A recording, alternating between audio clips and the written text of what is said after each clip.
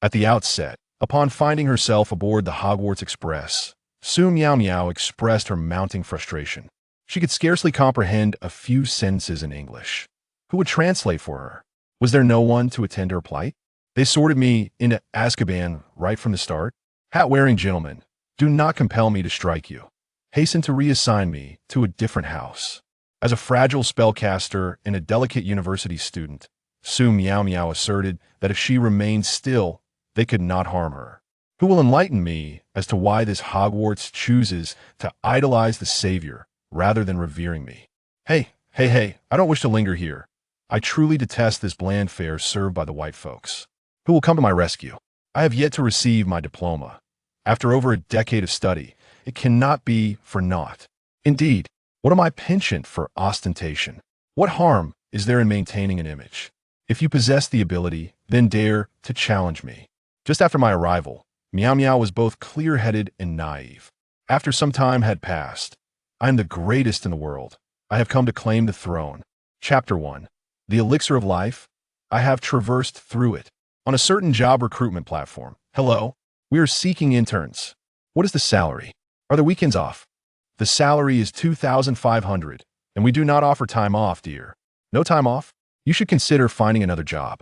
The girl stared at her phone in disbelief. This was utterly outrageous. Upon a second glance, she still could not fathom it. There was not even a single day off. The girl promptly urged the HR to seek a new job as well. This position was one she had no intention of accepting. Hello, do you require labor reform convicts? The girl sent a resume once more. Indeed, we do. Do you need summer workers? The response was immediate. No, thank you. Su Miaomiao was on the verge of losing her sanity. Why was it so arduous to find a summer job? Oh heavens, I wish to escape.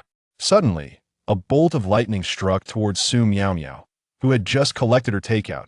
She had yet to take a single bite of her 5 yuan grilled meat rice. The off-brand beverage provided by the vendor was something she had not even glanced at, now forever out of reach. The thought alone was heart-wrenching. Upon opening her eyes again, Su Miaomiao discovered she was on a train filled with children. Where had she been taken? Had she finally ascended to heaven? The thought drove her to madness. She had just finished her final exams and had not even checked her scores before this calamity befell her. What a tremendous loss it was. After all, the most arduous final week had passed, and she had yet to relish the good days ahead, which only deepened her sense of despair. With a sharp crackle, a jolt of pain surged through Su Miaomiao's mind, and before she could fully comprehend the situation, she heard a distinct ding. Greetings, host. Welcome to the world of Harry Potter. I am the 666 system of the Transmigration Bureau, and it is my pleasure to be at your service. 666 stated with utmost professionalism, though who would have guessed that he was merely an intern, unable to suppress a chuckle within. Upon hearing the stiff, mechanical voice, Su Miaomiao's hopes for the system plummeted. After all, this contraption appeared rather robotic. What? Harry Potter? Surely this train is not bound for Hogwarts. Su Miaomiao felt as though the sky had fallen. Was she truly being sent abroad? The internet had warned her that Western cuisine was unpalatable, and she would much prefer to return home for a good meal rather than gaze longingly at the stars. Most importantly, she had never read the complete Harry Potter series. She had merely watched the first film during elementary school, and she was completely unaware of the subsequent plot developments, having only come across snippets on her phone. Host, you are quite astute. We detected that you liked a Harry Potter death compilation video 5 minutes ago, which is why you have been transported here. No need to thank me. Observing the host's expression of surprise, though it was, in reality, one of fright, 666 felt assured that the host would appreciate his thoughtfulness in sending her to a world she would enjoy. A remedial potion? I have just endured the rigors of high school, and now you want me to return to school? This is tantamount to a death sentence. I can hardly speak English fluently, and I am completely oblivious to the unfolding narrative. I have only seen clips of who died and such. Su Miaomiao felt utterly despondent. What if her rudimentary talisman crafting skills were insufficient to combat Voldemort?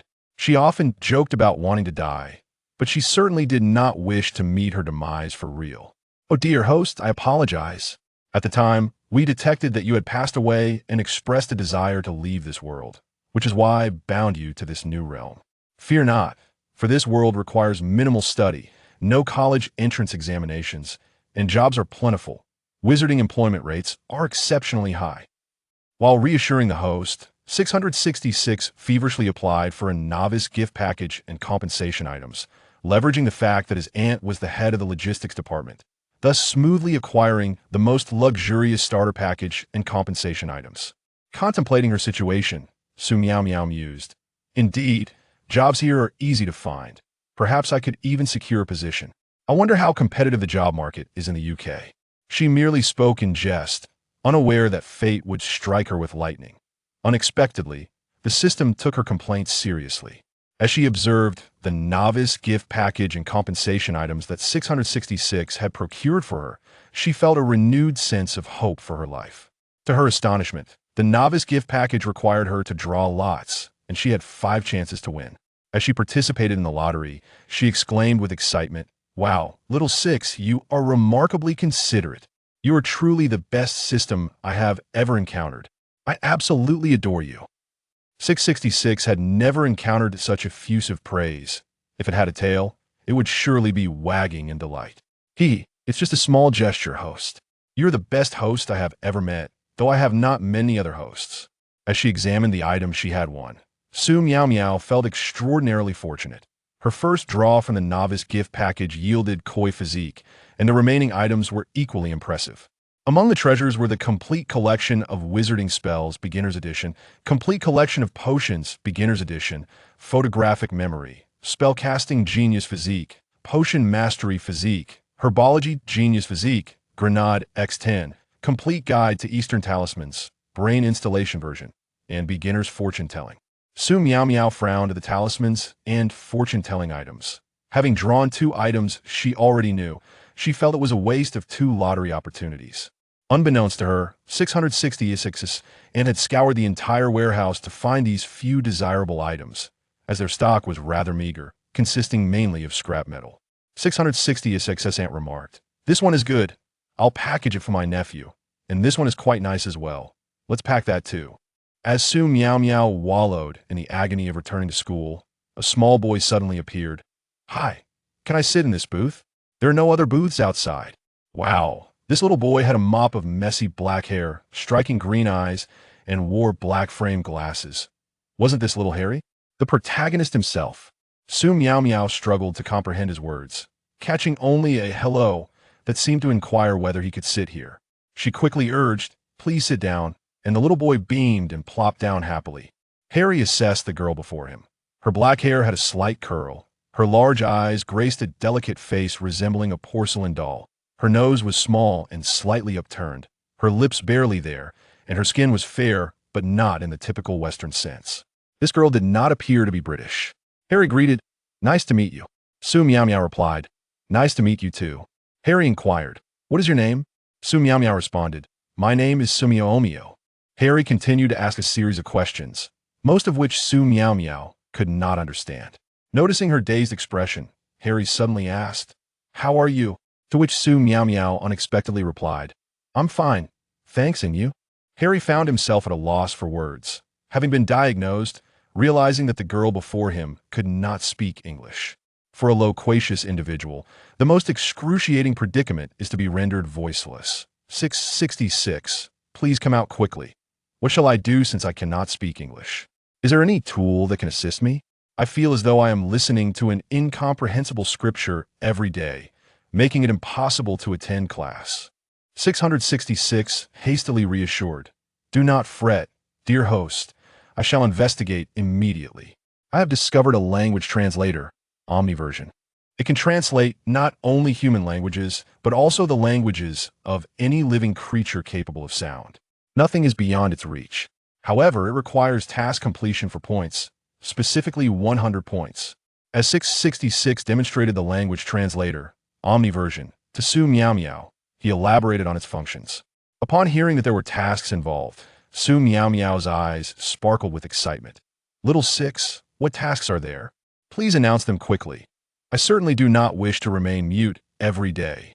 Noticing the urgency of her request, 666 promptly checked for tasks. "Do not worry, dear host. I just checked, and this task can only be triggered in a specific environment. It has not activated yet. In truth, He hesitated to mention that he, too, could not see the tasks. Perhaps it was due to being a novice that tasks were withheld from him. Chapter 2. Garlic Bird, not an easy task one. Before Su Miaomiao had the opportunity to react, a small boy with striking red hair approached her, inquiring if he could take a seat here. Upon closer inspection, Su Miaomiao recognized the backpack as belonging to Ron Weasley. Indeed, the unmistakable red hair made him easily recognizable. It was no wonder that Malfoy had identified him so quickly. Thankfully, she retained a faint memory of the film The Philosopher's Stone from her elementary school days. Although the plot had completely slipped her mind, nevertheless, she remembered the characters.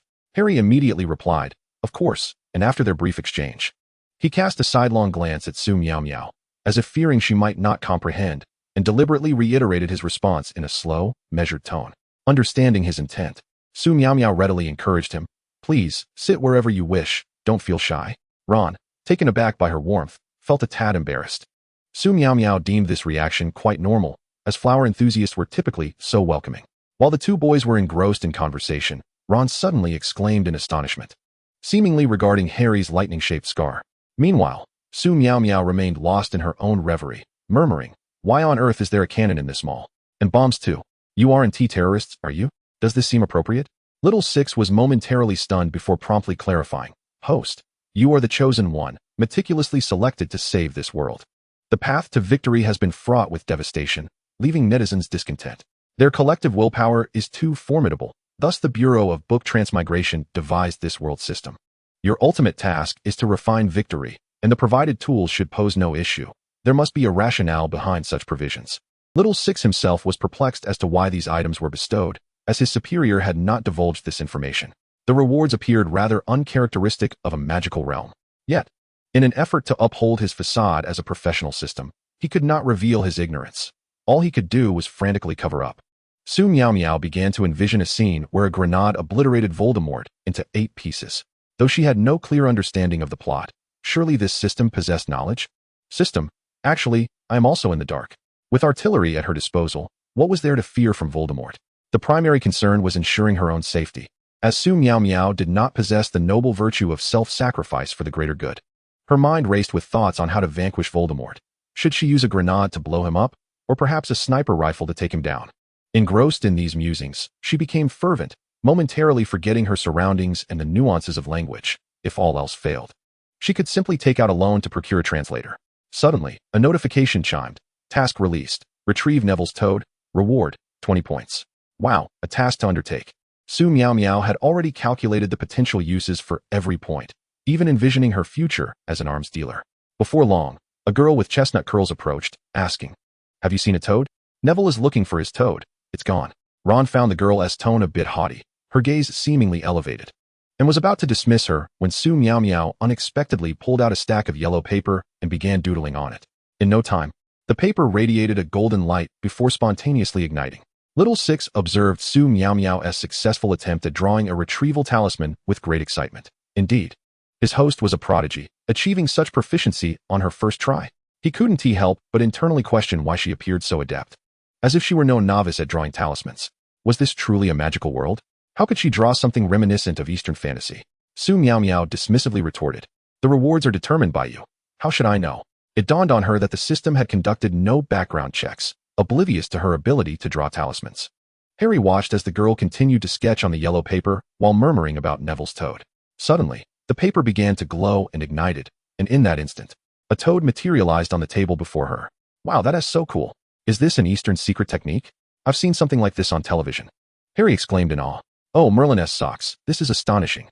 But what does Harry mean by television? Is that a muggle thing?" Ron, unfamiliar with the concept, could only marvel at Su Miaomiao's prowess, which he deemed even more impressive than that of his own mother. As Su Miaomiao gestured for Hermione to take the toad, she explained, "This is our talisman paper from the Flower Nation. It functions through drawing symbols to fulfill spell commands. You must keep a close eye on this toad. If someone accidentally steps on it, it would be disastrous."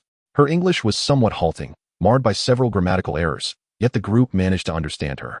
Hermione, nearly beside herself with excitement, exclaimed, "Thank you. I will be careful." The dark-haired girl before her was undoubtedly the legendary Eastern sage, utterly remarkable. Hermione showered Su Miaomiao with gratitude until Su Miaomiao, feeling bashful, finally took the toad and departed, reminding the three of them that they should change clothes soon. as they would soon arrive at Hogwarts. System notification. Due to the wishes of the vast online community, please prevent Draco Malfoy from having a hostile first encounter with Harry Potter. Reward, 30 points. As Su Miaomiao munched on the snacks Harry had bought, boredom set in, and she realized that one should not be too idle. She contemplated sealing the door to prevent their meeting, thereby ensuring no animosity could arise. Without hesitation, she prepared to draw a talisman to seal the compartment door. Little Six quickly interjected, "No, host, we cannot do that. If they don't meet now, they will inevitably encounter each other after disembarking. We cannot ensure they never meet, so please, put the talisman down." Su Miaomiao felt a bit dazed, especially as Harry excitedly discussed chocolate frog cards with Ron, experiencing the agony of feeling like the only one working while everyone else was slacking off. Suddenly, a clever idea struck her. Could she take out a loan? She needed a translator first. Would that prevent her from completing her task? Little Six indicated that he would consult his superiors and soon discovered that a deferred payment option was available, promptly installing the translator for Su Miaomiao. With a satisfying sound, the translator was installed, and as she sensed the surrounding sounds transforming into comprehensible text, Su Miaomiao finally spoke, realizing she could articulate her thoughts in English fluently. She couldn't help but lament internally, "If only I had this device before the college entrance examination." "Harry, have you heard the story after Madame S's death? The CEO cries every night." She was out of options. Malfoy's words were harsh, and she could only find someone with a more abrasive manner to contrast him. Apologies to Huang Futiniu. "Oh, Miao Miao, you've learned English so quickly. You're truly remarkable. A true Eastern sage. Your learning ability is exceptional." Harry gazed at Su Miaomiao with admiration, and Ron chimed in, munching on his snacks. "That is not important, Harry. The crux of the matter is the story I'm about to share." Su Miaomiao launched into a tale featuring a domineering CEO who harvested organs, alongside a female lead who was a tragic character, never revealing that she was the CEO's savior. Though the CEO had a white moonlight figure, he gradually developed feelings for the female lead through their interactions. However, he struggled to express himself. His intentions often came out as hurtful words to her. The green tea's second female lead constantly provoked and feigned illness, ultimately leading the CEO to sacrifice the female lead's organs for the green tea rival. In the end, the female lead perished, and only then did the CEO realize that he had always loved the female lead, leading him to eliminate the second female lead, leaving him in eternal regret. "Which of you would care to elucidate the moral of this tale?" Su Miaomiao inquired, observing the bewildered expressions of the two. Neither seemed capable of articulating their thoughts coherently. The male protagonist, despite his evident concern for the female lead, consistently inflicted emotional wounds with his words. Conversely, the female lead, who could have clarified matters early on, chose silence. "I must never become such a person," she resolved. Yet, the male protagonist's behavior surpassed even that of a terrorist. Why was he not apprehended? Harry expressed his confusion regarding the lack of dialogue. Was it truly so challenging to utter a few words? Furthermore, why was he not detained? Were there no authorities present? Ron, unable to enjoy his snacks, lamented the male character's inability to communicate effectively, questioning the absurdity of transferring parts of the female lead's body to the second female character, who was not even ill. Why had no doctor examined her? Ron perceived the characters within the story as utterly deranged. As the narrative progressed, Su Miaomiao nodded in response to their observations, recognizing the root of their apparent insanity. Indeed, they were afflicted. The male protagonist exhibited traits of a paranoid personality, while another displayed oppositional defiance, unable to engage in meaningful conversation. She advised that when confronted with such sharp-tongued individuals, it was best to ignore them. After all, their afflictions were not one's responsibility. She explained the female lead's unwillingness to leave the male protagonist, attributing it to Stockholm Syndrome, a psychological condition wherein victims develop a bond with their abusers. The second female character, however, was simply malevolent. Should you encounter such lunatics, refrain from confrontation. It is wiser to inform a stronger authority figure, such as a teacher or parent, particularly in severe cases. Some individuals may possess inherent difficulties in verbal expression. At such junctures, it is essential to assess whether they have committed any wrongdoing to determine how to engage with them. If they mirror the behavior depicted in the story, it is prudent to alert the authorities. If they merely exhibit poor conversational skills, one might consider delivering a covert reprimand or simply ignoring them. Recalling Draco Malfoy's penchant for verbal sparring with Harry, Su Miaomiao mused that perhaps the most efficient approach was simply to overlook him. After all, one could not very well sew Malfoy's mouth shut. The two boys, though still somewhat perplexed, nodded in understanding. It was evident that they were indeed unwell, which explained their erratic behavior. Little did Su Miaomiao know Her small narrative had profoundly influenced Harry and Ron's approach to conflict, leading them to seek guidance from their teachers rather than charging headlong into danger. For they too feared encountering such madness. As the Hogwarts Express rolled into its destination, the boys were greeted by an imposing figure at the compartment door, a small boy with slicked back hair, flanked by two hefty companions. Su Miaomiao observed that his reflective hair might indeed be a slippery hazard. Harry and Ron exchanged glances, perceiving that this boy, in Su Miaomiao's words, seemed to struggle with expressive communication. It was evident he wished to befriend Harry but lacked the ability to convey it properly. Initially inclined to retort, they decided to extend him some grace, given his apparent affliction. "Hello, Draco Malfoy. I am Harry Potter," Harry said, regarding Malfoy with a sympathetic gaze. Ron, who found the boy's manner amusing, akin to a child attempting to play the adult, could not bring himself to laugh at Malfoy's evident confusion. Instead, he silently scrutinized him. Malfoy, taken aback by their unexpected compassion, felt his face flush red. Upon noticing a beautiful girl in the compartment, he felt an instinctual urge to flee, leaving his words unspoken as he exited with Crabbe and Goyle. Su Miaomiao, surprised that Malfoy left without completing his lines, thought to herself, "Is this truly resolved? I had anticipated delivering a more thorough translation, yet he departed so swiftly. 30 points earned with such ease." She reveled in her perceived destiny, embracing her identity as the chosen one. "My mentor was right to call me a genius." 666. The voice of her system interjected. "Do you still have a mentor, host? What did you study previously?" With a deft fabrication, Su Miaomiao replied, "My teacher was from the orphanage, you know. We often had to perform to raise funds." The system, lacking in discernment, accepted her explanation without further inquiry. "Miao Miao, may I refer to you as such? That Draco Malfoy, would he not resemble a domineering character from a story, albeit with much milder symptoms? He merely exhibits a slight impairment in communication, yes?" Harry inquired, embodying the role of an eager student seeking clarification. Though Harry felt an urge to retaliate against Malfoy, he restrained himself, resolving that if Malfoy continued to speak so provocatively, he might resort to more clandestine means of retribution. Indeed, Draco Malfoy's father exhibits similar traits. My father has often remarked that their family seems to struggle with effective communication. Malfoy's mannerisms are likely inherited from his father, Ron animatedly recounted, illustrating how his father described the elder Malfoy, drawing parallels to the younger version before them. Content that her task had been accomplished, Su Miaomiao felt a surge of joy. Such individuals, aside from their communicative deficiencies, presented no significant issues. One could simply engage with them superficially. She promptly returned 50 points, glancing at the remaining balance with renewed optimism for the future. As the train gradually came to a halt, a voice called out for first-year students to gather. A towering figure, with a disheveled appearance akin to that of Hagrid, emerged, clearly the half-giant who had grown up amidst the chaos of the wizarding world. "Hello, Hagrid," Harry greeted, introducing his friends. "This is Su Miaomiao, a little witch from the East, where surnames precede given names, and this is Ron Weasley, my close companion who has shared much about magic with me." Hagrid ruffled Harry's unkempt hair, making it even messier. "I'm delighted to see you, Harry. It brings me joy to see you have made friends so quickly. Oh, two adorable little ones. I'm Rubius Hagrid, keeper of keys and grounds at Hogwarts. I reside in a small hut at the edge of the Forbidden Forest. You are most welcome to visit any time. Now, children, watch your step. First-year wizards, please board the boats to cross the Black Lake, and be mindful of your footing." The first-year students, awestruck by Hagrid's towering presence, complied and boarded their boats. Su Miaomiao, lost in thought, gazed downwards, while Harry and Ron eagerly absorbed their surroundings. 666. Which house do you think I'll be sorted into? Why are the dormitories situated in such inconvenient locations? Gryffindor and Ravenclaw are perched high above. Won't it be exhausting to return daily? And Slytherin and Hufflepuff dwell in the dungeons, perpetually shrouded in darkness. One tea they grow mold? Given the frequent rain in England, it's a dire situation. Su Miaomiao lamented, her spirits dampened by these thoughts. "Fear not, host, if necessary. I can arrange for additional dehumidifiers to ensure your bedding remains fresh as if sun-dried. However, I cannot alleviate the burden of climbing stairs. That is a challenge you must endure," the system assured her, presenting her with a dehumidifier to alleviate her concerns. Yet, contemplating the stairs filled her with dread. And Su Miaomiao sighed heavily as she followed the crowd. "Miao Miao, are you feeling unwell? Would you like a piece of chocolate?"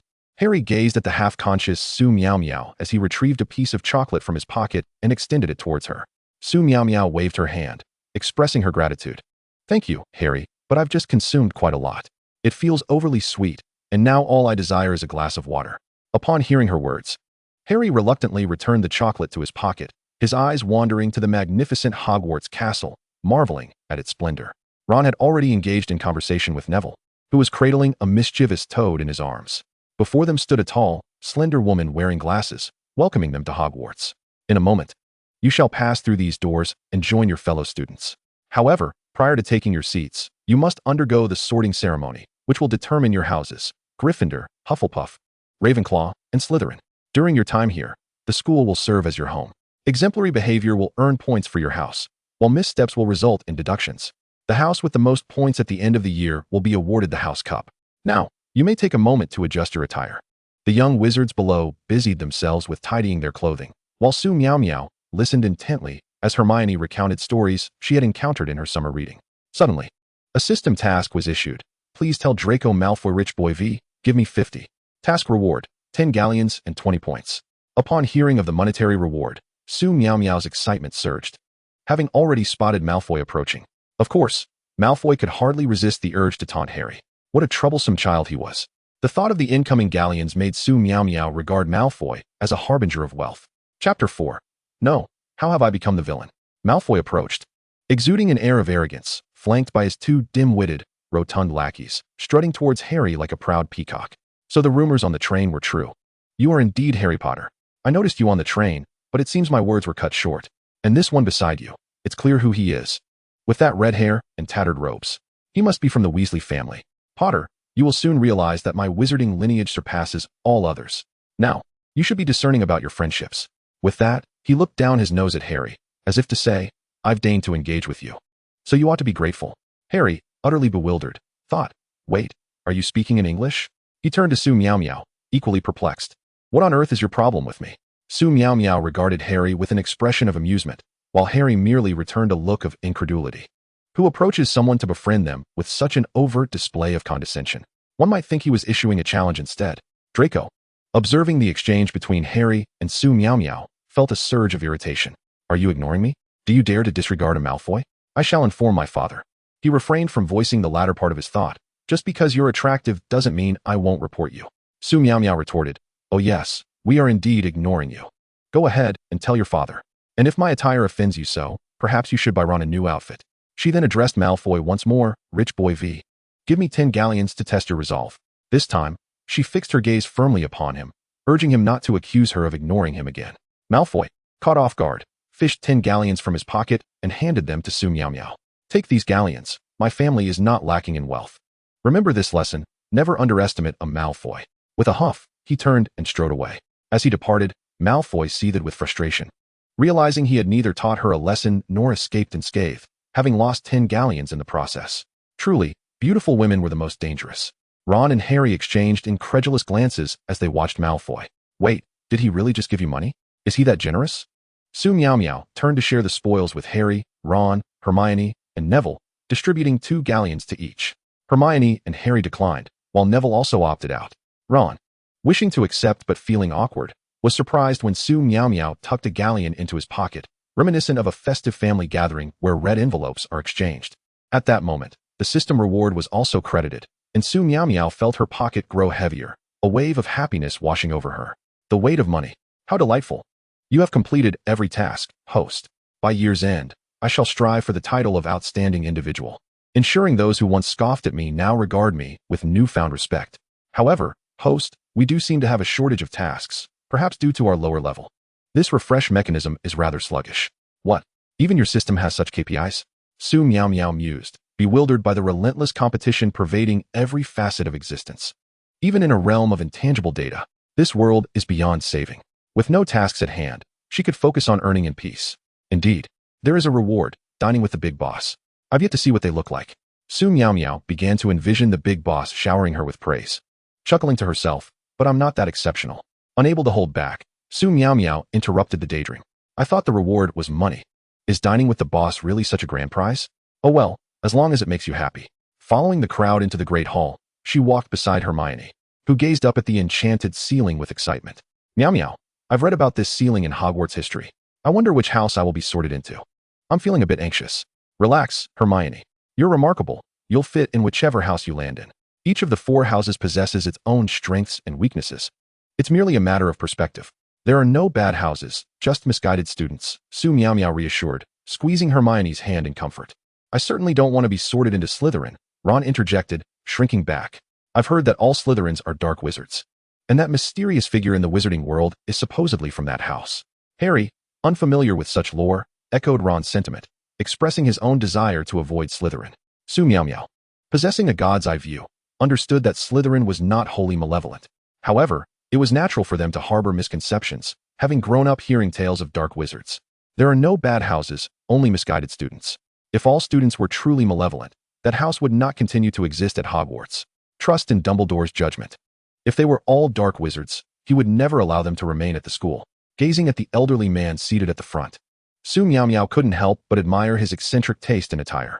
Ron pondered her words, realizing they held merit. That Malfoy family is all Slytherin, yet he was quite generous, readily offering galleons.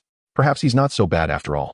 I suppose I trust Dumbledore's judgment, so there must be a reason for that house's existence. Before the sorting ceremony commenced, the headmaster began his speech. As expected, be it in foreign lands or China, the principal's address must precede all other activities. Fortunately, Dumbledore's remarks were brief, merely cautioning against venturing into certain areas. Surely, if those places are off-limits, they should be locked up. Calling attention to them seems an invitation for adventure, Su Miaomiao mused. I think I'll attempt to steal the Philosopher's Stone in the coming days. It should be quite valuable. Thus, the sorting ceremony commenced, beginning with the legendary sorting hat, the illustrious and ever-reliable sorting hat of Hogwarts. Su Miaomiao had already begun formulating her plans in her mind. Utterly oblivious to the sorting ceremony, when Harry and the others informed her they were heading off, she paid them no heed, engrossed as she was in her scheming. Suddenly, she heard what seemed to be her name being called, and upon glancing around, she realized she was the only one left to be sorted. Gazing at the filthy sorting hat, she wondered if it could lend her the Gryffindor sword for a few days. No, that wouldn't he do, if she took it. She wouldn't he be able to claim the title of sword master like Neville, better to leave it for him. As she took her place and donned the sorting hat, her thoughts spiraled uncontrollably into elaborate fantasies of how to obliterate Voldemort into 8 pieces. Would stuffing a grenade into Professor Quirrell's turban do the trick? Or should she wait for the Forbidden Forest encounter to use an AK? And was Voldemort's lack of a nose merely a clever design to allow Quirrell to rest comfortably at night, given that a nose would prevent him from lying flat? Miaomiao's mind, already prone to wild associations, flitted from thoughts of vanquishing Voldemort to an ambitious plan of chopping down all the trees in Hogwarts' Forbidden Forest to plant vegetables. The sorting hat was on the verge of a breakdown, bombarded by the thoughts of this whimsical little witch who yearned for a life of leisure, simply wishing to eat and sleep. What are you thinking? It pondered, blowing apart a noseless man into pieces and leveling the Forbidden Forest? Such malevolence. Truly, it is too wicked. Azkaban. Azkaban. The sorting hat had never encountered such an evil little witch before, and its exclamations were loud enough for the entire school to hear. No. No, no. I am a righteous heir to communism. One can eat haphazardly, but one must not speak recklessly. If you do not sort me properly, I shall flush you down the toilet. Calumny. This is a blatant slander. Miaomiao was at a loss for words, and now everyone had heard the mention of Azkaban. Who would want to befriend her, especially since she needed a companion even for a trip to the restroom? By Merlin's flowery trousers, I've been sorted into Azkaban. How utterly wicked, murmured the crowd around her. Harry, Ron, and Hermione exchanged worried glances. Having spent time with Miaomiao, they believed her to be a splendid person. Surely the sorting hat must have been confused to speak such nonsense. Chapter 5. What? On the very first day of school, I'm being talked about. The sorting hat had to be senile. Miaomiao was exceptionally kind, having even helped Neville find his toad on the train. Hermione's face flushed with excitement as she passionately described how wonderful Miaomiao was. It must be that the sorting hat is malfunctioning. I know Miaomiao well. She is nothing but benevolence incarnate. Ron, showcasing the gold galleon Miaomiao had gifted him, stuffed a chicken leg onto his plate. She is truly a good person, even when Malfoy spoke so harshly. Miaomiao merely remarked that he was not quite right in the head and advised us not to stoop to his level. I must admit, I wanted to punch him at the time, Harry said indignantly.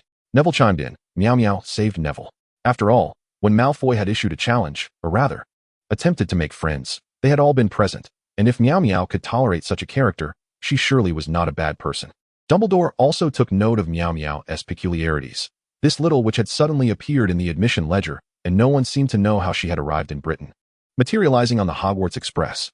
Although he was uncertain about the sorting hat's condition, he felt assured that an 11-year-old child was not destined for Azkaban. Miaomiao continued to reason with the sorting hat. No, hat. I am merely a girl with a penchant for whimsical thoughts. I have never even harmed a chicken. And yet you would condemn me to prison? Do you realize how deeply you have wounded the heart of a young girl? The Sorting Hat, seeing the hurt in her expression, sheepishly inquired if she had a preferred house. I shall sort you again. Miaomiao promptly declared her desire to join Slytherin, for she had already devised a plan to earn money. After all, Slytherin students were affluent, and she could siphon a bit off the top as a means of redistributing wealth. The Sorting Hat, evidently one that heeded advice, felt elated. Miaomiao expressed her gratitude and suggested it should have a proper wash to restore its former luster. The Sorting Hat was overjoyed. She was indeed a considerate little witch. She merely wished to earn some money, and with no ill intentions, why not let her? As she approached the Slytherin table under the curious gazes of her peers, Draco Malfoy's irritation grew as he watched the girl who had swindled his galleons. He had been foolish to part with his money, but as a noble Malfoy, he could not stoop to reclaim it. Hey, Miaomiao, right? You're not British, are you? Pure blood? Malfoy inquired, his slicked back hair reflecting the light. Miaomiao squinted at his glimmering head, momentarily blinded. What of not being British? Of course, I'm pure blood, purebred flower people, with not a single foreign ancestor. Before her lay roasted chicken glistening with grease, tender beef, and bread so dry it threatened to scratch her throat. Little did she know, from that day forth, the entire school would whisper about her as an Eastern fairy, with the Sorting Hat having placed her in Azkaban merely due to the multitude of creatures she had dispatched. Some Muggle-born classmates who had watched Eastern films began to spread tales of mystical powers, firmly believing Hermione's incantations were those used by celestial beings. Miaomiao was hungry, yet the food before her was quite unpalatable. She managed to munch on a piece of bread, wondering if her dazzling nails were the reason Pansy Parkinson was so fixated on her. I'm Pansy Parkinson. Miaomiao, right? What are those on your nails? They look lovely. Pansy, having never seen such adornments before, was intrigued, as manicures had not yet become the norm. Merely painting nails was considered glamorous. Miaomiao's mind raced. This was a golden opportunity. She still had a plethora of decorative nails left over from her summer market stall and could sell them directly to her. Oh, you mean these? She said, showcasing her sparkling nails, which had cost a fortune, each Swarovski crystal priced at 150 galleons. You should call me Miaomiao. In my culture, surnames come first, and I'm not accustomed to being addressed otherwise. These are nail decorations. Aren't they beautiful? You should check out my collection. The prices are quite reasonable. It would be a shame for such lovely hands not to have a manicure. As she pulled out an enormous bag, everyone gasped. How did she manage to pull out such a large bag? Is this the mysterious power of the East? Pansy quickly produced a handful of galleons, declaring she had no shortage of funds. I want the best ones. Galleons are no issue. They only need to look good. I'll buy 5 sets today, no? Make it 10. Seeing that other girls nearby were also eager, Pansy feared losing out. Miaomiao cast a levitation charm, arranging the nail decorations neatly in the air for Pansy to choose from. Other girls from different houses, entranced by these novel trinkets, approached Miaomiao, inquiring if they too could make a purchase, as they were not short on funds. Bystanders whispered, is it normal for a first year to already know nonverbal spells? The Slytherins, initially keen to mock Miaomiao, quickly quieted down. It was evident she was not someone to be trifled with. After all, she could perform a nonverbal spell. Hey, little six. Did you see that? On the very first day, I'm already making so much money. Aren't I impressive, your host? Once I earn a fortune, I'll treat you to all the delicacies you desire. Su Miaomiao, while speaking, conjured prices on the boxes. Ordinary short nails sold for 2 gold gallons per box. Long nails adorned with diamonds for 3 gold gallons per box, and the more exquisite ones were priced at 8 and 10 gold gallons respectively. But host, where did you acquire these items? Do you possess a spatial realm? 666 had not conducted a background check on Su Miaomiao and was utterly unaware that her abilities extended beyond those of an ordinary individual. Was this accurate? Oh dear. It's merely a trifling matter. Haven I mentioned that I awakened my Pinduoduo space when I was 16. Anything available on Pinduoduo, I can retrieve from my space without charge. Otherwise, how could I have managed to rent a place after leaving the orphanage? How could one rent without funds? 1 gold gallon, 17 silver sickles. 1 silver sickle, 29 bronze nuts. Approximately 1 gold gallon equals 5 pounds, or about 43 renminbi. Upon witnessing fellow students from her academy rushing to make purchases, Su Miaomiao noticed Professor Snape's face darkening and thought to herself that this was not good. Everyone, please don't rush. There are still many items left. Tomorrow, I shall set up a stall at the entrance of the Great Hall. You can select your choices then. Today, there's no time left, and once this batch sells out, I'll airlift more from the Flowering Kingdom, ensuring each of you can make a purchase. Those unable to buy were left to return for now, as Su Miaomiao handled the transactions, comforting her classmates who missed out. You have 3 boxes at 3 gold gallons each. 2 boxes at 2 gold gallons each, 2 boxes at 10 gold gallons each, and 3 boxes at 8 gold gallons each, totaling 57 gold gallons. The prices were affixed to the boxes, and you may verify them yourself. This one totals 5 gold gallons, and it comes with a manual for donning and usage. I can assist you with that after we finish counting the money. So please be patient. Su Miaomiao's mind raced, feeling as if her CPU were on the verge of overheating. At last, she completed the calculations and began helping her classmates don the items while instructing them on the methods of wearing them. For those who had yet to peruse the compendium of spells and were unaware of any reinforcement incantations, she resorted to using talismans for temporary fortification. This will reinforce for half a month, and after that, it can be removed. Should you require my assistance to unseal, please note that it will incur a fee. A throng of individuals, witnessing the legendary Eastern mysticism, flushed with excitement. Indeed, what was depicted on television was real. Easterners could wield magic. After a whirlwind of activity, Su Miaomiao felt both exhausted and famished, finding herself unable to consume the food before her. She planned to return home for a self-heating meal later. Seeing the heads of various houses ushering their students to return, she too joined the crowd. Just as she stood, a deep, indistinct male voice called out to her. "Miss Su, please accompany me for a moment." Chapter 6. Heaven knows what ill intentions I might harbor. Before her stood a disheveled figure resembling a large bat, seemingly conveying the message that her fate was sealed. Su Miaomiao's heart, warmed by gold gallons moments ago, plunged into icy despair. Was it against Hogwarts regulations to set up a stall? Were students prohibited from mingling during meals? Could it be that her identity in this world was problematic? Su Miaomiao conjured a myriad of solutions in her mind, if all else failed. She could simply set up a fortune-telling stall in Chinatown and then pursue a prestigious university in the UK, returning home as an executive. The academic gene ingrained in the flowering kingdom's populace stirred. Attending university here was decidedly easier than back home. 666, having just discovered Su Miaomiao's spatial abilities, was in the midst of counting gold gallons when she realized the system she was dealing with was rather lackadaisical. She inquired whether, if she possessed special abilities, the main system would still allow her to be so lackadaisical. 666 replied, "Host, it is precisely because you are an ordinary student that the simplest tasks have been assigned to you. If you possess special abilities, you would be tasked with far more perilous endeavors. Currently, we are already languishing without assignments for days on end. Had we known from the start that you could indeed draw talismans, concoct potions, and even tell fortunes, let alone possess a spatial realm, one would expect you to complete at least 20 tasks daily." Su Miaomiao immediately retorted, "That is your oversight, not mine. Don't report it. You'll be treated to snacks and drinks daily. Have you ever tasted these crispy, savory chips? Have you tried the fizzy drinks beloved by the couch potatoes? Without me, who else would provide you with such delights?" Initially, 666 insisted on adhering to the rules, but after sampling a chip, he promptly dismissed all notions of discipline. Thus, 666 and Su Miaomiao became comrades in mischief. While munching and lamenting, "Why am I so gluttonous? Woe is me, host, I still desire the fizzy drink." Su Miaomiao, feeling anxious at the sight of the looming bat figure, offered 666 a bottle of fizzy drink to quell his sobs. "Director, where are you taking me? Am I violating school rules? Please enlighten me. Your silence is unsettling." Su Miaomiao, in her fluster, sought to fill the silence with chatter, much to Professor Snape's dismay, who found the incessant buzzing in his mind rather bothersome. "Miss Su, if you wish to avoid losing points at the start of the term, it would be prudent to keep your mouth shut. Has your brain been stuffed with rushes? You are more bothersome than a giant troll. Here we are. The passphrase is Lemon Snowman. Dumbledore awaits you inside." Snape turned and departed, his robe billowing like that of a great bat. As Su Miaomiao uttered the passphrase, the door swung open. How marvelous! This was far more advanced than fingerprint recognition. "Ah, child, you've arrived. Would you care for some sweets?" Dumbledore sat comfortably in a chair, a pile of cockroach clusters laid out on the table. Su Miaomiao shook her head, indicating that their appearance was unappetizing.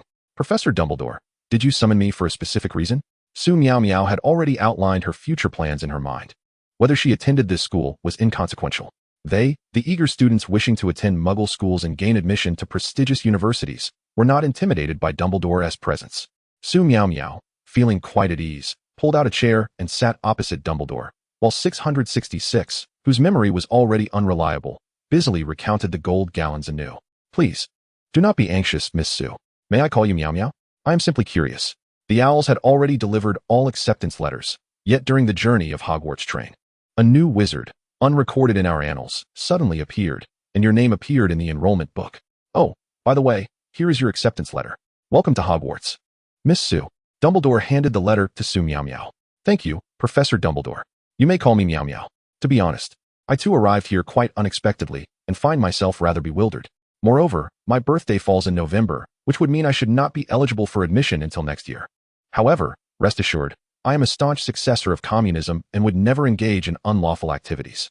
Su Miaomiao took a sip of the tea offered by Dumbledore, only to find herself at a loss, unsure whether to swallow or spit it out due to its overwhelming sweetness. Dumbledore, observing Su Miaomiao's expressions contorting in distaste, could not help but chuckle. Professor, I must confess, I am currently aware that Voldemort resides on Professor Quirrell's head, desiring the Philosopher's Stone. Moreover, it seems Voldemort possesses 7 Horcruxes, one of which appears to be within Harry's mind. Then there was the Triwizard Tournament in which Harry participated, leading to the tragic demise of a rather dashing Hufflepuff senior. Many have died, including you and Professor Snape. Beyond that, my knowledge is rather limited. Su Miaomiao felt that Dumbledore's gaze pierced through her very soul. Such monumental tasks of world-saving were best left to them. After all, she was still but a child, resolutely denying any fear of death. Su Miaomiao, saving the world is a task for adults. I am but a child. After all, isn't Dumbledore the White Wizard? It would be far more efficient to simply inform him than to make gradual changes myself. Whether he believes it or not, I have already spoken my piece. Dumbledore's initial reaction was to think she was jesting, but upon reflection, he pondered how she came by such knowledge. He began to question the true identity of the girl before him, yet the sincerity in her gaze assured him that she was not deceiving him. No one would joke about such matters. Most young witches and wizards are oblivious to the existence of Horcruxes. Yet she not only named them accurately, but also specified their count. Strangely, he found himself unable to penetrate her thoughts with legitimacy. Miao Miao, I've said all I needed to say. Whether you believe it is up to you. I shall take my leave now, but if I think of anything else, I will return. By the way, Professor, is this candy delicious? May I take some? Upon receiving a nod from Dumbledore, Su Miaomiao began to fill her pockets with sweets. Oh, Professor, I am an orphan and rather short on funds. Is it permissible for me to sell items at school? As long as it doesn't violate school rules, I can set up a stall. With a positive affirmation, Su Miaomiao hurried back, though she was unsure of the way, which left her somewhat distressed. After Miaomiao departed, Dumbledore sat in quiet contemplation for a considerable time. Fawkes, do you think I should trust her? Fawkes nudged Dumbledore's finger with his beak. Meanwhile, Miaomiao, caught in her own quandary, suddenly noticed a Slytherin student waving at her. Miaomiao, is that how you address me? I am your prefect, Gemma Farley. You can call me Prefect Farley. Professor Snape instructed me to wait for you. Now, stay close to me, and I shall escort you back to the common room. Throughout the journey, the prefect recounted the school rules, while Miaomiao listened half-heartedly until she heard Prefect Farley inquire, how many boxes of that armor can I purchase? Instantly energized by the prospect of earning money, Miaomiao replied, of course, Prefect. I will fetch them for you. Choose as you wish. As she spoke, she pulled out a large bag, revealing the mysterious Oriental artifacts. Unbeknownst to her, Prefect Farley had already categorized her among those not to be trifled with. The two began to negotiate at the common room entrance, and ultimately, Prefect Farley purchased 5 boxes, paying promptly. The password to enter the common room is pure blood. Remember it? Miaomiao nodded affirmatively. Farley then provided additional instructions before stating that she needed to patrol and advised Miaomiao to enter alone, warning her against nighttime wandering. As a list was posted at the door. Upon entering, Miaomiao was greeted by a group lounging on the sofa. Miaomiao, are you all right? The headmaster didn't punish you, did he? Pansy called out, concern etched on her face. Some people were summoned to the office right after arriving. Didn't your dear savior come to rescue you? Draco sat in the center of the sofa, flanked by his usual entourage. Seeing Draco's envious expression irked Miaomiao. If he fancied Harry, he should pursue him instead of lamenting to her. Grabbing a handful of cockroaches that she had taken from Dumbledore, she shoved them toward his mouth, asserting, if you can't speak, then be silent. If you like Harry, go chase after him. He wouldn't even know you mentioned him in my presence. Turning to Pansy, she reassured. Everything is fine. Dumbledore merely checked on my adjustment to school life. I even acquired a substantial amount of candy from him. Here, take it all. Miaomiao wasn't particularly fond of such sweetness, but considering that Pansy was a significant client, she knew the importance of nurturing that relationship, as generous individuals were a rarity. Pansy's face flushed with embarrassment. How could Su Miaomiao be so frivolous, offering all the sweets as if she had never tasted candy before? Yet, it was her heartfelt gesture. And Pansy felt she had no choice but to accept. As she observed the sparkling excitement in Miaomiao's eyes when she offered the candy, Pansy found herself unable to refuse. Honestly, why be so charming? It's making it difficult for others to decline. Pansy muttered softly, unaware that Miaomiao had not heard her. Chapter 7. We now have our own single rooms. What? You dare suggest that I have feelings for that pathetic Weasley? Please, I am a proud Malfoy, Draco exclaimed, his face reddening with indignation. He thought to write to his father about this. Hearing Su Miaomiao's words, he felt a surge of frustration. Who would ever harbor affections for that unrefined fool? Observing Draco's exasperated demeanor stirred a twinge of unease within Miao Miao. She often spoke without thinking. Draco's current expression was that of a desperate, oblivious male. My apologies, Malfoy. I shouldn't have implied you liked Harry. However, your constant references to him and your attempts to draw attention to yourself make it all too easy for misunderstandings to arise. Here, take this charm. Please don't be upset. As she spoke, she retrieved a crayon Shinchan keychain from her pocket, which transformed its expression upon pressing. Miao Miao, I promise I will think before I speak again. Draco glanced at the keychain, pouting slightly. Humph, I suppose you have some sense. I shall graciously accept this gift. I am a Malfoy, and I have no interest in that Weasley. Do you still have more of that armor? I wish to buy a few boxes for my mother. Draco accepted the keychain from Miao Miao, finding it rather endearing. Recognizing her thoughtfulness, he decided not to hold a grudge against her. Indeed, I have plenty. Feel free to choose. Miao Miao eagerly displayed all her armor for Draco's selection. Can I pick two? I would like to choose a few, spoke a stunningly beautiful girl whom Miao Miao did not recognize.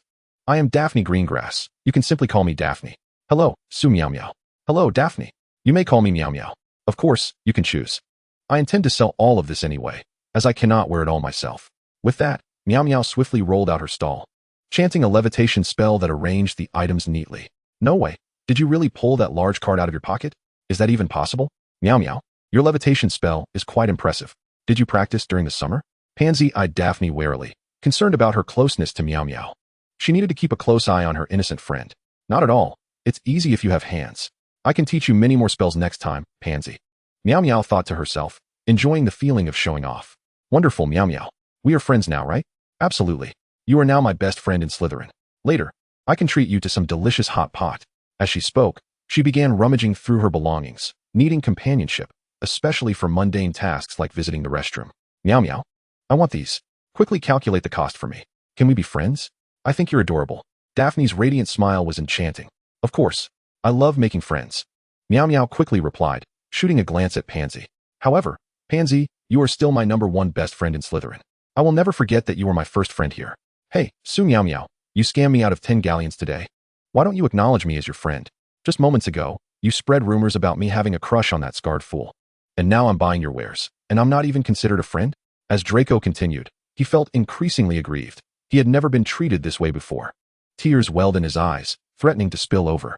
Oh dear, don't cry, don't cry. We are all friends here. How about this? Today, I will treat all of you to hot pot, okay? Please, don't cry. Su Miaomiao could hardly bear to see others in tears, particularly when it was someone of striking beauty like Draco. In a flurry, she sought to wipe away his tears, only to discover a lack of tissues, compelling her to use Draco's own clothing instead, for she had no intention of doing laundry today. Swiftly calculating her finances, she noted that the young master was indeed extravagant, directly purchasing 5 of the most expensive items. Daphne, not to be outdone, also procured 5 boxes, while several other girls indulged in generous quantities, making for a rather profitable evening. It seemed that Slytherin was devoid of impoverished souls, save for Su Miaomiao.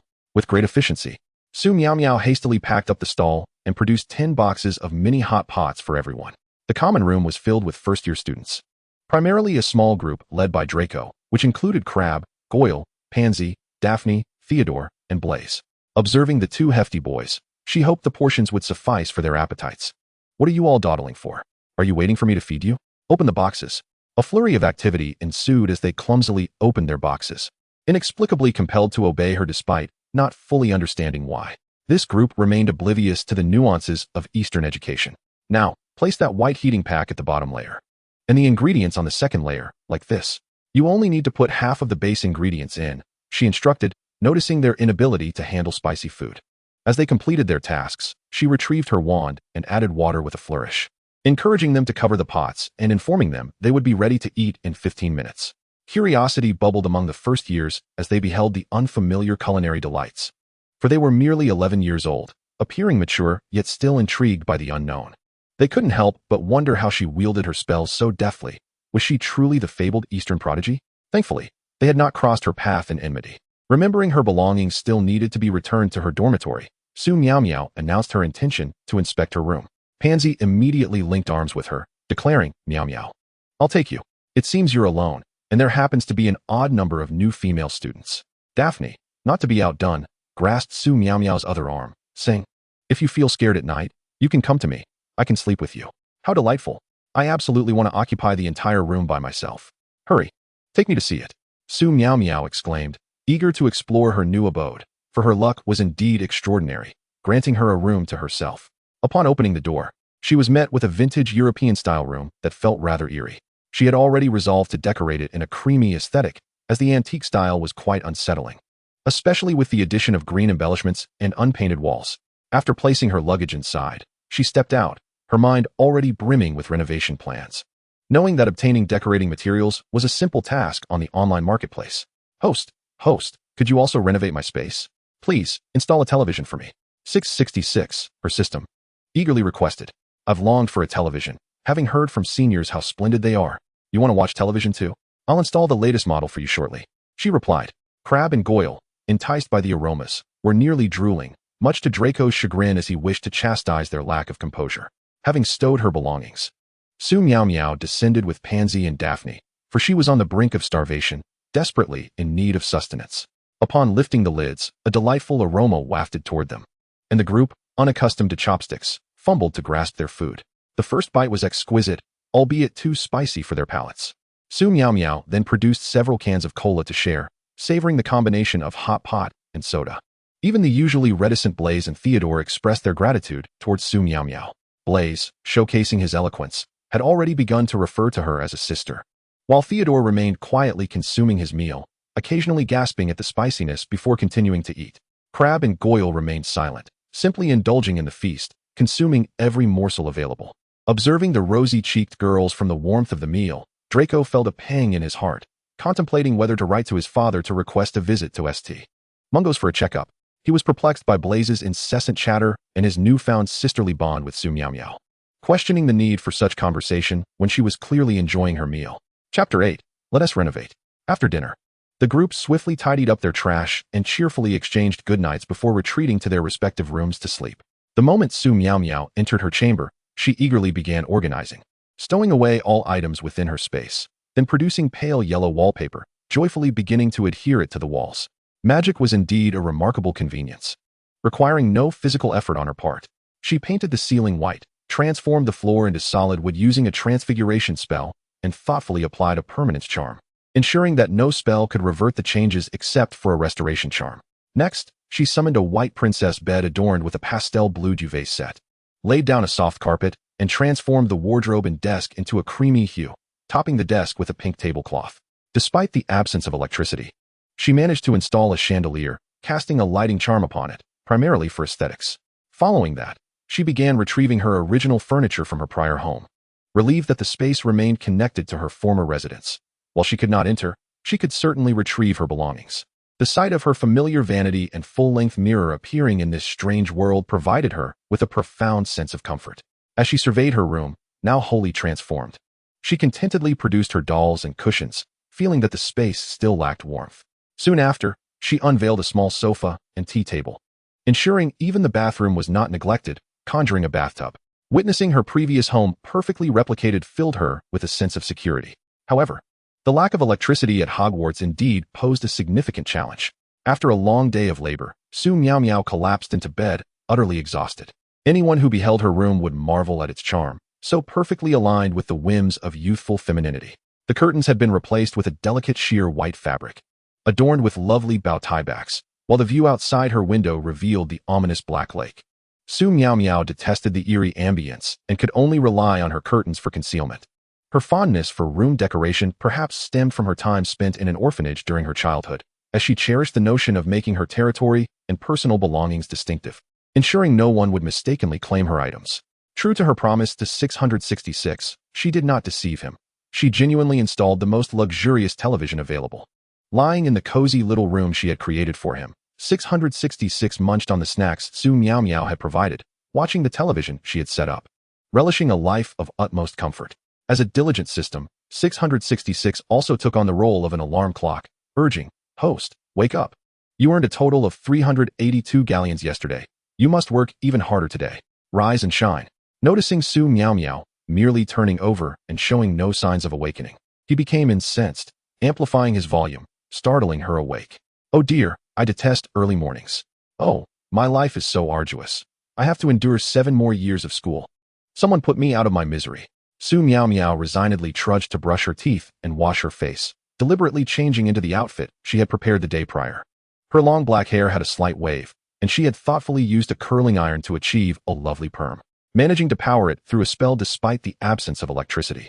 After her hair was curled, it cascaded casually over her shoulders, framing a delicate visage reminiscent of a peeled egg.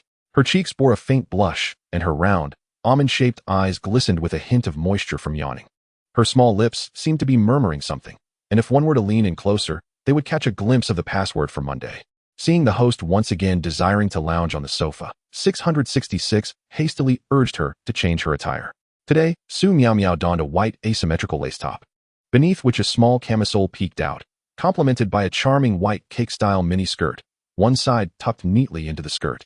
To add a touch of flair to her ensemble, she chose a knitted leg warmer and a pair of platform leather shoes. Feeling somewhat monotonous, she adorned herself with a few accessories, spent a moment preening in front of the mirror, applied a coat of lip gloss, and then departed. In her hands, she held her wizard's robe, intending to don it just before stepping out, for once clad in the robe, her outfit of the day would remain unseen. Su Miaomiao relished the opportunity to indulge in a little vanity before inevitably succumbing to the fate of wearing a school uniform. Bouncing out of the dormitory, she sported 2 Y2K style star hairpins, one pink and the other yellow, while clutching a brown cookie-shaped backpack. Draco observed the girl on the stairs, feeling an odd dissonance. She possessed a vibrancy absent from the wizarding world. From a young age, they had been conditioned to live like medieval nobles and had never encountered such a lively essence. It was as if she existed in a realm apart, ever on the brink of vanishing. Merlin's socks, dear sister, your hairpins are exquisite, and that outfit is delightful. Not at all reminiscent of a wizard style, Blaze extolled Su Miaomiao, nearly lifting her to the heavens with his praise. Su Miaomiao even twirled around for him to admire and promised to gift him a few hairpins to help him woo girls. Isn't it lovely? I'll give you a few later. Didn't you mention that you noticed a Ravenclaw girl yesterday? You could offer them to her next time you meet. I have so many hairpins that one drawer is overflowing. I bought this outfit at the mall. After all, the sorcerers in my area live among muggles. Su Miaomiao had a penchant for acquiring such trinkets, and with the advent of the Pinduoduo system, she had indulged even more. For why not seize the opportunity when it cost nothing? Miao Miao, you can't just give him gifts. I want some too. Pansy interjected, unable to tolerate Blaze's ostentatious demeanor. It was one thing to flirt with other girls outside, but to pursue Miao Miao was another matter entirely. Miao Miao was unlike those British witches. She possessed a unique vitality that would never compel her to curry favor with anyone due to their family lineage. Conversely, she could forge friendships with anyone, even with that clumsy lad Neville Longbottom. Miao Miao was simply too innocent. She could never outwit someone like Blaze. Oh, that sounds wonderful. I have plenty. You can come to my room tonight to choose some. Daphne, you must come too. I redecorated my room yesterday. It's so beautiful. You have to see it. I'm sure you'll love it. Su Miaomiao felt immense joy when others acknowledged her taste, and she couldn't resist sharing her lovely and cozy room with them. Regrettably, Hermione wouldn't be able to see it, as she was her first good friend at Hogwarts. Su Miaomiao had already decided to gift Hermione a dark red checkered bow hairpin, quintessentially Gryffindor. Draco rolled his eyes, inwardly grumbling. Blaze is as insufferable as ever, rambling on, saying everything he needs to say and leaving nothing for anyone else.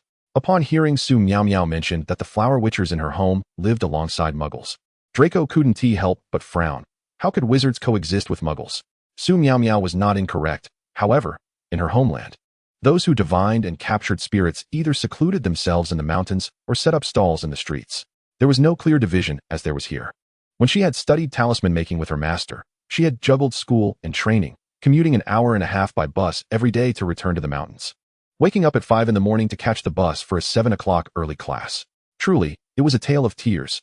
Later, when she entered high school, she ceased her studies with her master, who had announced his intention to wander the world, allowing Su Miaomiao to rent her own place, thus liberating her from the 3-hour daily commute. The group headed to the hall for breakfast, where they were met with dry bread and half-cooked fried eggs. Su Miaomiao, already averse to the fishy taste of eggs, found them even less palatable now. She also disliked milk, perceiving it to carry a similar odor.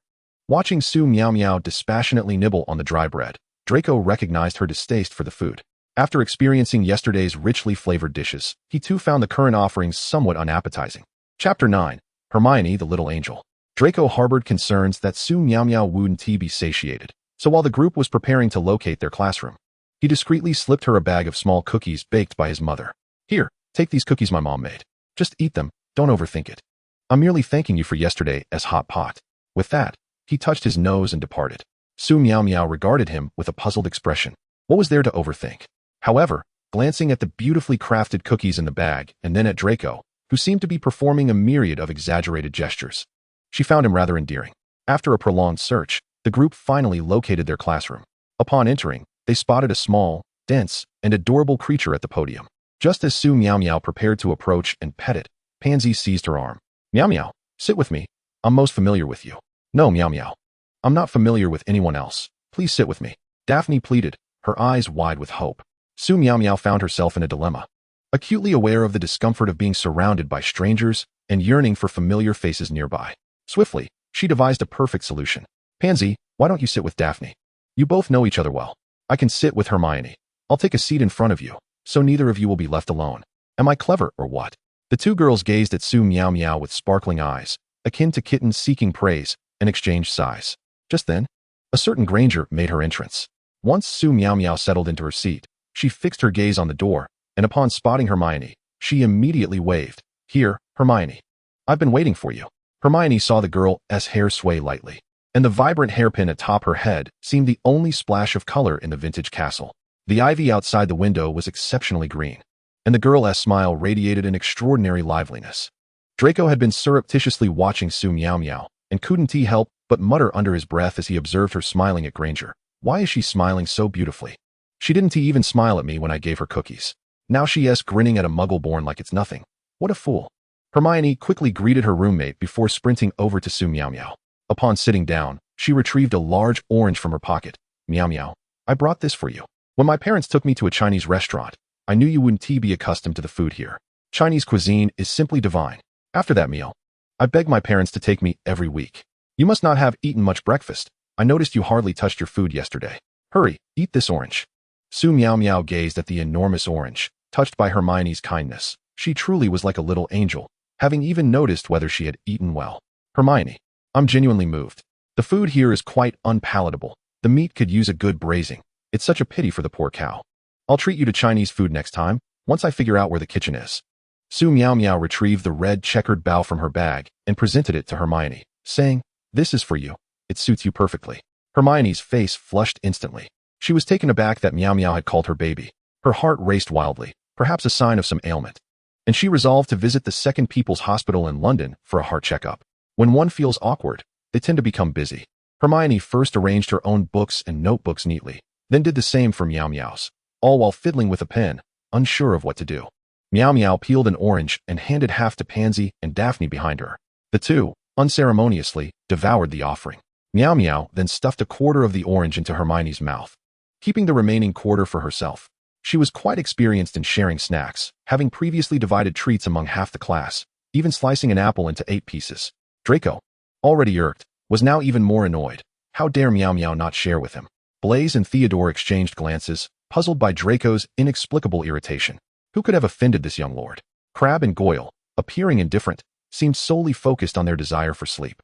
Suddenly, Harry and Ron burst into the classroom, reveling in their good fortune of not being caught by the professor, only to find the cat on the podium had transformed into Professor McGonagall. Miao Miao thought to herself how fortunate she had not approached to pet the cat, or she would have been mortified. Hermione, observing Harry and Ron's tardiness on the first day of class, silently chastised the unreliable duo. Professor McGonagall glared sternly at Harry and Ron. Harry Potter, Ron Weasley. Arriving late on the first day of class is not an auspicious beginning. Both boys lowered their heads, their faces filled with shame. McGonagall continued, considering you are new students, I shall not impose a punishment this time, but do not let it happen again. Miao Miao muttered softly. It seems Professor McGonagall is quite compassionate.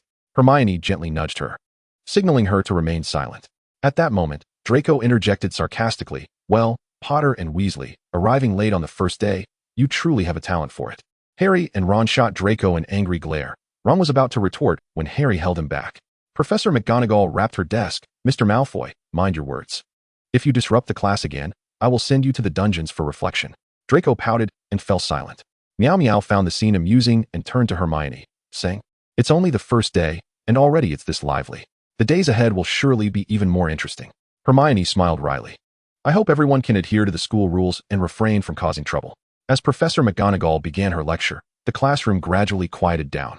Meow Meow winked at Harry and Ron as a greeting, causing their already flushed faces to redden further. They could only pretend to be busy with their textbooks. In the first lesson, Professor McGonagall handed each student a matchstick, instructing them to transform it into a silver needle. For Su Miaomiao, the self-proclaimed sovereign of magic, who had already transformed their room with transfiguration spells the previous day, this task was effortlessly simple. With a gentle flick of her wand, the matchstick before her instantly morphed into a silver needle. "Merlin, what a marvelous silent spell," Professor McGonagall proclaimed. "Slytherin gains 5 points for Miss Su's exquisite silent transfiguration." "Miss Su, could you please come to see me after class?" The professor, increasingly fond of the obedient girl, marveled at how a mere 11-year-old, which could not only master transfiguration, but also silent spells, truly a prodigy. "Oh, do I have to recite the incantation as well? My apologies." "Professor, I was unaware." Meow Meow shyly rubbed her nose, realizing she hadn't known the incantation needed to be spoken aloud. After all, who announces their moves before a duel like in some children's tale? And an additional 2 points for Slytherin, for Miss Su's humility. Who wouldn't admire a polite and modest genius? It was disheartening to think such a remarkable student was not in her own house. The classroom erupted in chatter. "No way. How can this be compared?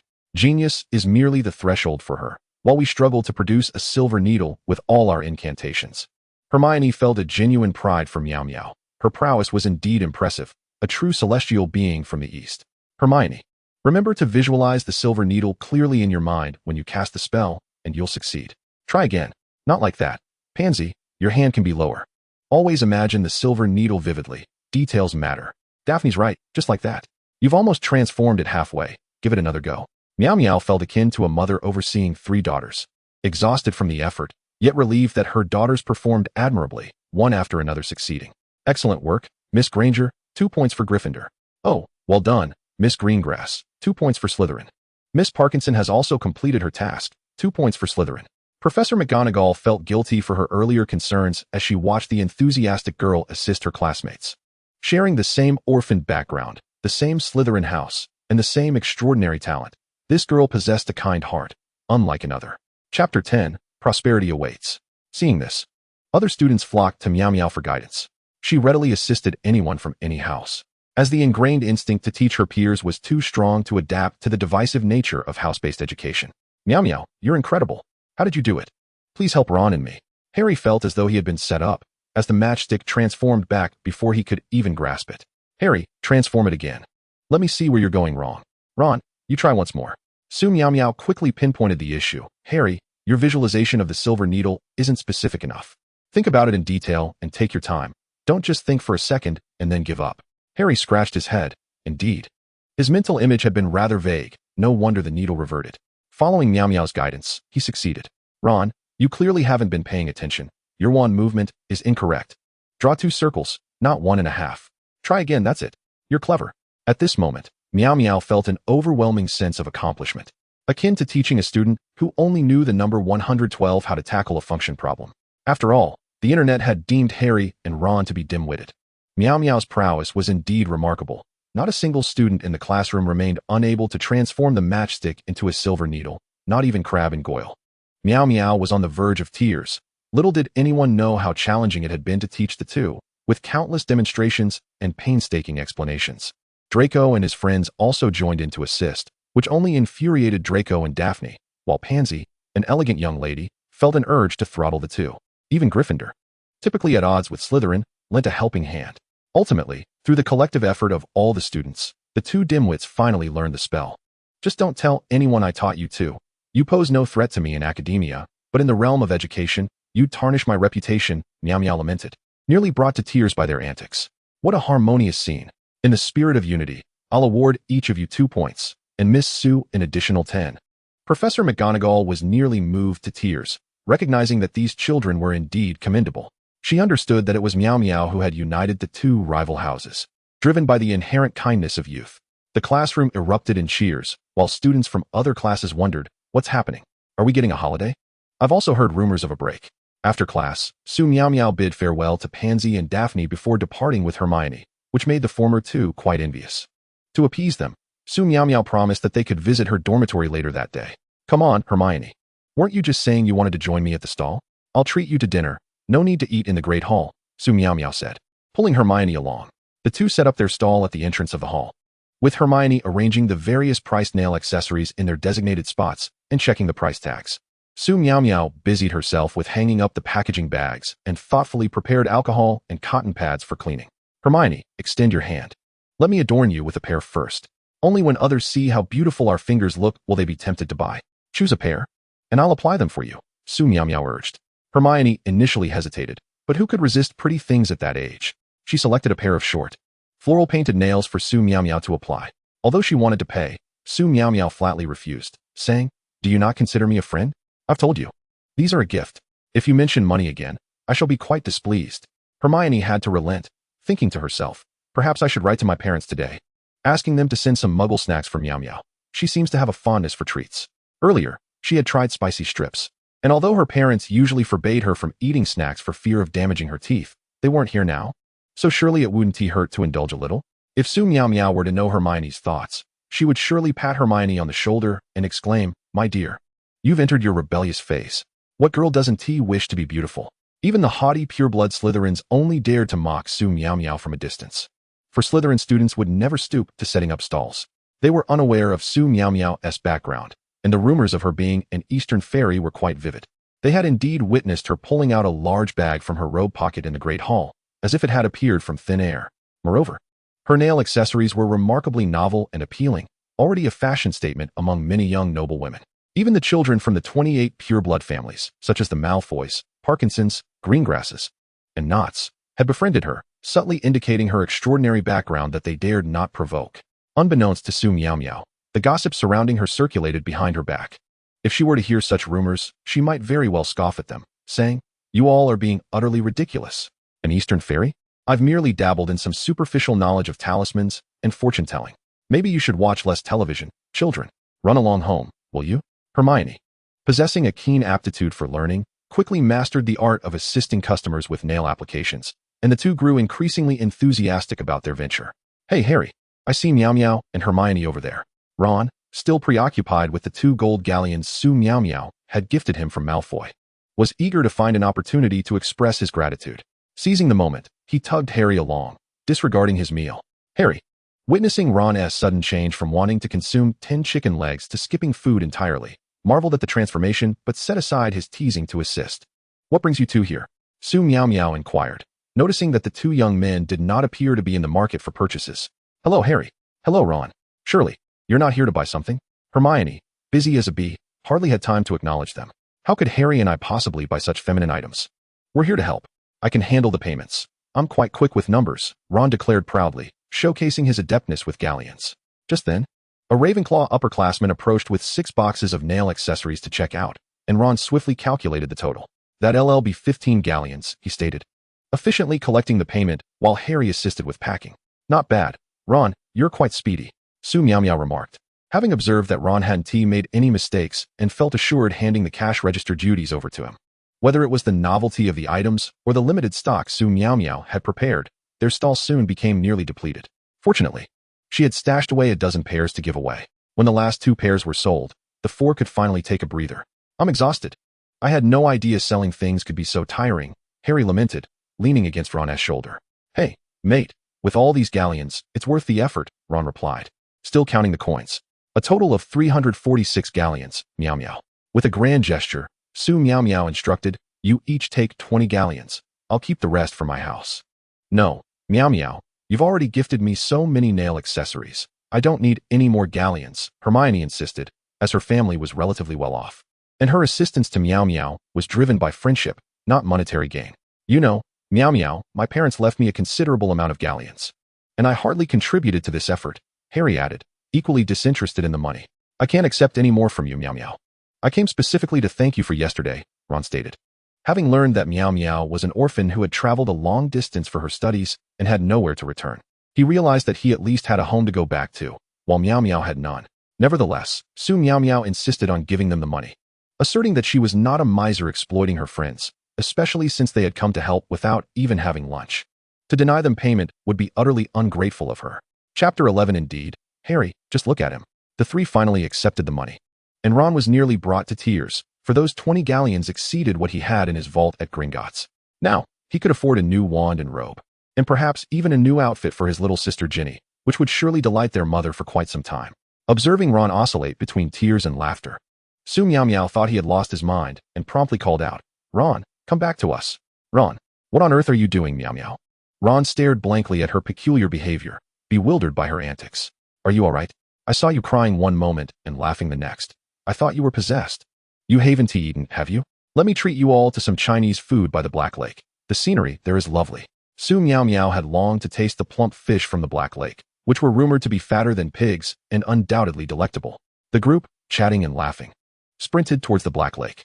In her excitement, Su Miaomiao turned to speak with Hermione and inadvertently bumped into someone. "Oh dear, are you all right?" she exclaimed, rushing to check on the person, only to find Draco standing there. "Hello, Malfoy. What brings you here?" "I was simply bored and felt like taking a walk alone." "I'm not here specifically to find you," Draco replied, though it was clear he had intentionally sought her out. "We're heading to the Black Lake for a meal. Would you like to join us?" Su Miaomiao inquired, realizing he had indeed come looking for her, revealing a commendable sense of loyalty. In the end, the two girls walked ahead, while the three boys exchanged glances of discontent, rolling their eyes at each other. Upon reaching the lake, Su Miaomiao retrieved a new iron pot, instructing Harry and the others to set it up, while she took Draco along to catch fish. A blasting spell sent a multitude of fish tumbling through the water, but Su Miaomiao hesitated to touch the unprepared catch. Instead, she urged Draco to retrieve them. Draco, equally apprehensive, steeled himself to comply with her request. The young master was unaccustomed to such toil, yet under Su Miaomiao's direction, he set about scaling the fish. Meanwhile, the others busied themselves with various tasks, chopping vegetables and preparing for the meal. However, the challenge of filleting the fish arose, and just when inspiration struck, with a swift flick of his wand, a large fish lay neatly filleted before them. Although the others were unaware of the spell's origin, they found it surprisingly effective. They poured fresh water into the pot, adding baby bok choy, tofu, and enoki mushrooms in succession, followed by a packet of sauerkraut fish seasoning, and finally the fish fillets. As the pot bubbled with the fragrant concoction, the hunger of the group intensified. Even Draco, who had already eaten, felt his appetite grow. Perhaps he was entering a growth spurt. Soon, each person had a bowl in hand and gathered eagerly around the meal.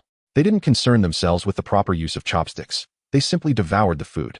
Worried that they might not have enough, Su Miaomiao tossed in 2 blocks of instant noodles while still halfway through her own meal. In the end, not a drop of soup remained, as they had underestimated their appetites. Su Miaomiao herself, with a small bird stomach, often found herself full after just a few bites. Once they finished eating, the group took the initiative to wash the pot and dishes. Hermione and Draco manned the faucet, while Harry and Ron washed the dishes, leaving Su Miaomiao to rest. However, she felt something was amiss. 666 had been unusually silent, likely engrossed in the television. If one were to stroll by the Black Lake at that moment, they would discover 5 individuals lounging on a pink and white checkered picnic blanket, clutching their stomachs, each wearing an expression of contentment and bliss. "What class do we have this afternoon, Malfoy?" Su Miaomiao inquired, accustomed to checking the schedule. "Potions, taught by the headmaster himself. I advise you all to prepare in advance. He is quite the stickler for grades, particularly when it comes to Gryffindor," Draco responded. "I've thoroughly reviewed the textbook," Hermione said, showcasing her notes. Suddenly, Su Miaomiao recalled the ominous image of a large bat and sprang up, clutching her textbook and urging Harry and Ron, who appeared dazed, to join her in studying. "If you don't prepare, you could lose points right from the start, and that could breed animosity." Upon hearing this, Harry and Ron snapped to attention and quickly retrieved their textbooks to begin their review. Draco took it upon himself to assist Su Miaomiao, while Hermione guided Harry and Ron. "All right, I've memorized everything. Malfoy, feel free to quiz me. Your Majesty, the unparalleled Su Miaomiao, has a remarkable memory. What would happen if powdered daffodil root were added to wormwood infusion? Elixir of life. Where can bezoar be found? In the stomach of a goat. What is the difference between aconite and wolfsbane? There is none." Su Miaomiao beamed with pride at Draco, as if to say, "See? I, Your Majesty, am the most formidable of all." The sunlight glinted off her hair, making her appear almost luminous. For a fleeting moment, Draco could not discern whether Su Miaomiao or the sunlight itself was more dazzling. "Will you promise me one thing, Miaomiao?" he asked. "What is it?" "Please don't call me Malfoy. Call me Draco instead. Then you may refer to me as Your Majesty, Miaomiao." "Very well, Your Majesty, Miaomiao." At that moment, Draco's gaze was solely fixed on his Miaomiao. Her declaration of being the Majesty resembled that of an adorable kitten, and he found her utterly endearing. In that instant, He felt no urge to tease his usual target, Potter. Instead, he yearned to savor this precious time with Miaomiao. Watching Draco and Miaomiao engage in lighthearted banter, Hermione glanced at Harry and Ron, who, despite the time elapsed, had yet to grasp the material, feeling quite exasperated. What if Professor Snape calls on me? Ron fretted. I feel he doesn't tea like me. Harry shared Ron's concern, noting that the professor's gaze seemed particularly unsettling. Ron was beginning to lose his composure, exclaiming, "These words look so familiar, but I can't piece them together. Let them perish. Don't worry, Harry. If he calls on you and you don't know the answer, just say, 'I am sorry, Professor. I didn't prepare for this.' Show him your notes as proof of your efforts, and look him in the eye with a mix of sincerity and guilt. That method works wonders." This was a piece of sage advice from Su Miaomiao, who, while rarely unprepared, was prone to her own academic weaknesses, particularly in English and physics. Hermione and Draco exchanged glances, realizing they both understood the unspoken sentiment. Miaomiao, not everyone can be as delightful as you. Little Harry was indeed charming. After all, they were merely children, still maturing. However, if Professor Snape held a particular disdain for Harry, even his charm would be of little consequence. After tidying up, the group hurried off to class. The potions classroom was as foreboding as ever, and Su Miaomiao felt a chill creep over her. She partnered with Draco, having grown accustomed to coasting through the workload, content to rely on him for the potion making. Originally, she had intended to team up with Hermione, but Neville had approached Hermione, expressing his fear of accidentally blowing up the cauldron. Thus she willingly suggested working with Draco instead. After greeting Pansy and Daphne, she settled in to enjoy her leisurely approach to the assignment. Suddenly, the classroom door swung open with a bang, and a man entered, exuding an air of authority. Su Miaomiao thought to herself how he walked with a certain flair, but soon found her mind wandering. She barely registered the professor's instructions about not using wands during class. Su Miaomiao had grown accustomed to her leisurely ways and felt discomfort at the thought of not indulging in them during class.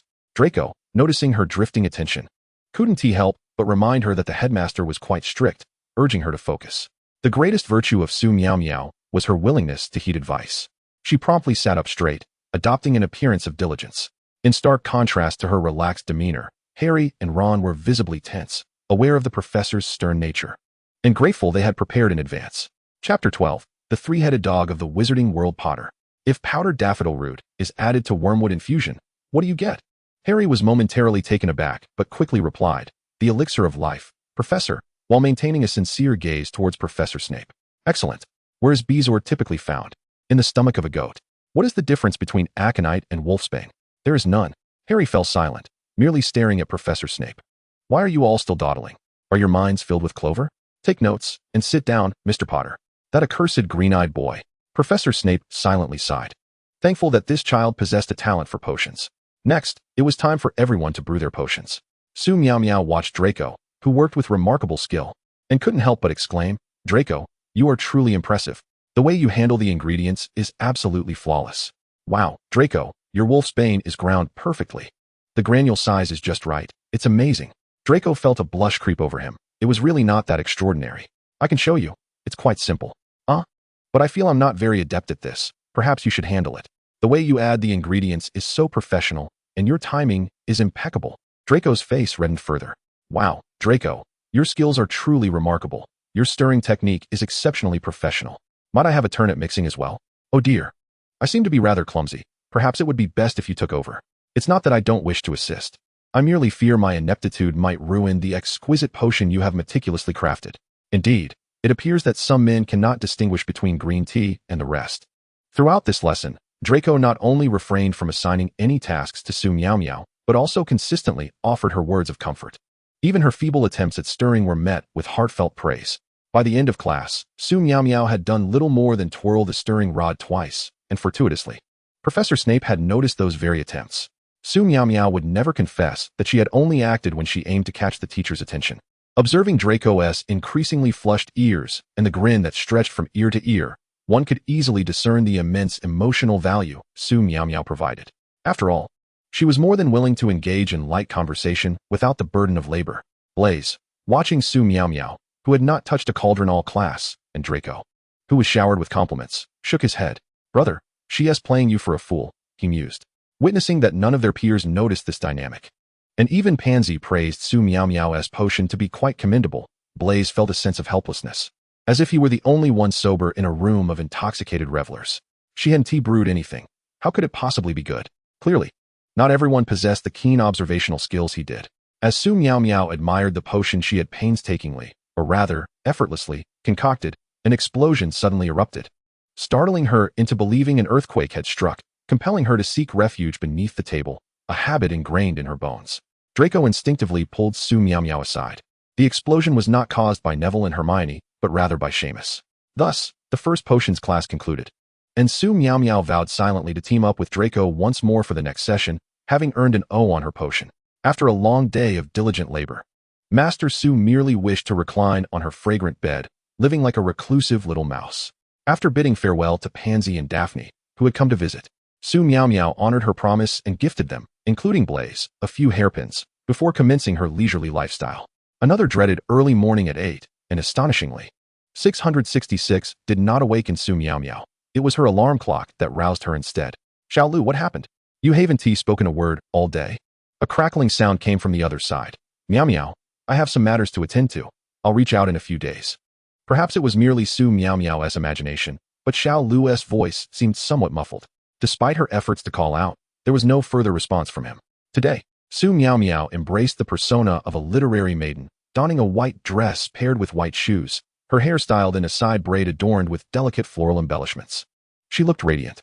Once more, she endured the unpalatable breakfast, but Harry beckoned her over. Miao Miao, we accidentally ventured to the third floor's secret chamber yesterday. Guess what we saw? What? Su Miaomiao perked up at the hint of gossip, instantly shaking off her drowsiness. Ron interjected first, a three-headed dog, and it was enormous. He gestured animatedly as he spoke. In an instant, Su Miaomiao understood. They had discovered the Philosopher's Stone. Upon hearing that they planned to go on a night adventure that evening, she eagerly raised her hand to join them. Hermione, observing the excitement of the three, who were oblivious to the school rules they were about to breach, felt a wave of helplessness wash over her.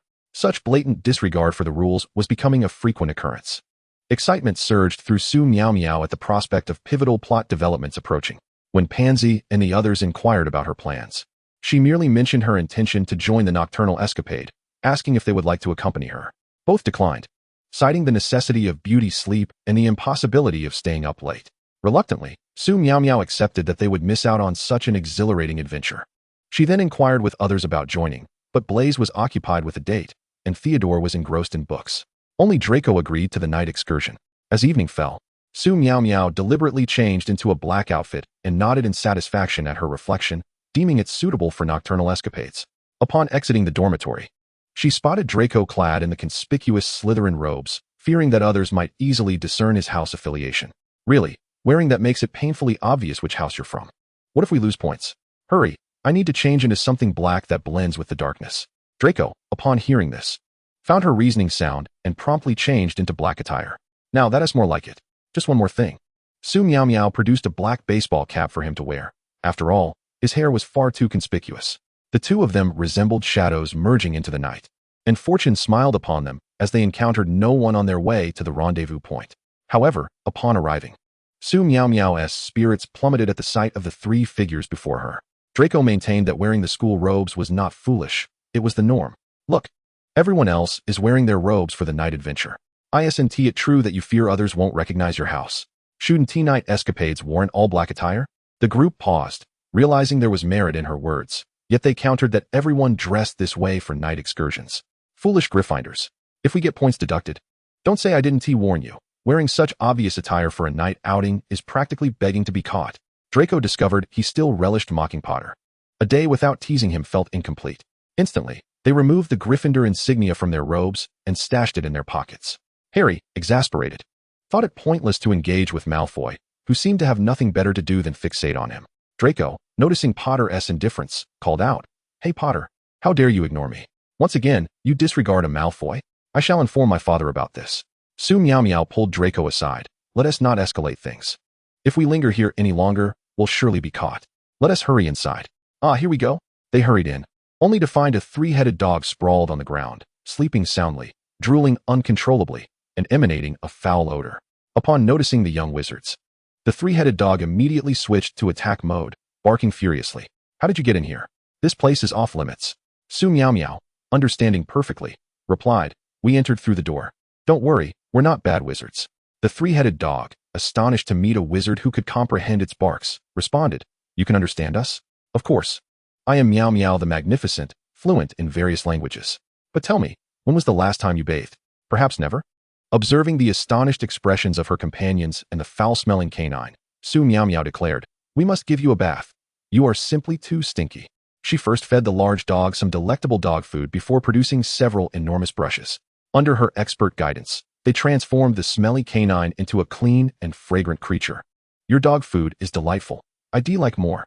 The three-headed dog viewed the little girl as an angel, grateful for the tasty food and the bath.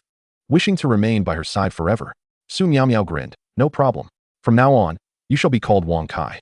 Now, Wang Kai, we need to enter through the trapdoor beneath your belly." Wang Kai promptly stood up, recalling that Dumbledore had merely instructed not to let bad people in. The girl who controlled the dog food was clearly not a villain, and they barked in approval at Su Miaomiao. Chapter 13, Transformation. In the year 1991, under the leadership of Comrade Su Miaomiao, the Hogwarts Night Exploration Team successfully navigated through the perilous Devil's Snare. A significant breakthrough that undoubtedly proclaimed that darkness shall never triumph over light. The shadows shall inevitably recede, paving the way for the dawn. Subsequently, Comrades Su Miaomiao, Potter, Weasley, Granger, and Malfoy encountered the formidable challenge of the flying keys. Faced with a flurry of keys soaring through the air, they remained composed and, through their exceptional intellect and courageous spirit, swiftly devised a strategy to tackle the obstacle. Comrades Potter and Malfoy mounted their brooms, deftly pursuing the correct key in midair, showcasing remarkable riding skills and combat prowess, thereby embodying the ethos that collaboration leads to mutual success. Following this, the group, undeterred by adversity, bravely advanced to the chessboard challenge. In this intense and exhilarating encounter, Comrade Ron, with his superb chess skills and fearless determination, orchestrated a brilliant strategy that enabled them to triumph over this formidable hurdle. Ultimately, they arrived at the location housing the Philosopher's Stone. Together, the five comrades united their efforts, drawing upon their unwavering faith and indomitable will to successfully secure the stone. This monumental victory not only illuminated Hogwarts with hope, but also made a substantial contribution to the peace and stability of the entire magical realm. Their valiant deeds will forever be etched in the annals of magical history. The exploits of Comrade Su Miaomiao and her companions exemplify the indomitable spirit of unity and courage that defines Hogwarts students. Through their actions, they have illustrated the power of justice and bravery, setting a resplendent example for their fellow scholars and educators. It is our firm belief that, inspired by their achievements, the students of Hogwarts will engage in their studies and lives with renewed enthusiasm and vigor. Moreover, we are confident that through the collective efforts of all faculty and students, Hogwarts will usher in an even brighter future, and the magical world will continue to thrive under the guardianship of justice. Let us extend our highest respect to Comrades Su Miaomiao, Potter, Weasley, Granger, and Malfoy. This concludes today's news. Thank you for your viewership, and let us anticipate even more thrilling reports in the future. Draco Malfoy smirked, yet inwardly conceded that Potter had performed admirably this time. On his way back to the dormitory, he spotted Potter standing by the corridor window, lost in thought. Draco strolled over, cleared his throat, and remarked, "Potter, you flew quite well, but you still pale in comparison to me." With that, Draco shoved his hands into his pockets and walked away without a backward glance. Harry gazed helplessly at his retreating figure, acknowledging the truth in his behavior. Su Miaomiao had intentionally placed a fake Philosopher's Stone in the location, one that would explode upon contact, for she could hardly contain her excitement at the thought of witnessing Voldemort's reaction. Surely, it would be nothing short of disastrous. "You all head back first. I need to visit the headmaster's office," she declared. Eager to share today's adventure with Dumbledore, she understood that he was awaiting Harry's exploits. But she would not wait passively for danger to strike. She intended to eradicate it in its infancy. Reluctantly, her companions complied, for they were not inclined to walk into a trap after a night excursion. After all, it was the headmaster they were dealing with. Upon entering the office, Su Miaomiao immediately spotted Dumbledore seated in a chair, seemingly awaiting her arrival. Indeed, the elderly often possess a discerning nature. "Hello, Professor. Look what I've got," Su Miaomiao exclaimed, placing the Philosopher's Stone before Dumbledore. Those challenges were a breeze. "Good evening, Miao Miao. I have been waiting for you, though your surprise has exceeded my expectations. I assumed your night exploration would be a simple affair, perhaps reaching the end of the third floor, but I did not anticipate you would retrieve the Philosopher's Stone," Dumbledore admitted, genuinely astonished. The fact that Voldemort had not yet emerged but his carefully laid trap had been dismantled by these children was indeed remarkable. Su Miaomiao expressed her confusion as to why one would wait until danger was imminent to retaliate. But Professor, I prefer to snuff out threats in their infancy. We should take the initiative rather than waiting for him to strike. Such a conservative approach is insufficient when dealing with a madman. Moreover, I do not believe Harry should undergo such trials to confront that individual. He possesses his own mind, and I trust he will seek the truth. You ought to allow him to know everything. Dumbledore appeared to lose his composure, realizing the folly of his previous hesitations. Why wait? This child cannot be saved. He is no longer the Tom Riddle he once was. I have grown too cautious and am becoming overly cautious in my old age. Thank you, Miao Miao, for awakening me to this reality. I understand now. Harry is still a child, and the truth may be too cruel for him. Su Miaomiao interjected. But his own gradual discovery will be even more brutal. He cannot escape these truths and will inevitably face them. Rather than allowing him to fumble in ignorance, it is far safer to inform him of everything. Very well, I understand. I have been too cautious. Tomorrow at 6 p.m., will you bring Harry with you? There are some individuals he ought to meet, Dumbledore replied. Now, dear child, you must rest. Dumbledore contemplated that if he were Harry, he too would wish to know the truth. He had been overly contemplative, always seeking gentle resolutions while neglecting that such an approach could be the most brutal of all. Good night, Professor. For children, being forced to grow in adversity is the most cruel of all. Harry's character is better suited to being informed of everything. If he is left to grow in isolation, he may become extreme. I will bring him along tomorrow, Su Miaomiao assured him. After Su Miaomiao departed, Dumbledore sat alone for a considerable time, reflecting on the need to change his perspective towards these children. They could no longer be treated as fragile beings, but rather as allies, equal partners in their shared destiny. Fox, she truly resembles Anna. I have erred greatly over the years. The future of the magical world belongs to these children, while we have grown old. Upon entering the common room, Su Miaomiao was startled by Draco, who stood at the door, causing her heart to race. Blimey, you nearly gave me a heart attack, Draco. What are you doing standing here instead of sleeping? Do you know that startling someone can be fatal? Su Miaomiao felt as though she needed to summon her spirit. For the sight of a figure standing in the dark at midnight inflicted considerable distress upon a girl who had initially chosen to study ghost catching, but switched to talisman studies out of fear. I'm sorry. I just wanted to wait for you here. I didn't mean to scare you, Miao Miao, Draco said, noticing her hand over her heart. Feeling a wave of guilt wash over him. He had merely been concerned for her well-being, not intending to cause alarm. Feeling she could not fault him for his intentions, Su Miaomiao waved her hand dismissively, indicating she was fine. Do you have something you wish to tell me? Observing the handsome boy before her fiddling with his shirt, Su Miaomiao was certain he had something on his mind, but was too shy to voice it. As an empathetic and understanding individual, she decided to prompt him. Draco, hesitant to meet Su Miaomiao's gaze, indeed had a question he wished to pose, but felt it inappropriate to voice. He steeled himself internally, urging himself to be brave. I want to ask if you intend to join Dumbledore in opposing that individual? The followers of Voldemort had long been aware of his impending return. They were merely biding their time, for self-preservation is the hallmark of a true Slytherin. Chapter 14, Defense Against the Dark Arts. Su Miaomiao fixed her gaze upon the boy before her, articulating each word with deliberate precision. Yes, Draco, that individual has indeed succumbed to madness. He shall inevitably be vanquished. Moreover, Dumbledore has devised a meticulous plan, and his ultimate fate will surely be obliteration. She was acutely aware that numerous families within Slytherin served as vassals to Voldemort, including the Malfoy family standing before her. All right, I comprehend, Miao Miao. I shall write to my father to inquire. Some matters, as you know, leave me with little choice. A profound sense of helplessness enveloped Draco. From a young age, he had been indoctrinated with the ideology of pureblood supremacy and the eradication of muggles.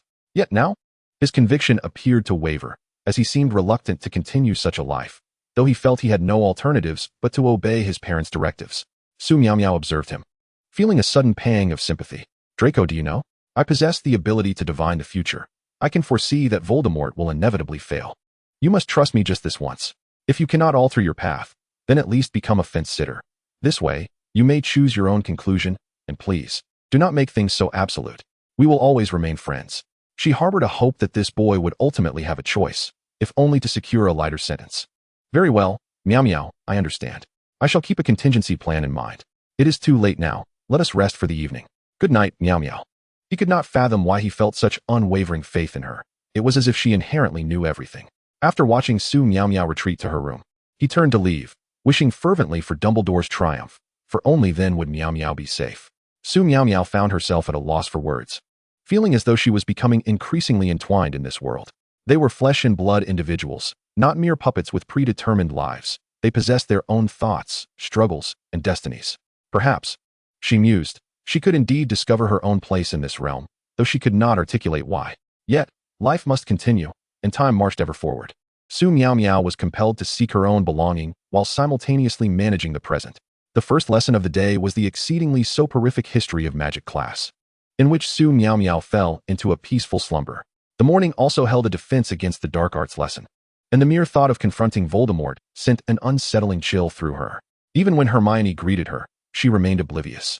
Already burdened by the troubles of the previous day and now faced with the prospect of Voldemort, which only added to her distress. Miao, what troubles you? Are you unwell? Should we consult Madame Pomfrey?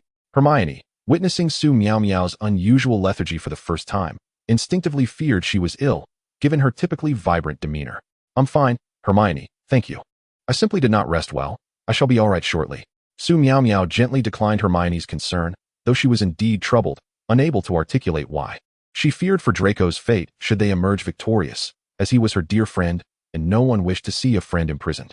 Draco had been quietly observing Su Miaomiao, and during breakfast, he noted her absent-mindedness as Pansy called her name several times to no avail.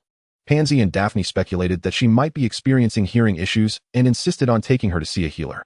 Now, with Hermione calling her name and receiving no response, Draco found himself pondering, is Miaomiao ill, or is she merely preoccupied with yesterday's events, perhaps concerned for me?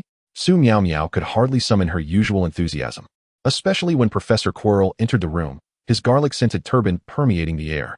The noxious odor made her stomach churn. No one had forewarned her of such an assault on the senses. Desperately wishing for time to hasten, she resolved to pay close attention in class, for engaging in the lesson would make the hours pass more swiftly. Professor Quirrell observed the little witch sitting upright, feeling a twinge of gratitude. It was the first time someone had taken his class so seriously. The others around her expressed their confusion, with even Hermione disregarding the lesson to study independently, as Quirrell's disjointed lectures proved less efficient than her self-directed learning. To their bewilderment, Su Miaomiao simply remarked, listening attentively makes time seem to fly. Ron, though puzzled, followed suit, believing that Miaomiao must have her reasons. The group, despite their lack of understanding, complied with her suggestion. Professor Quirrell, witnessing the small cohort of students gathered around Su Miaomiao, diligently engaged in the lesson, felt a profound sense of emotion. For a student of Ravenclaw, this material posed no challenge. Yet, he found himself compelled to feign the role of a teacher who could barely articulate his thoughts. The current version of himself felt like an affront to the man he once was. For a fleeting moment, he contemplated joining Voldemort in destruction, but he ultimately recoiled from such a notion. Indeed, the time spent in earnest study passed swiftly. However, Su Miaomiao found herself grappling with one particular point of confusion. She was curious whether the zombies referenced in the guide to defending against the dark forces were akin to those from her homeland. Could one use talismans or peachwood swords to vanquish them? Her curiosity was insatiable. Professor Quirrell, may I pose a question? As the class began to disperse, Quirrell was preparing to gather his belongings when he was taken aback by Su Miaomiao approaching him with an inquiry. Faced with the earnest expression of the young witch, he could not muster a single word of refusal. Very well, Ms. Su, please proceed. Is the zombie mentioned in this text similar to the ones from China? Can talismans or peachwood swords be employed to exorcise them? Su Miaomiao gazed at Professor Quirrell with her wide, earnest eyes, making it difficult for him to endure her scrutiny. I apologize, Ms. Su, but I am not well versed in the Chinese variant of zombies. However, I believe there are commonalities in magic. What you describe may indeed prove effective. I have heard that Eastern spells are quite powerful, and I yearn to witness them firsthand. Professor Quirrell spoke with an air of anticipation, though he felt a sense of hopelessness, knowing that he had that ominous figure looming behind him, likely depriving him of ever experiencing such wonders. May your wishes come to fruition. Eastern magic indeed encompasses many methods for dispelling these entities, particularly concerning the exorcism of spirits, including soul fragments. You might consider consulting Professor Dumbledore, as he may know some Eastern practitioners. My knowledge is merely superficial. Su Miaomiao continued to drop hints, anxious that Professor Quirrell might not grasp her meaning. She was intent on rallying all available talent, knowing that they must not fall into the opposing camp. Quirrell understood her implication, his hands trembling slightly, as Su Miaomiao slipped something into his palm before departing with her friends. Upon opening his hand, he discovered an Eastern talisman and a note. The contents read as follows: Professor Quirrell, this is an Eastern talisman. If burned to ash and consumed, it can suppress the activities of the entity behind you. This must be taken at dawn when the sun is at its peak, as the yang energy is strongest. It will restrain him for 7 days. During this time, I hope you and Professor Dumbledore can find a method to eliminate him. Moreover, Professor, I sincerely wish to hear you deliver a proper lecture. May that day arrive soon. Quirrell clenched the note tightly in his hand, yearning for a solution, determined to find a way. Silently, tears streamed down his face, mourning his own cowardice, the injustice of fate, and the warmth of the present. Meow meow. What did you ask Professor Quirrell? I doubt he could clarify anything, Pansy remarked, puzzled by the stuttering professor's capacity to provide any answers. Oh, it was nothing significant. I merely inquired whether the zombies here are akin to those from my homeland. Professor Quirrell should have been able to respond, considering he was a Ravenclaw student. Perhaps he is possessed now. Was it not a case of possession, with a fragment of a soul lurking behind? Su Miaomiao felt a wave of annoyance wash over her at the thought of the afternoon's physical education class. She despised it, particularly the 800-meter run that left her utterly breathless. She couldn't even muster the energy to use the flying broom, which seemed perilous at best. Sitting was uncomfortable, and wearing a skirt posed its own challenges, especially with the added task of changing clothes today. In Chapter 15, she donned a pair of adorable rabbit-themed overalls, complemented by a pink shirt adorned with exquisite little bunny embroidery at the collar, complete with long rabbit ears trailing behind. The shorts were white, and the clasps of the straps were cleverly designed to resemble carrots, perfectly matching her twin ponytails. Although hidden beneath her robe, these garments represented more than mere attire to Su Miaomiao. They were imbued with sentimental value. She relished the act of dressing up, having spent her childhood in an orphanage clad in discarded clothing. From that time onward, she had vowed to herself to amass an endless wardrobe of new clothes, ensuring she always presented herself beautifully. In truth, however, she often purchased a multitude of outfits only to wear them once on a whim, preferring the comfort of pajamas for everyday wear, especially during the winter mornings when she had to attend her 8 a.m. classes. She insisted on donning a long down jacket paired with warm cotton pajamas and fleece-lined pants. 2 words encapsulated her choice: warmth. The Quidditch lesson was held outdoors, and Su Miaomiao diligently applied sunscreen, keeping an extra bottle in her pocket for touch-ups, as the blazing sun threatened to darken her skin. She skipped joyfully to the Quidditch pitch, her little legs moving with exuberance. Upon sighting the tall, golden hoops and the brooms soaring through the air, her eyes sparkled like stars.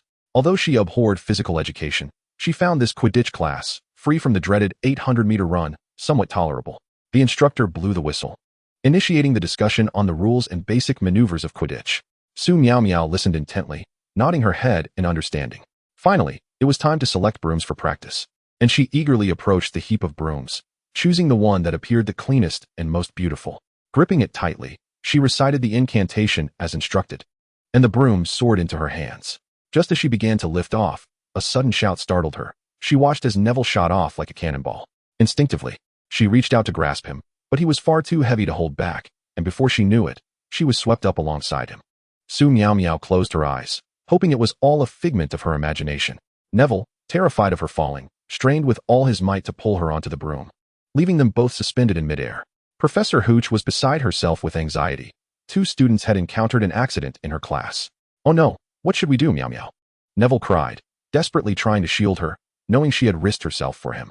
Su Miaomiao felt tears welling in her eyes as she rummaged through her pockets, finally locating a talisman to draw a stopping spell. Just as the broom was about to crash into the wall, she completed the incantation. Neville, don't worry. We're going to be all right, she reassured him, her palms slick with sweat, relieved that she had acted swiftly. At that moment, Draco and Harry, both mounted on their brooms, followed suit, but the lead broom was flying too fast to catch up. Fortunately, Su Miaomiao managed to halt their broom just in time. Neville, feeling someone grasp him, slowly opened his eyes to find Harry, relief flooding his expression. Meanwhile, Su Miaomiao was rescued by Draco, and upon witnessing Harry save Neville as well, she breathed a sigh of relief. It was then that she noticed the peculiar broom Neville had been riding. Upon closer inspection, she discovered strange runes etched into its handle. A thought struck her. Could this be the reason for the broom's erratic behavior? She jumped off the broom, picked it up, and resolved to study the runes further. Professor Hooch hurried over, assessing Neville's condition. Once she confirmed he was unharmed, she stated sternly, "This broom has certainly been tampered with. I will conduct a thorough investigation. Class is dismissed for today. Everyone return to your dormitories." Clutching the broom, Su Miaomiao left the Quidditch pitch with her classmates, determined to seek out Professor Dumbledore. "Thank you, Draco. You are my savior. Your kindness is immeasurable, and I shall repay you in the future," she expressed, tugging gently on Draco's sleeve as she conveyed her gratitude. Watching her chatter animatedly, Draco felt a sense of relief, but could not resist teasing her. I've heard that a life saved must be repaid with love. So, does your promise to repay mean you have no intention of returning the favor? He raised an eyebrow, eager to hear her explanation. You must have misheard. I couldn't possibly repay you in that manner. How about I give you some money instead? Su Miaomiao suggested, the only solution that came to her mind. To her, offering money seemed the most appropriate gesture. After all, she would be thrilled to receive money herself. Draco felt a pang of irritation. Did he merely equate to a few measly coins? Was Su Miaomiao truly that dense? Her obliviousness to his hints left him frustrated. As he abruptly turned and pulled Blaze along with him, Su Miaomiao assumed he was hastily rushing off to the restroom and paid it little mind. After all, she too would drag her close friend along during such moments. Pansy and Daphne patted Su Miaomiao's shoulder, exchanging a bewildered glance before remarking, you truly are hopeless. We'll head back now. We'll wait for you in the common room.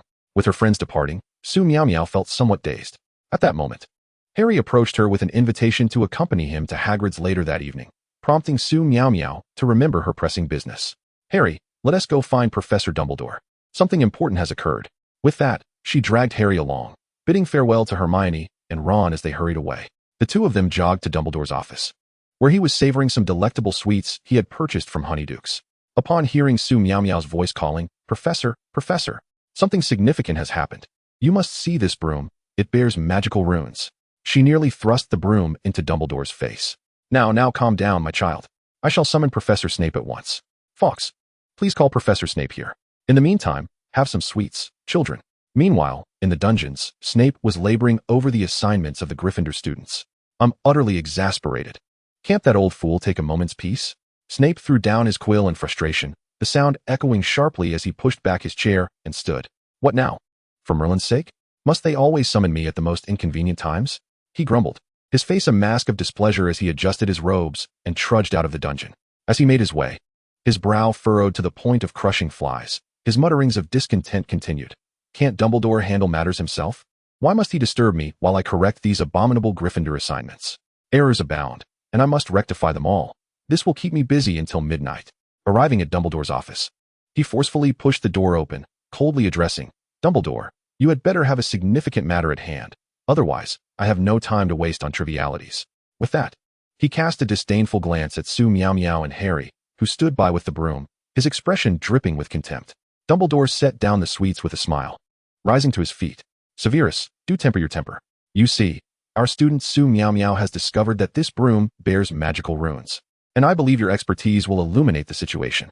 Snape let out a cold snort as he stepped forward to take the broom, scrutinizing it with utmost care.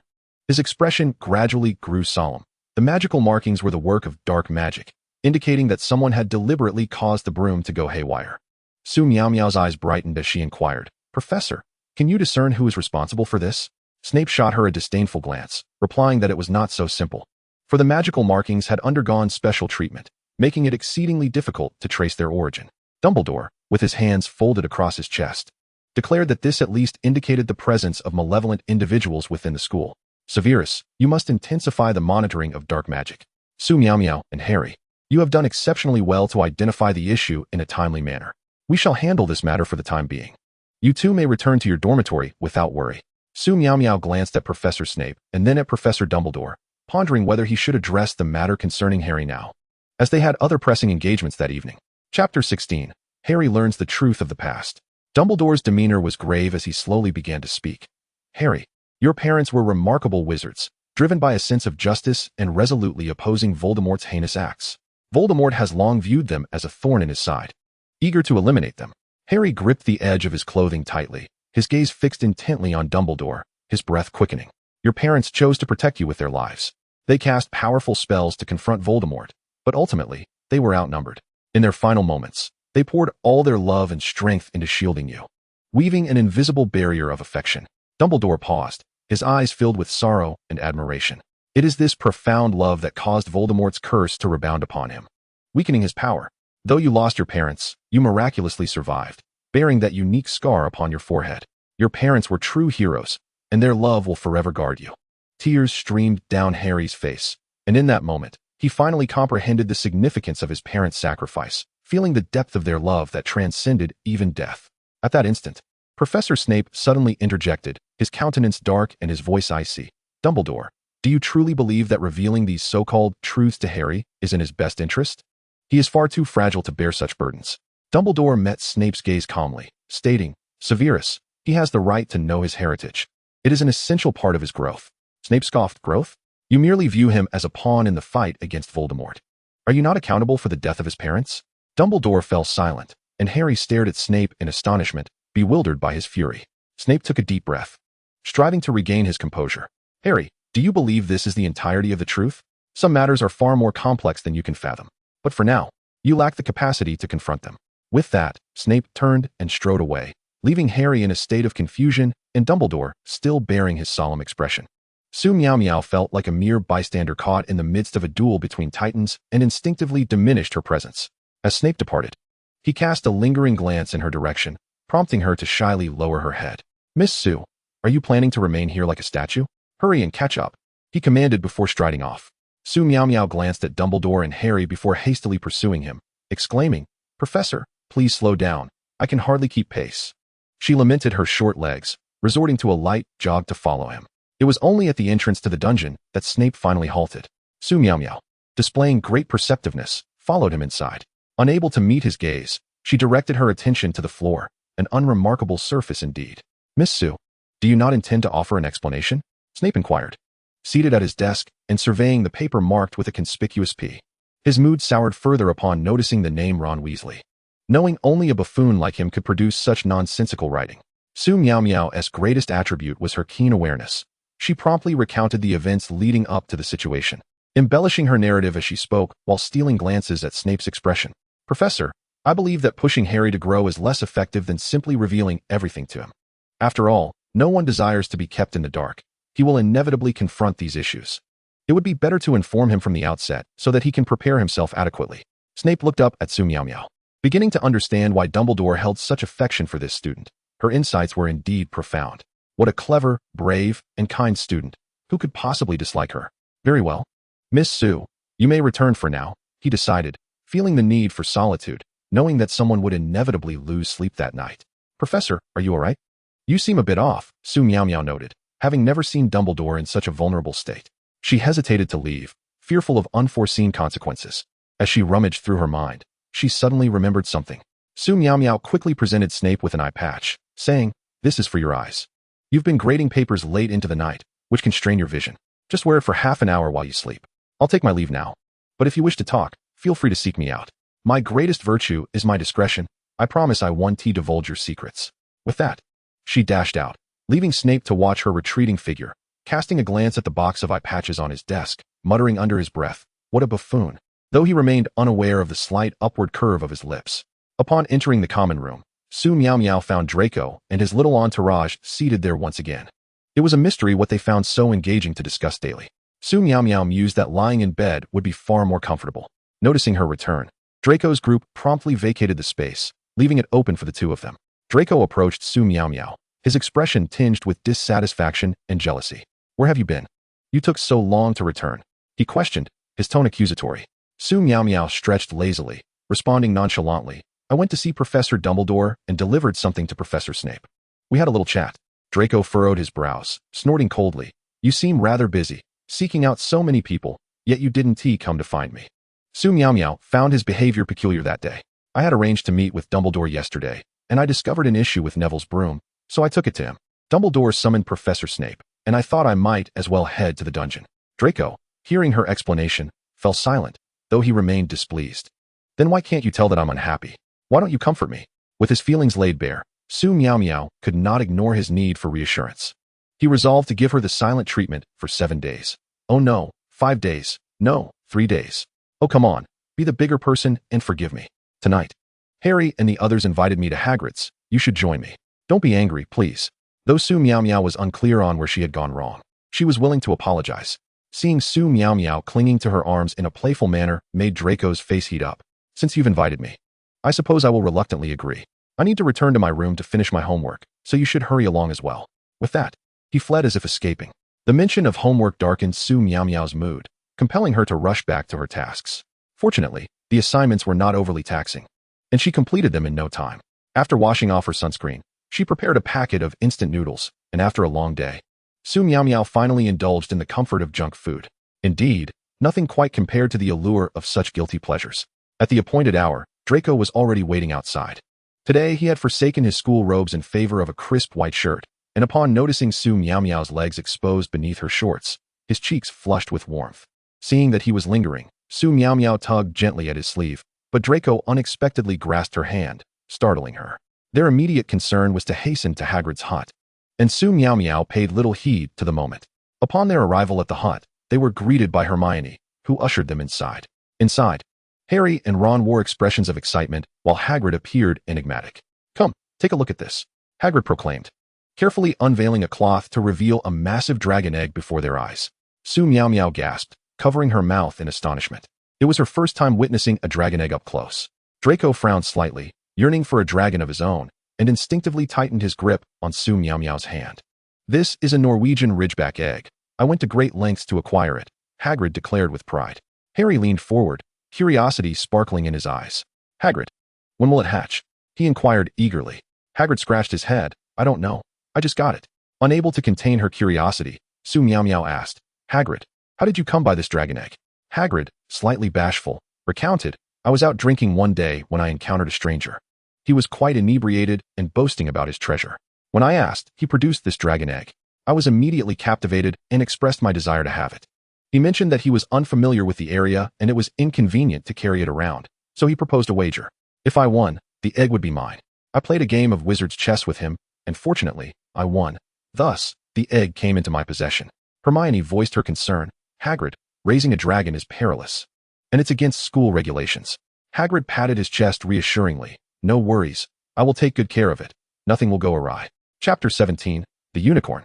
Su Miaomiao and Hermione engaged in light chatter with Hagrid, while the three boys debated the fate of the dragon egg.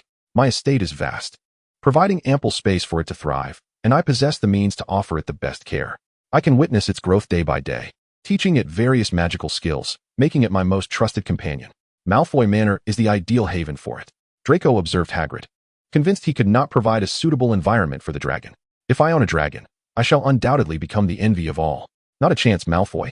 This is Hagrid's dragon, and the Ministry of Magic prohibits the private ownership of dragons," Ron interjected, finding Draco's musings absurd. Harry, still enchanted by the sight of the dragon egg, paid little attention to their conversation. After all, it was a real dragon. Who could remain indifferent? The group debated for quite some time, without reaching a conclusion on where the dragon should be housed. Reluctantly, they decided it would remain with Hagrid for the time being. Hagrid boasted that it was his own child, and he could never bear to part with it, despite Hermione's earnest attempts to persuade him otherwise. Harry and Ron echoed his sentiments, insisting the dragon should not be sent away. Only Draco continued to boast about his estate, proclaiming it the most suitable place for raising a dragon. Su Miaomiao, however, held little interest in the creature. As dusk approached, they hastily made their way back, with the three boys still embroiled in heated debate over the dragon egg's fate. Fate, however, had other plans. They were caught in the act by Professor McGonagall. With a stern expression and piercing gaze, she surveyed them all. "What are you doing out here at this hour, instead of being in your dormitories?" Harry stammered, struggling to formulate a response. They would certainly not divulge the matter of the dragon egg, so they concocted a feeble excuse about wanting to explore Hogwarts Castle under the cover of night. Upon hearing this, McGonagall's brow furrowed, and without further ado, she deducted 50 points from each of them, instructing them to report to Filch. Dejected, the group followed McGonagall to Filch, where the ominous caretaker frightened them thoroughly before escorting them to the Forbidden Forest. Su Miaomiao felt a twinge of unease, sensing that the timeline seemed awry. They should not encounter Voldemort, who was known to drink unicorn blood, at this time. After all, it was not yet Halloween. Yet, she dared not voice her concerns and followed obediently. Upon entering the Forbidden Forest, they indeed encountered Hagrid, who was once again searching for unicorns in his trio. The timeline was in disarray, and Su Miaomiao could only brace herself for the forthcoming events. She, Draco, and Harry formed one group, while Hermione and Ron followed Hagrid. Draco had even borrowed Fong, Hagrid's loyal dog, though he had not anticipated that such a large beast could be so timid. As a proficient communicator with canines, Su Miaomiao was already on friendly terms with Fong. Predictably, they soon found Voldemort, who was in the act of consuming unicorn blood. Su Miaomiao charged forward, delivering a swift kick. "Don't just stand there. Fight." Draco used the binding spell. Harry quickly cast the levitation charm. "Fong, go fetch Hagrid." Meanwhile, Su Miaomiao was casting spells with such speed that her hands appeared to blur. Flames roared to life, as if seeking to devour the very sky, spreading swiftly like wildfire. Wherever the flames swept, malevolent forces dissipated, and the creatures of darkness recoiled in fear. Voldemort found himself ensnared by the sudden onslaught of fire. And as the flames drew nearer, he found himself with no means of escape. Su Miaomiao stood at the periphery of the inferno, observing the terror etched upon Voldemort's face, and let out a chilling laugh. "You ignorant fool, how dare you provoke me?" Her voice echoed amidst the flames, laced with derision and disdain. "Do you know who I am? Today marks your demise." With a flourish of her hands, the fire surged forth like a tumultuous tide, engulfing Voldemort. He let out a desperate scream, but it was swiftly drowned out by the roaring flames, leaving no trace of his voice behind. Draco and Harry exchanged glances, unable to suppress the thought that Su Miaomiao appeared rather villainous in this moment. They felt that the wisest decision they had made was not to stand against her. They could scarcely imagine the fate they would have met had her powers been directed at them. They understood their own limitations and could only cower in the shadows, refraining from interfering with her battle. As Su Miaomiao watched Voldemort vanish in the flames, she mused that she had initially intended to resolve the matter gently. However, due to his incessant provocations, she had been left with no choice but to resort to violence. She also felt a sense of relief that Professor Quirrell's talisman had proven effective in preserving her life. When Hagrid and the others arrived, guided by Fong, they beheld this unforgettable scene. To Hermione, Su Miaomiao resembled a wounded angel, surrounded by flames that exuded a sacred aura, consuming all darkness in their wake. To Ron, she appeared even more of a savior than Harry, embodying kindness and bravery, treating all beings as equals. He was acutely aware of the many pure-blood aristocrats who looked down upon the Weasleys, yet in Su Miaomiao's eyes, such class distinctions seemed non-existent. Hagrid hastened to inform Dumbledore, but as he made his way, he encountered the arriving Dumbledore and 4 other professors. When Dumbledore arrived with several professors, he found Su Miaomiao standing amidst the flames, with a unicorn and Quirrell at her feet. The fire cast an almost frenzied light upon her, while Harry and Draco cowered in a corner, too afraid to lift their heads. In that moment, Dumbledore was reminded of a certain individual who once used flames to cleanse everything. Snape, unable to bear the sight of the devastation before him, averted his gaze, hoping this was merely a figment of his imagination. The flames continued to blaze, consuming the surrounding grass, as he observed the 4 individuals attempting to extinguish the fire. With a deep sigh, he acknowledged the inherent differences between people. Professors McGonagall and Sprout, ever considerate, rushed forward to check on the 4 young wizards, who reassured them they were fine and urged them to attend to Miao Miao. As the inferno was too vast for them to enter, they could only fret from the periphery. Only the carefree Professor Flitwick marveled at the magnificence of Su Miaomiao's flames, exclaiming, "Oh, Merlin's beard! This is astounding. She is a natural-born fighter." Snape, already irked, shot a fierce glare at Flitwick, who promptly fell silent. Dumbledore quickly extinguished the flames, his formidable magic proving essential. Otherwise, such a blaze would have been insurmountable for an ordinary wizard. He rushed to support the weakened Su Miaomiao, who was still clutching Quirrell and the unicorn. "Cough, cough, I'm fine, Professor. Please, check on Professor Quirrell and the unicorn first. Save them." Su Miaomiao was merely fatigued. Her physical training had been insufficient, and her frail body struggled under the sudden exertion of drawing upon so much magical energy. Observing her frailty, Dumbledore felt a profound sense of guilt. What a wonderful child she was, even in her weakened state, still concerned for others. How could he have momentarily mistaken her for that person? He felt despicable. "Severus and Phileas, please escort Professor Quirrell to the hospital wing. Minerva and Pomona, kindly take the 4 young wizards back." Snape's gaze remained fixed on Su Miaomiao, prompting Dumbledore to reassure him. "Do not worry, Severus. Miss Su is in my care. She will be safe." After the others departed, Dumbledore employed fox tears to heal the little unicorn, grateful that Su Miaomiao and the others had arrived in time. Had they delayed even slightly, the unicorn's fate might have been dire. At that moment, a centaur appeared, having come to inform Dumbledore that just days prior, he had observed a bright star suddenly appear in the eastern sky, illuminating the night and heralding better weather to come. "We have notified the unicorn's parents, who are on their way. The brave young lady has saved the most sacred of lives, and they will protect you." As Su Miaomiao leaned closer to listen to the unicorn, she heard it softly express its thirst. The unicorn sensed the purity of her heart and longed to approach her, prompting Su Miaomiao to allow it to rest in her embrace. Chapter 18, The System Returns. "Professor, she says she is thirsty. Please get her some water." Su Miaomiao gently stroked the unicorn's silky fur, her affection growing stronger, as if the unicorn were her most treasured possession. She wistfully thought how wonderful it would be to have a unicorn of her own, but alas, it was a creature of the wild, beyond her grasp. Dumbledore hurriedly brought a bowl of fresh water, carefully offering it to Su Miaomiao to feed to the unicorn. He understood that he could not approach the unicorn, as only those with hearts as pure as snow could do so. Such a creature possessed profound spirit. He had heard of Su Miaomiao's ability to converse with dogs, yet he had not anticipated her capacity to communicate with a unicorn. Once the little unicorn had quenched its thirst, it seemed rejuvenated, standing tall and vibrant. Meow meow meow meow. I like you. My name is Donnie. You can call me by my name.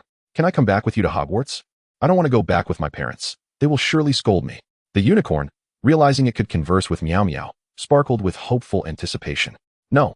You will find it difficult to adjust. This is your home, and your parents are on their way. When they reprimand you, simply admit your fault. For it is indeed your wandering that led you into such peril today. Their concern is only natural.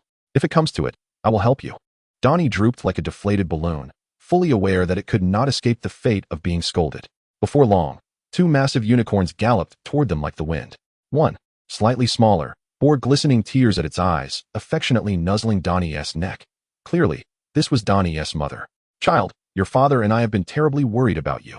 We heard you were taken by a man in a black cloak. Our hearts nearly shattered. Thank Merlin you are safe. I'm sorry, mother. I shouldn't have wandered off. Meow Meow saved me. She can understand us. She is a truly kind young witch. Donnie exclaimed, joyfully nuzzling Meow Meow's cheek. Oh, thank you. Meow Meow. Thank you for saving Donnie. Had we lost her, our lives would have plunged into an endless abyss of darkness, void of light. I truly do not know how to repay you. You may call me Vanessa, and whenever you are in need, just summon us by blowing this whistle.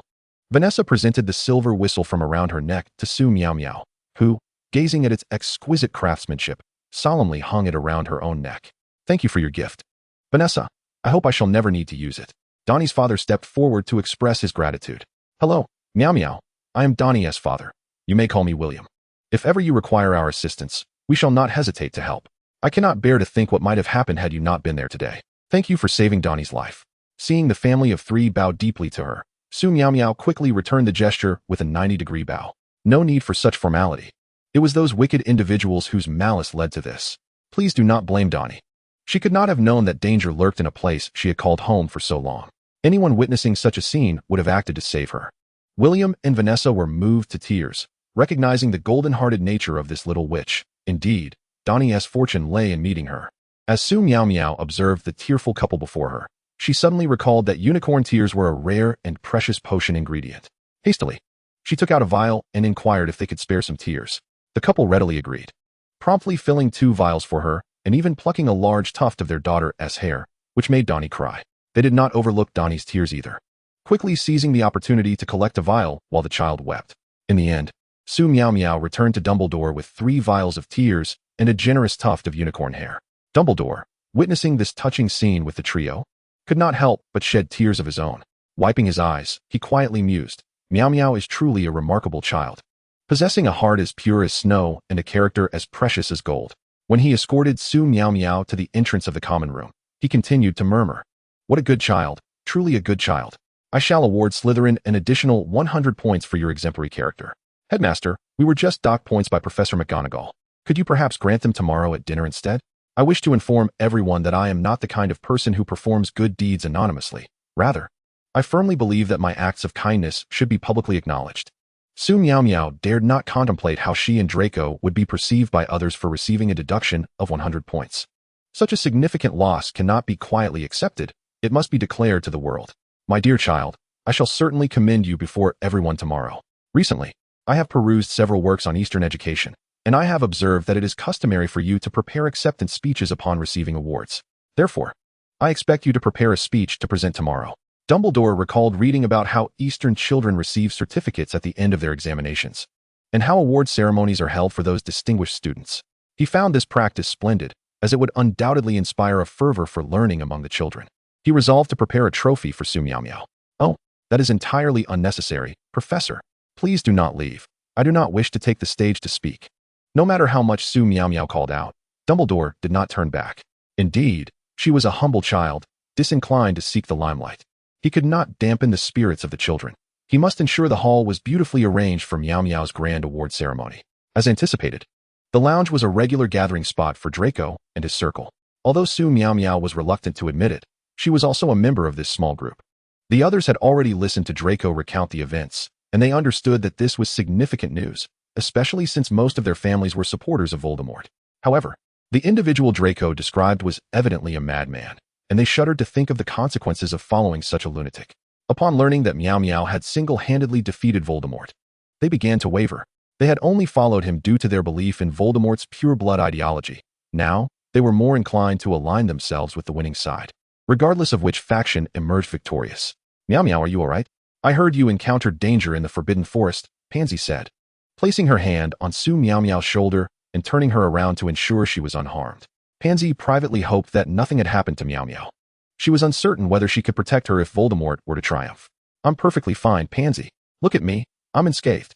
The danger lies with others. I have yet to falter when confronting such madmen. Although she spoke in a sweet tone, Pansy could sense an undercurrent of menace, as if the formidable figure that struck fear into the wizarding world was no more than an ant to her. Blaise preferred to be straightforward. Miao Miao, I heard you encountered that individual.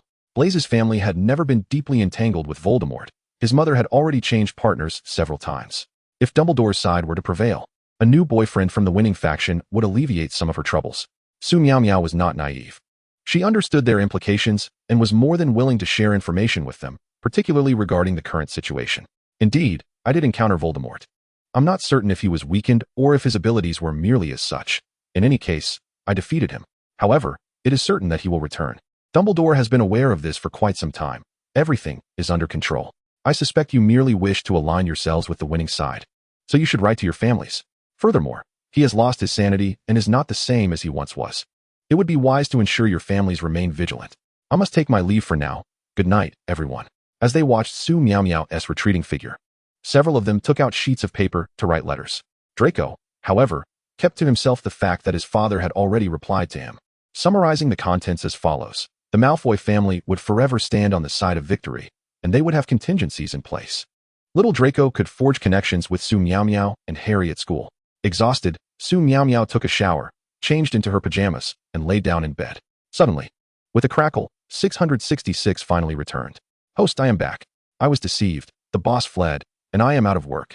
666 cried, sounding as distraught as a 200-pound person. Su Miaomiao, recalling her own struggles in job hunting, empathized with 660's plight. She had once resorted to street vending due to her inability to secure a summer job and understood his current feelings. What happened? Please stop crying and recount the events so I might see if I can assist you. Reluctantly, 666 recounted the ordeal. I was initially an intern. My aunt, who works as a director in a systems company, was promoted to her position just a week after joining. Who knew it was a scam? It was akin to a pyramid scheme, requiring familiar individuals to join. My aunt thought the benefits were too good to pass up and brought me along, only to discover it was a scam organization. A few days ago, investigators from the international police arrived at our company to conduct inquiries. And that is when we learned that the boss had fled 3 days prior, fearing arrest. Thankfully, I had only recently started, and many of the longtime employees had already been dismantled. It was no wonder that I hadn't seen anyone who had been there for over a month. 666 shuddered at the memory. Fortunately, his aunt worked in logistics, allowing him to salvage something tangible to provide for Su Miaomiao, as these items had been discreetly obtained through the back door, rather than through official channels. The ordinary employees who applied for the large gift package received only a few broken knives and wooden sticks. Those individuals believed they were akin to protagonists in a novel, starting with a broken knife and ultimately becoming martial arts masters. Was that not absurd? Fortunately, the starter package and subsidies you received were special items my aunt retrieved from the warehouse, treasures from the boss's collection. She feared that if the equipment was inadequate for a first-time employee, you might be disappointed, so she secretly provided me with the boss's belongings. While others had only broken knives and tattered cloaks, we still managed to profit. Alas, host, I am out of work. From now on, I can only follow you, and I will have no tasks to complete. Su Miaomiao hastily reassured him, if you are out of work, then so be it. I can support you. Not having tasks is even better. I do not wish to be led by the nose every day by assignments. Try to see if you can merge with my space. You can simply reside there, which would spare me the trouble of shuffling snacks to you. I will give it a try. It seems to be working. Host, I have entered the Pink 60 space. There is a control panel indicating that system residency requires an upgrade and that I need to input my system number. 666 was increasingly astonished. Could this possibly be the legendary Iron Rice Bowl? This Pink 60 space is actually a governmental department within the system. Inputting my system number to reside in this space is tantamount to securing a position. He felt as though he had landed an iron rice bowl. Thank you, host. I shall dedicate my life to serving you. Seeing the crafty grin on 660SIX's face made Su Miaomiao's head ache. Please hurry and sort this out. If there is nothing else, I shall sleep now. Try not to look so devious, all right? It makes my head hurt. Those 666 lacked a physical form. He vowed to the heavens that he would remain quiet today and would not disturb Su Miaomiao's rest. Su Miaomiao, already fatigued, collapsed into sleep. She felt as though she had forgotten something but was too exhausted to care and succumbed to slumber. After a week of classes, Su Miaomiao finally welcomed her first Saturday. A splendid opportunity to catch up on sleep. She wouldn't have gotten into any trouble, would she?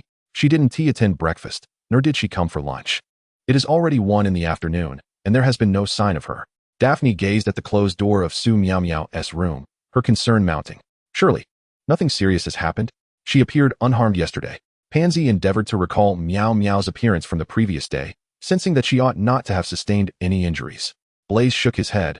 I have recently been engrossed in Eastern cultivation novels, which suggest that individuals like Miao Miao, who possess magical abilities, are indeed cultivators. They may appear unscathed, yet their internal organs and meridians can be grievously harmed. This is a serious matter. Daphne, Pansy, you two must hasten to knock on her door. Blaze, utterly absorbed in his reading, had even set aside his favorite romantic narratives, spending his days with his eyes glued to the pages. He had even taken the trouble to learn some Chinese, solely to grasp certain nuances of the stories. Even Theodore, a habitual reader, had abandoned his book. The average sleep duration for a normal person is around 7 to 9 hours. However, due to varying factors such as age, exceptions exist. Yet, Miao Miao had not emerged for nearly 15 hours. Logically, such prolonged slumber was unusual, indicating that something might be amiss. Theodore firmly believed in the theories he gleaned from his readings.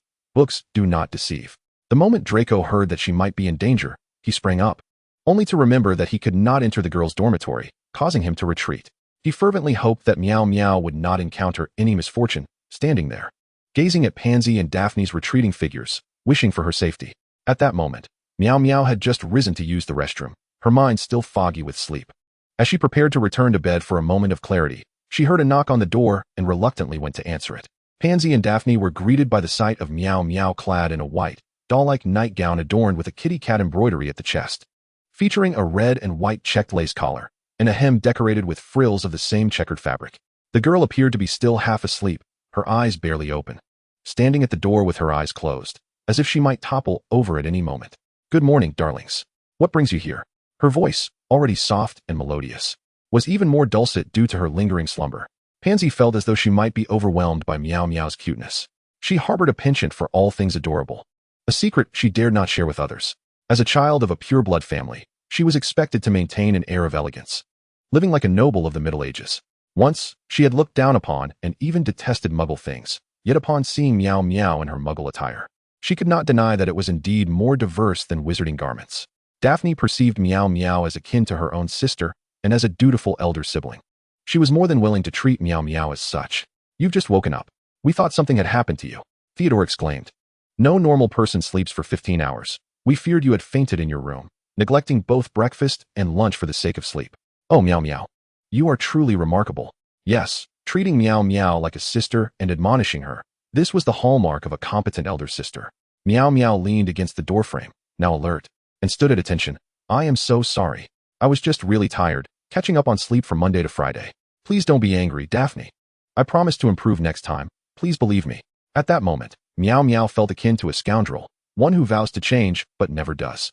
It was the first time Pansy had witnessed Daphne speak so loudly.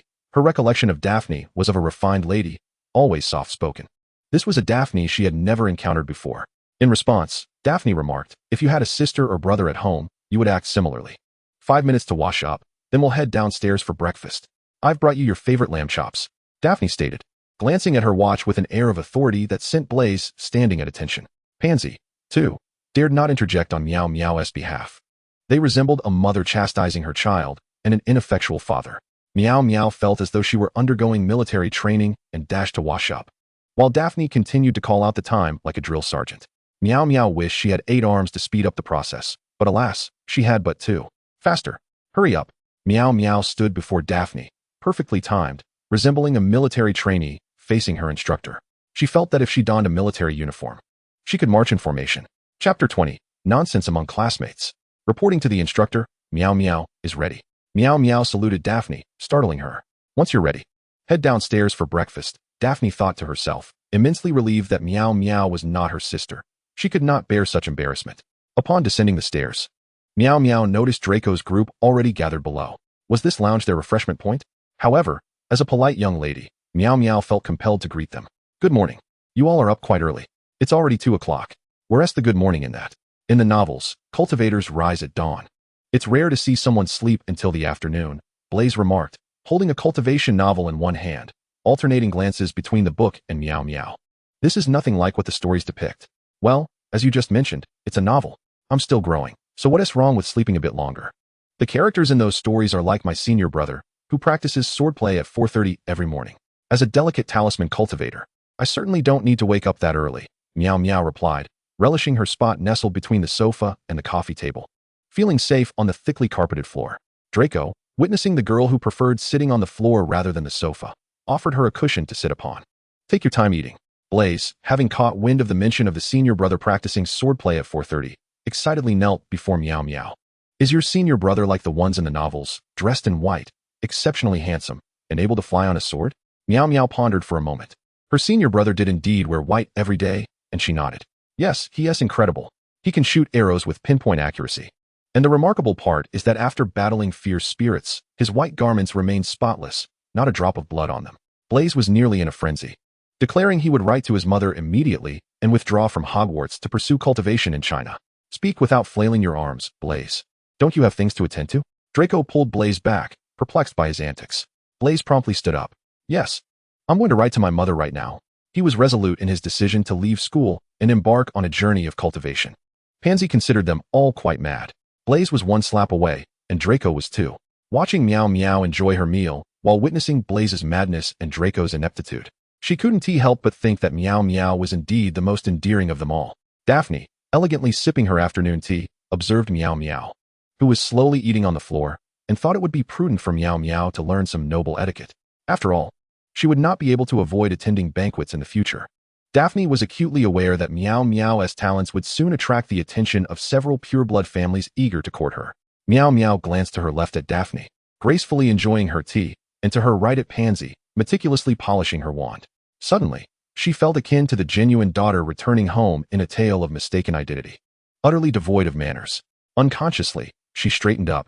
The pressure was indeed palpable. In a few days, she would don her most exquisite Ming Dynasty hanfu to showcase Chinese etiquette. She certainly wouldn't confess that it was because Hermione had purchased a new camera, and she wished to capture a series of photographs of Chinese students at Hogwarts. She would wait until the snow fell. After finishing their meal, Miaomiao suggested they play Monopoly. Yet the others had no idea what it was. Miaomiao proceeded to explain the game in its entirety. If only time could rewind, Su Miaomiao would dearly wish to deliver a scathing rebuke to her past self. Observing her friends, who had become engrossed in their games, she felt a profound sense of exhaustion, especially with Draco, who was both inept and overly playful. Enough of the games. I must return to change my attire. Dinner will soon be served. Reluctantly, they set aside the dice. It was a rare Saturday free from the confines of wizarding robes, and Su Miaomiao had unearthed a delightful white puff-sleeve dress adorned with a square neckline, complemented by a large pink bow at the back. She had meticulously chosen a pair of socks embellished with tiny pink bows to match her dress, and upon donning her height-enhancing shoes, she felt a surge of confidence in her appearance. To further harmonize with her pearl hairpin, she adorned herself with a pearl necklace. Last night, a sudden inspiration struck her. If a phone could have a case, why not a wand? Without hesitation, she transformed her wand into a lovely pink hue with a transfiguration spell, embellishing it with roses and pearls, and planned to modify its color in the future. Images to be shared in the comments. As she admired her wand, perfectly matching her dress, she glanced at her freshly curled hair and flawless bangs before bounding out the door. Along the way, she greeted her peers. Hello, Miao Miao. How did you know I possessed a pink wand? Good evening, Miao Miao. Indeed, I do have a pink wand. Shall we go for dinner, Miao Miao? Yes, it's a wand. Pink in color. Miss Sue, do visit the cellar tonight. Hee, the pink wand seems to be a point of interest for Professor Snape. Draco observed Miao Miao, who had been flaunting her wand, and Blaze, who incessantly praised its beauty, and remarked, what hypocrisy, you've been extolling its virtues all along. Oh Merlin, this is the most exquisite wand I have ever seen, even more so than my father's, Draco exclaimed, albeit in a somewhat exaggerated tone. Pansy chimed in. One fool, Blaze, and one pretender, Draco. Daphne added, 2 lunatics, unlike Miaomiao, who has already agreed to decorate my wand. Theodore questioned, will it affect the spell's efficacy? Not at all. It's just aesthetically pleasing, came the response. Su Miaomiao made a point to seek out Hermione to boast about her pink wand, receiving enthusiastic praise from Hermione, which left her feeling utterly satisfied as she returned to the Slytherin table. In her heart, she thought, I, Su Miaomiao, am indeed the chosen one, a genius witch, a natural talent, capable of crafting sigils and kicking Voldemort's behind, skilled in both the arts and martial prowess. The very best of the best. What? You claim to be a genius? Genius is merely the threshold to meet me. Lost in her reverie, she suddenly noticed a banner hanging above the Great Hall. Upon closer inspection, she gasped. The first Hogwarts recognition ceremony. Another banner read, Slytherin's Su Miaomiao, your contributions are immeasurable. Where on earth did they learn such grandiloquent phrases? This is mortifying. Observing the dining area of the professors transformed into a podium, complete with a large advertisement proclaiming, Hogwarts' first award ceremony, honoree, first-year Slytherin, Su Miaomiao. To emphasize Su Miaomiao's significance, they even provided a Chinese translation.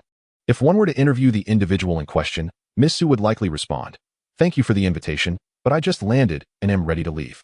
This is utterly mortifying. Who taught them to set it up like this? That person, do they even have a heart? They are over 100 years old. Please don't instruct them in such a manner. If it were possible, she would wish to find a crevice to hide within. The younger witches and wizards, having never witnessed such a spectacle, began to chatter excitedly. Rumors had already reached the 8th edition. Su Miaomiao single-handedly vanquished a troll in a moment of peril, defeated a dragon in 3 seconds, rode on clouds of 7 colors, wielded a legendary sword, traversed the Forbidden Forest, rescued Harry, and single-handedly faced 18 werewolves to save Hermione and others. It was truly difficult to assess. May they achieve success. Watching Harry and Ron, like fools, embellish the perilous events of that night, extolling Miaomiao's prowess, she mused. Is this what they call a pig teammate? How delightful. I have 2 of them. Then she observed Hermione nodding along. Is this still Hermione? She seems like an unthinking fan. A group of upperclassmen from Slytherin approached to inquire about the events. And Draco exaggeratedly praised Miaomiao, elevating her to celestial heights, particularly Blaze, who could no longer distinguish between fiction and reality, attributing to Miaomiao feats of heroic proportions, including but not limited to her single-handedly decimating a city, winning first place in a celestial tournament against cultivators 100 years her senior, and causing a sensation in the realm of cultivation with her spirit root assessment. Not to mention drawing chi into her body on her very first day of training, which was indeed true. Hey, buddy, did you witness this with your own eyes? Is that why you speak so earnestly? Chapter 21. The Distress of Miaomiao. Su Miaomiao genuinely wished to hold a press conference to dispel these rumors. How could a child born after 2005 possibly share the same fate as characters in ancient cultivation novels? Dear brother, do you believe such events could transpire in modern times? She had indeed joined a sect, but they did not assess spirit roots. There were no grand tournaments. She could only draw sigils and perform hand signs.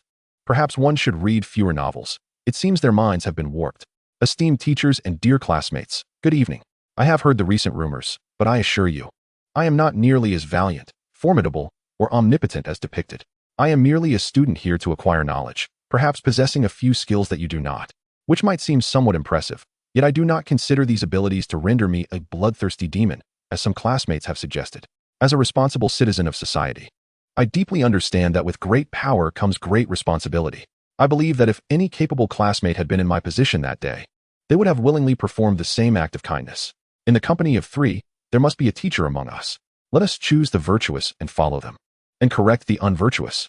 We must cultivate the habit of lifelong learning. It is only through continuous education that we can enrich ourselves. Every individual possesses unique strengths as well as flaws. We should aspire to learn from the brilliance of others while discarding their shortcomings. This way, we can strive to become better versions of ourselves. I feel that my current knowledge is still woefully inadequate, and my peers' high regard for me feels undeserved. I must exert greater effort in my studies and in becoming a better individual, thereby honoring the esteem my classmates have for me. Regarding the rescue of the unicorn, I must say that my upbringing instilled in me a moral obligation to help those in need. However, I also believe it is essential to possess self-awareness. One must think twice and act within one's capabilities. Courage does not equate to recklessness, and standing up for what is right does not imply disregarding one's own safety. We should take on tasks commensurate with our abilities, prioritizing our own well-being before considering how we might assist others. It is imperative not to overextend ourselves, as this may lead to unintended complications for others. I also hope that my fellow classmates will reflect on their capabilities when faced with challenges. Consulting a teacher is often the most prudent course of action. Thoughtless bravery can lead to greater troubles, and I urge everyone not to emulate my mistakes. We ought to be courageous individuals, not reckless ones. We should be thinkers, not empty-headed followers. We must strive to be kind-hearted, yet not naive. Thank you all. In the audience, the children of England had never encountered such eloquence. As Su Miaomiao concluded her speech, an initial silence was followed by a thunderous applause. Dumbledore led the clapping, his eyes filled with admiration. The expressions of her classmates shifted from envy to respect. At that moment, Hermione stood up and exclaimed, "Su Miaomiao, your speech was magnificent. We now understand the true essence of courage and kindness." Others echoed her sentiments. Su Miaomiao exhaled in relief, having successfully navigated this challenge. Unexpectedly, Professor McGonagall approached the podium and smiled, announcing, "Given your outstanding performance and profound remarks, the school has decided to award you an additional 30 points for your house." Gasps of astonishment rippled through the crowd. Su Miaomiao, caught off guard by this unexpected honor, stepped forward once more to express her heartfelt gratitude. As she returned to her seat, her classmates regarded her with friendly glances, though she felt a tinge of embarrassment. Many noticed her enchanting pink wand, expressing a desire to possess one like it. Oh, Merlin, how splendid her wand appeared, complimenting her equally exquisite attire. How wonderful it would be to befriend her. I have never seen such a beautiful wand, perfectly matched with her garments. Oh, even her nails harmonized beautifully with her wand. Several professors on stage praised Su Miaomiao profusely, especially Professor Flitwick, who remarked, "What a clever and brave young witch. She truly belongs in Ravenclaw. Her words are brimming with wisdom. She is a natural Ravenclaw." Severus Snape cast a skeptical glance her way. Draco, having listened to Su Miaomiao's speech, felt compelled to write a letter to his father. "Father, if given the choice, I wish to be a good person. Let us not follow Voldemort any longer. Let us support Miao Miao instead." Draco had become her most ardent supporter, resolutely distancing himself from the likes of the foolish Potter, the impoverished Weasley, and the pretentious Blaise. Indeed, Miao Miao is a wonderful person. She treated us to a Chinese meal that I will never forget, absolutely delicious. Ron, her enthusiastic admirer, blushed as he extolled her virtues to others. Miao Miao was so brave. When I and Malfoy were frozen in shock, she charged in alone, and we couldn't assist her at all. Harry, another fervent supporter, chimed in. I will never forget that moment. By the time we arrived, Miao Miao had already resolved everything. She is truly a remarkable person. She gifted me numerous protective charms and delightful little presents. She is so kind, truly kind. Hermione added, "Yes, she greeted me on the street. Even though we had never interacted before, she is genuinely a very kind person." A Hufflepuff student remarked, "Oh, Merlin. She even said good morning to me. She is so humble and polite." Another Hufflepuff echoed, "Indeed, she has become the most courteous student in the school, though she remains blissfully unaware of it." Suddenly, a support group for Miao Miao, led by Harry, emerged within the school, proclaiming her admirable qualities far and wide. Some students even contacted relatives in the press to write articles about her. An article titled "The Light of Hogwarts," Su Miaomiao appeared in the Daily Prophet.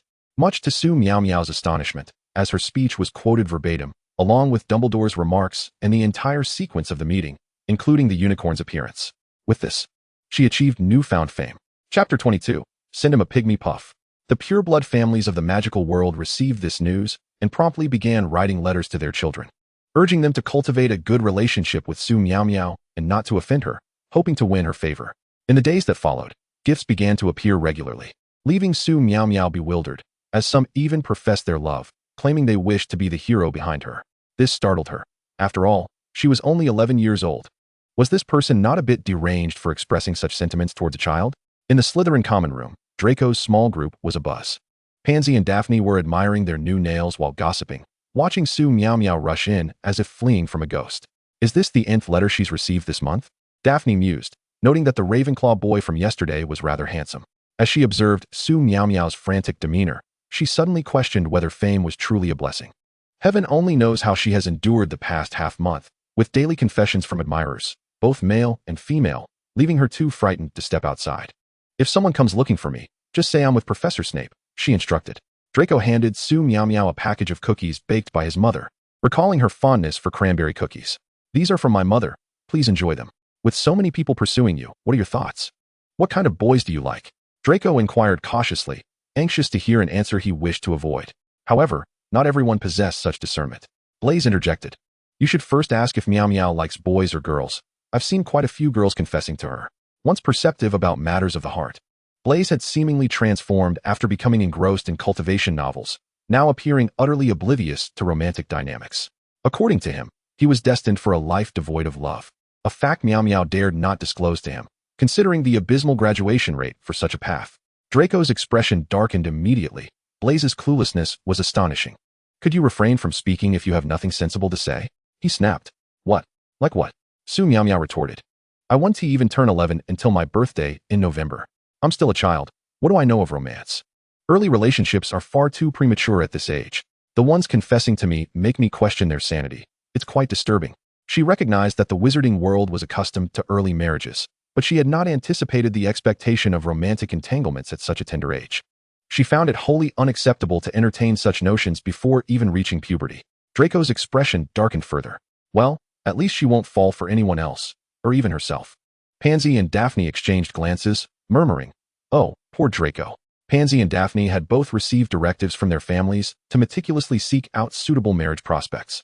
Ideally those who could elevate their status to that of the Malfoy lineage. However, they found themselves utterly disinterested in the childish Draco, particularly after they had listened to Miao Miao's words, which further dampened their enthusiasm for finding a potential spouse. Miao Miao had questioned why they could not take charge of their own lives. Why they must carry the entirety of their family's wealth into their marriages. Wasn't that akin to severing their own paths? Especially for Pansy, the sole heiress of the Parkinson family, who could easily wield significant power. Daphne, being one of only 2 daughters in her family, was an ambitious young woman. She found merit in Miao Miao's argument, believing that she could indeed become the head of her household, and that marriage was not her only option. Having been raised under the doctrines of pure-blood supremacy, they naturally looked down upon students of Muggle descent, euphemistically referred to as Muggle-born, but more disparagingly labeled as mudblood. Yet, Miao Miao held a different perspective. She contended that there were no distinctions of blood in her circles. Merit was valued above lineage. If an individual possessed exceptional abilities, what did it matter if their bloodline was impure? Being of Muggle origin did not hinder one's prospects of employment within the Ministry of Magic. In fact, those with extraordinary talents could even attain the position of Minister for Magic. The wizarding world was replete with wizards of Muggle heritage, and half-blooded and Muggle-born wizards far outnumbered their pure-blood counterparts. She recalled stating, I believe that the glory of Slytherin is meant for greater victories. We must learn to identify and nurture talent, rather than judging everything based on origins. Crabbe and Goyle may be pure-bloods, yet they are clearly devoid of merit. If you aspire to surpass your fathers and become heads of your families, you should seek out capable individuals rather than fixating solely on pure-blood prospects for marriage. Indeed, that Gryffindor Hermione had outperformed every pure-blood wizard in her studies, and that Ravenclaw's John, a half-blood, had achieved 11 OS in his OWLs. Their fathers, unconcerned with their happiness, were inclined to marry them off to pure-bloods, even if that meant pairing them with Crabbe or Goyle. What mattered most to them now was to strategize for their own futures, seizing power from their fathers and taking control of their destinies. That evening, Hermione had summoned Miao Miao to the library, with Harry and Ron trailing behind, as they sought to glean insights from Hermione's assignments. Today, Draco seemed particularly unhinged. Upon encountering her, he had commenced mocking her, to which she retorted sharply, sending him away in a huff. Harry was perplexed by Draco's incessant fixation on him. Draco's behavior was indeed erratic today, and Miao Miao mused that he might benefit from a visit to St. Mungo's for a psychological evaluation. Ron, upon hearing Draco's name, fumed, lamenting how the Slytherin had somehow learned of his and Harry's escapades, and had approached them with his usual sardonic taunts. Did Draco not have any of his own affairs to attend to? Miao Miao quipped that emotional instability was easily remedied with a beagle, as they were among the most easily managed pets, suggesting that a few days with one would keep Draco too occupied to sulk. She had once nearly succumbed to the impulse of adopting a beagle herself, but had thankfully restrained her enthusiasm. Harry and Ron exchanged glances, plotting to gift Draco a beagle for Christmas. Unbeknownst to Draco, he had unwittingly become the target of a scheme as he lay in bed, reveling in the thought that as long as Miao Miao did not develop affections for another, he still had a chance. A few years was a mere trifle to wait. Meanwhile, Miao Miao reclined on her bed, listening to 666 report on the progress of the updates. Host, the Pinduoduo system upgrade has been completed, enhancing the space with magical features and introducing items more compatible with this world. New essentials include life-giving seeds and potion ingredients, alleviating your concerns about fresh produce. 666 had even manifested a small robot, who now awaited Miaomiao's praise with an air of self-satisfaction. Well done, little six. Once I earn some money, I shall recharge and purchase that new skin you desire, the one with the kitten motif, she promised. It was essential to dream big. And having recently befriended Fred and George, she could easily discern their potential for profit. She decided to invest in their ventures, anticipating a share of the returns, while also providing them with accessories to sell, which they reported were doing quite well. Host, you are so generous. I shall work diligently. Now, I must scout for some news. You mentioned a craving for stinky tofu, yes? I know a culinary system. Let me see if I can trade some ingredients with it. If successful, your snack options will be secured. With that, 666 hastened to contact the culinary system. Miaomiao observed Little Six's earnest work ethic, feeling a surge of pride. They had no tasks, no KPIs, and their greatest concern was simply deciding what to eat each day. Besides pre-packaged meals, they had little else in their culinary repertoire, yearning only for fresh, indulgent junk food. As time passed, Miaomiao increasingly adapted to this world, attending classes and enjoying the daily gossip, finding the routine quite pleasant. She wished to live such a tranquil life indefinitely. Yet, fate had other plans. On a fateful day, Dumbledore summoned Miaomiao, informing her that there was a lead on the Horcruxes. That cursed Voldemort, even in death, was a source of unrest, still seeking resurrection and causing endless trouble. Despite the grievances that needed airing, she dutifully arrived at the headmaster's office. Feeling at home as she unceremoniously grabbed her pink Hello Kitty teacup and retrieved a bottle of cola that Dumbledore had procured for her from a Muggle supermarket. She cracked open the tab and poured some cola, leaving the remainder for Harry. Do I deserve a new bottle of cola? Harry queried as he approached. Chapter 23, The Horcruxes. As Harry entered, he was startled to find Professor Snape and Miaomiao in the office, prompting an instinctual desire to flee. Professor Snape, much like that insufferable Malfoy, seemed to have a perpetual fixation on him. Harry was at a loss as to how he had offended the professor, as Snape never articulated what transgressions he had committed, instead showering him with venomous remarks, leaving Harry bewildered as to how to amend his perceived faults. Perhaps being cursed was a form of innate talent. All right, everyone, I have received news and am now aware of what the Horcruxes are. Currently, I know of 3. Though their exact locations remain elusive: Slytherin's locket, Ravenclaw's diadem, and Hufflepuff's cup. Dumbledore gestured toward Harry, noting, "Do you recall our previous conversation?" He pointed to Harry and his scar, revealing that a piece of Voldemort's soul resided within him, although the Dark Lord himself remained unaware of this fact. Suddenly, Snape rose, exclaiming, Well, the great Dumbledore has never mentioned that Mr. Potter is also a part of the Horcrux." After speaking, he seemed to realize something, returning to his seat. It must have been then, during Lily's protection, that it had been embedded. He had never should have trusted that demon, for it had cost Lily her life. Gazing into Potter's eyes, Snape suddenly felt an overwhelming reluctance to confront him. Miaomiao, sensing the tension in the room, raised her hand. "Professor, I have an idea. Since these are all fragments of Voldemort's soul, could Harry perhaps sense the locations of the other pieces? Might we turn Harry into a compass?" She added that she had observed numerous ghosts in the town, who might have seen these objects, and suggested consulting them, as well as the house elves, to gather information about these items. After her proposal, she looked expectantly at the 2 professors. "Turning me into a compass? You are more akin to the Dark Lord than he is. Is there truly no one here concerned for my well-being?" Harry retorted. Snape, taken aback, began to ponder. Then conceded, "Miss Miaomiao has a point. Perhaps there is indeed a connection between the Horcruxes, and Mr. Potter may very well be able to sense the other fragments. I need to return to consult some materials." With that, she fluttered away on her bat-like wings. Dumbledore regarded Su Miaomiao with an expression brimming with admiration. Indeed, she was the little witch he had chosen, displaying remarkable intelligence. Perhaps it was worth a try. I will take care of this matter, and I shall entrust the ghostly affairs to Professor Binns. As for the house elf arrangements, I will manage those as well. Very well, my little wizards. It is now time to rest. Good night. After bidding Dumbledore good night, the 2 departed. Harry gallantly escorted Miaomiao to the entrance of the common room before returning alone. "Miaomiao, I will strive to connect with the other fragments. I wish to avenge my parents, and even if it leads to my demise, I shall ensure we perish together." Harry felt certain of his impending doom. Within him resided a Horcrux of Voldemort, yet he must destroy it, which essentially meant he must obliterate himself. If it could bring about vengeance for his parents, he would willingly embrace death. Miaomiao knew, of course, that Harry would not die. He was the protagonist. After all, how could a protagonist meet their end? Yet, she also understood that his victory would not come easily. "Trust me, Harry, I possess the gift of foresight. You will not die. We shall emerge victorious, though this victory may not come without its challenges. However, I implore you to remain optimistic. Your current strength is insufficient. Your priority must be to enhance your abilities and protect yourself." Harry nodded, resolute in his determination to grow stronger for the sake of eventual triumph and to avoid burdening others. Unbeknownst to him, Dumbledore had recently taken to perusing various books, and he had affixed a substantial blackboard to the right wall of the Great Hall, which he dubbed the Honor Roll. A quarter of the board displayed the names of the top 5 students from each grade for the end-of-year examinations, accompanied by their photographs. First-year students, having yet to take examinations, were not listed, their rankings reflecting the previous year's top 5. Another quarter was dedicated to the activities of the House Cup, adorned with large house emblems and the names and photos of the 5 students who had accrued the most points, also from the previous year. A further quarter showcased the victorious Quidditch teams, listing each member's name and photograph. The final quarter was exclusively reserved for Su Miaomiao, featuring a large photograph taken by a photography-loving Hufflepuff student during her speech.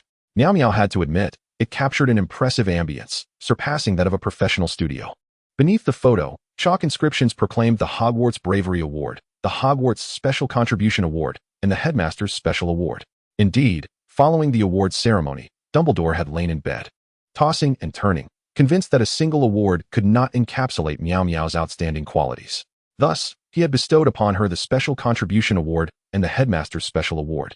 Remembering that the last recipient of the latter was Tom Riddle, Harry quietly commented to Ron while gazing at the Grand Honor Roll.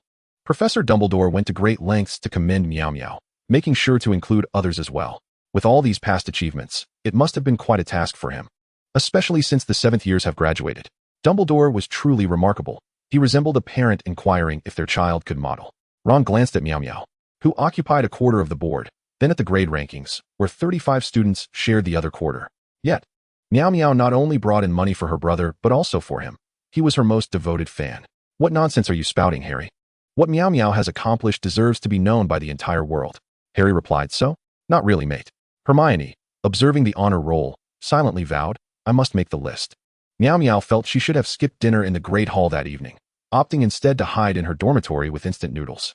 Seeing Dumbledore still smiling only fueled her frustration. She suddenly felt like an 80-year-old woman, plowing someone else's field and losing all means and strength in the process. Perhaps social death was her fate. Dumbledore then used a sonorous charm. "Ladies and gentlemen, to the right side of the Great Hall. Professor Flitwick and I have created an honor roll, featuring the Quidditch Cup winning team, the House Cup winning house, and the top 5 students from each grade, along with the remarkable Su Miaomiao, who single-handedly protected a unicorn. I hope everyone continues to strive to see their names and photographs up there. Every young wizard listed is exceptional, yet I believe each of you possesses boundless potential. To those already on the board, remain humble and diligent. For those yet to make the list, work hard to achieve that recognition." The students below erupted in applause, with many ambitious souls eager to earn their place.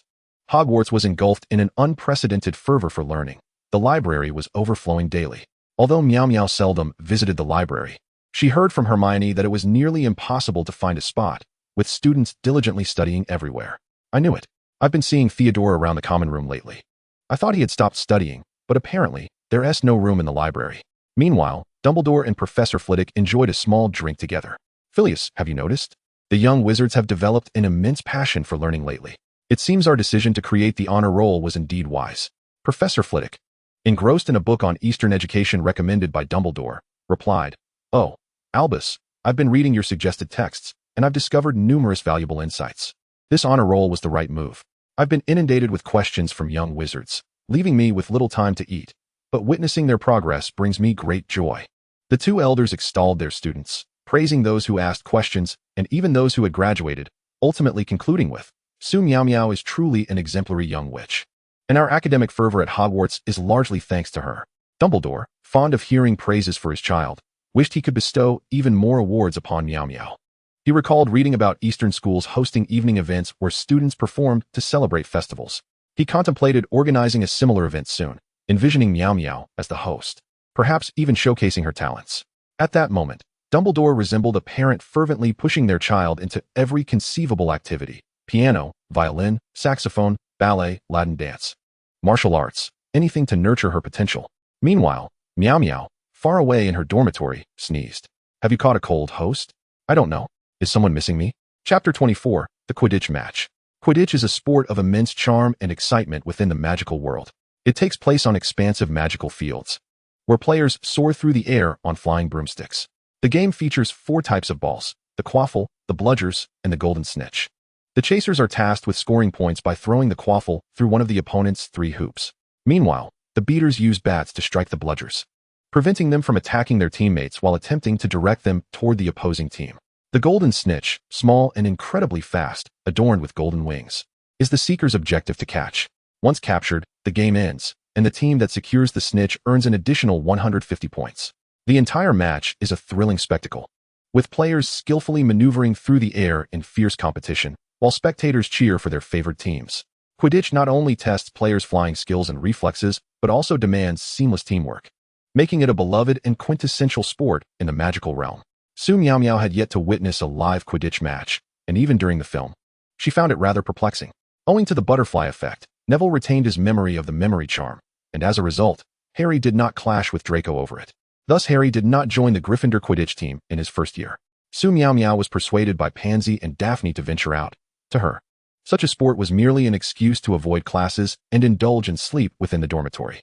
However, Daphne insisted that Su Miaomiao needed to bask in the sunlight and not remain cooped up in their quarters, believing it was her confinement that led to her poor health. Miaomiao felt it was unjust. She had lost considerable weight due to her inability to adjust to the Western diet, which, combined with her low blood sugar from skipping breakfast, caused her to faint during Professor Snape's potions class. Heaven knows how oblivious Harry and Ron were, bellowing in class that Miaomiao had been poisoned by a potion concocted by Malfoy. Draco, feeling wronged, protested that he had not even begun brewing yet, and besides, Miaomiao would not drink it as she was not thirsty. Fortunately, Draco proved to be reliable, swiftly catching Miaomiao before she could hit the ground, or else her head would have surely met an untimely fate. Ultimately, Miaomiao was taken away by Professor Snape, while a brawl ensued between Draco, Harry, and Ron in the classroom. In truth, when she fainted, she retained a flicker of consciousness and heard Harry and Ron's shouts, wishing she could land a punch on those 2 fools. Heaven knows how terrified she was upon waking and finding Professor Snape by her bedside. Snape admonished her sternly, questioning why she neglected her meals and insisting she consumed that repugnant, viscous potion, which was even more unpalatable than traditional Chinese medicine. Under Snape's scrutinizing gaze, she had no choice but to down the potion. As for the question of why she did not eat properly, she could only express her genuine discomfort. Could one understand the taste of beef that was perpetually bloody, or the roasted chicken that was half fat with each bite? Could anyone fathom the bread that was so dry it felt like it was scratching her throat, and that cloyingly sweet pumpkin juice? She would rather it be simmered into a pumpkin porridge. Perhaps someone might wonder if there could be unappetizing meat. She would respond emphatically that it was both fishy and flavorless. The culinary atrocities she endured were beyond description. Each day, she survived solely on bread smeared with lao gan ma, with only lamb chops being somewhat edible, provided they were cooked and sprinkled with her own barbecue seasoning. Pansy and Daphne could not alter Miaomiao's eating habits, so they could only encourage her to engage in some light exercise to bolster her health. But who would have guessed that her athletic prowess was nearly non-existent, and every time she exercised, she would wail dramatically, exclaiming, "I am dying. I am about to collapse. Please, spare me. I truly cannot continue." They simply did not understand that a person who could barely fill their stomach, surviving on instant noodles and pre-prepared meals, had no energy for physical activity. Merely climbing stairs to attend classes exhausted all her strength. Upon arriving at the Quidditch pitch, Su Miaomiao was struck by the sheer number of spectators, truly an overwhelming crowd. Who has that meme? And it was evident that wizards held a deep affection for Quidditch. Yet, Miaomiao could not comprehend the game. She was merely there to observe the excitement. The first match was between Hufflepuff and Slytherin, and one must admit, the Quidditch players were quite handsome. Glancing at the exhilarated Draco beside her, then at the equally animated Pansy and Daphne, Miaomiao decided to entertain herself without intruding on their enjoyment of the match. Draco continued to enlighten Miaomiao about Quidditch, occasionally boasting about his own talents, claiming he had a natural gift for the sport and would undoubtedly make the team next year. "Is it permissible to hit someone with the broomstick?" she inquired. "Of course not," he replied. "Then why would anyone do that?" she wondered. Draco explained that the Slytherin team played rather deviously, engaging in tactics that included but were not limited to malicious collisions and accidental hits with the broomsticks. Miaomiao spotted Fred and George waving at her and greeted them before departing to join them. "Oh, little honey, our wares are selling like hotcakes today," Fred exclaimed, brandishing a bulging pouch of coins. "Thanks to you, our benevolent little snake, for investing in the Weasley brothers," George chimed in, expressing gratitude to their benefactor. We've discovered where the kitchen is, and tonight, little honey, we shall take you on a kitchen adventure. Fred and George had been assisting Miaomiao in locating the kitchen, having tracked a second-year Hufflepuff student to uncover its whereabouts, convinced that Hufflepuffs must know the location. George, beaming at Miaomiao, added, "Honey, once the other wizards have retired for the night, we shall embark on our nocturnal kitchen escapade. Trust me, tonight you will savor the Chinese cuisine you've been yearning for." Fred echoed, "Indeed. We can indulge in a feast in the kitchen, and perhaps even befriend the house elves to prepare us some special delicacies." Miaomiao's eyes lit up at the thought of delectable food, her cheeks flushing with excitement. "Curse that bland Western fare. I can finally enjoy fresh Chinese food," she declared. "Tonight, I shall treat you both to a splendid meal. Trust me, I shall prepare something delicious." George patted his chest, assuring her, "Rest assured, we've got this covered. Tonight, we shall embark on a grand kitchen adventure." As the trio conversed, they watched the fierce Quidditch match unfold, yet Miaomiao's thoughts were already soaring towards the evening's culinary expedition. Ever since the last time they had indulged in the self-heating hot pot she gifted them, Fred and George had developed a keen interest in Chinese cuisine. Hearing Miaomiao describe the sweet and sour pork, the melt-in-your-mouth braised pork, the rich and spicy chili chicken, they eagerly declared that they would certainly find the kitchen for her. After distributing their share of the profits to Miaomiao, they returned to their money-making ventures. Miaomiao marveled at the weighty pouch of coins in her hand. She had taken a gamble, her divination skills being rather mediocre. Setting up a stall to deceive the uninitiated was well within her capabilities, yet among the knowledgeable, her abilities were average at best. Nonetheless, her knack for networking proved beneficial. It seemed her gamble had paid off. After securely stowing the galleons, she returned to her dormitory. Reaffirming her disinterest in sports, reading novels was far more enjoyable. She had yet to finish her book, The Overbearing CEO Falls in Love with Me. Chapter 1, 108 Treasures. Where did the innocent girl run off to? She had just reached the part where the genius child doctor, aged 5, made an appearance, with 20 more children yet to be introduced. Once all the children appeared, the male and female leads were destined to meet. Contemplating the freshly acquired 400 galleons and the imminent kitchen adventure at Hogwarts, Miaomiao felt elated. Indeed, it was a splendid day, with even the air feeling invigorating. Chapter 25. The children finally had their fill. As the clock ticked away, the moment for the highly anticipated nocturnal kitchen exploration finally arrived. Miaomiao excitedly sprang from her bed, carefully donned her shoes, and stealthily exited the dormitory. Her heart raced with a mix of anxiety and anticipation. Upon reaching the designated corner of the corridor, Fred and George were already waiting for her. "Hey, Miaomiao, you finally made it." Fred greeted her with a smile and a wave. "Shoo, keep it down." George gestured for silence. The trio crouched low, scurrying down the dimly lit corridor like little mice. They evaded several roaming ghosts and the occasional prefect along their way. At last, they reached the kitchen door, which bore a portrait of a bowl of fruit. George gently tickled a large pear, and the door in the painting slowly swung open. They slipped inside the kitchen, where the air was thick with tantalizing aromas. The cupboards overflowed with an array of culinary delights: cream cakes, fried chicken legs, and chocolate pudding. George's eyes widened with anticipation as he eagerly reached out to grab something. Just then, a house elf suddenly appeared, exclaiming, "Who are you? What are you doing here?" The three of them hurriedly covered the elf's mouth, whispering, "Please lower your voice. We are students from Hogwarts, merely seeking something to eat." The elf introduced herself as Nana, and she was quite accustomed to young wizards seeking food, particularly considering that the Hufflepuff students often came by for a snack. "The food is over there. Help yourselves," she said. Su Miaomiao promptly pulled out a cookbook and a piece of pork. "Oh, hello, Nana. You know, when one is far from home, one inevitably longs for it. Would you be so kind as to prepare a Chinese meal for us according to this recipe? To compensate for your overtime, I shall pay you extra." Nana suddenly became frantic, her face flushed, eyes wide, mumbling incessantly. Then, like a wild beast, she charged toward the wall, seemingly trying to vent her inner turmoil and frustration. "Oh no, Nana, calm down." Fred and George were startled by her actions and rushed over to stop her. "No one has ever used the word pay with me." Nana's voice echoed in the room, filled with despair and anguish. "I cannot accept money. It is an affront to me." Fred and George clutched Nana tightly, fearful that she might break free and continue her assault on the wall. They soothed her while attempting to calm her down. Su Miaomiao was unclear on the reason for her distress, but the earlier scene had indeed frightened her. Breathing heavily, Fred explained to Miaomiao, "House elves are bound by powerful magic. They believe serving wizards is their duty.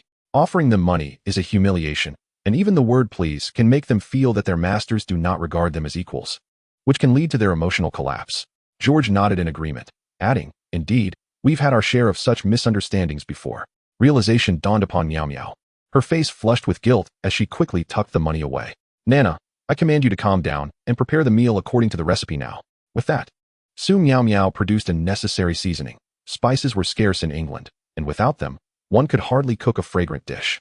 Once Nana regained her composure, she set about cooking, determined to prepare the most delectable meal to make amends for the fright she had caused them. Truly, as a house elf, her domestic magic was unparalleled. Fred's home lacked a house elf. All the household chores relied on his mother's proficient magic. Observing Nana's skills, which surpassed even his mother's, he silently vowed to earn a great deal of galleons to afford a house elf, thus relieving his mother of her burdens. As the sumptuous red braised pork, glistening and aromatic, was presented, Su Miaomiao could not resist picking up a piece with her chopsticks. It was exquisite. The pork, having been refined in Chinese culinary tradition, was free of any fishy taste. Soon, other dishes graced the table: sweet and sour pork, pepper salt ribs, oil-braised shrimp, stir-fried seasonal vegetables, and a large pot of fragrant rice. Nana, I command you to join us for the meal. Su Miaomiao looked at the house elf standing by, issuing her command for her to sit and eat. Nana appeared quite unaccustomed to this, but Su Miaomiao's command left her no choice but to comply. The group devoured their meal heartily. Just then, noises came from the door.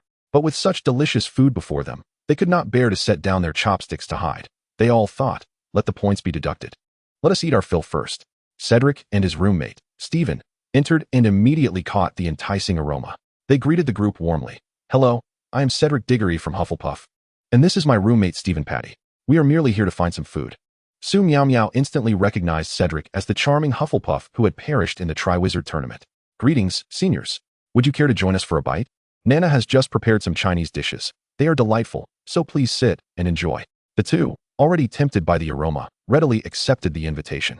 Each filled a large bowl with rice and savored a bite of the fragrant red braised pork, exclaiming, "This is utterly delicious. Thank you."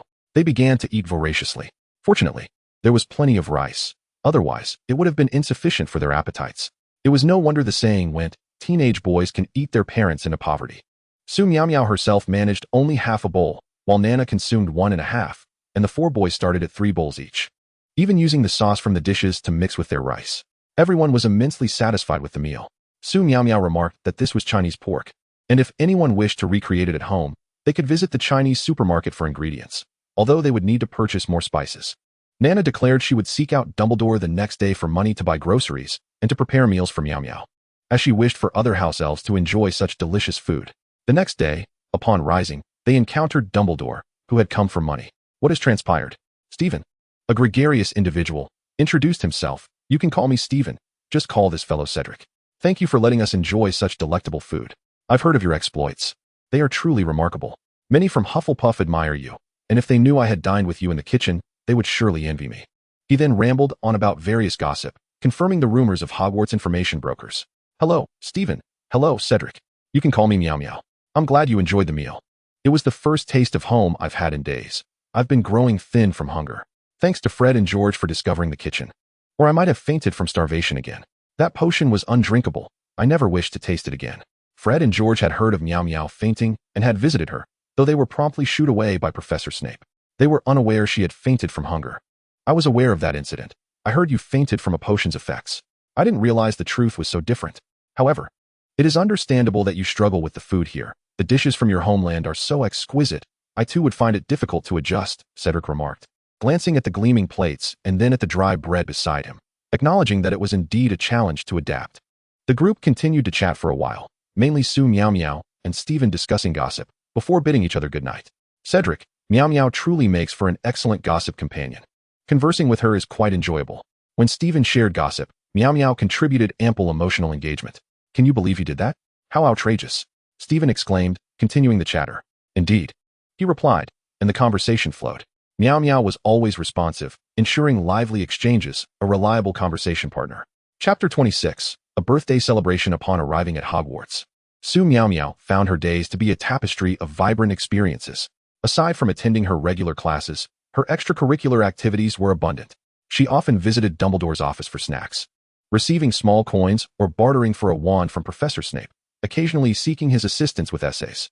She would also visit Professor McGonagall to learn Transmigration, hoping to develop new skills, or drop by Professor Flitwick's office to bask in his praise of her progress, and even check in with Professor Sprout to admire the flowers and amuse the plants. What a fulfilling and busy day it was. In addition to that, she had to complete her homework with Hermione every day, which was essentially just copying, go on nightly escapades with Harry and Ron, occasionally style hair and do nails with Pansy and Daphne, explain the intricate terminology of cultivation novels to Blaise, and study potion knowledge with Draco, of course. As a result of Professor Snape's detention, occasionally, she would visit Hagrid to check on the dragon egg, venture into the Forbidden Forest to see Dottie, and dine with Nana. Each day was brimming with tasks awaiting her attention. Good morning, little six. Do you know what today is? Of course. I wished you a happy birthday at midnight. 666. Naturally, I know what today is. It is the birthday of the most esteemed Princess Miaomiao, and I could never forget. Celebrating a birthday is a joyous occasion. And if it coincides with a holiday, the happiness is doubled. Having a birthday on a Saturday is simply splendid.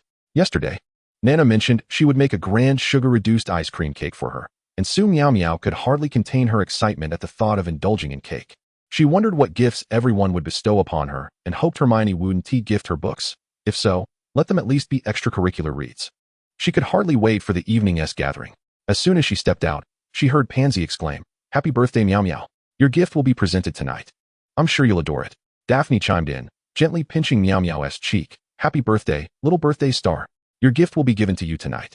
And I believe mine will surpass whatever Pansy gives you." Pansy retorted, "You must be joking, always trying to outshine others." Draco had been waiting for Miao Miao in the common room for quite some time, fully aware that she would sleep until noon on weekends. Yet, he wished to wait for her. "Ahem, happy birthday. Here is a small gift for you. The official present will come tonight. Just a little something, hardly worth much." As Su Miaomiao gazed at the gemstone, which was larger than her own eyeball, she thought, how could this be of little worth? The wealth in Malfoy's surname truly reflected his opulence. Her eyes widened in astonishment, fixating on the emerald necklace nestled within the box, irresistibly attracted by its beauty. The necklace featured an enormous emerald, larger than a human eye, resembling a radiant green star, exuding an enchanting brilliance that captivated all who beheld it. Flanking the colossal emerald were two smaller gems, yet still substantial enough to command attention. These stones complemented the central gem, enhancing its opulence and elegance. Furthermore, encircling the gems was a delicate ring of diamonds, twinkling like stars in the night sky, accentuating the emerald's luster. One could easily become entranced by this dazzling display, oblivious to the finer details. Blaise, observing Draco's display of affection, couldn't help but roll his eyes. "Happy birthday, Miao Miao. Your gift will be presented tonight. I heard you've invited many guests. Are there any pretty girls?" Miao Miao rolled her eyes in response. "What's wrong, big brother? Are you lamenting your lost romantic pursuits again? You really ought to change that fleeting enthusiasm of yours. I've only invited a dozen or so people. I didn't even invite the professors. I didn't let Professor Dumbledore come, even though he wanted to." Miao Miao counted off her guests: Harry, Ron, Hermione, Neville, Fred, George, Hagrid, Nana, Cedric, Stephen, and Pansy, just a total of 15 people. Theodore, watching Miao Miao enumerate her guests, silently scoffed. 15 people, and she calls that not many? If she invited more, she could have summoned the entire Hogwarts. If Miao Miao had known Theodore's thoughts, she might have exclaimed, "Hey, what a brilliant idea to invite all of Hogwarts." To complement the magnificent gem from Draco, Pansy and Daphne meticulously styled Miao Miao's hair, selecting a chic black sleeveless French dress, which was not a mere imitation, but rather an expensive piece purchased from a boutique. She seldom wore such finery. "Are you certain, Pansy? It's quite chilly outside. Can I manage in this?" Miao Miao's birthday fell in November, long past the summer months, and she feared she might need a potion for warmth. Pansy observed Miao Miao's bare arms and legs, realizing it might indeed be cold. She fetched a thicker shawl for her, ensuring it didn't detract from the overall aesthetic. Daphne was busy applying Miao Miao's makeup, showcasing skills that could rival those of a beauty influencer, had there been smartphones available. Suddenly, Miao Miao felt a longing for her phone, which she hadn't used in ages. Although she owned one, Hogwarts lacked signal, rendering it useless. However, Little Six mentioned that the space could upgrade, allowing her to enter and use her phone. She might even reconnect with her master and senior brothers and sisters. In previous years, she had celebrated her birthday with her master and peers. Her second sister would rise early to prepare longevity noodles, while her master would whip up his renowned braised pork knuckle. Even her most mischievous sixth brother would behave with unusual seriousness on that day. She felt a pang of homesickness, realizing she might not return. Seeing the host in a somber mood, 666 understood her yearning for home. As a system traversing time and space, he knew that many would never return to their own time. He had recently attempted to contact Miao Miao's master, hoping to establish communication soon. The format of the birthday banquet was decided by a vote, culminating in a unanimous choice for a barbecue. The location was set beside Hagrid's hut, ensuring a safe camping experience. Upon arrival, they immediately spotted Hagrid, who had set up 3 large tents adorned with charming string lights, creating a lovely atmosphere. Hagrid waved at Miaomiao. "Hey, Miaomiao, happy birthday. Here is a gift for you." Miaomiao noticed a freshly cultivated plot of land nearby and dashed over in excitement, exclaiming, "Wow, Hagrid, you're incredible. I can't believe you remembered. I'm truly touched." She had casually mentioned wanting a vegetable patch, never expecting Hagrid to take it to heart. During her first visit to Hogwarts, she had thought it a shame that so much land lay fallow, and now she had her very own garden. She was utterly elated. "Of course, I remember. You were particularly eager for a garden. I spoke to Dumbledore today, and without hesitation, he granted me a plot to give to you. I was concerned you might not know how to cultivate it, so I prepared it for you. All you need to do is plant the seeds. I hope you'll enjoy this gift." Hagrid regarded the petite Miaomiao, believing she was far less robust than his dog Fawn, and doubted her ability to manage such a large plot. "I absolutely love it. Thank you, Hagrid. I will make good use of it." Others began to arrive, and since they were not well acquainted, the atmosphere felt somewhat awkward. "Miaomiao, why don't you assign us some tasks? We're supposed to barbecue ourselves tonight, after all," suggested Cedric, his eyes gleaming with enthusiasm. "You girls can take a break. We've got this." Stephen flexed his strong arms, confident in his abilities. Pansy and Daphne exchanged glances with Cedric and Stephen, then looked at the other boys who were somewhat inept. Perhaps there truly was a disparity among people. These 2 upperclassmen were not only handsome, but also academically outstanding. They had been trying to cultivate their influence lately, having researched all the exceptional wizards in the school, and they certainly recognized who stood before them. Harry and Ron are nothing but a pair of fools, merrily chuckling to themselves. Draco cast a glance at the 2 older students. "Only you 2 are so considerate. Only you 2 know how to converse." Chapter 27. Hooray for barbecue camping. Mia, who initially intended to be lazy, promptly organized everyone upon hearing Stephen's thoughtful suggestion. "I'm not sure what you all can do, so why don't you figure it out yourselves? Nana has already marinated the ingredients." After a brief discussion, they all found tasks suited to their abilities. Fred, George, and Blaise took charge of the barbecue, while Harry, Ron, and Draco were responsible for skewering. Theodore and Cedric, both rather quiet, teamed up to set the table and mix drinks, while Neville and Stephen handled serving the dishes. Hagrid, concerned that merely eating skewers would be too monotonous, declared he would prepare pumpkin porridge, a recipe he learned from Mia at the barbecue restaurant, which was so delicious that Ron managed to consume 6 bowls in one go. Mia also felt that just eating skewers would be rather dull, so she prepared 2 large pots of Odin, 1 spicy and 1 mild, filled with Odin balls and various vegetables. Nana even specially cooked a large pot of crayfish and another pot of clams, using Mia's specially provided Chinese iron pot, the aroma enticing the little wizards and making their stomachs rumble. "You foolish git, what are you staring at? Hurry and skewer, or you'll be the reason we're late for dinner." Draco inhaled the fragrant spicy air, longing for mealtime. "It's not my fault, Malfoy. What have I done to deserve this? Besides, my speed is about the same as yours, isn't it?" Harry truly wished to distance himself from this Malfoy, who seemed utterly deranged, constantly nipping at him. He resolved to gift him the blackest eyeliner, just to torment him adequately. Ron, entirely focused on the skewers, could hardly hear their banter. "I'm so hungry, so hungry, so hungry. Hurry up, get those skewers done." The scent of the crayfish only intensified his hunger, and seeing the dwindling skewers, he abruptly interrupted the squabbling pair. "Can you both keep it down? We'll be able to sit down and eat soon. I'm starving. Get back to work, you 2. Harry, feeling the pangs of hunger himself, decided to hasten his efforts. Draco had already heard Ron's stomach growling. He pulled out a pack of cookies from his pocket. "Here, have some. My mother baked them. I'm not trying to befriend you. It's just that your stomach noises are distracting me." Ron, eyeing the tempting cookies, chose to disregard Malfoy's awkward phrasing. "Oh, Malfoy, your mother's cookies are delightful. Far better than mine." Harry had to admit that the cookies were indeed delicious. The barbecue team was fervently grilling skewers, chicken wings, grill, lamb skewers, grill, beef skewers, grill, pork belly, grill, gluten skewers, fish tofu, chicken skin, chicken cartilage, chicken legs, and whole lamb legs were all placed on the grill. Mia, worried about the slow cooking, added a fierce flame to hasten the process. "Are you saying you're using a fierce fire to grill skewers?" Grindelwald inquired. "Yes, indeed. It's much more effective than ordinary flames," Mia replied. Blaise was responsible for placing the grilled skewers onto trays and sprinkling seasoning once more. He felt as if he had been marinated in cumin himself, but the perk of this job was the opportunity to sneak a bite. Fred and George, seeing Blaise, who was of similar size to their younger brother, quickly assigned him an easy task and promised to secretly hand him a few skewers. Slytherin snake, eat quickly. Don't let anyone see. Fred passed a grilled chicken wing to Blaze, ensuring Ron wouldn't catch sight of it, or else he would surely be upset. Blaze, clutching the chicken wing from Fred and the grilled pork belly from George, felt like the happiest little wizard in the world. How could these two Gryffindors be so kind? He vowed never to echo Draco's disparaging remarks about Gryffindor again.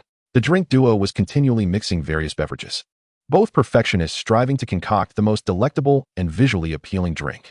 Theodore had already downed 6 cups of water, nearly reaching his limit, while Cedric drank even more. They exchanged glances and decided to head to the restroom together.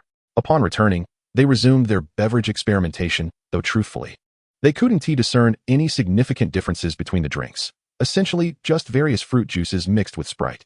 Ultimately, they chose to abandon the endeavor, realizing that everything tasted quite good anyway.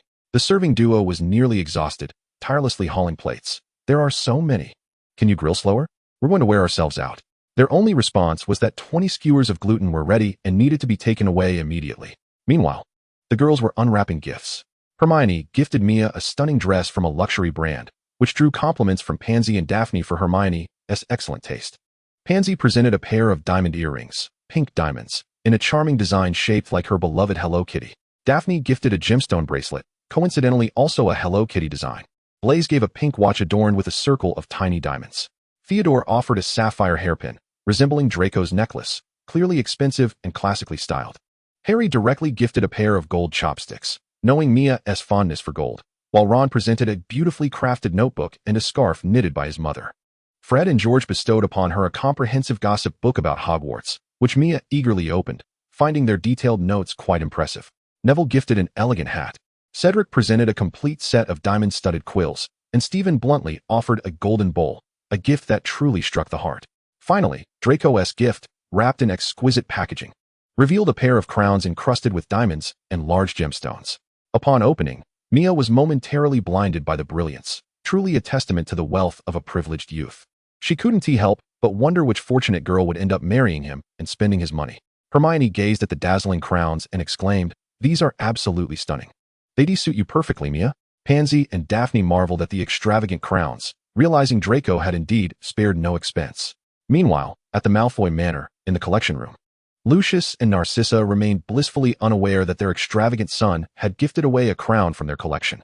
If they were to discover this, Draco would surely experience a very different childhood. Outside, the others continued their tasks, while inside the tent, a gossip session unfolded. Hermione suddenly remarked that Pansy's aura seemed perfectly suited for a luxury brand. Pansy, not very familiar with Muggle brands, recalled Mia donning beautiful garments from that label. Hermione, pulling out a magazine from seemingly nowhere, showed it to them. Pansy and Daphne grew increasingly enamored with the dresses featured in the magazine. After Mia stored all the gifts in her space, she joined their discussion. "Daphne, this blue chiffon dress would suit you splendidly, especially paired with this bracelet." Mia pointed out a blue dress in the magazine. "Yes, that dress is perfect for you, particularly with your golden hair," Hermione agreed. "Oh, Daphne, I can already envision how stunning you would look in it," Pansy chimed in. Daphne was eager to procure that dress immediately, but hesitated on how to explain to her mother her desire for a Muggle dress. Nevertheless, she believed that her mother would be captivated by the sight of such beautiful clothing. "Oh, ladies, it's time to eat." Hagrid's booming voice abruptly drew the girls from their discussions, and they bounced excitedly out of the tent. Even the typically composed Pansy and Daphne couldn't help but let loose, gazing upon the table adorned with silver foil, laden with an abundance of skewered delicacies and a generous basin of crayfish alongside another brimming with clams. One could also spot 2 pots of Odin on the adjacent table. At the bar, meticulously prepared beverages awaited. In this delightful moment, Nana wheeled in a grand cake, an exquisite cartoon-shaped ice cream confection crafted with remarkable artistry. As the heartfelt rendition of Happy Birthday echoed through the air, everyone eagerly urged Miaomiao to make her wish. "Thank you all. I wish for world peace, to vanquish Voldemort, and for everyone to live on." The Weasley twins twisted the party poppers, unleashing a cascade of ribbons that transformed into butterflies. A splendid success of their newly developed birthday prop. Hagrid captured a snapshot of the jubilant children with Hermione's camera. In that fleeting moment, happiness enveloped them all, irrespective of their houses, blood status, past grievances, or whether they were esteemed wizards or house elves. This truly was the most splendid birthday, with everyone relishing the festivities, and the Odin receiving ample praise, particularly for the meatballs, which Ron devoured 10 skewers of, while Nana's crayfish were consumed the quickest. The young wizards were astounded by such culinary innovation, rendered speechless by the enticing aroma. Miao Miao gazed at the starry sky and mused, "Master, I have so many friends here. And I am truly happy, but I still miss you. What should I do?" Draco abruptly pulled Miao Miao, who was sitting on the ground gazing at the stars, and exclaimed, "That pesky Miao Miao dared to launch cream at me. You must help me retaliate." Hagrid, cradling Fawn while sipping his beer, observed the frolicking young wizards and declared, "Tonight, let us revel, my friends." Chapter 28. It snowed. As Christmas approached, Hogwarts was graced with its first heavy snowfall of the year. The sky above Hogwarts was adorned with pure white snowflakes, drifting down like ethereal sprites. The castle spires quickly donned a soft layer of white, resembling fluffy hats. Snowflakes settled upon the surface of the Black Lake, creating delicate ripples that were soon filled by the newly fallen snow. The willow trees by the lake, draped in snow, hung low, as if adorned with lustrous pearls. The snow continued to fall, transforming Hogwarts into a fairy tale realm draped in silver. Each corner suffused with the romance and warmth of winter. Miao Miao stood before the mirror, gently caressing her hanfu, predominantly crimson, strikingly vibrant, seemingly vying with the pristine snow. The top, with a crossover collar and right lapel, was embroidered with exquisite cloud patterns in gold thread, shimmering subtly with her movements. The cuffs were trimmed with delicate white rabbit fur, soft and warm. The skirt, a pleated design, cascaded in layers, resembling blooming flowers. Each step she took seemed to blossom into a red flower upon the snow. She complemented her attire with a white plush cloak, both stylish and warm. Satisfied with her reflection, Miao Miao smiled and prepared to embrace the snowfall at Hogwarts. She magically styled her hair into symmetrical buns on either side of her head, the buns layered and plump, with a few strands cascading gently. 2 long braids fell from behind her ears to her chest, creating a playful contrast with the tight buns above. Finally, she adorned her hair with a red silk flower hairpin. Ready, Miao Miao set off to find Hermione for a photo shoot, determined to make the most of her day as Neo Gula Miao Miao. Upon passing the common room, she discovered Draco alone, while the others had ventured to the library. He was engrossed in writing a letter to his father, and upon noticing Miao Miao's exquisite appearance, he found it difficult to look away. "Miao Miao, your attire is truly beautiful. Is this a traditional garment from your homeland?" Draco had diligently studied various books on floral traditions, eager to learn more about Miao Miao's heritage. Miao Miao twirled to show him. "Do you like it? I usually wouldn't wear something like this. I only dressed up because I heard it was snowing. But I mustn't linger. Hermione is waiting for me to take pictures. Are you still writing to your family? Please, continue. I shall take my leave." Draco promptly replied, "I've finished my letter. I was just about to head to the Ollery. Shall we go out together?" Together, they exited the common room, snow still falling, pure flakes gently landing upon them. Draco stole glances at Miao Miao, finding her reminiscent of a fairy emerging from a painting amidst the snowy backdrop. Upon reaching the Ollery, after Draco released his owl, he accompanied Miao Miao to find Hermione. Along the way, Draco showered her with compliments about her attire and hairstyle, making her feel as if she could hardly walk from the praise. If Harry were to witness Draco, usually sharp-tongued, speaking such flattering words, he would surely think it was a case of possession. In the distance, they spotted Hermione, Harry, and Ron waiting in the snow. Hermione's eyes lit up upon seeing Miao Miao as she sprinted over, exclaiming, "Miao Miao, you look absolutely stunning. Come, let us take some photos." Ron and Harry echoed their admiration. Ron and Harry had been summoned by Hermione to help carry the numerous props for their shoot. Draco, observing Harry and Ron, thought, "Why do these two seem to be everywhere?" Seeing Ron with a support stand and Harry with a makeup bag, Draco immediately offered, "I have nothing pressing today and can help as well." Miao Miao thought having an extra pair of hands was quite beneficial, so she entrusted him with the reflectors. After 2 hours of shooting, Miao Miao and Hermione grew increasingly excited, while the 3 carrying props were thoroughly exhausted. Draco tirelessly adjusted the reflectors for the perfect angle, while Harry adeptly held the mirror for Miao Miao to check her makeup. Ron, burdened with an array of props, fans, kites, paper umbrellas, flutes, and masks, was at his wit's end. Draco had grown too weary to mock Harry, and the 3 friends experienced firsthand the tribulations of photographing girls. Hermione's photography skills were impressive, capturing Miao Miao beautifully in every shot, and Miao Miao reciprocated by snapping many lovely pictures of Hermione. Draco also took several group photos, but after much deliberation, only 3 were deemed usable. As for Harry and Ron, their angles were so peculiar that they infuriated Miao Miao, who felt like throttling them. Suddenly, Miao Miao recalled the story of Lin Dayu and Voldemort's love affair. If only Voldemort were to appear now, collaborating for a few photos would be quite amusing, though she had no particular fondness for this unconventional pairing. Posting it online would surely garner attention. Dumbledore, standing by the window, chuckled at Severus and remarked, "What lively young wizards we have. Youth is truly splendid. Wouldn't you agree, Severus?" Snape, observing the vibrant red against the snow, replied, "Indeed, quite remarkable." Throughout the day, many complimented Miaomiao on her exquisite outfit, and numerous requests for photos flooded in. She delighted in posing with them, realizing she might need a grand album to house all the photos from this day. "Good afternoon, Miaomiao. Oh Merlin, your outfit is absolutely stunning, and your hairstyle is exceptionally lovely," Hannah Abbott exclaimed, unable to contain her admiration. "Thank you, Hannah. Your new boots are quite fashionable as well." As they chatted and laughed, Miaomiao suddenly noticed an Asian girl observing her. The girl was strikingly beautiful, seemingly a second-year student from Ravenclaw named Xiaozhong. After whispering something to her friends, she approached. "Hello, Miaomiao. I'm Xiaozhong, or you may call me Zhang Qiu. Your attire is truly beautiful. May I take a photo with you? My grandmother is deeply nostalgic for the art of gardening. Ever since our family relocated to England, she has seldom returned home. I wish to take a photograph with you to send to her." "Of course, that sounds delightful, Xiaozhong," I replied with joy at the prospect of assisting your grandmother. After we took the picture, Miaomiao gifted her a beautifully crafted round fan. Xiaozhong, upon seeing the exquisite fan, insisted on giving Miaomiao some money, asserting that such a fine item must have cost a fortune and that she couldn't let Miaomiao suffer a loss. But Miaomiao would not accept any payment. In the end, Xiaozhong mentioned that her grandmother makes delicious rice cakes, promising to send some to Miaomiao once they arrive. Miaomiao readily agreed.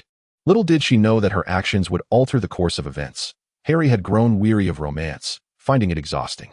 This time, he found no attraction towards Xiaozhong. Instead, every time he encountered the lovely senior, his thoughts would drift back to the girl he had chatted with for an extended period, the one who had waited for him while he carried a heavy bag. Harry exclaimed, "My heart is sealed from love, dear friends. I have no desire to engage in romance or marriage in this lifetime. Whoever wishes to pursue such matters may do so, for I shall not." As dinner time approached, Ron voiced his protests. While Harry grumbled about how he had refrained from complaining when exhausted, and even when Draco was despondent, he remained industrious. But now it was time to eat, and he could endure no longer. He must have dinner. Seeing that night had fallen, Miaomiao stored all her belongings in her space and joined the others for dinner in the Great Hall. Clad in a striking red outfit, she stood out wherever she went. As soon as she sat down, a shy little witch approached her, blushing and holding a camera, asking if she could take a picture with Miaomiao. Naturally, Miaomiao agreed.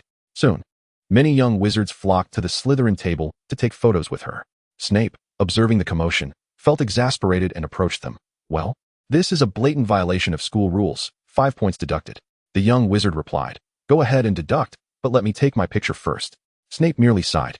Miaomiao watched as the little wizards were shooed away, letting out a sigh of relief, grateful to Professor Snape for saving her from their fervent adoration. In Chapter 29, the first Christmas, Hermione mentioned that her parents wished to invite Miaomiao to spend Christmas at their home, much to Miaomiao's delight, as it meant a 2-week holiday away from the school. Harry and Ron had initially planned to stay at school, but contemplating their grand scheme to acquire a dog. Harry immediately suggested that they could stay in a hotel. Harry expressed his reluctance to return to his aunt's house, where he had endured harsh treatment. On the train, he and Ron worried about the prospect of sleeping on the streets. Miaomiao struggled to find words of comfort for him. Having lived in an orphanage for several years during her childhood, she understood the difficulties of such a life. "I cannot speak to the hurt that Harry and Ron have caused you, but I hope you can find happiness every day moving forward. However, it is indeed unsafe for you and Ron to live outside. I know, Miaomiao, but my aunt and uncle are terrified of wizards. They view me as an aberration and would never allow me to live with Ron," Harry lamented, his heart aching at the thought of Uncle Vernon berating him as a freak. "Have they never provided any support for you?" "Not a penny. My aunt has raised me all these years, which shows her love for my mother. When she learned that my mother was murdered by that mysterious figure, and now I am stepping into this perilous magical world, she surely wishes to protect me from a fate like my mother's. She knows nothing of this realm. Perhaps you could exchange some pounds at Gringotts to send to your aunt, and then you and Ron could bring her some gifts. It's always wise to approach someone with kindness. If that fails, you can always stay in a hotel. Is that truly feasible? My aunt constantly says I resemble my father, and my uncle claims my father was a scoundrel, hence their disdain for me. If I looked like my mother, would they still harbor such feelings?" Harry felt utterly wronged, unable to comprehend why he was met with such animosity despite his efforts to be understanding. Miaomiao felt a pang of sympathy for him. "If your parents were alive, you would surely not be in this predicament. I'm sincerely sorry, Harry. I, too, grew up without parents, spending my childhood in an orphanage until I met my master at the age of 8, and finally found a family. When you give your aunt the support, speak earnestly. You might say, I'm sorry, Aunt, I've just learned that my parents left me an inheritance. They never informed me about the support they were to provide, and I only found out this year. This is the support from all these years. And I brought you gifts. I've learned about my mother, who spoke highly of you as a wonderful sister. I believe she longed to see you one last time. Currently, I feel safe at school, with teachers and the headmaster protecting me. Be sincere in your tone. And if necessary, look her in the eyes and shed a few tears. Miao Miao fervently imparted her wisdom to Harry, recalling how her ability to communicate had made her time in the orphanage bearable. Now, she wished to pass on these invaluable lessons to Harry, for after finding her master, she no longer needed such tactics to curry favor. Harry was taken aback, and a light of realization dawned upon him as he absorbed her advice. Upon disembarking from the train, Miao Miao spotted an affluent couple waiting for their child. With a face reminiscent of Draco's, they must surely be his parents. Indeed, as soon as Draco stepped off the train, he rushed to embrace his parents. Hogwarts Miao Miao. I'm heading home now. Lucius observed the young girl greeting Draco and mused to himself, is this the girl mentioned in the Daily Prophet who saved the unicorn? She is undeniably beautiful, and it is hard not to take notice of her, especially since Draco's letters home have spoken so highly of her. Narcissa, in her correspondence, inquired whether the girl named Miao Miao was Draco's girlfriend. Draco replied that Miao Miao did not like him at all. She merely considered him a friend among her many companions. The more he wrote, the more aggrieved he felt, while Narcissa grew increasingly astonished. She was astonished that her son, handsome and wealthy, could have a girl uninterested in him. Upon seeing the beautiful girl, who resembled a doll, she suddenly found it reasonable that someone might not be enamored with her son.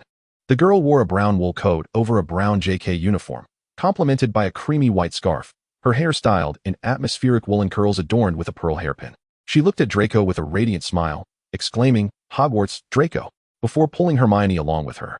Hermione's parents were exceedingly warm. Upon meeting Miao Miao, they were instantly charmed. Oh, dear, I am Millicent Granger, and this is George Granger. You must be Miao Miao. Hermione speaks of you often, saying you are an exceptionally talented young lady. We hope you have a splendid holiday at our home. Millicent's mother, gazing at the lovely girl, grew increasingly fond of her. Hello, Aunt Millicent. Hermione is indeed remarkable. She has helped me immensely. Here are gifts for you both, some specialties from the East. I hope you like them. She then produced 2 exquisite bags. To Hermione's mother, she offered a silk scarf embroidered with Suzhou embroidery, and to Hermione's father, a sleek black pin embellished with a bamboo motif. Oh, dear child. We adore this gift. You are too generous, exclaimed Hermione's parents.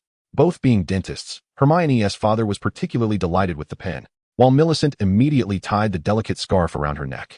The couple took the 2 girls' luggage, ushering them to board the vehicle while they arranged their belongings. Once settled, the 4 of them set off. The Granger couple, having heard that Mia was from the East, made a reservation at the Chinese restaurant that Hermione adored 3 days in advance. They believed that a child studying alone in England would inevitably miss the flavors of home. Upon seeing the familiar restaurant through the car window, Hermione exclaimed with excitement, Oh Mia, this is the Chinese restaurant. The food here is absolutely delicious. I particularly love sweet and sour pork and guabao roe. However, my parents don't allow me to indulge too much, as they, being dentists, are quite concerned about my teeth. They seldom take me here. Mia, looking at the restaurant, felt a wave of happiness. The Granger couple had truly been thoughtful in choosing a Chinese restaurant. Miriam, observing the 2 chattering girls, said, All right, ladies, today you can enjoy whatever dishes you desire. But once we return home, you must brush your teeth diligently. Now, girls, let us get out of the car and let your father park. We will head inside first. The 2 girls followed Miriam like little chicks, finding a seat by the window that offered a splendid view of the diverse passers-by outside. Mia adored the sunlit room with its large windows, feeling the warmth envelop her. Miriam handed the menu to the girls, encouraging them to select their desired dishes. True to her sweet and sour inclinations, Hermione promptly ordered sweet and sour pork and guabao roe, while Mia opted for a steamed fish and a plate of salt and pepper ribs. She then passed the menu back to Miriam, who, glancing at the 2 girls, ordered a bowl of egg custard for each of them, along with oil-braised prawns and a plate of oyster sauce lettuce. As George entered, he spotted his wife waving at him. Hey George, over here. Why are you taking so long to park? George smiled mysteriously at the girls. Ladies, look what I have. He revealed 2 ice creams from behind his back. Wow, ice cream. Both Hermione and Mia gasped in surprise. Thank you, Daddy Uncle. Typically, they would not allow Hermione such treats, but today, with Mia present, he felt it was an occasion for indulgence. However, he reminded himself that they must brush their teeth thoroughly after enjoying their sweets. Mia felt an immense joy during this meal. Hermione's parents were genuinely kind. always attentive to her needs, and she could sense their care for her. Indeed, today was a day filled with happiness. Chapter 30. Decorating the Christmas Tree. Upon returning home, Miriam presented Mia with new slippers and toiletries, specially bought in pink. The two girls lay side by side on Hermione's bed. Hermione, your parents are so wonderful. Thank you for bringing me to celebrate the holidays. Mia felt truly elated today. Little Six, seeing her so joyful, felt reassured enough to return to headquarters to apply for a system upgrade. I am thrilled to bring you home. You are such a delightful person. No one could possibly dislike you, Mia. Hermione gazed earnestly into Mia's eyes, recognizing her as a truly remarkable friend. She had stood up for Hermione when others called her a bookworm, causing the offender to avoid her ever since. During Hermione's moments of academic anxiety, Mia had been there to comfort her, teaching her more relaxed study methods. And when a certain Slytherin boy had teased her about being a Muggle-born, Mia had shielded her and unexpectedly slapped him across the face. Pansy and Daphne recounted how, upon returning to the dormitory, Mia had discovered the boy gossiping and had given him a few more resounding slaps, leaving him dazed. When he attempted to retaliate, Mia had swiftly taken him down with a flying kick. Now, no boy dared to appear in her sight. Mia was indeed a wonderful person, and Hermione was determined to be her lifelong friend. The two little girls slept soundly, having played dress-up until late the previous night, with Mia dressing Hermione in various styles. Hermione had been surprised by the multitude of outfits Mia possessed, and she herself had relished trying out so many different looks for the first time. Typically rising at 6:30 to study, Hermione slept in until 9 today, as her parents had left breakfast for her before heading to work, also providing lunch money for the two girls. After finishing her breakfast, Hermione began reading, knowing that Mia would likely sleep longer and wouldn't wake until noon. At Malfoy Manor, Narcissa remarked, "Draco, it's 9 o'clock, and little Draco still hasn't awakened. Is something amiss?" Lucius, perusing the newspaper, replied, "He never used to sleep this late. Perhaps he is simply exhausted. Let the child rest a while longer." Draco, descending the stairs, spotted his parents seated in the parlor and approached them. "Good morning, Dad and Mom. I'm off to have breakfast."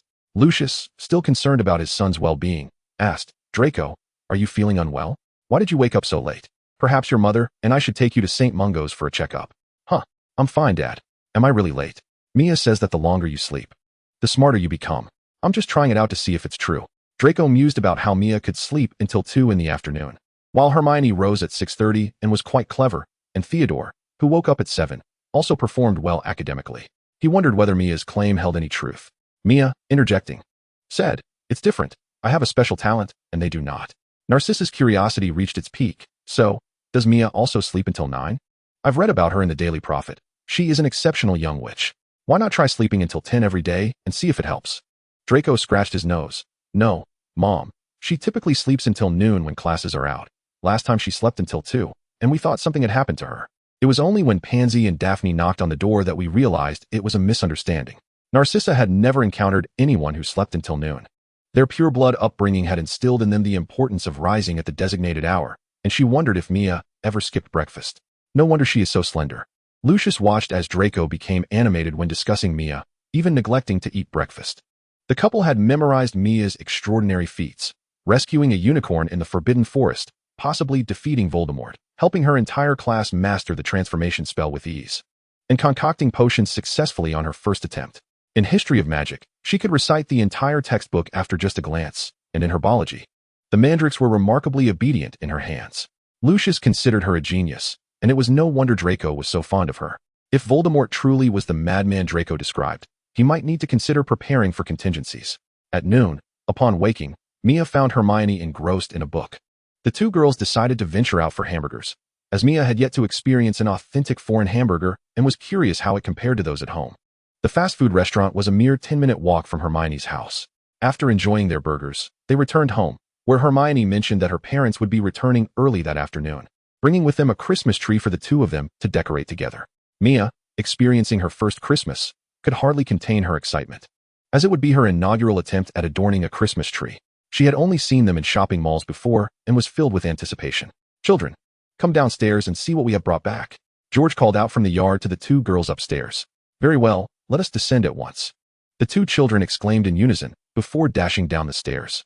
In the courtyard stood a bare Christmas tree, awaiting its adornments, as Hermione's parents directed workers to position the tree near the fireplace in the drawing room. "Come along, Mia. I still have a few star ornaments from last year that we haven't used. Let us go retrieve them," Hermione urged. Leading Mia to the tidy little storage shed in the yard, a testament to her parents' zest for life. Once the Christmas tree was properly set, the Granger couple permitted the two young girls to embellish it. Hermione had intended to decorate the higher branches, but Mia insisted she could manage with her magic, a clever foreshadowing regarding Mia's wand, which the ministry could not track. George observed Mia as she used her wand to adorn the tree, exclaiming, "Ah, child, I have long wished to witness magic. Yet Hermione tells me that underage wizards are forbidden from using wands. Thank you for allowing me to behold this wondrous sorcery." "Indeed, Uncle," Mia replied. "The ministry does monitor wand usage, and if they discover a young wizard using a wand outside of school, they will issue a warning. However, my wand is rather unique. They cannot trace it." As she levitated a large star to the tree's apex, Mia responded to Hermione's father. Meanwhile, Miriam was preparing a delightful Christmas feast, featuring fragrant roast chicken and apple pie, and she had even made Mia's favorite, gravy-laden mashed potatoes. Mia had gifted her a Chinese cookbook, which she adored, and was currently following the recipe for tomato and potato braised beef and cumin lamb. Observing the cozy room adorned with a beautiful Christmas tree, and watching Hermione share amusing anecdotes with her mother while her father set the dining table, Mia suddenly felt an overwhelming sense of familial magic. Her heart swelled with an indescribable warmth, a sensation she could not quite articulate, yet it was undeniably comforting. Outside, the snow began to fall in a picturesque manner, while the fireplace crackled warmly. An owl delivered one gift after another, and Hermione's parents had prepared large presents for the two children. They nestled together on the warm orange sofa, watching television and sharing a delectable dinner. "Wow, Auntie, your cumin lamb is absolutely delicious. Just like what I had in the Flower Kingdom. Do have some more, dear." The snow continued to fall, blanketing the ground, windows, and rooftops. Inside, the warm golden light illuminated the room, and the roaring fireplace not only warmed the house, but also enveloped the souls of those who felt adrift in another world. The snow continued to cascade down. Chapter 31, Privet Drive. Mia received an abundance of gifts, nearly filling the floor of her room. Pansy and Daphne had once again synchronized their efforts, gifting her exquisite bracelets, while Blaise presented a pair of gemstone earrings. Theodore gifted a beautiful bookmark. Harry offered a simple yet generous golden spoon, and Ron bestowed a complete set of chocolate frog cards. George and Fred not only delivered this month's profits, but also a box of candies that would make one croak with delight. Cedric gifted a lovely pair of gloves. Stephen contributed a crayon Shinchan doll, and Neville offered homemade cookies from his grandmother along with a comprehensive spellbook. The professors also sent their gifts. Dumbledore presented a box of new Honeydew sweets, a custom low-sugar version. Professor Snape sent a vial of Felix Felicis. Professor McGonagall provided a beautiful tea set. Professor Flitwick gifted a book detailing his mastery of combat techniques, and Professor Sprout sent a packet of hyacinth seeds. Hermione gifted a lovely scarf, perfect for wearing with a coat, while Hermione's mother presented a pink ear warmer, and her father gifted each girl a teddy bear. Draco maintained his high-end style, gifting a bracelet shaped like a green apple gemstone. Numerous friends also contributed gifts, and Mia's pen for creating portkey symbols was nearly sparking with excitement from her fervent reciprocation. What a bountiful day it has been. At number 4, Privet Drive. Harry and Ron donned ordinary Muggle clothing and stood at the doorstep of the Dursleys, laden with gifts. Harry gazed at the door, his hand poised to ring the bell, but hesitated. Ron, observing from a distance, could not resist approaching to pat Harry on the shoulder. "Harry, stop dawdling, just go in." Taking a deep breath, Harry finally pressed the doorbell. Moments later, the door swung open, revealing Uncle Vernon, whose eyes widened in shock upon seeing Harry and Ron. "What on earth are you doing back, and why have you brought along another freak like yourself?" After handing over the gifts, Harry squeezed past Uncle Vernon with Ron in tow. Mia had assured him that handling Aunt Petunia was the key to managing Uncle Vernon, for Uncle Vernon held no authority in their household. As Harry mentally rehearsed his prepared speech, he reminded himself to remain calm. Upon raising his eyes, he found Aunt Petunia standing before him, arms crossed, and scanning Harry and Ron with evident disdain. "Harry, you actually decided to return, and you brought a friend. What is all this? Are you here to flaunt your peculiar possessions?" Harry quickly smiled and presented the gifts, knowing well that one should not strike a frown with a frown. "These are for you, Uncle Vernon, Aunt Petunia, and Dudley. Wishing you all a Merry Christmas." Aunt Petunia grimaced and reluctantly accepted the gifts, muttering, "Who cares about your odd little trinkets? For all we know, they could be dangerous magical items." At that moment, Dudley ambled down the stairs, and, upon spotting Harry and Ron, his eyes lit up. "Harry, you're finally back. Hurry, show me those magical things." Aunt Petunia shot Dudley a warning glare. "Dudley, don't pay them any attention. Who knows what kind of mess their things will create." Ron, witnessing this scene, could not resist whispering to Harry, "Your relatives are quite something." Harry could only chuckle in resignation. Aunt Petunia, I didn't know my parents left me some inheritance. The wizarding world doesn't typically provide for such matters. I realize I've been quite a burden on you over the years. Harry fixed his gaze upon Aunt Petunia, his eyes mirroring Lily's, stirring emotions within her that he could not comprehend. Aunt, I encountered the man who killed my parents this semester. It was Mia who saved me. Aunt Petunia, I now understand what you meant back then. I know you feared I might meet the same fate as my mother, but I cannot escape it. I realize that as long as I remain here, that man will eventually come for me. As Harry spoke, he was suddenly overcome with emotion, tears streaming down his face as he grasped the depth of Aunt Petunia's concerns. Aunt, I must avenge my mother. I must vanquish the Dark Lord. I cannot elude him. Aunt Petunia recalled her sister, so young, recently married, with a child of her own, whose life had been claimed by that treacherous magical world. At times, she struggled to articulate her feelings toward her sister. She harbored resentment for the favoritism of their parents, for her sister's entrance into the magical realm. Yet, she also loved her sister, the little girl who called her sister from behind, the warm-hearted Lily. Harry sensed Aunt Petunia's sorrow and, emboldened by an inexplicable courage, rushed forward to embrace her. Feeling the warmth of his embrace, Aunt Petunia reciprocated. Ron held back Dudley, who was eager to intrude, saying, Hey, mate, come play wizardess chess with me. Don't disturb them. Dudley, experiencing a magical product for the first time, was utterly captivated. Uncle Vernon observed his son engrossed in the game while his wife wept. Choosing to focus on Dudley's chess match, Dudley truly struggled to grasp the game, and Vernon, observing his dim-witted son, pushed him aside with a firm hand. Get up. Let me handle this. Ron was increasingly astonished. It was his first encounter with someone of equal skill, as his brothers typically could not best him. To his surprise, Harry's uncle was remarkably adept, and the two were engrossed in a match that transcended the ordinary. They played with great enjoyment and finesse. Meanwhile, Harry and Aunt Petunia had finished weeping, and as Ron and Uncle Vernon engaged in the chess game, Harry and Aunt Petunia had conversed at length about Harry's mother's life. Ron and Uncle Vernon continued their game, while Harry and Aunt Petunia shared stories about life at Hogwarts. Vernon harbored a deep disdain for those wicked wizards. At that moment, he wished fervently that he could beg himself to stop playing, only to realize that even kneeling, one could still engage in chess. Curse it. Why was this wizardry so entertaining? Perhaps he would postpone his animosity until tomorrow. Dudley glanced at his mother, who was reconciling with his cousin, then at his father, who was kneeling and playing chess with Ron. He felt out of place, as if he were extraneous to the scene, ultimately choosing to amuse himself with magical building blocks. Harry, for the first time, recognized how insufferable his father was. No wonder Aunt Petunia and Uncle Vernon held him in such low regard. It dawned on him that his father indeed resembled a boastful wastrel flaunting his wealth. Were his daughter to choose such a partner, he would be even angrier than Aunt Petunia. His father certainly came across as a scoundrel who would abduct a well-behaved girl, and it was understandable that Aunt Petunia disapproved. Listening to her express her anger toward his father, Harry could only bow his head in silence, hoping she would not direct her ire at him. In the end, Harry and Ron stayed at Aunt Petunia's, diligently assisting with household chores. As Aunt Petunia prepared meals, they served the dishes. When she washed clothes, they helped hang them up. Dudley, look at your brother, and then at yourself. Don't you know how to help? Lamented their mother, as Harry and that annoying redhead Ron were present. Mione had thoughtfully given each of them a disillusionment charm, allowing them to use their wands without being tracked. They employed simple household spells to demonstrate to Aunt Petunia that magic was not perilous. Uncle Vernon observed the plates being washed in the sink and the broom cleaning the floor. It seemed the magic was rather impressive. The two decided to buy a beagle, insisting on delivering it personally to Malfoy Manor, believing that only by doing so could they feel at ease. Dudley insisted on tagging along, and upon learning that Harry intended to gift his classmate, Aunt Petunia quietly slipped some money into his pocket, reminding Dudley to remain discreet and not let others discover he was non-magical. Go, let us set off. Tremble, Malfoy, we're coming for you. In Chapter 32, Harry delivers a dog. Harry generously lent his robe to Dudley. However, Dudley was rather corpulent, and the oversized robe transformed him into a rather comical figure. Fortunately, Aunt Petunia, with her crafty hands, altered the robe's dimensions just enough for him to fit.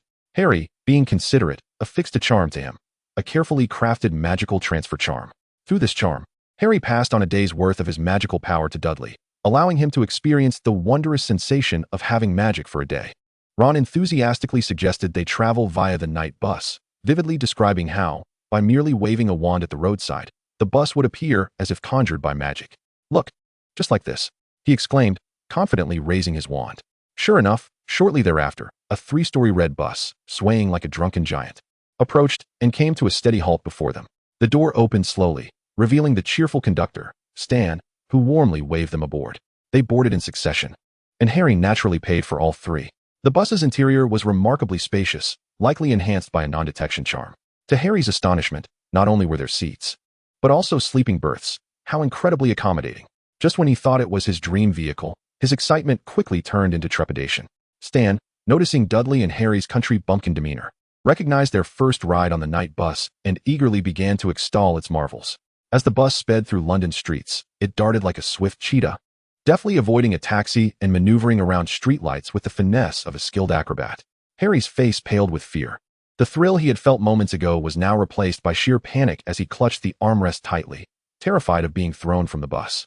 "Wow, this is exhilarating," Dudley shouted, as though filled with adrenaline, declaring it even more thrilling than a roller coaster. Harry felt his stomach churning, nearly losing his breakfast, all the while envying Dudley and the unflappable Ron. Before long, the night bus delivered them to the entrance of Diagon Alley like a flash of lightning. As they disembarked, Harry squatted in a corner to vomit, vowing never to ride the night bus again. It was simply unfit for human consumption. Ron and Dudley rushed to support the feeble Harry, who waved them off, signaling that he was fine. Upon entering Diagon Alley, Dudley was drawn magnetically to a shop displaying flying broomsticks. He grasped Harry's arm tightly, pleading, "I want that one." Harry felt his scalp prickle at Dudley's childish antics. "Dudley, you're far too old to be acting cute," he thought, wishing he could find a master to rid Dudley of his childish ways. Dudley then resorted to a tantrum, adopting a stance that suggested he would lie on the street and roll about if he didn't get his way. Reluctantly, Harry led Dudley into the shop, where the proprietor warmly welcomed them and enthusiastically introduced a variety of brooms. Dudley immediately gravitated toward the most expensive broom, as if it were custom-made for him. "Perhaps this is the bond one share with it," he mused. Ron was surprised by Dudley's choice. It was indeed a rather discerning selection. However, Harry, ever the stoic, quietly pulled him away, having only intended for them to look around, with no intention of purchasing anything. "I want this one," Dudley demanded. "No, you do not," Harry replied. "You've never tasted the ice cream in Diagon Alley. I assure you, it's utterly delectable. After trying it, you'll be smitten," Ron interjected, leading the two towards the ice cream shop. Upon hearing about ice cream, Dudley's mood lifted instantly. His mother never allowed him to indulge in ice cream, but today, without her oversight, he was determined to devour several scoops. After relishing their ice cream, it suddenly dawned on them why they had come: to buy a dog. Spotting the sign for the magical creature's shop, Harry and his companions felt as though they had stumbled upon treasure and eagerly entered the shop in search of a beagle.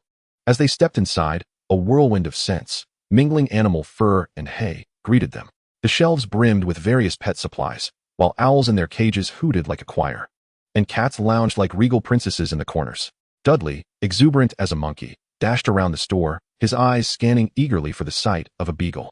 Yet despite their thorough search, they found no trace of the elusive canine. Harry and Ron furrowed their brows tightly, as if they could crush a fly between them, while Dudley fidgeted restlessly like an ant on a hot stove, stamping his feet in agitation. With no other choice, Harry steeled himself to inquire of the shopkeeper, "Do you have any beagle dogs?" The shopkeeper slowly shook his head, and just as disappointment began to settle over them, he seemed to have an epiphany. His eyes sparkled with the brightness of a light bulb, and he said, "I do have a special beagle that I've kept for myself. This dog is as well behaved as a little angel. It doesn't destroy things or bark unnecessarily. If you're interested, I can give it to you." The shopkeeper added, "Open the door, take the dog, and don't bring it back." With a flourish, he magically produced a tiny beagle from the back room. Dudley's eyes were instantly captivated, as if drawn by a magnet, and he clutched the little dog tightly, unwilling to let go. Ultimately, Harry paid for the dog, and the three of them left the shop, thoroughly satisfied with their acquisition of the amiable beagle. Gazing at the adorable pup, Harry murmured, "This little dog looks so well behaved. It hardly resembles the magical monster that Mione spoke of. Yet those eyes truly resemble two black gemstones, utterly charming." The puppy, still in its playful phase, did not yet bark but blinked its big, watery eyes, resembling two sparkling gems, gazing intently at Harry as if to say, "Human, are you not also enchanted by the Beagle King?" Indeed, it was quite charming. But Mione had her reasons for caution, so they should hasten to deliver the dog to Malfoy Manor. Ron was unwavering in his belief in Mione's words. Even if she claimed the sun was blue, he would believe it without hesitation. Dudley, cradling the puppy, remarked, "I've seen this breed before. Their destructive potential is beyond imagination. A classmate of mine had one, and every day, his trousers bore holes as if chewed by a rat. I merely commented on how cute the puppy was, and he insisted on giving me one, but my mother forbade it, saying we could only have one useless pet. And if we got a dog, I would have to go. Petunia's exact words were, "We can only keep one useless thing at home. If we get a dog, you'll have to be sent away." Ron led the trio to the entrance of Malfoy Manor, and Harry utilized the sound-transmitting charm that Mione had provided, as if signaling a mysterious message to Draco to come and open the door.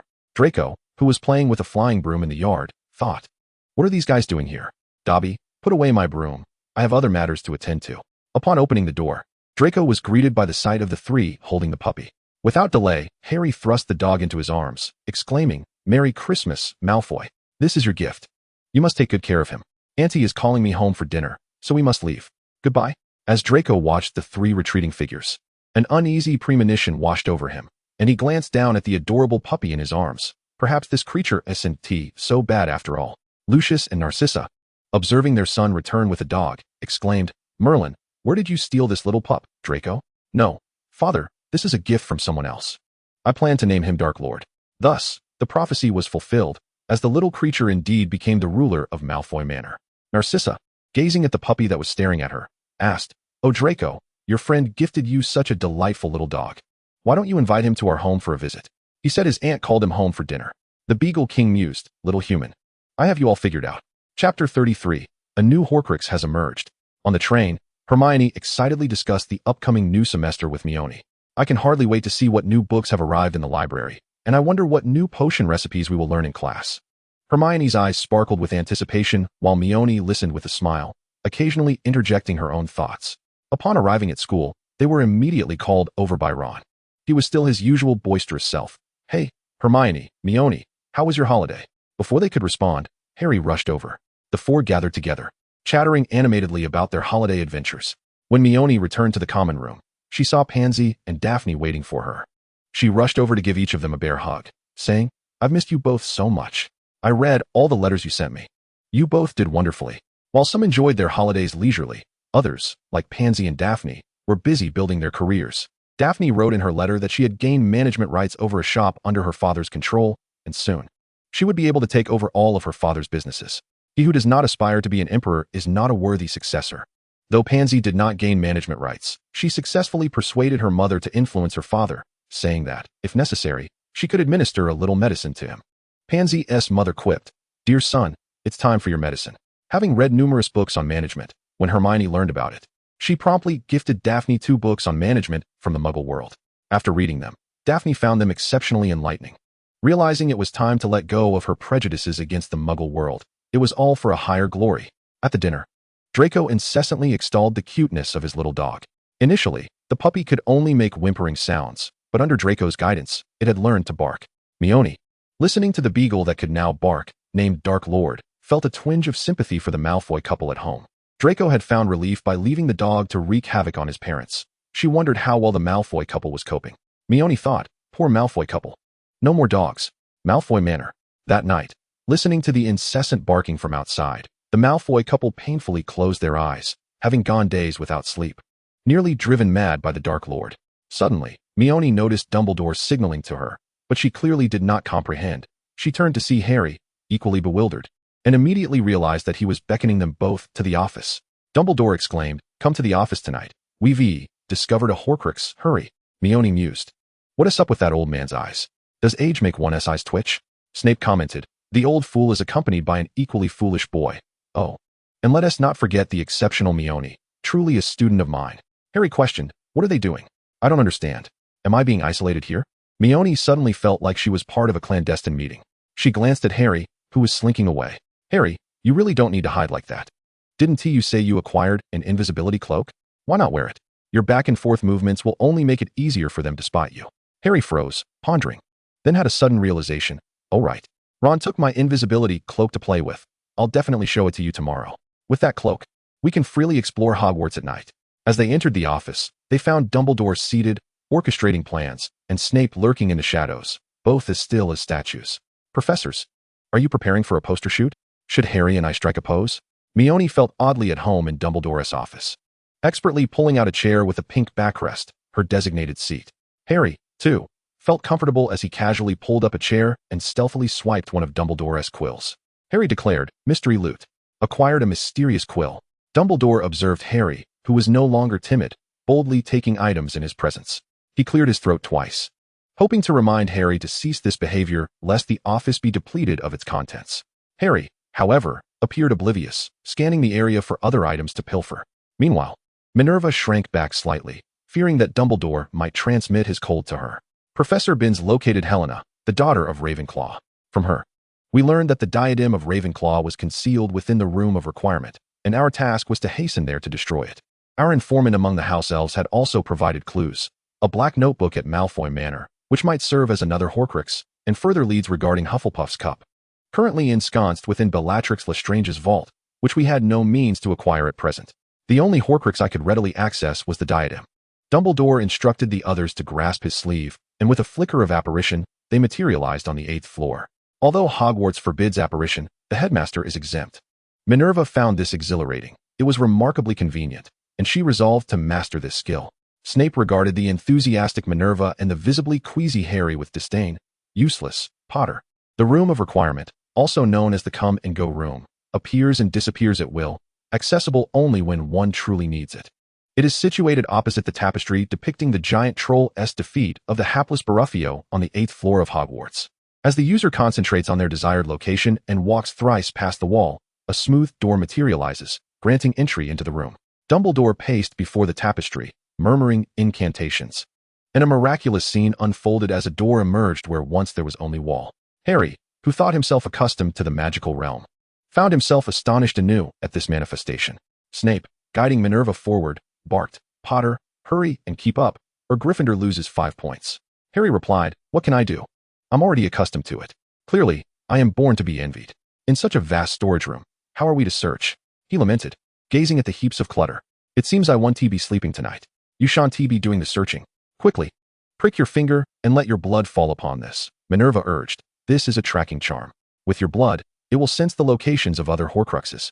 I spent 3 sleepless nights crafting it." She pointed to her dark circles. Harry promptly vowed, "I shall make good use of this charm. I won't let your efforts go in vain.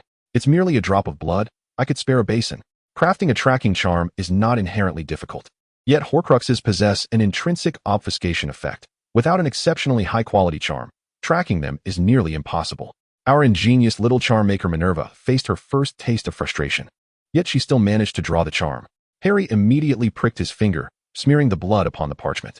Chapter 34. The Destruction of the Horcrux. As soon as the blood made contact with the parchment, it erupted like a volcanic eruption, emitting a radiant golden light, and the charm disintegrated into ashes.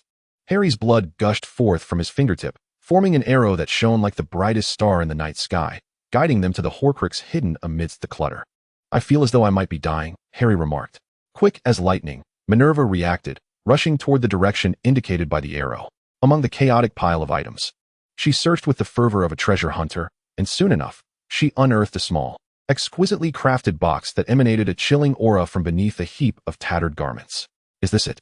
she asked, presenting the box to Dumbledore, her tone suggesting the gravity of the inquiry. Dumbledore took the box, and upon contact, a shiver coursed through him like a venomous serpent, for he could distinctly sense that this was the Horcrux Voldemort had long sought. The others quickly gathered around, and Minerva, her brow furrowed with concern, stated, "This object looks exceedingly sinister. We must destroy it at once." Harry nodded in agreement and was about to act when the box suddenly emitted a strange glow, and a spectral figure materialized, revealing Voldemort's grotesque, noseless visage. "Do you think you can so easily destroy me?" Voldemort's voice resonated, chilling as if echoing from the depths of the underworld. Immediately, countless shadows surged forth from the box like a swarm of locusts, clawing and snapping at the group. Snape, eyes aflame with rage at the murderer of Lily, could scarcely contain himself. His fury reached a boiling point. "Destroy the Horcrux," he roared. Without hesitation, Dumbledore began reciting an incantation, as though chanting an ancient, mysterious spell. In an instant, a roaring inferno erupted from the tip of his wand, surging forth with unparalleled might towards the box. Wherever the flames swept, the shadows were consumed, their wails echoing in agony. Voldemort's apparition bellowed in rage, his voice deafening, as if he intended to tear the very fabric of the world apart. He desperately manipulated the shadows, attempting to fend off the encroaching flames. Yet, the inferno surged forth relentlessly, soon enveloping the box entirely. The box trembled violently within the flames, emitting mournful cries, as if pleading for mercy, yet cursing all at once. Harry, Minerva, and the others did not falter. They wielded their wands, casting a dazzling array of spells to assist Dumbledore in battling the shadows. Snape, meanwhile, awaited his moment, expertly repelling any shadow that dared approach. As time wore on, the box's glow began to wane, and Voldemort's apparition grew increasingly indistinct. At long last, the box was consumed by the flames, reduced to ashes, and Voldemort's phantom vanished without a trace. The group let out a collective sigh of relief. Dumbledore slowly retracted his wand, a look of satisfaction gracing his features. The Horcrux was destroyed, and Voldemort's power had diminished yet again. Well done, everyone, he commended. Professor, we must swiftly destroy the remaining Horcruxes. This tracking charm can only locate those within 1,000 meters. We need to ascertain their general locations to effectively track them. As a naturally gifted charm maker, Minerva experienced the absurdity of the situation for the first time. Her tracking charms could locate objects from thousands of miles away. Yet this one could only trace within a mere 1,000 meters. Curse this world's protective mechanisms, she exclaimed. Dumbledore regarded the young girl before him and sighed gently. Child, you have done remarkably well. I will endeavor to ascertain the locations of the remaining Horcruxes and will inform you of any leads. Minerva lowered her gaze, her mind racing with thoughts on the characteristics of the Horcruxes. The current ones represented 3 houses, indicating that Voldemort was a man of ritualistic significance. Thus, the other Horcruxes should also possess their own meanings. They could be identified through the study of his life. Professor, I have an idea. Could we perhaps delve into Voldemort's history? Someone of his nature is likely to be meticulous about symbolism. I do not believe he would place his soul in an inconsequential object. Whatever he used to house his soul must have held significant meaning for him. Harry felt an itch on his head, sensing that he might be growing a brain. Snape nodded slightly. Based on my understanding of the Dark Lord, he is indeed a person who places great importance on ritual. He consistently strives to cultivate an image of a pure-blood aristocrat. And examining his past is undoubtedly a prudent approach. Dumbledore regarded Miaomiao with approval. It was indeed a commendable line of thought, coming from a Slytherin lineage. He holds the honor of the house in high esteem. The previous Horcruxes were related to the school, and it is highly likely that other Horcruxes are connected to matters he values. I shall investigate this avenue further. Dumbledore thought of the house elf named Dobby. It seemed the time had come for a visit to Malfoy Manor. In the following days, Miaomiao attended her classes as usual, occasionally engaging in gossip with Pansy and Daphne, or taking nocturnal strolls with Harry and his friends. However, the matter of the Horcruxes lingered in her mind. One night, while organizing her notes in the dormitory, a slip of paper materialized before her. She unfolded it to find Dumbledore's handwriting, urging her to come to the headmaster's office at once. Without delay, Miaomiao donned her coat and hurried off. Upon arriving, Dumbledore, his expression grave, informed her, I have received news from a house elf named Dobby indicating that Malfoy Manor conceals crucial clues. Professor, I believe we should bring Draco along. Professor Snape appears to have a good rapport with Mr. Malfoy, and I think we could sway him, Miaomiao suggested, glancing at Dumbledore. The Malfoy family has deep ties with Voldemort. Considering them as a potential entry point seems wise. Draco frequently corresponds with home, and from those letters, it is evident that Mr. and Mrs. Malfoy are quite concerned about their family. Since Voldemort's return, he certainly would not overlook Draco.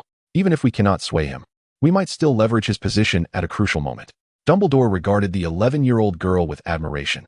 Her ability to think so comprehensively was impressive. Draco is indeed a good boy, and that man will not spare him. As you rightly noted, he has become quite mad. However, this conversation may not be pleasant, so it is best he remains unaware. Miaomiao pondered momentarily. If a dispute arose between Mr. Malfoy and herself, Draco might find himself in a difficult position. Perhaps we should bring him next time, she concluded. Fawkes, please notify Severus and ask him to come to my office. I have something important to discuss with him. Fawkes, just settling into a nap, muttered, honestly, can't you go summon him yourself? I was just falling asleep. Yet, Fawkes ultimately flapped his wings and took off. Oh, Dumbledore, you must understand how busy I am. Those trolls' assignments are a complete mess. I truly wish I could open their heads and see what nonsense resides within. You had better have something important to convey. Snape was nearly driven to madness by the nonsensical assignments of those trolls. He must have committed some grievous sin in a past life to deserve teaching such students. Dumbledore had grown accustomed to Snape's irritability. Miaomiao thought that while Snape's manner of cursing was somewhat civilized, his sharp tongue could be quite lethal. She feared he might inadvertently poison himself with his words. Dumbledore briefed Snape on the plan. In summary, the 3 of them needed to visit Malfoy Manor. Miaomiao had already prepared Harry's blood and the sigils, and they would be able to initiate the location upon arrival. Snape observed the 2 who were evidently ready to set out. glancing at the impeccably dressed Dumbledore and then at Miaomiao, who had donned a pale pink sweater paired with a white tulle skirt. He felt like a jester in comparison. Miaomiao was eager to depart, especially since Dumbledore had promised her a day off from classes the following day. She was already anticipating the prospect of not attending lessons. Today was Thursday, and tomorrow was Friday, followed by the weekend. 3 days of freedom. Just the thought thrilled her. Professor, shall we set off now? Indeed. And how shall we get there? By apparition? Yes. The taciturn Snape was indeed a man of few words. Chapter 35, Malfoy Manor. Ultimately, Dumbledore suggested they use the fireplace to reach Malfoy Manor. If his memory served him correctly, the fireplace in Severus's office led directly to the Malfoy family's hall, which would be much quicker than apparating to the manor's entrance. This was Miaomiao's first experience with the fireplace, and she found it quite magical. However, she feared the soot would stain her light-colored attire. 666. Quickly fetch my dust-repelling charm. Since losing his job, 666 had been residing in Miaomiao's Pinduoduo space, which should now be referred to as the Pinduoduo system. His primary role was to oversee system upgrades, and aside from that, he had no other tasks. His days were spent indulging in food, drink, and television. Received, over. 666 was attempting to imitate the mannerisms of spies in movies, but to Miaomiao, he resembled a dog thief instead. Please, can you act a bit more normally? Stop watching so much television, she remarked while taking the dust-repelling charm from him, chiding 666 for his television-induced foolishness. Inside the hall of Malfoy Manor, Lucius was startled by the sudden appearance of the group. Who in their right mind would appear unannounced in someone else's parlor at this hour? Severus, what is the meaning of this? Lucius cautiously approached Severus, the student he regarded as a promising Death Eater. Isn't he supposed to be acting as a spy? Why is he here with Dumbledore in my home without prior notice? Lucius Malfoy addressed Severus. Aren't you going to greet me? Snape stepped back, rejecting his approach. Dumbledore has business with you. You may inquire directly with him. Lucius observed the distance Severus was creating between them, and then glanced at Dumbledore, who was speaking quietly with Miaomiao. He thought to himself, to arrive unannounced and bring along two adversaries. Severus, I truly misjudged you. Dumbledore cleared his throat. Mr. Malfoy, may we sit and talk? What I am about to disclose is rather confidential. Lucius hastily instructed Narcissa to take the children away. Narcissa, please escort Miss Miaomiao to have a light snack. We have matters to discuss. Dumbledore was quite inconsiderate, coming to discuss important matters while dragging a child along. He knew full well that the topics of conversation would likely frighten the young one, keeping her awake at night. Narcissa observed the well-behaved Miaomiao and thought to herself, Dumbledore is truly inconsiderate. It's late, and he should let the child rest instead of bringing her out. Dumbledore grasped Miaomiao's collar. I believe Miaomiao should be privy to our discussion, as she is one of the parties involved. Mrs. Malfoy, you may also wish to listen. I believe you would be interested. The five of them found themselves seated on the Malfoy family sofa in an unusual atmosphere, with Miaomiao enjoying a small cake specially prepared by Narcissa, while Dumbledore, eyeing the tempting confection, found his tea suddenly lacking in flavor. Snape observed Dumbledore's expression and knew he was yearning for something sweet. To manage the old bee, withholding his tooth-strengthening potion for a week would certainly tame him.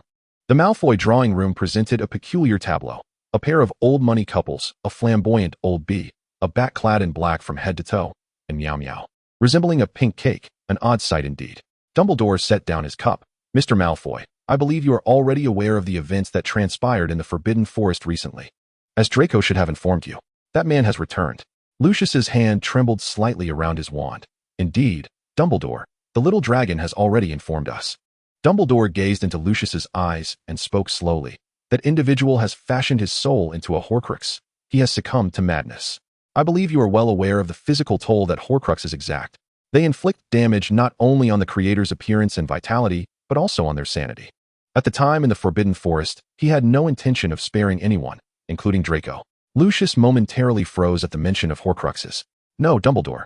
It seems we are adversaries, are we not? Is this matter, which necessitates discretion, truly something you can divulge to me? Dumbledore observed Lucius's reaction before continuing. His life appears to have suffered significant harm. His objective in the Forbidden Forest was to consume the blood of unicorns. We were fortunate that Mione defeated him. Had she not, he would not have spared any of the three present, and Draco was among them. He is utterly deranged, devoid of discernment. Mione nodded in agreement. Indeed. His appearance has become grotesquely hideous. His skin is a sickly shade of purple, he has lost his nose, and his head is completely bald, resembling an overcooked egg. Uncle Malfoy, do you possess some peculiar taste in aesthetics? How could you bring yourself to follow someone so repulsive? If I encountered such a person on the street, I would keep my distance. Yet you still choose to be his follower. Mione regarded Lucius with disdain and then glanced at Narcissa. This shouldn't be the case. With a wife as stunning as yours, surely you must have impeccable taste?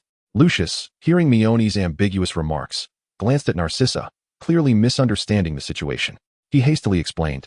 He did not look like this when I followed him. Mione, ever considerate, had even drawn a depiction of Voldemort's current appearance, which left Narcissa wincing in pain. Is this truly how a normal person should appear? Dumbledore exchanged a knowing glance with Mione. Go on, Mione. Professor Snape was eager to return to grading papers, having no desire to work through the night. Mione blinked her innocent eyes at Narcissa. Mrs. Malfoy, your home is truly beautiful. You must be someone who cherishes life. However, as far as I know, Voldemort seems to lack a residence. If he were to return, would he not reside in your home? Narcissa stiffly nodded, aware that at least half of Lucius's earnings over the years had likely found their way into that man's pockets. It was entirely plausible that he would indeed inhabit Malfoy Manor. And what of those individuals from Azkaban? Will they also reside here upon their release? How dreadful. They have not bathed in over a decade, have they? Might they carry fleas? The thought of this comfortable sofa being infested with fleas breaks my heart. Mione dramatically clutched her chest, while Dumbledore began to chuckle softly. Lucius and Narcissa suddenly felt an itch, their imaginations conjuring images of sofas swarming with fleas, sending shivers down their spines. Professor Snape, do you know those individuals from Azkaban? Will they bathe upon their release? Can the grime on them be scrubbed away? If they move into Malfoy Manor, will it not reek terribly? Madam, your cakes are exceptionally delicious, but you may need to consider turning your hobby into a profession. After all, if those individuals move in and feast upon such delightful pastries, they will surely expect you to bake for them daily. You may find yourself baking hundreds of little cakes each day, far more laborious than a regular job. Mione cast a glance at Narcissa's well-manicured hands. Snape was all too willing to play along with Mione's antics. Those individuals would hardly concern themselves with bathing, and there are werewolves among them. They could very well transform into their wolf forms and frolic in the gardens of Malfoy Manor, though the gardens would likely become quite foul. Narcissa could no longer muster a smile. If those individuals dared to act so, her beautiful estate would soon become a refuge for vagrants. Lucius remained silent, unwilling to voice his thoughts, knowing those individuals would indeed reside here. However, he was not easily swayed, for his allegiance to Voldemort stemmed from his ideals of pure blood and the pursuit of greater glory. Surely, he could endure. Mione intensified her onslaught. Oh, Mr. Malfoy. The last time I encountered Voldemort, he was barefoot. His feet must be filthy, and who knows what he has stepped in, even in the restroom? What a pity for this carpet. It will soon be a dirty carpet. Narcissa felt a wave of nausea, and Lucius was not faring much better. Although Mione's words were laced with humor, they were undeniably factual. Chapter 36. Intensifying the Assault. Mione discreetly observed the Malfoy couple's expressions, her assault growing more fervent. Mr. Malfoy. If Voldemort were to return next year, who would he most desire to eliminate? Lucius cast a glance at Dumbledore, genuinely reluctant to answer the question.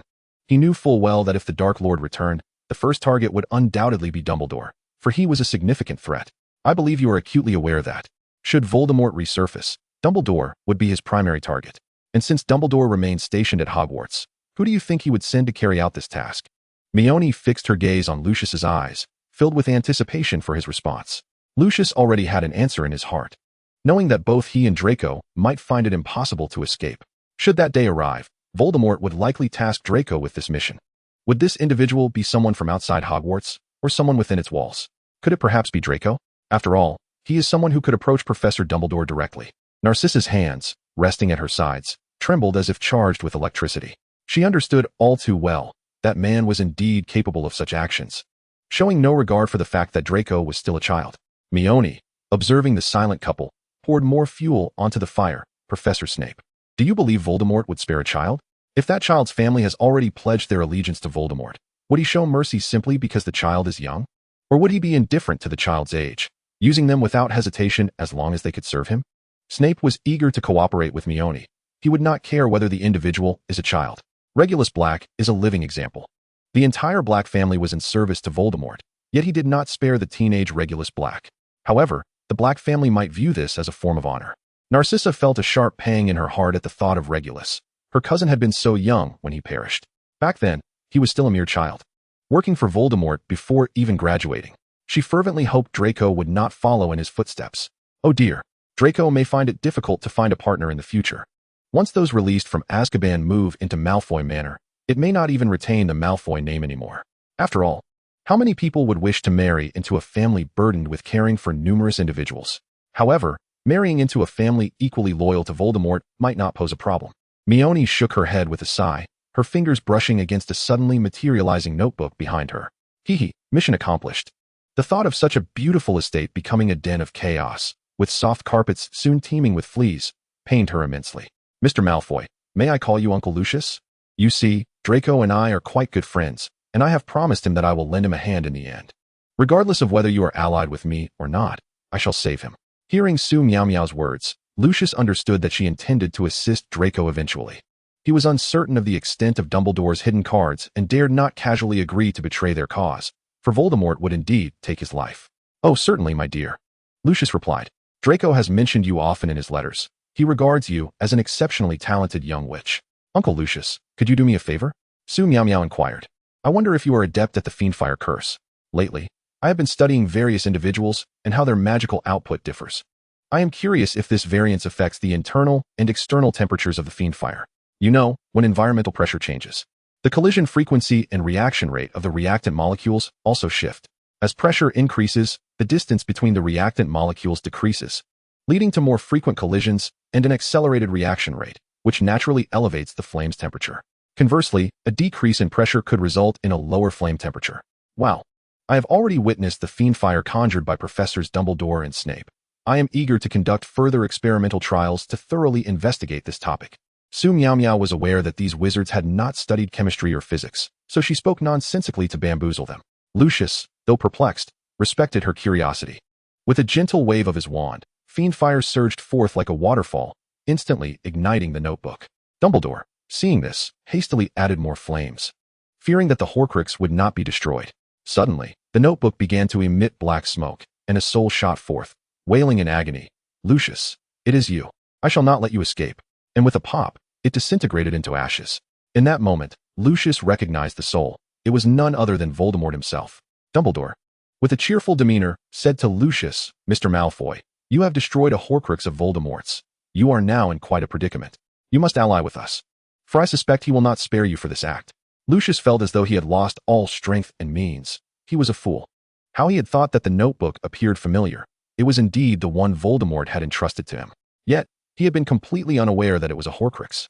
Now, having destroyed Voldemort's Horcrux with his own hands, he could no longer remain in Voldemort's good graces. After having effectively killed Voldemort's Horcrux, he was certain that Voldemort would seek retribution. Lucius cast a glance at Dumbledore and Snape. These two were truly despicable, using him as a pawn. Yet, he was no match for Dumbledore. He would not dare to question Su Miaomiao. In his eyes, she was merely a child without the cunning to orchestrate such a scheme. He believed she was just a child Dumbledore had brought in to lower his defenses. What do you require of me, Mr. Dumbledore? The Malfoy family will always align with the victorious. Lucius was indeed perceptive. His greatest strength lay in his ability to read the situation. He understood that his only chance of survival lay in aligning with Dumbledore.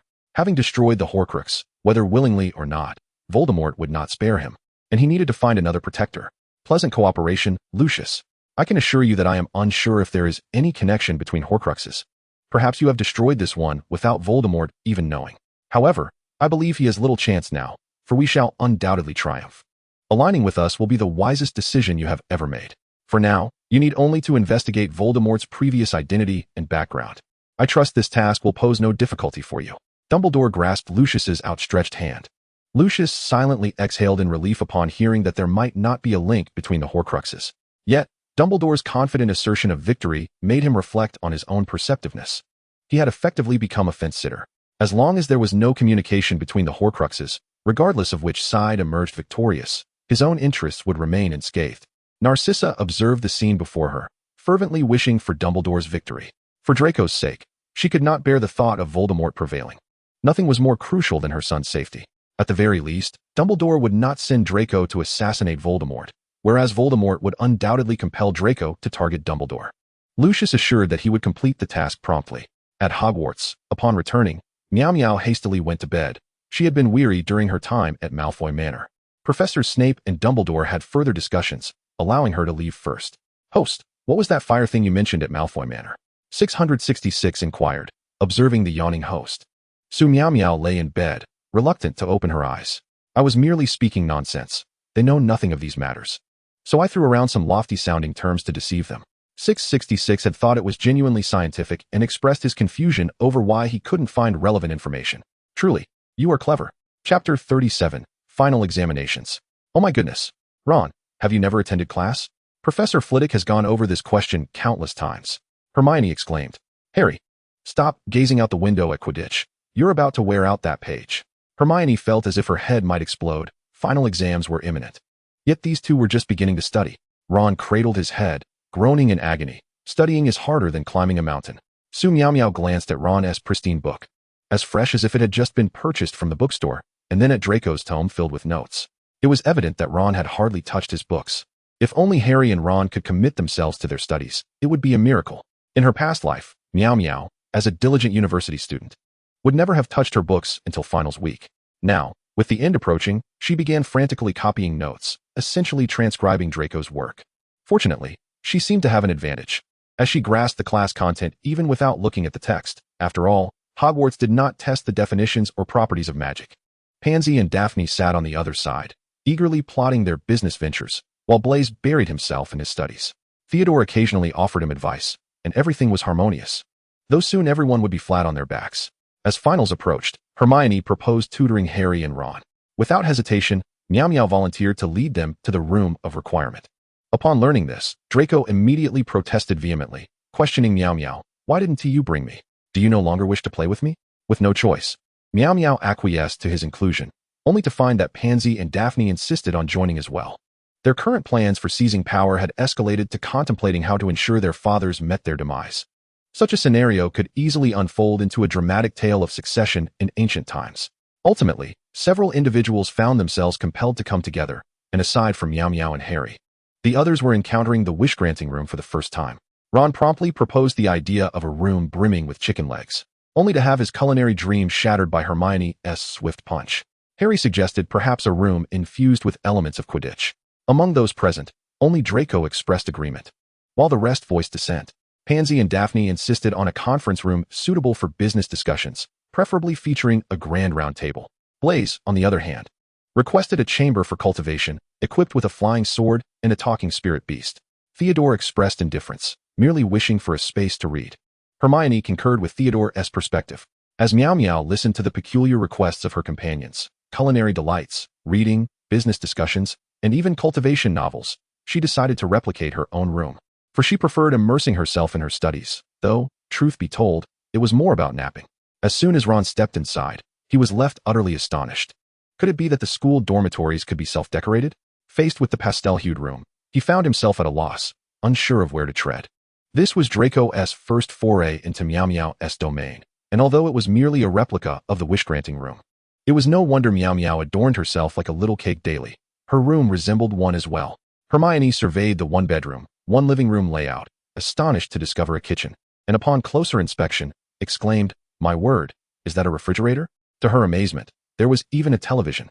Between the living room and the bedroom stood a large, pink-framed arched window, and peering inside the bedroom revealed a computer. Hermione was taken aback, wondering if her eyes were deceiving her. Could it be that Hogwarts had electricity? Miaomiao had cast a non-detectable extension charm on her dormitory, even erecting a wall that transformed the space into a one-bedroom, one-living-room suite. Leading Pansy and Daphne to a corner with a small blackboard, she transfigured the small table beside her lazy sofa into a round table, saying, "You two can conduct your business here." Then, she ushered Theodore and Blaise to a sunless balcony, equipped with 2 rocking chairs, and set up a small table for them, instructing, "You two can read here."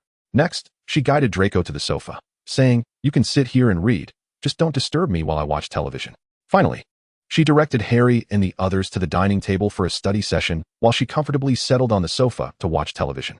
Indeed, Miaomiao's room boasted electricity, marking it as the sole electrically equipped space in Hogwarts. However, it was evident that the wish-granting room itself lacked electricity, as Draco, holding a book, glanced at Miaomiao, who was tapping on the blackboard. "How foolish of me," he mused. "I truly believe the replicated space would also have electricity." Unable to contain himself, Ron yearned to watch television. Having become addicted after watching it at Harry's and S house, he monopolized the screen every day, leaving the Dursleys deprived of television throughout the holiday. Finally, as they anticipated the start of school, they hastily drove him to the station before returning home to enjoy the television. Uncle Vernon couldn't resist lamenting on the way to the station. That red-haired boy is finally gone. I haven't watched a match in ages, having spent every day watching cartoons with that lad. At last, the television is mine again. Hermione, if I do an hour of homework, could you let me watch 20 minutes of television? Ron implored Hermione, who, glancing at the still muttering Miao Miao, reminded him. You wish to watch, but there's no electricity here. This replica from the wish-granting room lacks it. Ron felt as though the sky had fallen. Blaise had long since lost interest in reading. During the holidays, he had persuaded his mother to buy him a computer specifically for the latest cultivation novels. And the house had even been wired for electricity and wireless internet. Upon entering, he had noticed the computer in the bedroom, and when he learned there was no electricity, his heart shattered. In the end, Ron, Blaise, and Miao Miao wept together, two of them crying because this was the only place in Hogwarts with such amenities. Yet they were unable to utilize them, while Miao Miao cried because she simply could not focus on her textbooks and couldn't even manage to sleep. Ultimately, Miao Miao pulled out a teleportation charm, whisking them back to her dormitory where Ron could finally watch television, and Blaise could use the computer. Observing that everyone had abandoned their studies, Miao Miao took out a game controller for the boys to play, while she led the three girls back to the bedroom to watch an idle drama on the computer. In just a few hours, Draco had already developed a penchant for the internet. He immediately wrote to his father, requesting that similar amenities be installed at home. Theodore, having forsaken his reading, showcased the prowess of a high IQ by learning swiftly, leaving Harry and Ron feeling homesick. Blaise remarked that having purchased only one computer was inadequate, exclaiming that they would need 10 of these devices at home. Pansy and Daphne, captivated by the male protagonist's chiseled abs, momentarily forgot their familial woes, secretly pondering that once they inherited their fortunes, they would surely indulge in nurturing a multitude of adorable companions. Even Hermione ceased her studies. Observing the lack of scholarly activity in the atmosphere, Miao Miao felt a sense of relief. If everyone was to neglect their studies, it was far more comforting to do so together. The purebloods, encountering these wonders for the first time, initially believed the Muggle world to be quite primitive. However, it became evident that their technological advancements far surpassed those of the wizarding world. Pansy and Daphne repeatedly expressed their thoughts on how, upon inheriting their fortunes, they would certainly maintain a plethora of charming companions. Previously, they had regarded the Muggle world as backward, devoid of magic and incapable of creating anything of worth. Yet, gazing at the aircraft, ships, and exquisite crystal chandeliers in the dramas, they realized how narrow-minded their perspectives had been, prompting them to consider delving deeper into the Muggle world. Naturally, those sharing this sentiment were not limited to just the two of them. Draco, Theodore, and Blaise shared similar thoughts, recognizing that the wizarding community had stagnated for far too long. For the first time, they grasped the dangers of consanguinity, the spaciousness and brightness of Muggle streets, and the convenience of Muggle communications. Miao Miao nestled in her gaming chair, clutching a cat-shaped pillow, her gaze falling upon the biology book she had intentionally placed on the table days prior, containing a unit on consanguinity. Miao Miao was truly exasperated by the madness surrounding consanguinity. Each time she heard of it, her scalp prickled. It seemed that today she had achieved her goal. After all, it was far more reassuring to embrace idleness together. Observing her success, the system quietly mused, indeed, the host is anything but a simple little rabbit. She has gone to great lengths to ensure that everyone refrains from studying. On the table lay biology, chemistry, and mathematics textbooks, which Theodore and Draco would undoubtedly peruse.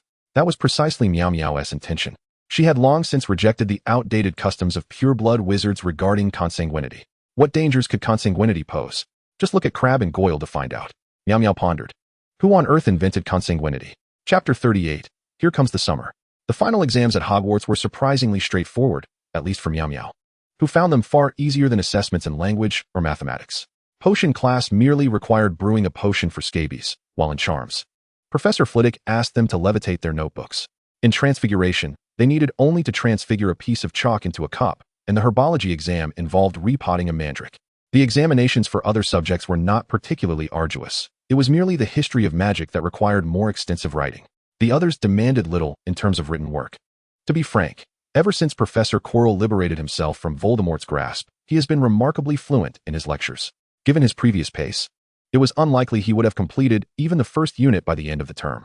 When the results were released, Su Miaomiao gazed at her flawless grades with immense satisfaction. At last, a new young which graced the honor roll. Dumbledore, upon reviewing Su Miaomiao's report card, nodded approvingly. Truly, she was a remarkable child, and he was determined to ensure that her summer would be unforgettable and meaningful. Su Miaomiao was pulled by Hermione to view the honor roll. and upon seeing her name firmly at the top, Hermione could only marvel at how exceptional Miaomiao was in every regard. Several young witches and wizards also posed for photographs with their names on the list, eager to show their parents their achievements upon returning home. Draco sneered disdainfully. What is so special about a list? How childish. Blaise barely acknowledged him, retorting, what were you just photographing then? Perhaps you should check what you're holding before you speak. Draco shot back, you talk too much. After sending all her friends off on the train, Su Miaomiao returned home, utterly exhausted. She was in dire need of a good night's sleep, blissfully unaware of the busy summer that awaited her. Believing she could leisurely rise late each day just to enjoy meals. Who could have imagined? Unbeknownst to her, Dumbledore had already planned a packed itinerary for her summer. As soon as she stepped through the Great Hall's doors, Dumbledore emerged with luggage in hand and called out to her, Child, hurry and pack your things. You will be spending the summer at my home. Trust me, it will be the most unforgettable summer. Dazed, Su Miaomiao hastily gathered her belongings and followed Dumbledore to Godric's Hollow, where she found the house shrouded in dust. Suggesting it had been quite some time since it had been inhabited, Dumbledore performed a cleaning charm, instantly restoring the place to its former glory. We shall stay here for a week, then visit the Nicholas Flamel couple, and later Newt, along with many others. Take these days to rest well, for soon we shall embark on a delightful summer journey. Dumbledore's excitement grew as he spoke, eager to introduce Miaomiao to everyone he knew. Planning for them to stay 2 days at each home, he was determined to immerse her in his extensive network. Su Miaomiao felt as though the sky had fallen. Could someone please inform her that this was supposed to be a vacation? How could it be more exhausting than school? Someone ought to rein in this child-abusing Dumbledore. One must wonder how Dumbledore managed to become the headmaster. His execution of plans was truly formidable. On that very morning, while Su Miaomiao was still lost in dreams, Dumbledore knocked on her door. Rise and shine, child. We are off to visit the Flamel couple in France. Dumbledore's plan had not yet come to fruition. The Philosopher's Stone remained in his possession, and he needed to return it to the Flamels. Su Miaomiao rubbed her tousled hair and replied, All right, I'll get up now. She was quite eager to meet the master alchemist, curious to see if he could indeed turn stone to gold. More importantly, she wanted to inquire whether he could invent a television and a computer for the wizarding world, considering Hogwarts had such poor signal reception that watching television was a constant struggle. If only they could create mobile phones as well. Dressing in a particularly demure outfit, a red and white checkered blouse paired with a red overall skirt, her hair styled into 2 low buns adorned with a cherry hairpin, she looked exceedingly charming. 666, her system companion, chimed in with daily compliments. Whose host is this stunning? Why, it's mine. Miaomiao looks beautiful today. Su Miaomiao reveled in the praise, promptly exchanging 20 galleons for system currency to purchase the latest interstellar gaming console. Much to 660 SIX's ecstatic delight, Dumbledore led Su Miaomiao to a mysterious location, where the architectural style starkly contrasted with that of England. Before them stood an ancient castle, enveloped in an aura of mystery. Here we are, this is the home of the Flamel couple, Dumbledore declared. As they approached the entrance, the door swung open automatically, revealing a sprightly elderly man with snow-white hair, none other than Nicholas Flamel. He greeted them with a warm smile. Welcome, Dumbledore, and this charming young witch. Su Miaomiao politely curtsied. Good day, Mr. Flamel. It is an honor to finally meet you. Nicholas ushered them inside the castle, which was filled with various strange instruments and ancient tomes. Su Miaomiao gazed around in wonder, her eyes sparkling with excitement. Dumbledore presented the Philosopher's Stone to Nicholas, saying, My old friend, the stone has returned to its rightful owner. Nicholas accepted the stone and turned to Su Miaomiao. Young witch, it seems you have a question for me? Su Miaomiao's eyes lit up, and summoning her courage, she asked, Mr. Flamel, might you be able to invent a television and a computer for the wizarding world? The signal at Hogwarts is terribly poor, making it difficult to watch television. It would be wonderful if we could create mobile phones as well. The latter part of her request remained unspoken. Nicholas stroked his chin, intrigued by her idea. An interesting notion, young witch. The concept of a television and a computer presents a challenge, but it is not impossible. However, considerations regarding signal reception and magical transmission stability must be addressed. Dumbledore, equally intrigued, chimed in, My old friend, if you truly manage to invent such devices, it could revolutionize the wizarding world. Little did they know, after Dumbledore installed a television in Su Miaomiao's room, he himself grew fascinated with the device, later installing one in his office, ultimately succumbing to a newfound obsession with technology, often staying up until 1:30 in the morning, engrossed in the screen. The portraits in his office urged him to retire for the night, but soon, the entire office fell under the spell of the television, all joining in the late-night viewing. We all love watching television, they proclaimed. Professor Snape, already burdened with his numerous responsibilities, now found himself concocting not only potions for dental health, but also eye care elixirs. The Flammels had never encountered a television or a computer before, prompting Dumbledore to insist on installing one for them, excitedly extolling their wonders. I assure you, these inventions will challenge your perceptions. You will find them utterly fascinating. Dumbledore guaranteed, presenting himself as a living testament to this claim. Nicholas, curious to see if Dumbledore's words held truth, nodded in agreement. After all, their days were numbered, and exploring previously uncharted territories might add an element of excitement to their final years. Eventually, electricity was introduced to Nicholas's estate. To their astonishment, they discovered how advanced Muggle technology had become. Nicholas immediately declared his intention to develop a wizarding computer and television. Su Miaomiao, observing the three elderly gentlemen engrossed at the computer, chided, "Enough of this. It's time to sleep. Just look at the time. What kind of elderly people stay up this late?" Had she known that the three seniors would fall into the throes of internet addiction, she would never have consented to electrify the premises. What began as mere research for the Flammels had devolved into play, with little actual investigation taking place. In unison, the three elders replied, "We'll go to bed after this episode." Ultimately, Su Miaomiao retired to bed on her own. Nicole May, with a cheerful demeanor, addressed Dumbledore. "Albus, I am determined to prolong my existence, at least until I can invent a television and a computer for the wizarding world." Those past 6 centuries felt like a waste. Having not discovered such fascinating inventions, I am truly grateful for the little wizard you brought. He has rekindled our youthful spirits. Mrs. Nicole May shared in his joy, as she and her husband had previously felt they had lived long enough and wished for no more life. Now, they had found renewed purpose, all thanks to Miao Miao. Dumbledore beamed with pride, asserting, "No one could possibly dislike Miao Miao. She is indeed a remarkable child of ours." Chapter 39. Onward to the Magical Creatures. After a week at the Nicole May residence, the couple confidently declared their commitment to serious research. "Rest assured, my dear child, I shall diligently pursue my studies. The moment I achieve my first breakthrough, you shall be the first to see it." Observing Miao Miao's skeptical gaze, Nicole May hastily vowed to forsake any laziness.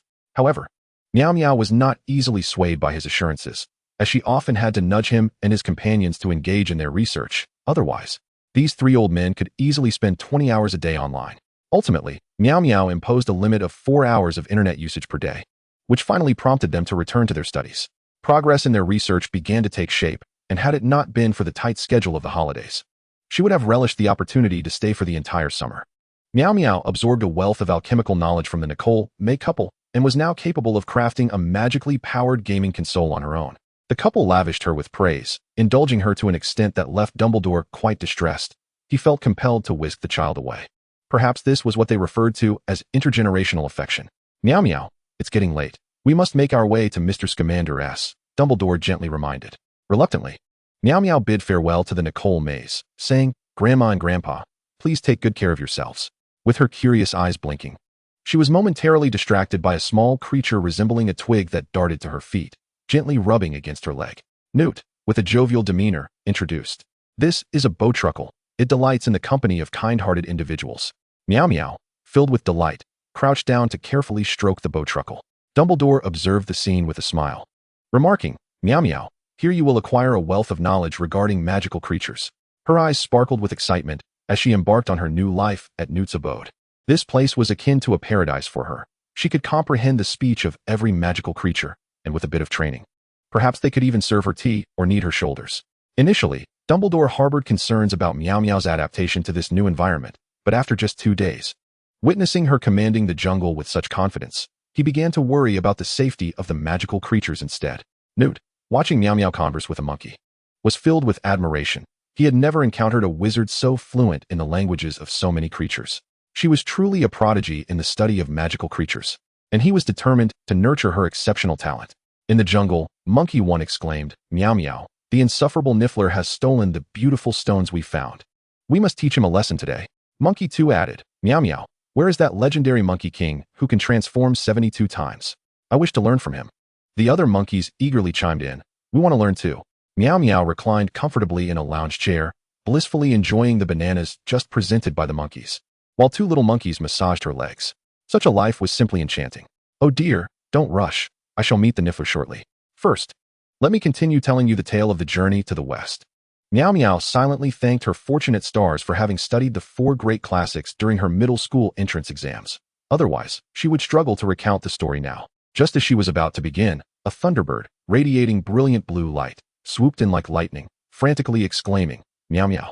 Trouble is brewing. The lake monster is causing chaos again, muddying the water so we cannot drink." Upon hearing this, the monkeys rolled up their sleeves, furious and eager to confront the lake monster. Meow meow set aside her banana, leaped from her chair, and declared confidently, "Fear not, everyone, for I am here." She led a troop of monkeys and other magical creatures toward the lake. There, they beheld the lake monster, a colossal figure resembling a small mountain, thrashing wildly in the water with a terrifying visage.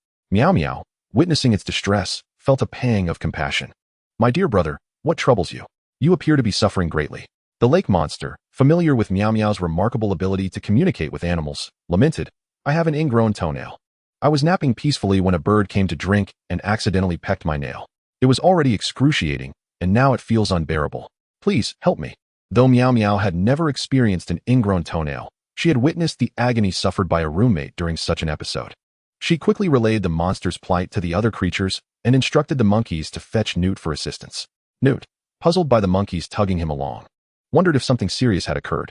He hurried to the scene, only to find Meow meow standing by the lake, surrounded by a multitude of animals. An initially assumed a brawl was about to ensue. Upon seeing Newt's arrival, Meow meow waved him over, exclaiming, "Mr. Scamander, this lake monster has an ingrown toenail. Earlier, a bird accidentally pecked it while drinking, and now it cannot sleep due to the pain. Please, can you help?" Newt glanced at the monster's toe. Relieved that it was not a fight, he gently trimmed the monster's nail and applied a thick layer of ointment before departing with a sense of relief. At that moment, the lake monster regarded Meow meow as its savior, exclaiming, "Meow meow, you are my hero. I promise to repay you." They want to play with me, claiming I am a bad magical creature, but I have never harmed anyone. I simply have a larger frame. Meow meow quickly reassured, There, little lake monster, do not cry. I will explain everything. It seems you may just have a communication barrier. Rest assured, for if you call me Meow meow, that makes you one of my own, and I shall protect you." She then clarified to the other animals that the lake monster was benign, feeding only on fish and not preying on others.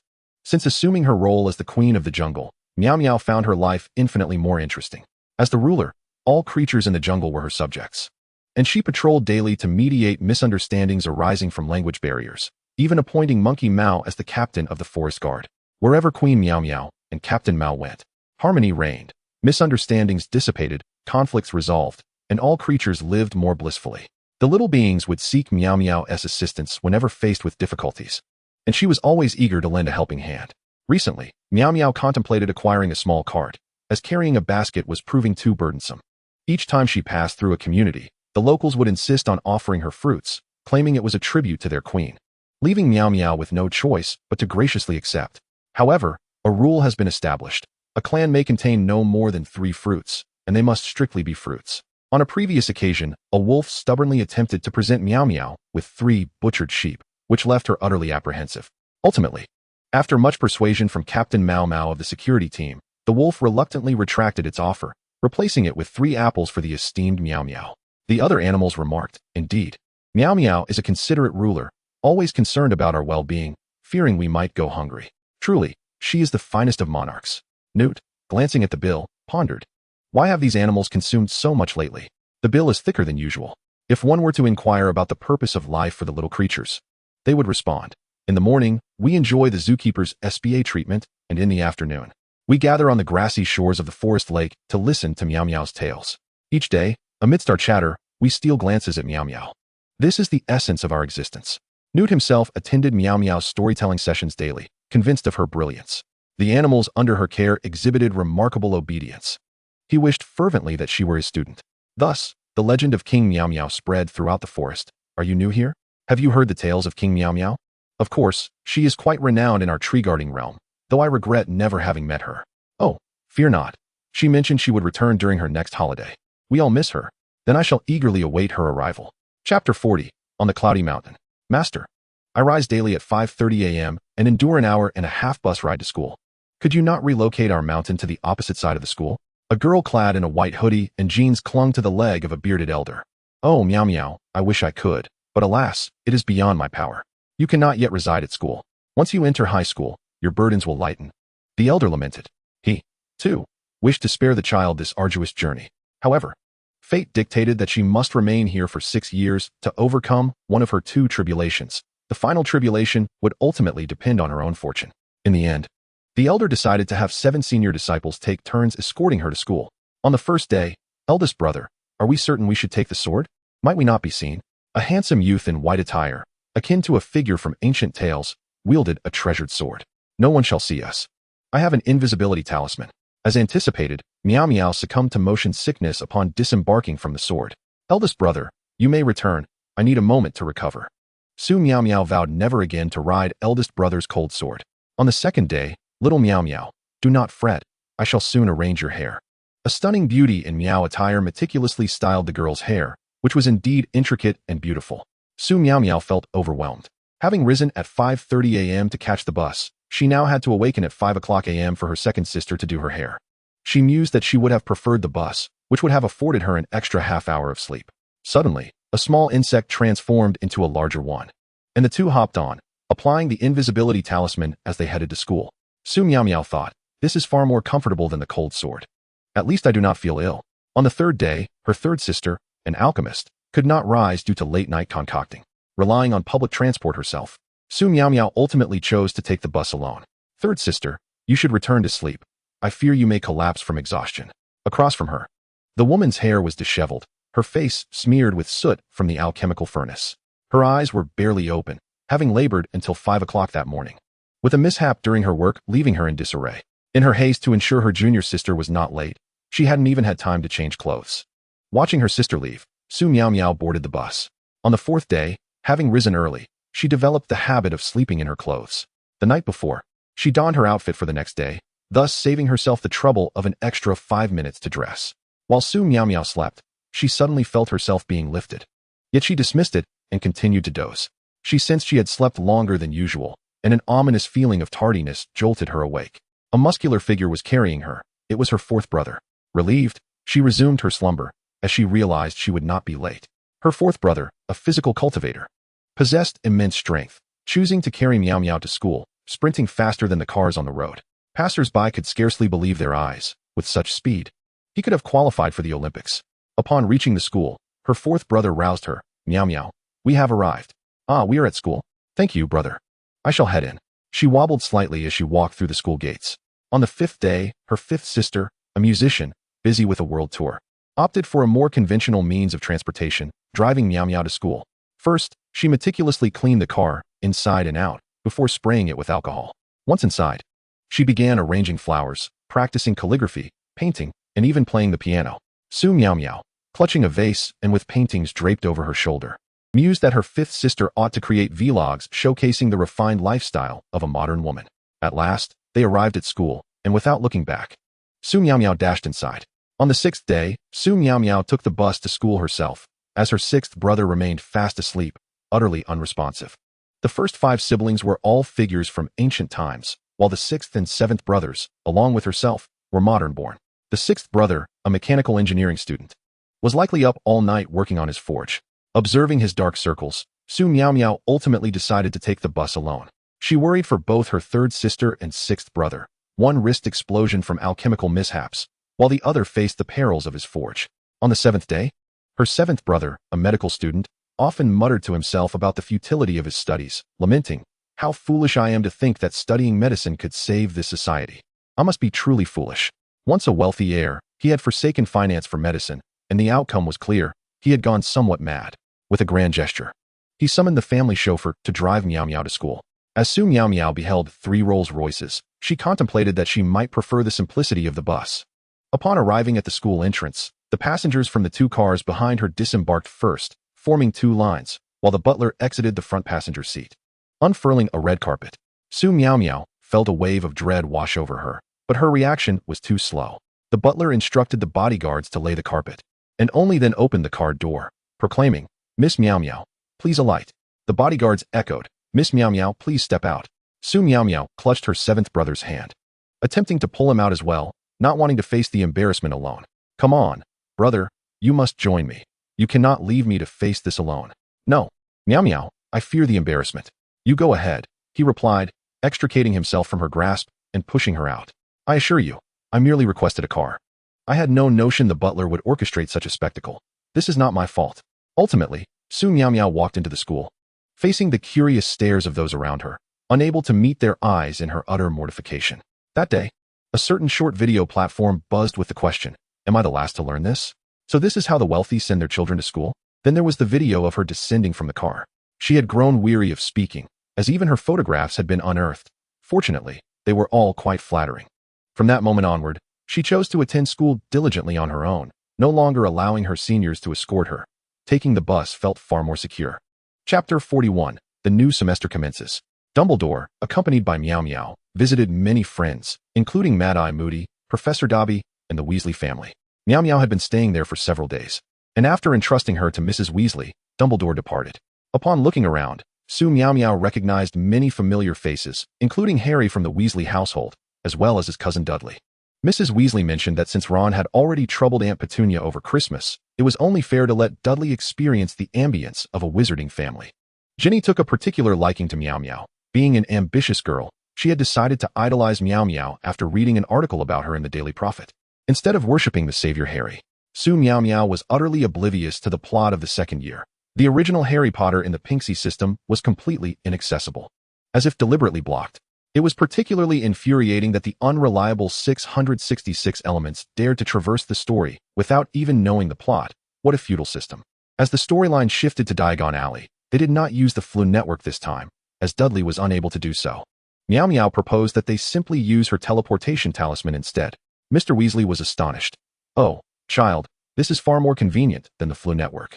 Now you all may proceed to procure your necessities." Thanks to Su Miaomiao, George, Fred, and Ron had earned considerable money, allowing them to purchase new books without resorting to second-hand ones to save costs. At the entrance of Flourish and Blots, after reuniting with Hermione, the bustling crowd caught Su Miaomiao's attention. She immediately spotted the iconic golden hair amidst the throng. "Draco," she called out, raising her voice. Draco Malfoy turned, his face lighting up upon seeing Miaomiao, but his expression soured at the sight of Harry beside her. "Oh, look who it is, the famous savior. What? Trying to steal the spotlight again? Do you have any idea what my summer was like? The dog you sent nearly drove my family insane." As Draco spoke, tears almost welled in his eyes. Who would have thought that such an adorable puppy could be so mischievous? He couldn't bear to part with it, so he endured the chaos.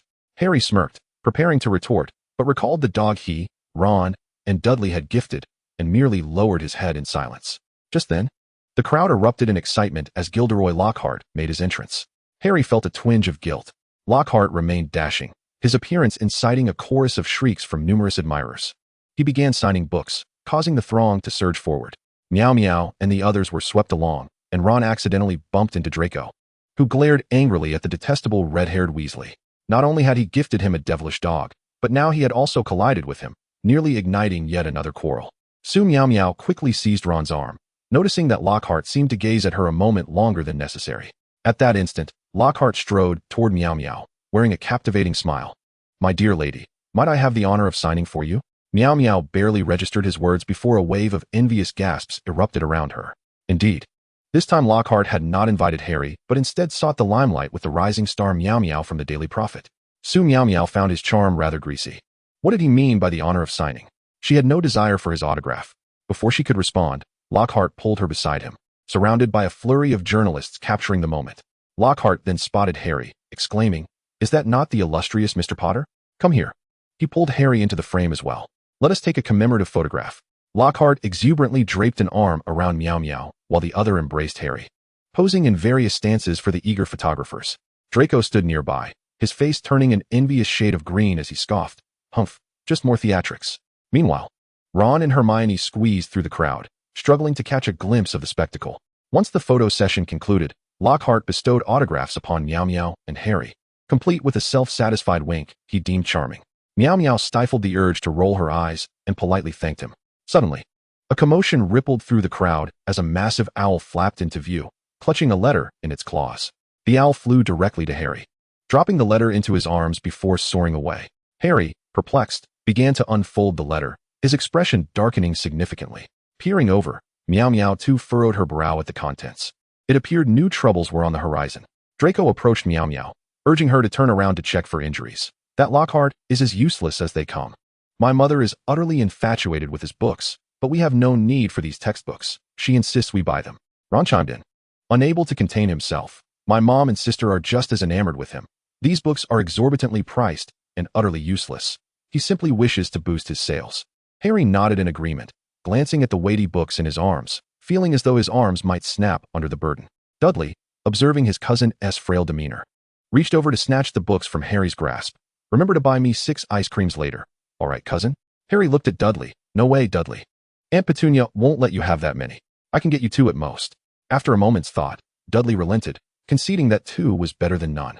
As Su Miaomiao regarded the books in her possession, she mused how fortunate she was not to have spent any money. The new professor's exorbitant prices were outrageous. He was utilizing his own books as textbooks. How could anyone believe he was capable of writing such works? Discarding the books into the system's space lightened her load significantly. Throughout their journey, Draco lamented the misdeeds of his family's pet, who would commence its incessant howling at 5:30 a.m., ruining countless pairs of shoes, and frightening the peacocks in the yard. His parents, Narcissa and Lucius, were reduced to tears each night, lamenting their plight, having become the most easily bullied individuals in the world. In a moment of guilt, the trio of culprits treated Draco to ice cream and gifted him some pet supplies. Meanwhile, Mr. Weasley approached, and Mr. Malfoy did as well. Mr. Weasley regarded Lucius Malfoy, who greeted him amiably, and was suspicious that this might be an impersonator. After all, this man had always taken jabs at him in the past. Was this amiable demeanor truly his? Lucius was inwardly distressed. His patience had been worn thin by the chaos wrought by his home's little tyrant.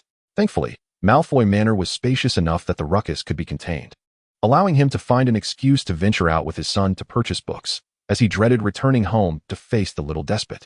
Su Miaomiao refrained from speaking too much. After all, the idea had been hers, merely a casual suggestion, and who would have thought Harry would actually follow through? Ginny, witnessing her father's unusual courtesy toward Mr. Malfoy for the first time, was curious about the beagle, having gleaned from Draco's snippets of conversation that it might involve his brother. It seemed this dog was quite impressive indeed. Hermione recalled that a couple living near her home had adopted such a dog. This couple, once notorious for their tempestuous tempers, had transformed into entirely different individuals, now patiently cradling their dog in areas frequented by children, eagerly awaiting someone to adopt their beloved pet. A few days prior, they finally managed to find a suitable home for the dog, but fearing it might be returned, they hastily relocated overnight. Hermione had once petted the little dog, and the couple insisted on gifting it to her, but fortunately, her parents had declined the idea of keeping a dog at home. Ginny and Hermione were still engaged in a spirited discussion about Gilderoy Lockhart, who indeed possessed a certain charm that captivated everyone from octogenarians to 8-year-olds. The two girls were animatedly conversing about Lockhart's talents. I am truly delighted that he is to be our defense against the dark arts professor, Ginny exclaimed, her hand clasping Hermione's in excitement.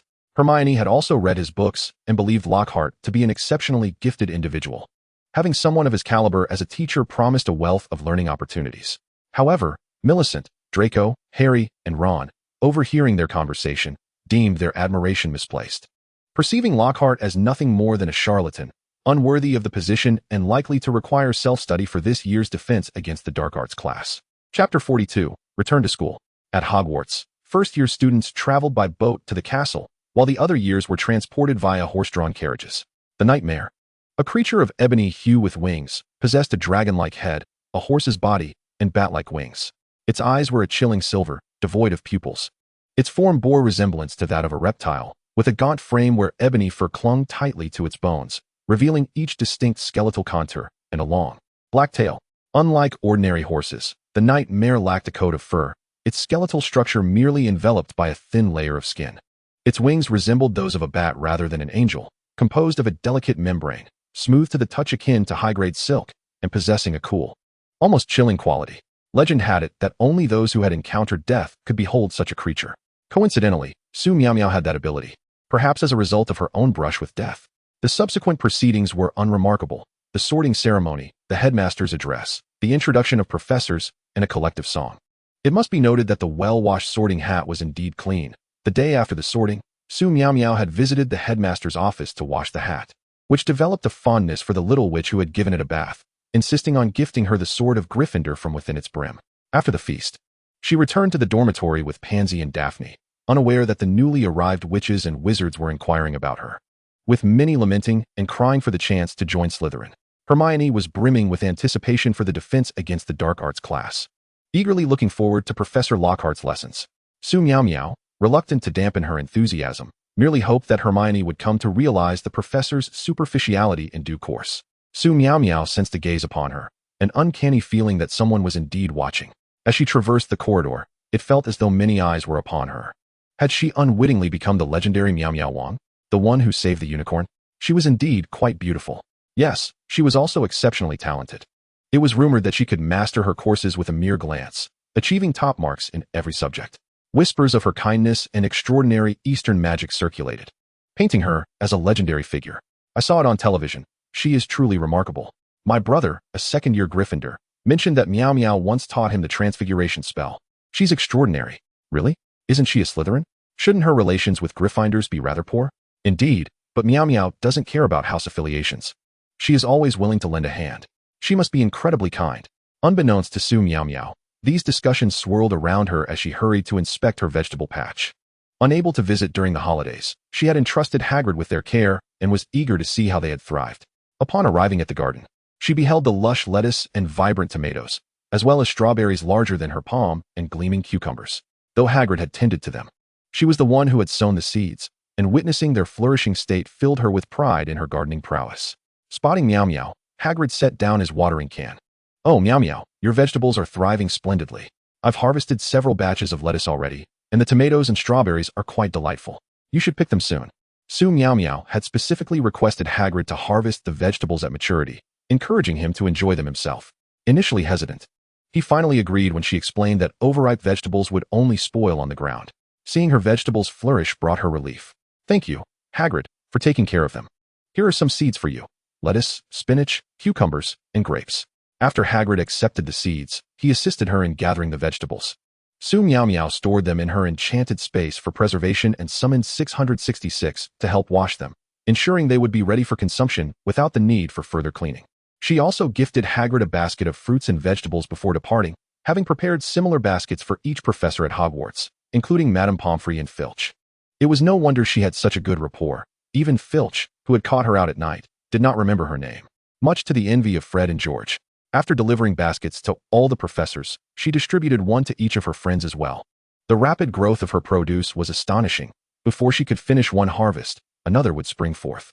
Once Hagrid constructed the grape trellis, she planned to plant grapes below.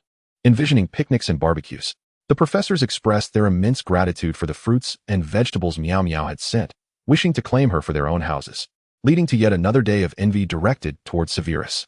Severus glanced at the basket adorned with a pink ribbon on his desk, unable to suppress a smirk, fully aware of the envy simmering among his colleagues. Alas, such an exemplary student belonged to Slytherin. Let the others be envious. Draco wandered about with his basket, a gift from Miao Miao. Upon returning to the common room, he noticed Pansy, Daphne, and others with their own baskets, and his previously uplifted spirits plummeted. He had suspected this bounty was not solely for him. As he exited the Slytherin common room, he spotted several Hufflepuff students with the same basket, then ascended to find Gryffindor students similarly equipped. Draco felt as though the world had collapsed upon him, and upon seeing Filch with a basket as well, he lost all strength and resolve. Su Miaomiao observed Draco's unusual demeanor. "Draco, are you unwell? You've hardly spoken today. That's quite unlike you." Draco, gazing at the uncomprehending woman before him, retorted, "Are you implying that I talk too much? Am I a nuisance to you?" He then fled, tears threatening to spill. How could she accuse him of being overly loquacious? It was utterly unforgivable. Su Miaomiao watched him retreat, bewildered. "Pansy, what is wrong with him today? He seems so strange. Is he possessed by some malevolent entity?" Pansy gently patted Miao Miao's hand. "Ignore him. He'll cry it out and be fine." She was well aware of the reason behind Draco's tears, but chose not to disclose it to Miao Miao. It was absurd that Draco, who seemed to have no ambition, would dare to disturb Miao Miao's pursuits. Pansy declared, "Miao Miao, my dear, keep all potential suitors at bay." Back in the dormitory, Draco sobbed while munching on strawberries, gradually forgetting his tears. "These strawberries are simply divine," he mused, determined to consume every last one from Miao Miao's garden. He resolved not to forgive her until he had devoured them all. Thus, our esteemed young Malfoy managed to console himself. Blaise observed Draco's alternating bouts of laughter and tears, suspecting he had lost his mind. He exchanged a glance with Theodore, and the two of them decided to escort Draco to the hospital wing. Throughout the journey, Draco wailed insistently that he was fine, but the duo remained unconvinced. Eventually, after a thorough examination confirmed his well-being, the three returned sheepishly. That evening, As she lay in bed, Miao Miao glanced at the next day's schedule with a flutter of excitement. Tomorrow marked the day of defense against the dark arts class, where Hermione would finally see the true nature of that person and would no longer have to extol the virtues of Lockhart. This felt akin to discovering that a close friend's idol had fallen from grace, yet they remained oblivious to the truth. Each day, they praised their idol's greatness, while only she knew the facade. Now, the truth would finally unveil itself, and she could hardly contain her anticipation for tomorrow's class. Chapter 43, Lockhart's Defense Against the Dark Arts Class, Revised. After an agonizing wait, the long-anticipated first defense against the dark arts class finally arrived. Students flocked to the classroom early, buzzing with excitement over their imminent encounter with Professor Lockhart. Suddenly, the classroom door swung open dramatically, as if by magic. And in strode a gentleman clad in flamboyant robes, his hair cascading in voluminous waves, strutting in an exaggerated manner reminiscent of a jester. Miao Miao muttered, "What a show-off." His face bore a smile brimming with confidence, teetering on the edge of narcissism, as if he were not there to teach, but to grace a fashion runway. "Students." His voice resonated like a bell, captivating and vibrant. "I am your long-awaited Professor Gilderoy Lockhart." As he spoke, he produced a stack of his signed photographs from his robes, scattering them among the students like petals from a celestial maiden. The girls erupted into a cacophony of ecstatic shrieks, their hands reaching out to seize the treasured memorabilia as if they were the most precious gems in existence. He then regaled them with tales of his heroic exploits, each narrative painted with such flair that it resembled a thrilling cinematic adventure, with him positioned as the world's greatest wizard. Occasionally, he struck poses that sent the girls into rapturous applause. Miao Miao felt herself drifting into a stupor, glancing at Hermione, who was ablaze with enthusiasm as if fueled by a potent elixir. A wave of deep frustration washed over her, akin to discovering that her best friend's partner was nothing but a scoundrel, yet feeling at a loss for words. She knew the truth, yet lacked evidence. How could she convey this helplessness? Finally, Lockhart concluded his lengthy self-aggrandizement and commenced the lesson. With a flourish, he produced a copy of his own book, announcing, "Today, we shall learn some defensive spells from my esteemed work." However, when he attempted to perform a simple spell, his wand emitted a cloud of black smoke, singeing his own hair in the process. Yet, he quickly regained his composure, flashing that same confident smile and assuring the class, "Just a minor mishap. Don't be alarmed." Observing Lockhart's audacity, Miao Miao mused that indeed, those with thick skin often thrive. Had she faltered in casting even the simplest spell, she would have been too embarrassed to continue teaching. Lockhart then clapped his hands to silence the room. "To assess your learning, I have decided to conduct a brief quiz." He produced a stack of papers from his desk and began distributing them. The questions on the quiz were utterly ridiculous. Miao Miao stared at the question regarding Lockhart's favorite color. Incredulous. "Is this even real?" Draco picked up the paper, glanced at it, then set it down, only to pick it up again, finally slamming it onto the desk. He dared not open his eyes, hoping it was merely a figment of his imagination. Who could possibly know what his favorite color was? Hermione furrowed her brow, struggling to comprehend the absurdity of the questions, yet she diligently penned her answers, her quill dancing across the parchment. Meanwhile, Ron, with a furrowed brow, gnawed on his pen, occasionally sneaking glances at Hermione's paper. Harry pondered each question intently, despite finding some of them quite peculiar. Lockhart sauntered about the classroom, observing the students as they worked. A satisfied grin plastered on his face. Suddenly, he halted at Neville's desk, scrutinizing his paper, and frowned. "Neville, what on earth are these answers?" "Completely incorrect." Neville's face turned crimson as he bowed his head in silence. Miao Miao, on the other hand, scribbled nonsensically, "Lockhart's favorite color is the iridescent black. His secret ambition is to defeat Dumbledore and become the headmaster of Hogwarts. Lockhart's most admirable trait is that his face can be so oily, perhaps he should wash it." "Professor, the most charming aspect of Lockhart is his ability to clear a room with flatulence, rendering it impossible to see." Time flew by, and Lockhart clapped his hands, declaring loudly, "Time's up. Put down your pens and submit your papers." The students released their breath in relief, handing their papers to Lockhart. Thank goodness. Staring at such a paper for even a minute strained the eyes. They had finally endured to the end of class. Lockhart, clutching a stack of papers, returned to his podium and began grading them rapidly. His brow furrowed deeper, and his expression grew increasingly grim. Finally, he could no longer contain his frustration and bellowed, "What are these answers? Have you all been studying my book at all?" He angrily tossed a paper to the ground and began to call out names to point out their failures. When he reached Miao Miao, his eyes widened in disbelief. "Miao Miao, what gibberish have you written? Iridescent black? Defeating Dumbledore? An oily face? Are you deliberately insulting me?" Miao Miao stood, nonchalantly replying, "I I simply spoke the truth. After all, I was taught from a young age not to lie. Lockhart was rendered momentarily speechless, and the classroom fell into an eerie silence, where even a pin drop could be heard. The students' reactions varied widely. Harry and Ron exchanged whispers. Merlin's pants. Meow Meow is truly fearless. She deserves to be in Gryffindor. Why didn't I think to write that? Admiration type. Draco regarded Lockhart with disdain, noting that Meow Meow's answers were surprisingly comprehensive, indeed aligning with Lockhart's persona. Glancing at Lockhart's gel-slicked hair, he realized for the first time that perhaps he should use less gel in the future to avoid appearing greasy. Reflective type. Blaze chuckled, exclaiming, Meow Meow is my idol. She's so brave. I thought submitting a blank paper was bold enough, but here she is, even bolder. Theodore, for the first time in class, opted not to write anything, simply handing in a blank sheet, deeming the quiz an insult to his intelligence. Courage type. Certainly. There were also protests from Lockhart's fans against Meow Meow's disparaging remarks about him, but they soon found themselves turning from supporters to detractors. In a fit of indignation, Lockhart stormed out, leaving behind his examination papers in his fury, fully aware that Meow Meow's guardian was Dumbledore, a figure he dared not confront. Hermione quietly shattered in a secluded corner, realizing that her idol was nothing but a charlatan, incapable of casting even a single spell. She regretted having taken the exam seriously, feeling she should have written carelessly instead. Meow Meow's answers began to make increasingly more sense. Lockhart truly was that kind of person. She regretted her earnestness in answering the questions, wishing she had been more frivolous. Meow Meow rose to fame overnight. Her heroic deeds became the talk of Hogwarts. Some students, who had never been fond of Lockhart, began to look up to Meow Meow as a role model, while others, rational fans, quickly severed their support after class. Nevertheless, many devoted fans persisted in their admiration for him. Come on, art springs from life and transcends it. What is wrong with embellishing a novel? Indeed, Professor Lockhart was far from a fool. He had once defeated a troll. After all, how could he have vanquished such a beast without being able to cast a single spell? Jealousy abounds. You are merely envious of Professor Lockhart's talent.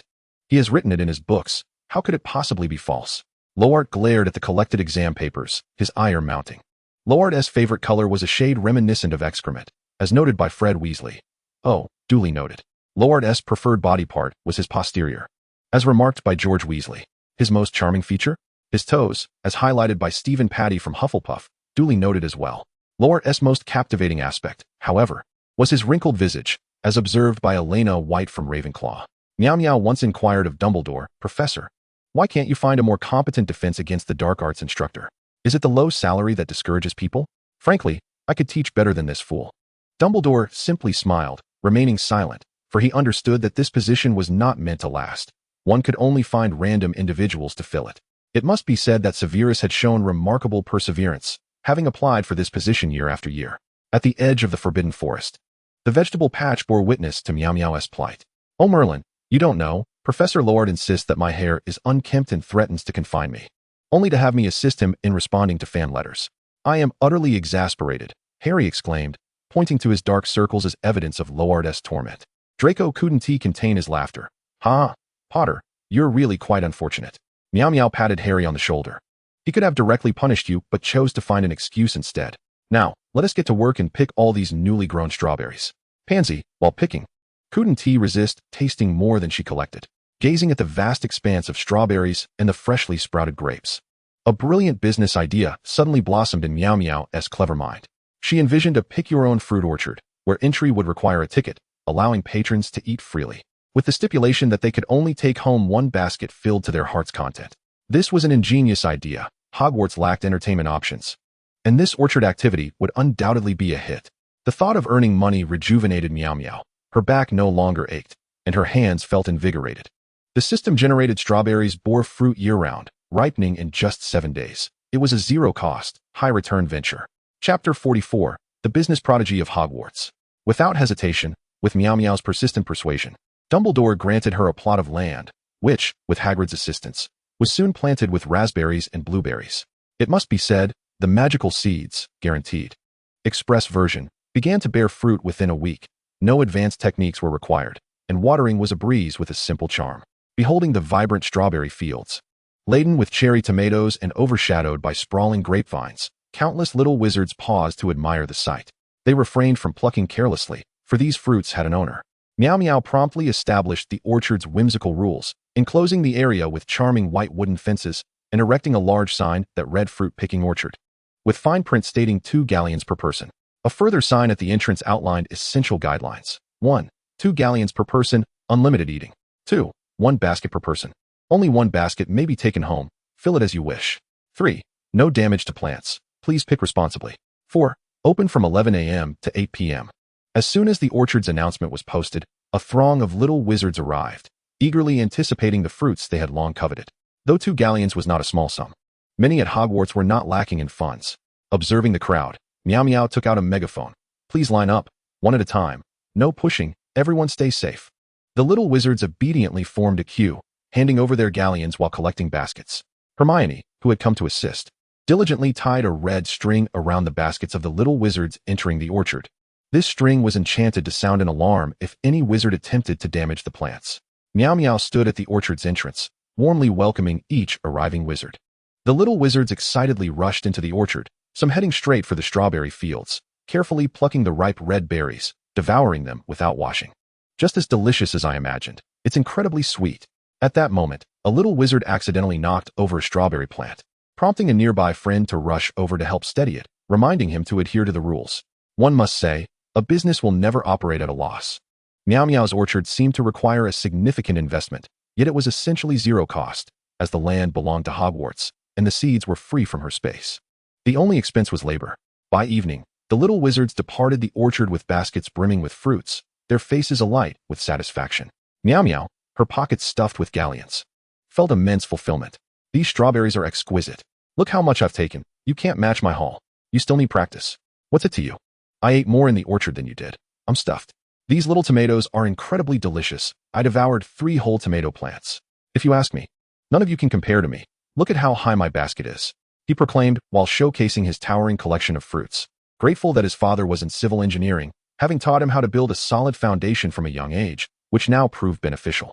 Wizards gathered around, eager to learn from him, as it was the first time they had encountered such an impressive builder. The finest ingredients often employ the simplest cooking methods. After a long day, Chef Su and Chef Granger ultimately opted for instant noodles. Hermione savored every bite, relishing the rare indulgence in such junk food. Hermione, this is your salary. I'm not sure how much wizards earn in a month, but take a handful. Take as much as you can. Miao, oblivious to the typical wizard's salary, realized it was time to understand it better, as her orchard would need several part-time workers. She simply couldn't team manage alone. Hermione quickly declined. No, Miao, you know I don't need money. And besides, Haven Tea, you already granted me a lifetime of free fruit? Miao resorted to her ultimate tactic. Oh, just take it. It's not much.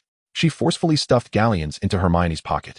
Hermione vigorously pushed Miao's hand away, and the two resembled relatives playfully tugging over a New Year's red envelope, one offering, the other refusing.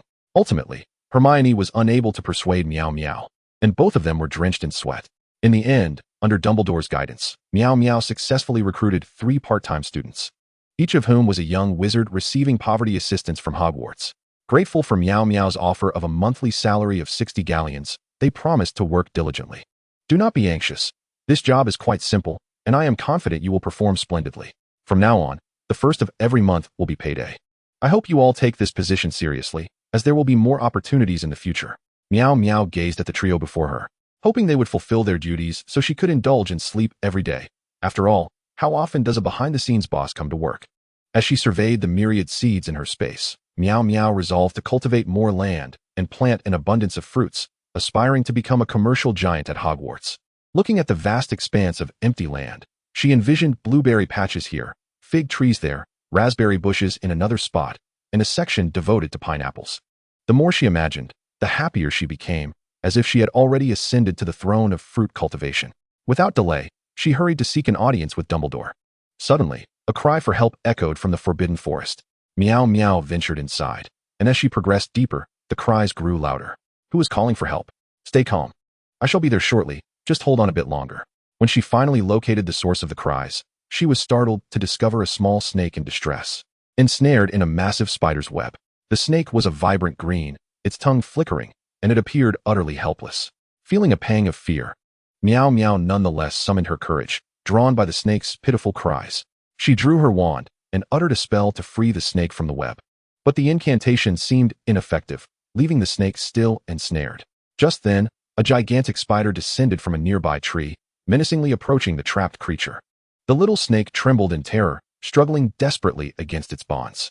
Gritting her teeth, Miaomiao acted without hesitation and cast a stunning spell at the spider. The creature was struck, swayed unsteadily, and collapsed to the ground. Miaomiao quickly recited the counter curse once more, finally liberating the small snake from its webbed prison. The snake looked up at her with gratitude, flicking its tongue as if to express thanks, and then slowly inched closer to her. Thank you, human. You are truly kind. I have heard tales of your bravery. The snake had long been aware of Miaomiao's legendary rescue of a unicorn, and today she had saved it as well. Indeed. Miaomiao was a remarkable human. Miaomiao harbored a lingering fear of snakes.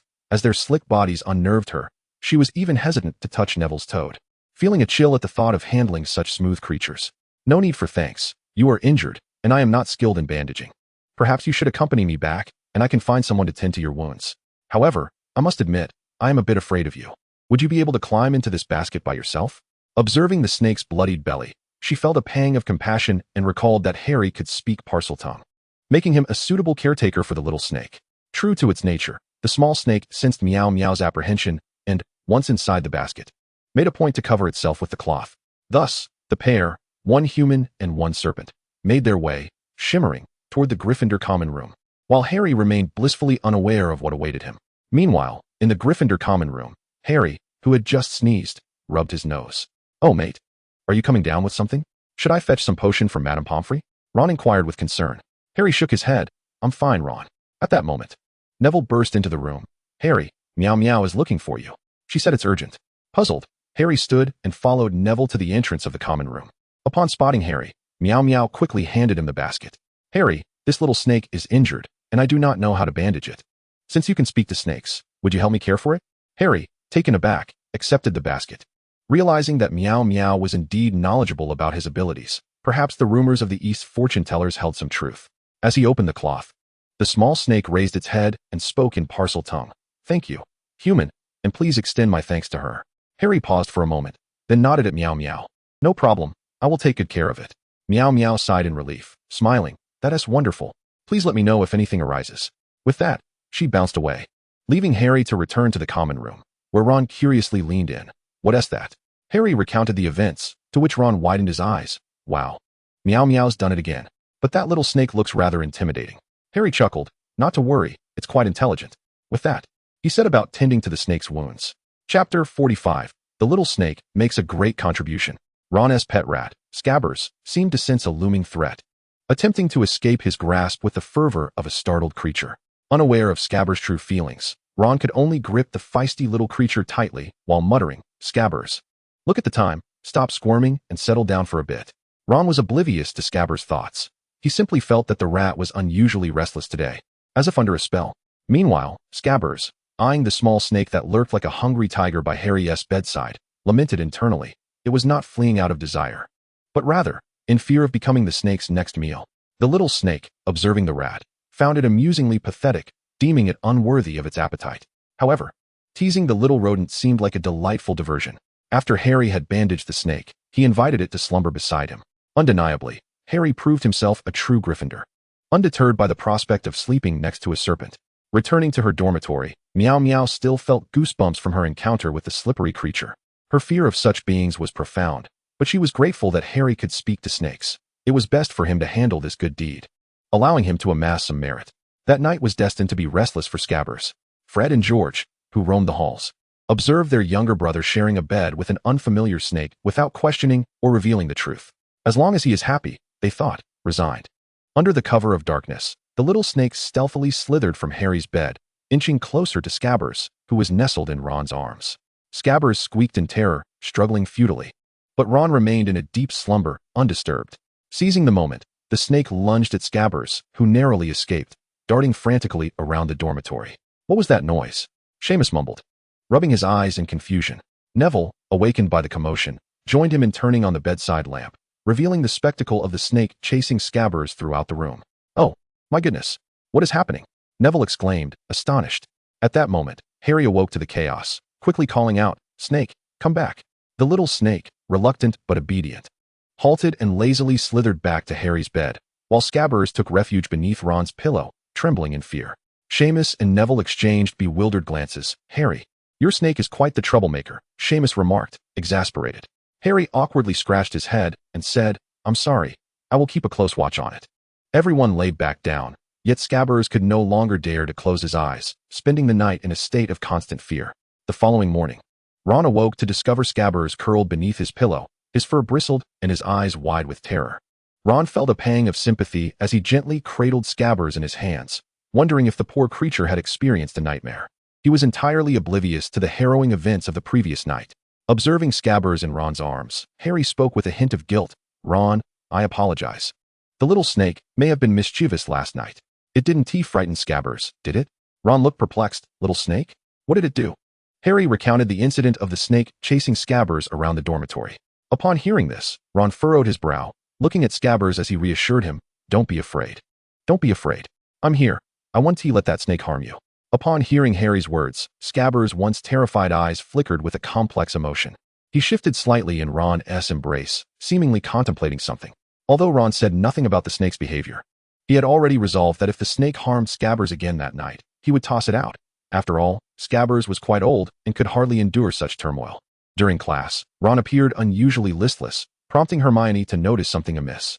Ron, you seem a bit down today. What is bothering you? Ron replied, puffing with indignation. It's that snake of Harry's. It chased Scabbers around the dormitory while I was asleep, and scared him half to death. Hermione raised her eyebrows in surprise, not expecting the snake to be so mischievous. But it was just a chase. It surely didn't hurt Scabbers, did it? She cautiously inquired. Ron held Scabbers tightly, his face a picture of concern. That's not the point. Scabbers is old. He can't withstand such fright. I tell you, if that snake dares to touch Scabbers again tonight, I will certainly throw it out. Just then, the little snake slithered in from an unknown corner, flicking its tongue as it leisurely approached them. Ron immediately grew alert, hiding Scabbers behind him and glaring at the snake. You dare come near. Stay away from Scabbers. The snake seemed to sense Ron's hostility, halting in its tracks with its head tilted, a glimmer of disdain flashing in its eyes. Hermione, sensing the tension, quickly intervened. All right, I brought the snake to Harry. Little snake, you must not bully Scabbers again. It's wrong to torment other creatures.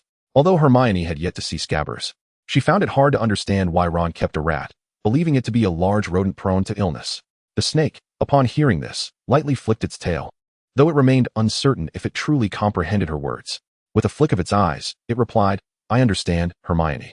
I won't bully him anymore. You needn't worry. Though it verbally promised, what transpired behind the scenes was beyond Hermione's knowledge. Perhaps due to an animal instinct, the snake felt an unsettling aura emanating from the old rat. Otherwise, it would have paid no mind to such a foolish creature. Seeing the snake nod in agreement not to bully Scabbers, Ron felt he could say no more on the matter. Oh, poor Scabbers.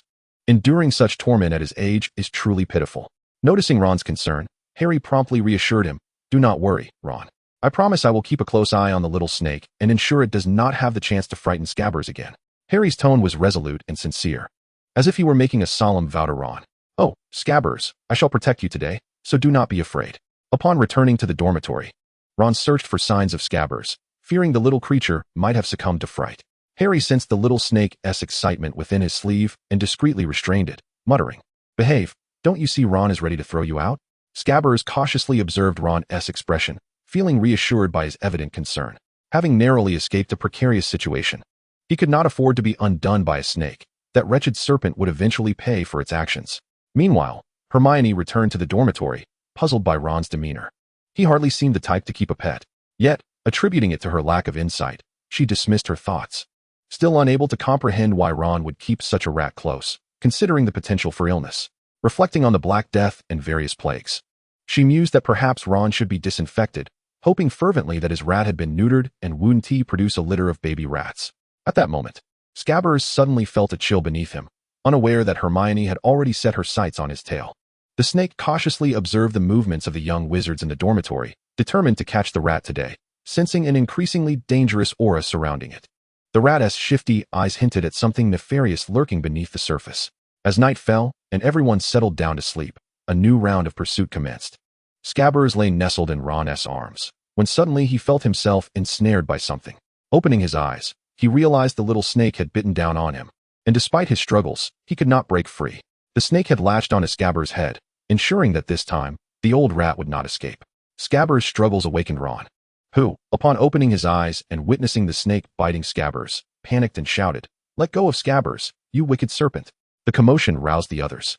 And what unfolded was a scene Ron would never wish to relive. "Oh no. Scabbers, what is happening?" With a resounding thud, Ron fainted, finding solace in unconsciousness rather than facing the chaos. Chapter 46. It's all right, Ron. Life passes swiftly. Harry could scarcely believe his eyes. Ron S. Scabbers had transformed into a greasy man. The man's hair was sparse and slick, with a few strands lifelessly draping over his oily forehead. His face was swollen and pale, bearing an unhealthy pallor, speckled with tiny freckles like errant grains of sesame. His eyebrows were unkempt, appearing as though they had not been groomed in ages, drooping and giving him a languid appearance. His small eyes were bloodshot and filled with terror, revealing a sense of panic and confusion. Beneath a flat nose, his lips were thin and dry, sporting a hint of bluish purple. The corners of his mouth turned down in a timid expression. His figure was short and corpulent, clad in a tattered, wrinkled garment stained with grime, exuding a foul odor. His hands twisted nervously together, his body trembling slightly, rendering him utterly disheveled under the gaze of his peers. Harry and the others stood aghast, the room falling into a heavy silence. Fortunately, Harry acted swiftly, immediately casting the binding spell Hermione had provided to restrain Pettigrew, originally intended for self-defense. It seemed he had no choice but to use it prematurely. Seamus, displaying keen awareness, declared, "I'll notify Professor McGonagall. You all stay safe. I'll return shortly." As he dashed out, wishing to distance himself from the sight of a bald, greasy man in their dormitory. Percy, busy with attendance, intercepted Seamus as he rushed out. "It's past curfew. You can't leave." Seamus, recognizing Percy as a prefect, hastily recounted the recent events. "Prefect, I must find Professor McGonagall. Ron Scabbers has turned into a man, a very ugly man. You must hurry and see. I fear Harry and the others may not be able to manage him." As he spoke, he gagged, prompting Percy to abandon his previous concerns and hasten toward Ron's dormitory. Percy thought to himself, if only he could be blind. His eyes. He beheld a grotesque man sprawled across Ron's bed, while Ron lay unconscious on the floor beside it. Harry and Neville were hastily binding the man with ropes. This loathsome creature was a remnant of Ron's pet, leading to the unsettling realization that he had shared a bed with a stranger for several years. Percy felt an overwhelming sense of uncleanliness wash over him. As Harry noticed Percy approaching, he urged, "Percy, hurry over. I'm concerned that this man might regain consciousness and will be unable to restrain him. Please, come help us. Ron is still out cold over there." "What? Mr. Pettigrew, is everything you said true?" Professor McGonagall rushed in alongside Seamus, her eyes widening in shock at the scene before her. She strode purposefully to Peter Pettigrew, scrutinizing him with a gaze tinged with caution and skepticism. "What on earth is happening here?" she demanded. Harry quickly recounted the events. McGonagall furrowed her brow, sensing that the situation was more intricate than they had anticipated. "First, let us get Ron to the hospital wing. I will handle this scoundrel." Percy and Neville carefully lifted Ron and hastily departed. McGonagall cast a spell, rendering Pettigrew more securely bound. At the entrance of the Gryffindor common room, the ever-watchful Mione appeared, her eyes glinting with curiosity as she observed Pettigrew. She had been sleeping in the dormitory when her familiar, the little snake, had inexplicably sought her out to inform her that the rat had transformed into a man, prompting her immediate arrival. "I suspect this man is far from ordinary. He seems to harbor hidden secrets," she remarked. McGonagall nodded in agreement. "Indeed, we must uncover the truth once we interrogate him." Subsequently, she led Pettigrew away from the Gryffindor common room, leaving Harry and the others filled with trepidation about the unfolding events. "Albus, look who I have brought," McGonagall announced as she pulled Pettigrew into view. Dumbledore's eyes widened in recognition. "Fawkes, go notify Severus and instruct him to bring the Veritaserum." Bound by both the binding charm and magical restraints, Pettigrew's terror became increasingly palpable under Dumbledore's intense scrutiny, his body trembling uncontrollably. "Oh, Dumbledore, I mean no harm. Please believe me," he babbled. Mione swiftly placed a silencing charm on him, exclaiming, "Your voice is unbearable. Be quiet, you filthy rat." As Mione regarded the man before her, she inwardly lamented, how utterly repugnant. "He looks even greasier than Lockhart. I can't fathom how Ron endured sharing a bed with him. What a psychological burden." 6-6, a companion. Recoiled in horror. "If I were Ron, I would wish for amnesia. This is a dark chapter indeed." Fawkes soared away in search of Severus. Shortly thereafter, Snape arrived with the Veritaserum, casting a disdainful glance at Pettigrew. Dumbledore accepted the potion, gradually approaching Pettigrew. "Now, tell me, who are you? And why did you assume the guise of a rat to infiltrate the lives of students?" Pettigrew attempted to struggle, but it was futile. Snape's voice dripped with disdain. Don't waste your energy. The Veritaserum will compel you to reveal everything. Dumbledore administered the potion, yet Pettigrew remained obstinately silent, prompting Snape's patience to wane. Mione quickly tore off the silencing charm, realizing her oversight. Pettigrew began to stammer out astonishing secrets. When it became evident that the revelations pertained to Harry, Dumbledore requested Fawkes to summon him as well. It emerged that he was the true traitor responsible for the demise of Harry's parents. He had not perished, rather, he had framed Sirius, faking his own death by blowing off a finger, and had lived in the Weasley household in his animagus form. Upon Harry's arrival and hearing this harrowing truth, an inferno of rage ignited within him. He lunged forward, his eyes ablaze, wishing to rend the traitor before him into shreds. You despicable wretch! Harry roared, his fists clenched tightly. Mione, sensing the peril, rushed to restrain him. Calm down, Harry. Just breathe. You'll have your chance to confront him. But not yet. Pettigrew cowered, tears and snot mingling on his face. I was coerced. Voldemort is too powerful, and I was terrified. Dumbledore intervened. Harry, we must remain composed. We need more information. Harry, suppressing his fury, retreated to the side, his gaze still seething with loathing directed at Pettigrew. Snape scoffed, coward. Pettigrew divulged more about Voldemort's plans and his own treachery. Dumbledore pondered for a moment before declaring, this matter bears significant consequences and must be addressed with care. I must take him to the Ministry. Sirius is innocent and should not have languished in Azkaban for years. I shall prove his innocence. Harry's eyes glistened with unshed tears as he processed the revelation that the murderer of his parents had been so close. The thought of having once held him and fed him revolted him. He wished he could have poisoned the rat instead. Mione, observing that Pettigrew had confessed everything, felt unrestrained and delivered a resounding slap to his grotesque face. This is for your betrayal. You were the only one to betray when others remained loyal. I shall make you pay for your treachery. Another slap followed. This one is for your hideous appearance. How dare you show yourself in public, sullying our eyes? Another slap ensued. This is for Ron, you filthy rat. You've feasted on the kindness of others for years. Today, you shall face the consequences. Soon, Pettigrew was besieged by a flurry of slaps. Seeing this, Harry joined in, and together they unleashed their frustrations upon him while Dumbledore, Snape, and McGonagall feigned ignorance, allowing the children their catharsis. Let them have their fun. How much harm could they really do? Pettigrew whimpered. Maybe you should check my nose for blood? Pettigrew felt as though he were seeing stars, the impact of their strikes making him dizzy. After the onslaught, Mione regretted her actions, contemplating the filth on her hands, fearing she might fall ill from the encounter. Snape, observing her unease, tossed her a handkerchief. Wipe your hands, he advised. Ultimately, Dumbledore and Snape prepared to escort Pettigrew to the Ministry, while McGonagall seemed to have further discussions. They permitted the two children to return. Good night, Harry. Remember to wash your hands thoroughly. That filthy rat might carry some infectious disease. The thought sent shivers down Mione's spine. Harry solemnly nodded. I will, Mione. Thank you for today. I shall return now. You should hurry back as well. Chapter 47. Ron. Brother, I feel unclean. In the hospital wing, Ron lay still as if lifeless, his eyes void of vitality, staring blankly at the ceiling, as if seeking salvation for his soul from some ethereal source above. The phrase I feel unclean echoed incessantly in his mind, a haunting incantation that filled him with anguish and despair. Each night, as he lay beside that greasy man, he felt as though he had been irrevocably tainted. The man's body odor, coupled with his snoring and repugnant habits, filled Ron with an overwhelming sense of disgust and revulsion. A solitary tear trickled down his cheek. Brother, I am no longer pure. To his astonishment, Scabbers turned out to be a fully grown wizard. Percy, unable to offer much consolation, had spent far more time in the company of that greasy man than Ron had. He had witnessed firsthand the shocking transformation of his beloved Scabbers into a rotund, balding man. Ron, I too am tainted. Perhaps we should find solace in the fact that the rat did not follow Ginny. Percy could only comfort himself with the thought that at least he was a boy. And thankfully, Scabbers had not accompanied Ginny. Ultimately, Percy, embodying the role of a responsible older brother, carefully supported the unsteady Ron as they made their way back to the dormitory. Along the journey, Ron's eyes seemed incapable of focusing, devoid of their usual spark. He was no longer the vibrant Ron of yore, but rather a shadow of his former self, appearing utterly drained of energy. Upon reaching the dormitory door, Percy gently pushed it open and slowly helped Ron onto the bed.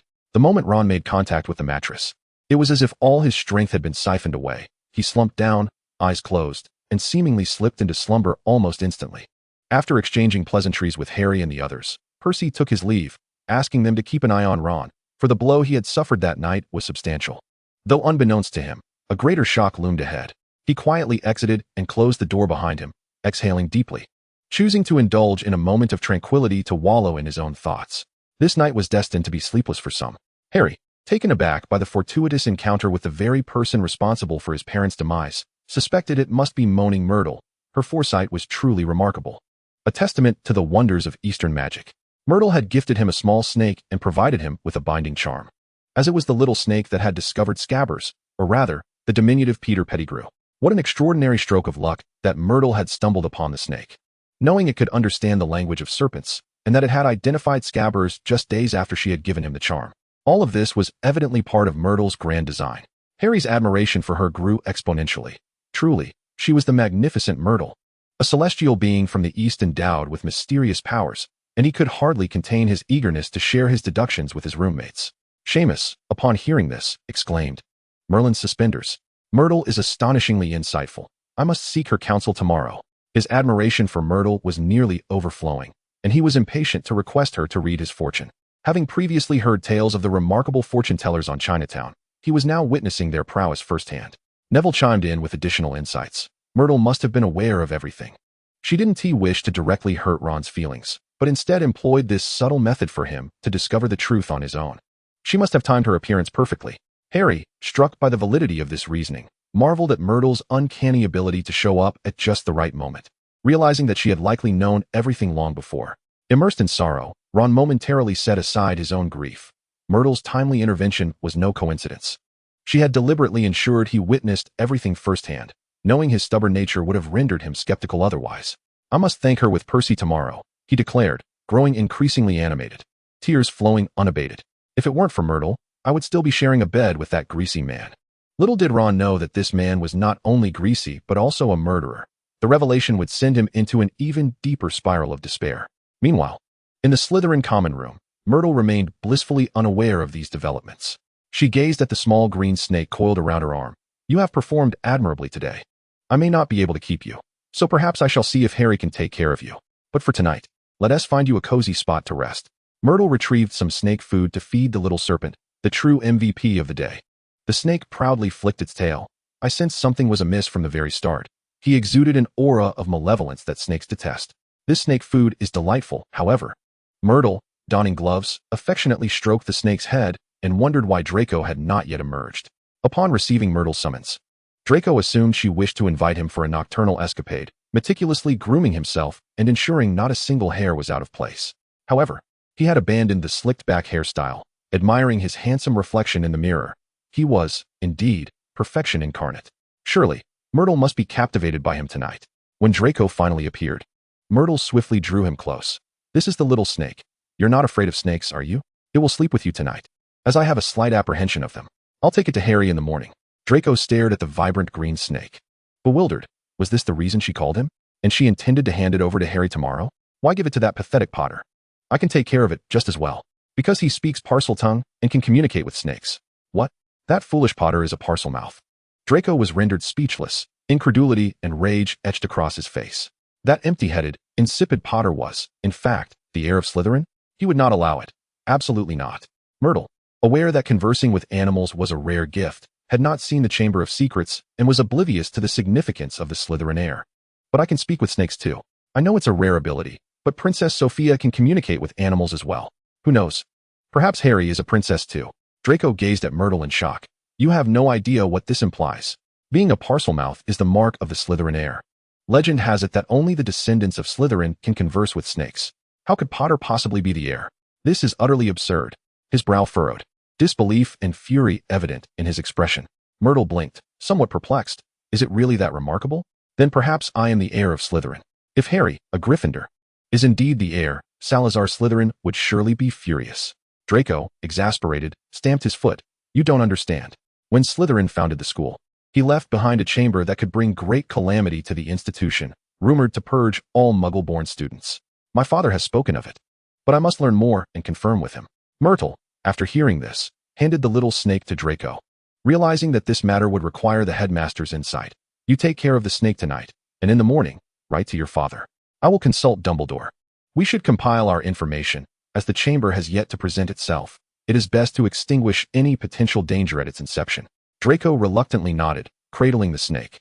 Fine, but I hope you can uncover something useful. Myrtle agreed and hurried to the headmaster's office. Upon reaching the door of the office, Myrtle took a deep breath and knocked. "Come in," came Dumbledore's gentle voice. Myrtle entered and recounted the entire sequence of events to Dumbledore. After listening intently, he stroked his beard, his expression turning grave. "Ah, I see. The fact that Harry is a Parselmouth indeed warrants our attention. As for the chamber, it has remained a mystery for many years." He paused. "Child, you have done well to perceive the danger so acutely. I will keep a vigilant eye on this matter. Do not let it trouble you unduly." With Dumbledore's reassurance, Myrtle felt a measure of calm wash over her. Returning to her dormitory, she lay in bed, contemplating what news Draco might glean from his father the following day, hoping fervently for a resolution to this latent crisis. She suddenly remembered that although she couldn't open any books about Harry Potter, she could at least gaze at their covers. Resolute, she proceeded to do just that. Upon seeing that the second-year story was titled The Chamber of Secrets, Miao Miao felt as if the sky had fallen. A glance at the synopsis on the back revealed that it was, in fact, a tale concerning Medusa. Furthermore, the founder of Slytherin was, astonishingly, Medusa's master. Miao Miao was already brimming with excitement at the prospect of adventure. It seemed the time had come for her to don sunglasses.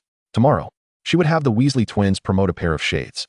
Lost in thought, her mind grew heavier with sleep, and moments ago, she had been sharing her plans with Little Six, but now she had succumbed to slumber. 666 looked at Miao Miao's wildly carefree sleeping posture with a sigh, and could only cover her with a blanket. Chapter 48. Harry, I have a godfather. As Harry awoke, he noticed Fawkes delivering him a note. Dumbledore wished to speak with him. Dumbledore revealed the existence of a godfather, and as Harry learned of his reconciliation with the Dursleys, he realized how simplistic his previous thoughts had been. He had assumed that merely placing the child there sufficed, never considering the matter of living expenses. Dumbledore was a man who acknowledged his mistakes. Recently, he had quietly visited the Dursleys, divulging everything to Mrs. Dursley and expressing his apologies. Upon hearing this news, Harry was filled with shock and bewilderment. He had never known he had a godfather and couldn't help but ask, "Professor Dumbledore, who is my godfather? Why was I never informed?" Dumbledore's expression softened as he replied, "Your godfather is Sirius Black, the closest friend of your father, James. He was originally appointed as your guardianship, but circumstances changed." Waves of emotion surged within Harry as he envisioned this godfather. Eager to learn everything about him, he was interrupted when Professor McGonagall hurried in, whispering a few words into Dumbledore's ear. Dumbledore's expression shifted, and he turned to Harry, saying, "Harry, some matters have unexpectedly changed. We will discuss your godfather further later. For now, you should return to your dormitory and rest."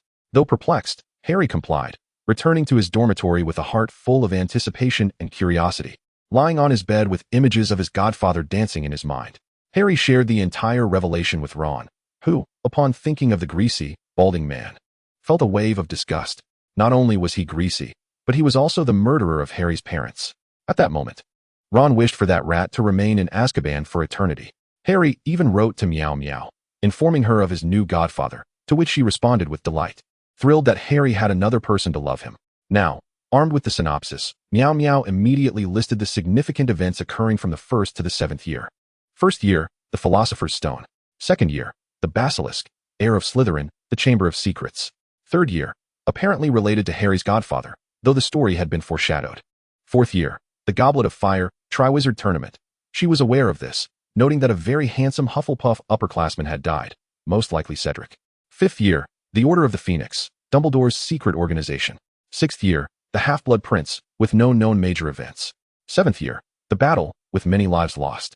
As Miao Miao reviewed the timeline, she noted that 2 Horcruxes had already been destroyed, leaving 5 more, including Harry's. This Horcrux could not be forcibly taken. They would need to find a special method, primarily concerned about Harry becoming foolish, as he would need to sense the other Horcruxes. The immediate priority was to identify the location of the Chamber of Secrets. Since the chamber housed a basilisk, she wondered if other snakes could help determine its location. The current information was still too scant. Miao Miao scribbled on her small blackboard, diligently recording specific details while supplementing her knowledge with various sources. The information obtained from Dumbledore was limited. Thus far, she only knew that the chamber had been opened 50 years ago, with Hagrid being wrongfully accused by the Ministry of Magic, but it was evident that the actual opener was Tom Riddle, also known as Voldemort. Voldemort claimed to be the heir of Slytherin. Lucius had learned that Voldemort asserted he possessed the bloodline of the Gaunt family, and the Horcrux was likely hidden in the Gaunt mansion. Currently, Lucius was still inquiring about the location of the Gaunt mansion. Miao Miao sent messages to several friends, Tear this symbol to teleport automatically. As Draco and his companions saw the symbol paper appear in their hands, they immediately tore it as instructed, and the next moment, they found themselves in Miaomiao's living room. Merlin's white socks, this is utterly cool, Ron exclaimed. Hermione sensed that Miaomiao had summoned them for something significant. As others arrived one by one, Miaomiao pulled the blackboard to the front. Everyone, look at this. The Chamber of Slytherin may open at any moment, containing a creature akin to Medusa's basilisk. We must locate the Chamber of Secrets. Pansy and her pureblood friends had heard whispers of the chamber's legend and were astonished to find it was true. I've heard this rumor, apparently. The chamber opens to eliminate Muggle-borns, Pansy noted, though she remained uncertain about the truth of the tale. The rumor was that 50 years ago, the chamber had killed a Muggle student. However, the basilisk did not discriminate based on blood status. It possessed the ability to petrify. Based on the death case from that time, Miaomiao deduced that direct eye contact would lead to death, while indirect contact would result in petrification. We must investigate this matter immediately, Miaomiao insisted, pointing to the blackboard where the weeping, moaning Myrtle was displayed. This is the student who was killed, Myrtle. Her location was in the girls' lavatory, and the one who opened the chamber was Tom Riddle or Voldemort. That is all the information I have. If anyone wishes to join my investigation team, you are welcome. If not, I will not insist. After sharing all the information, Miaomiao felt parched and sipped some water to moisten her throat. I'll join. I will have my father investigate further, Draco immediately declared. His father was already leaning towards Dumbledore's side, and as for him, he would certainly support Miaomiao, not only because of his father. Pansy and Daphne soon expressed their desire to join as well, seeking absolute power. Following Voldemort could grant them power, but it would never be absolute.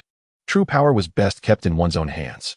Harry, Ron, and Hermione also expressed their willingness to join, while Blaise and Theodore mentioned they would consider it, weighing the pros and cons, but would not hesitate to assist if needed. All right, everyone, I will assign tasks. Draco, you continue to investigate the events from that time. Pansy and Daphne, you must find Myrtle's lavatory. Hermione and Ron, you will gather all information regarding the basilisk. Harry and I will communicate with snakes, attempting to locate the chamber through them. As for Blaise and Theodore, I will reach out if I require your help. Upon hearing that Harry could speak Parseltongue, everyone was abuzz with excitement. Speaking Parseltongue was not a favorable sign. The legend stated that the heir of Slytherin was a Parselmouth. As for Miaomiao, it was entirely reasonable that she could communicate with any creature. After understanding this, Harry quickly interjected, I cannot possibly be the heir of Slytherin. I have no idea where this ability came from. Draco chuckled softly. Of course, we know you are not. If Salazar Slytherin were to discover his heir was a Gryffindor, he would surely be furious to the point of his coffin lid flying off. Miaomiao has a greater chance of being the heir than you. Harry felt a sense of relief, convinced that Mia had a greater likelihood of being the heir, given her remarkable prowess. Mia promptly asserted, I could never be the heir. My ancestors were entirely devoid of foreign blood, as I am a purebred wizard through and through. However, she expressed her suspicion regarding Voldemort, who claimed to be the heir of Slytherin, suspecting that he might be a Parseltongue, controlling the serpent monster to commit murder. The group immediately resolved to investigate the matter, with Draco handing a small snake to Harry, as he intended to write to his father. After all, the existence of a murderous serpent lurking within the school was anything but reassuring. Mia distributed sunglasses among them, ensuring at least they would not directly meet the gaze of the creatures. Meanwhile, Dumbledore was preoccupied with the affairs of Peter Pettigrew, while Minister Fudge was reluctant to acknowledge his blunder, as misjudging a wizard for over a decade would tarnish his reputation. Dumbledore maintained a cheerful facade, though internally he was vexed, asserting that this situation would not damage Fudge's honor, and offered to devise a solution. Eventually, Fudge acquiesced to the re-examination of the case, leaving Dumbledore nearly overwhelmed with work. As Dumbledore busied himself, Snape found himself even more occupied. Juggling 3 jobs was already burdensome, and now he had the additional task of secretly safeguarding Mia, a truly cursed existence, akin to a beleaguered bee, relentlessly exploited for his abilities. Chapter 49. Is this entrance for real? It is no wonder that Harry was resourceful. When faced with a challenge, he truly engaged. He darted through the various corners of Hogwarts, brimming with excitement at the sight of snakes, eagerly approaching them to converse in Parseltongue. His fervent determination suggested that the only thing that mattered to him was uncovering the Chamber of Secrets. By the lakeside, he spoke at length to a water snake, which merely flicked its tongue and swam away. Undeterred, Harry rushed towards the castle gardens. Among the blooming flowers, he discovered a small snake and promptly knelt to converse, his focused demeanor reminiscent of a long-awaited reunion with an old friend.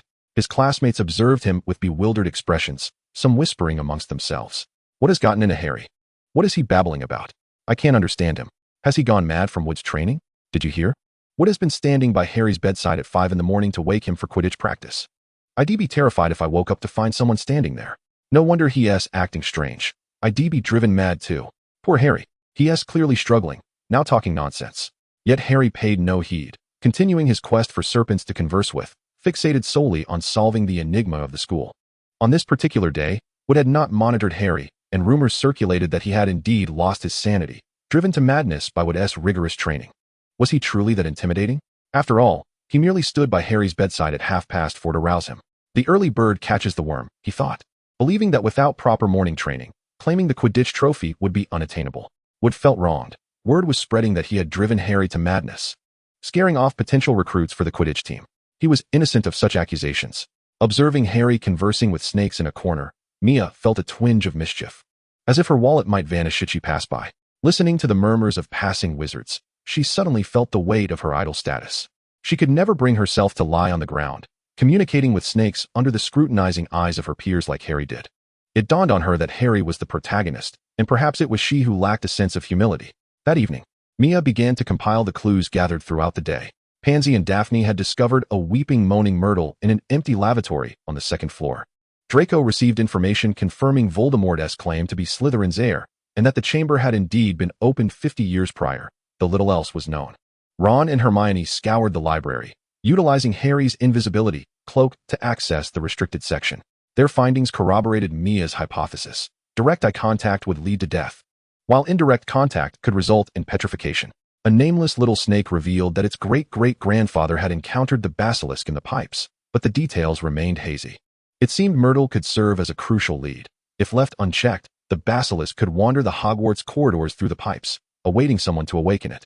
In the second-floor girls' lavatory, Mia entered to find the distraught, moaning Myrtle. Myrtle was sobbing uncontrollably, her face smeared with tears and mucus, her shrill cries piercing the air. Mia, perhaps feeling a touch of exhaustion from Myrtle's fervent lamentation, called out, "Myrtle, please stop crying. I have something to ask you." Yet Myrtle was unable to cease her weeping. With no other option, Mia resorted to a more forceful approach, producing a talisman and lighting an incense stick. Heaven and earth, clear and serene. With this talisman as my witness, and this incense as my guide, I summon your spirit to calm. Hasten to peace, in accordance with my command. As Mia swiftly traced symbols in the air, the once incommunicative Myrtle gradually quieted. Mia began her inquiry. "What did you witness 50 years ago?" Myrtle pondered for a moment, then recounted, "I heard a strange sound, followed by the sight of yellow eyes, terrifying, and then I died." Mia's eyes sparkled with intrigue. From where did that sound emanate? Myrtle pointed to the tap, indicating it had originated from there. Leaning closer to the tap, Mia scrutinized it intently. Could this be the entrance to the chamber? Observing the tap marked with a small snake insignia, her mind raced. Perhaps this entrance was voice-activated. She attempted to speak the words to open it in Parseltongue. To her astonishment, the tap began to turn slowly. The bricks in the wall shifted, revealing a dark, gaping opening. Taking a deep breath, Mia cautiously stepped inside. The passageway was thick with a damp, decaying odor, and the stone walls flickered with eerie light. As she ventured further, her heart raced uncontrollably. Suddenly a low, hissing sound echoed from ahead, reminiscent of an ancient beast. Clenching her fists, she pressed on, discovering at the end of the passage a vast cavern where a colossal basilisk lay coiled, seemingly slumbering, awakening only at the sound of the chamber's opening. "Are you Slytherin's heir?" the serpent inquired with a hissing voice. "No, I am far more formidable than an heir. How about embarking on a grand venture with me?" Mia gazed at the massive serpent, suddenly reluctant to slay it. Such a magnificent creature would surely delight her master. She wondered if it could brew potions. The basilisk questioned, "What are you saying? How could you possibly open the chamber if you are not the heir? Is your home so easily accessed by anyone? Such a trivial mechanism. It can be opened by anyone capable of speaking Parseltongue. I ask you once more, will you join me, or shall I end you?" Mia smirked, and in that instant, a golden light radiated from her, levitating in the air, clutching a stack of talismans, her gaze fixed intently on the basilisk's suddenly wide-open eyes. "Do you wish to kill me? Alas, your power is ineffectual against me. Remember, my patience is limited. Do not provoke me, little serpent." The girl, now gracefully floating towards the basilisk, left a trail of golden lotus-like symbols beneath her feet. Her smile grew sweeter, her voice like honey. Yet the basilisk felt an icy chill. The more she smiled, the more fear gripped it. It initially intended to open its eyes and slay the girl. However, to its astonishment, the girl remained unscathed. It began to suspect that perhaps age had dulled its abilities. Undeterred, it blinked, uncertain, and tried again, yet still found no effect. The serpent monster's eyelids twitched from the effort, but the girl before it continued to live. Confirming its suspicions, the creature realized that this girl had extraordinary powers, and it had already ceased its struggles. Miaomiao seemed to possess an uncanny ability to discern its thoughts. She fixed her gaze upon the serpent's golden pupils and declared, "That won't work on me. Now you must make a choice. Will you perish or accompany me? Choose wisely. I assure you, I can indeed end your life." With a playful wink, she added a touch of charm, yet the serpent was left feeling a chill run down its spine.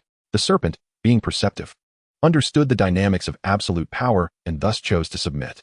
"I will follow you. Please do not kill me." It then attempted to ingratiate itself by wagging its tail, though it seemed to forget its considerable size, causing a tremor akin to an earthquake. On the ground, a small wizard exclaimed, "Ah, was that an earthquake? I felt a vibration just now." The serpent promptly shrank itself, realizing the importance of discretion. Miaomiao could only conclude that it was best to act rather than speak. All fear stemmed from a lack of strength, and this filthy serpent was a perfect example of that. After casting several cleaning spells, she managed to coax it onto her arm, for this serpent had not bathed in centuries. She then produced a ribbon to bind over its eyes, a magical artifact that only she could remove, which would seamlessly merge with the serpent, rendering it invisible and intangible. Miaomiao bit her fingertip and dripped a few drops of blood onto the serpent's forehead, causing golden runes to appear and subsequently vanish, signaling the successful bond. "From this moment forth, you shall be my serpent. Given your golden eyes, I shall name you Dogsheng. If you like this name, do speak it." Though Dogsheng did not comprehend the meaning of its new name, it quickly grasped that it should not provoke the girl before it. It obediently uttered the name, sounding more servile than a eunuch. With a grand gesture, Miaomiao whisked Dogsheng into her space, startling 666, who was taken aback by the sudden appearance of the serpent. Dogsheng, observing the rather postmodern robot, was equally astonished. "Merlin's socks. Are you a fantastic beast? I've never encountered your kind before."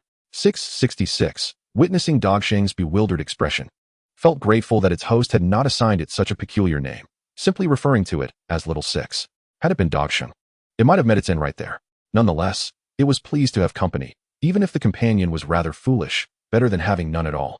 Chapter 50. Is it dangerous? Not in the least. Thus, what should have troubled Harry for an entire year was resolved by her in mere moments. Miaomiao suddenly thought that Western magic might be beyond salvation. After all, if such a simple matter could not be resolved, then surely Voldemort was not to be feared.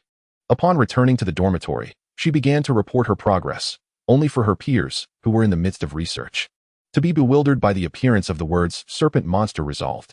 They gasped, "What? Hadn't we just begun our search? How did it get resolved?" Miaomiao was truly incorrigible, embarking on adventures without her. Ron fumed, but upon reconsideration, he realized that had Miaomiao taken him along, he would have been of no help, thus calming himself. Harry's admiration for Miaomiao deepened.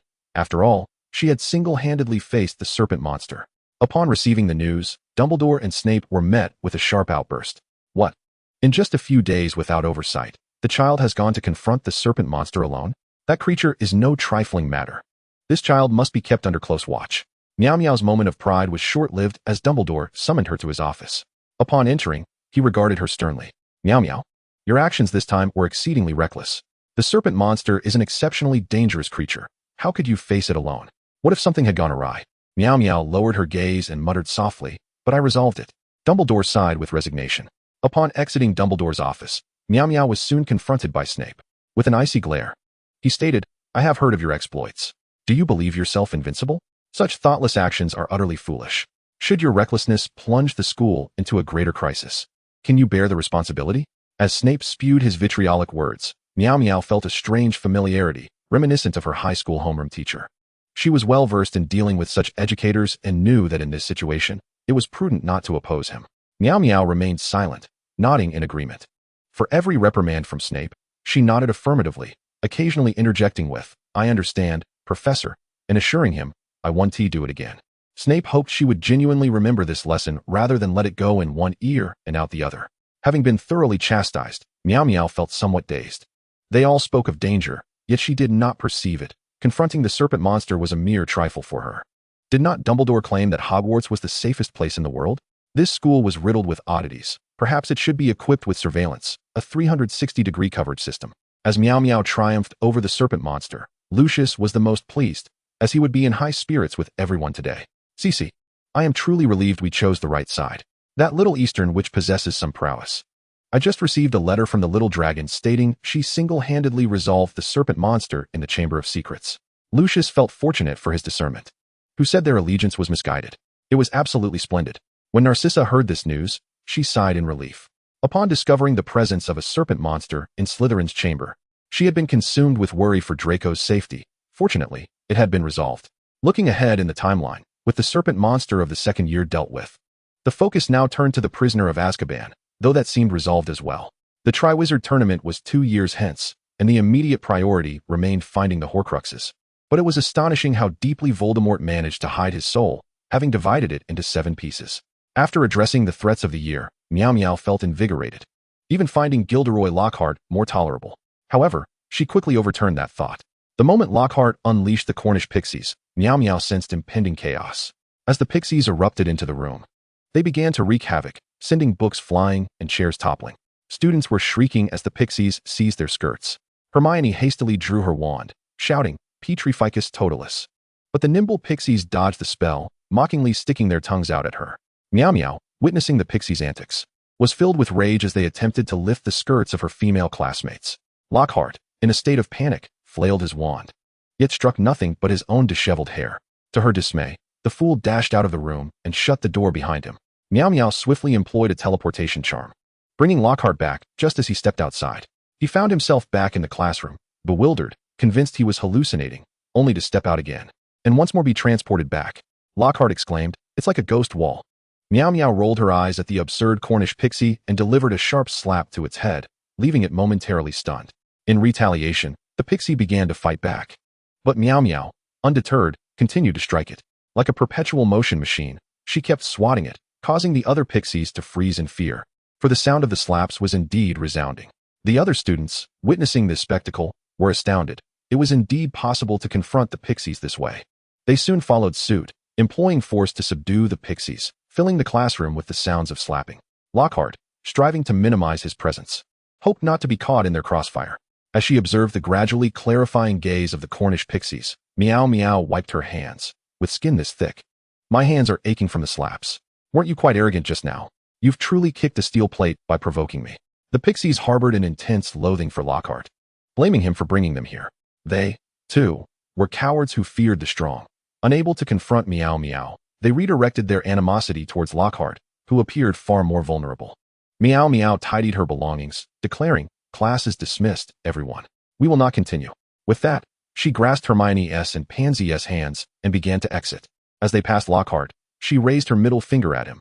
"You useless fool, I won't attend your classes anymore. Enjoy the pixies on your own." The other young wizards in the classroom, upon witnessing Miaomiao's departure, hastily followed suit. They couldn't endure another minute of class. One could not deny that Miaomiao's earlier actions were nothing short of spectacular. Oh, Merlin's trousers. The way Miaomiao slapped those Cornish pixies was absolutely brilliant. That icy demeanor while delivering slaps was exhilarating. I wonder what it would be like if she slapped me. I genuinely wish for that. Oh, you're dreaming. Miaomiao wouldn't slap you. She's scared you'd lick her hand. If only she could slap me once. That would be delightful. In an instant, Miaomiao became the princess of Hogwarts, with a throng of admirers secretly yearning for her to strike them. The image of her coldly delivering slaps resonated deeply with them. Some even approached her directly. "Aw, Miaomiao, I'm your dog. Could you please slap me once? I'm begging you." Startled by the sudden appearance of a classmate, Miaomiao exclaimed, "What kind of unreasonable request is this? I've never encountered someone asking to be slapped before. Are you out of your mind? Perhaps we should consult someone about your sanity." Draco instinctively positioned himself in front of Miaomiao like a bodyguard, genuinely concerned that the individual might attempt to lick her shoes. Miaomiao experienced a fleeting glimpse of what it felt like to be a celebrity at an airport. However, she reminded herself that she was not a star, so why were there so many fervent fans? Shouldn't they be rallying behind Harry, the true savior? Observing Harry diligently performing his duties as a security guard, ensuring Miaomiao's safety, she felt an inexplicable sense of helplessness. How could the savior be so ineffectual? It seemed necessary for Dumbledore to provide him with proper training. With such inadequacy, how could he fulfill the role of a savior? It appeared that she would have to resort to traditional methods of education. Harry, steadfastly protecting against the zealous fans, suddenly felt a chill run down his back. The temperature had dropped recently, and he was blissfully unaware of the impending chaos he was about to face. In the classroom, Lockhart was engaged in a rather futile display of free combat with a group of Cornish pixies. His once proud visage had been marred by a few scratches, and his meticulously styled hair resembled a bird's nest. He regretted bringing the pixies to class. If only time could rewind, he would certainly slap himself for this blunder. News of the day's events had spread throughout Hogwarts. For those young wizards who had suffered at the hands of the Cornish pixies, Miaomiao's actions were immensely gratifying. They longed to unleash their frustrations upon the pixies. Lockhart's reputation as a fool had also circulated widely. With some of his fans quickly disillusioned and turning against him, his downfall was now complete.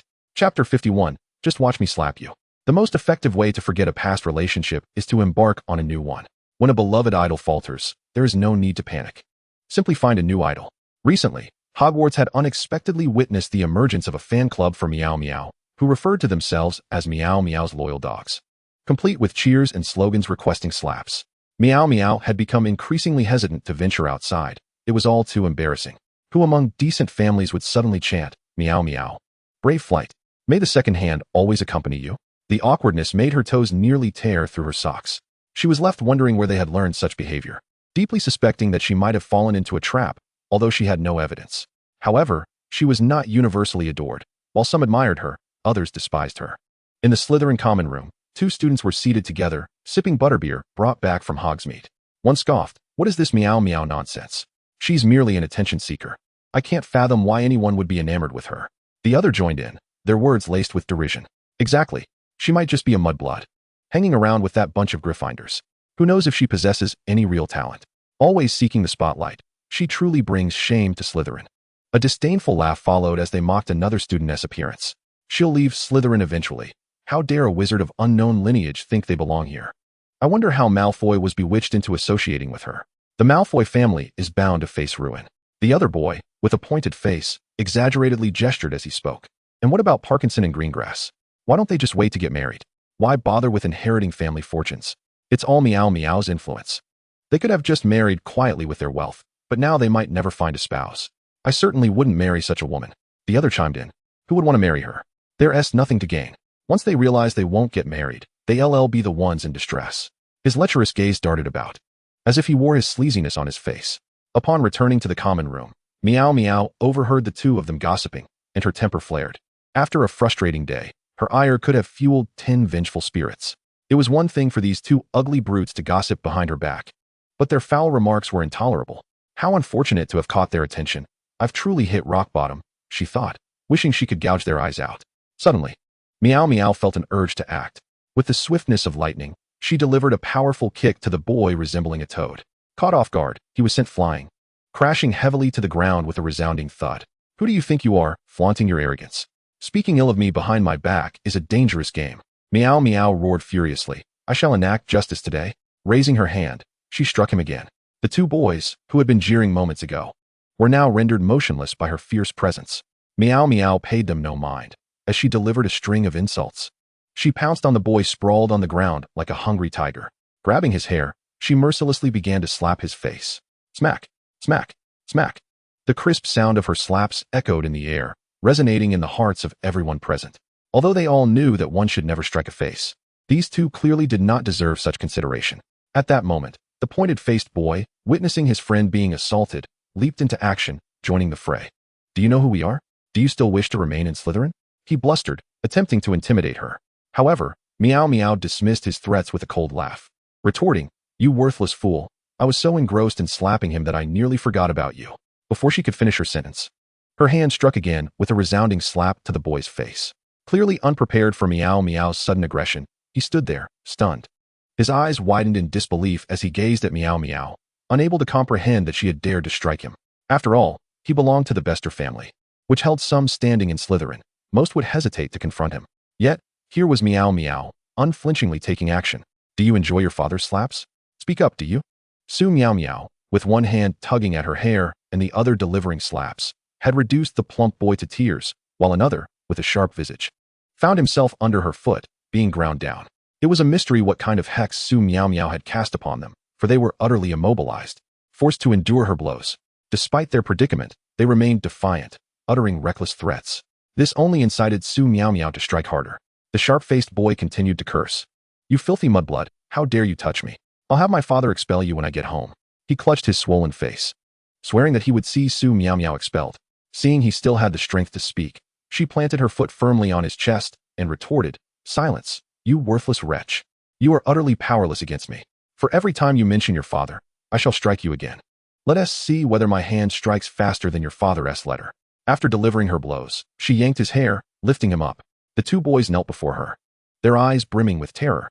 They realized they had provoked a true demon. She was capable of ending them. Pain surged through their bodies, and they could no longer suppress their pleas for mercy. "I was wrong. I was wrong. I won't say anything again. Please let me go." Did they truly recognize their faults? No, they were simply terrified. Such individuals would never comprehend their wrongdoings, only knowing how to bully the weak and fear the strong. One by one, passers-by traversed the common room, yet none dared to speak up, for in Slytherin, strength reigned supreme, and Su Miaomiao's prowess was evident. They would not provoke a first year who had already mastered silent spells. Assessing the situation was their forte. How would Miao Miao respond to an apology from those grotesque figures? Naturally, she would choose to forgive them, for she was a gentle and kind-hearted girl. Listening to their assurances and feeling the weight of the gold galleons in her hand, Miao Miao released the hex. The moment they regained their mobility, they scrambled back to their dormitory, fearful she might change her mind and resume her assault. This time, they truly understood fear. Such a significant altercation could not escape Professor Snape's notice. Miao Miao chose to confess voluntarily, seeking him out immediately after the fray. She knocked on the door with a firm rap, and a deep voice beckoned her to enter. Su Miaomiao hurried inside, her expression innocent as she faced Professor Snape, who sensed mischief brewing. "Indeed, Professor, I got into a fight, but it was merely because they spoke too insolently that I acted," she explained. Snape felt as though the sky had fallen. Her nightly escapades were one thing, but to engage in fighting was entirely another. Would she next contemplate blowing up Hogwarts? "Well, Miss Su, you're aware that fighting is prohibited, are you not? I presumed you lacked knowledge of the school rules. Perhaps your mind has been filled with nonsense." Snape scolded, his brow furrowing in disapproval.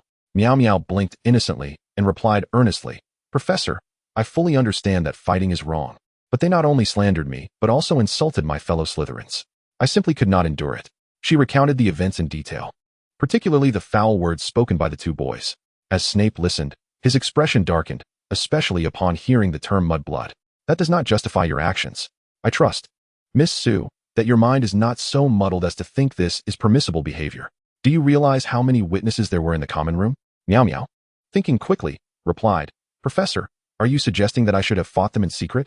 I shall certainly take note for next time. I was merely defending the honor of Slytherin. Their words tarnished our reputation, and I sought to uphold our dignity." Snape was at a loss for her convoluted logic, yet he had a notable tendency to protect his own. While it was true that she had initiated the conflict, the insults hurled at her were truly egregious. So much so that he wished to slap them himself. After delivering a few token reproaches, he allowed her to leave. Chapter 52, A Name Made in Battle. The two boys, however, did not share Miao Miao's good fortune. In their dormitory, they wept bitterly, lamenting their cruel fate and the tragic state of their handsome faces, now marred and bruised. That woman struck with such ferocity, my charming visage reduced to a battered mess. They began to curse Miao Miao, though they only dared to voice their grievances in the privacy of their dorm, fearful of her wrath. After all, the pain of being struck was still fresh. They believed in the adage that a gentleman's revenge is a dish best served cold, and they vowed to get even one day. Just as their lamentations reached a crescendo, the prefect announced that Professor Snape was seeking them. The boys, looking far from human after their encounter, shuffled to Snape's office. Their appearance a grotesque blend of wild boar and toad, one resembling a monkey and the other a donkey. The prefect, upon seeing them, felt a pang of embarrassment and hastily informed them before departing. They had no time to wallow in sorrow. They hurried to report to Professor Snape. The professor delivered a severe reprimand, imposing a punishment that required them to report to Filch. Soon enough, the tale of Su Miaomiao's singular triumph spread throughout Hogwarts, with the context made abundantly clear, especially the foul remarks of the two boys.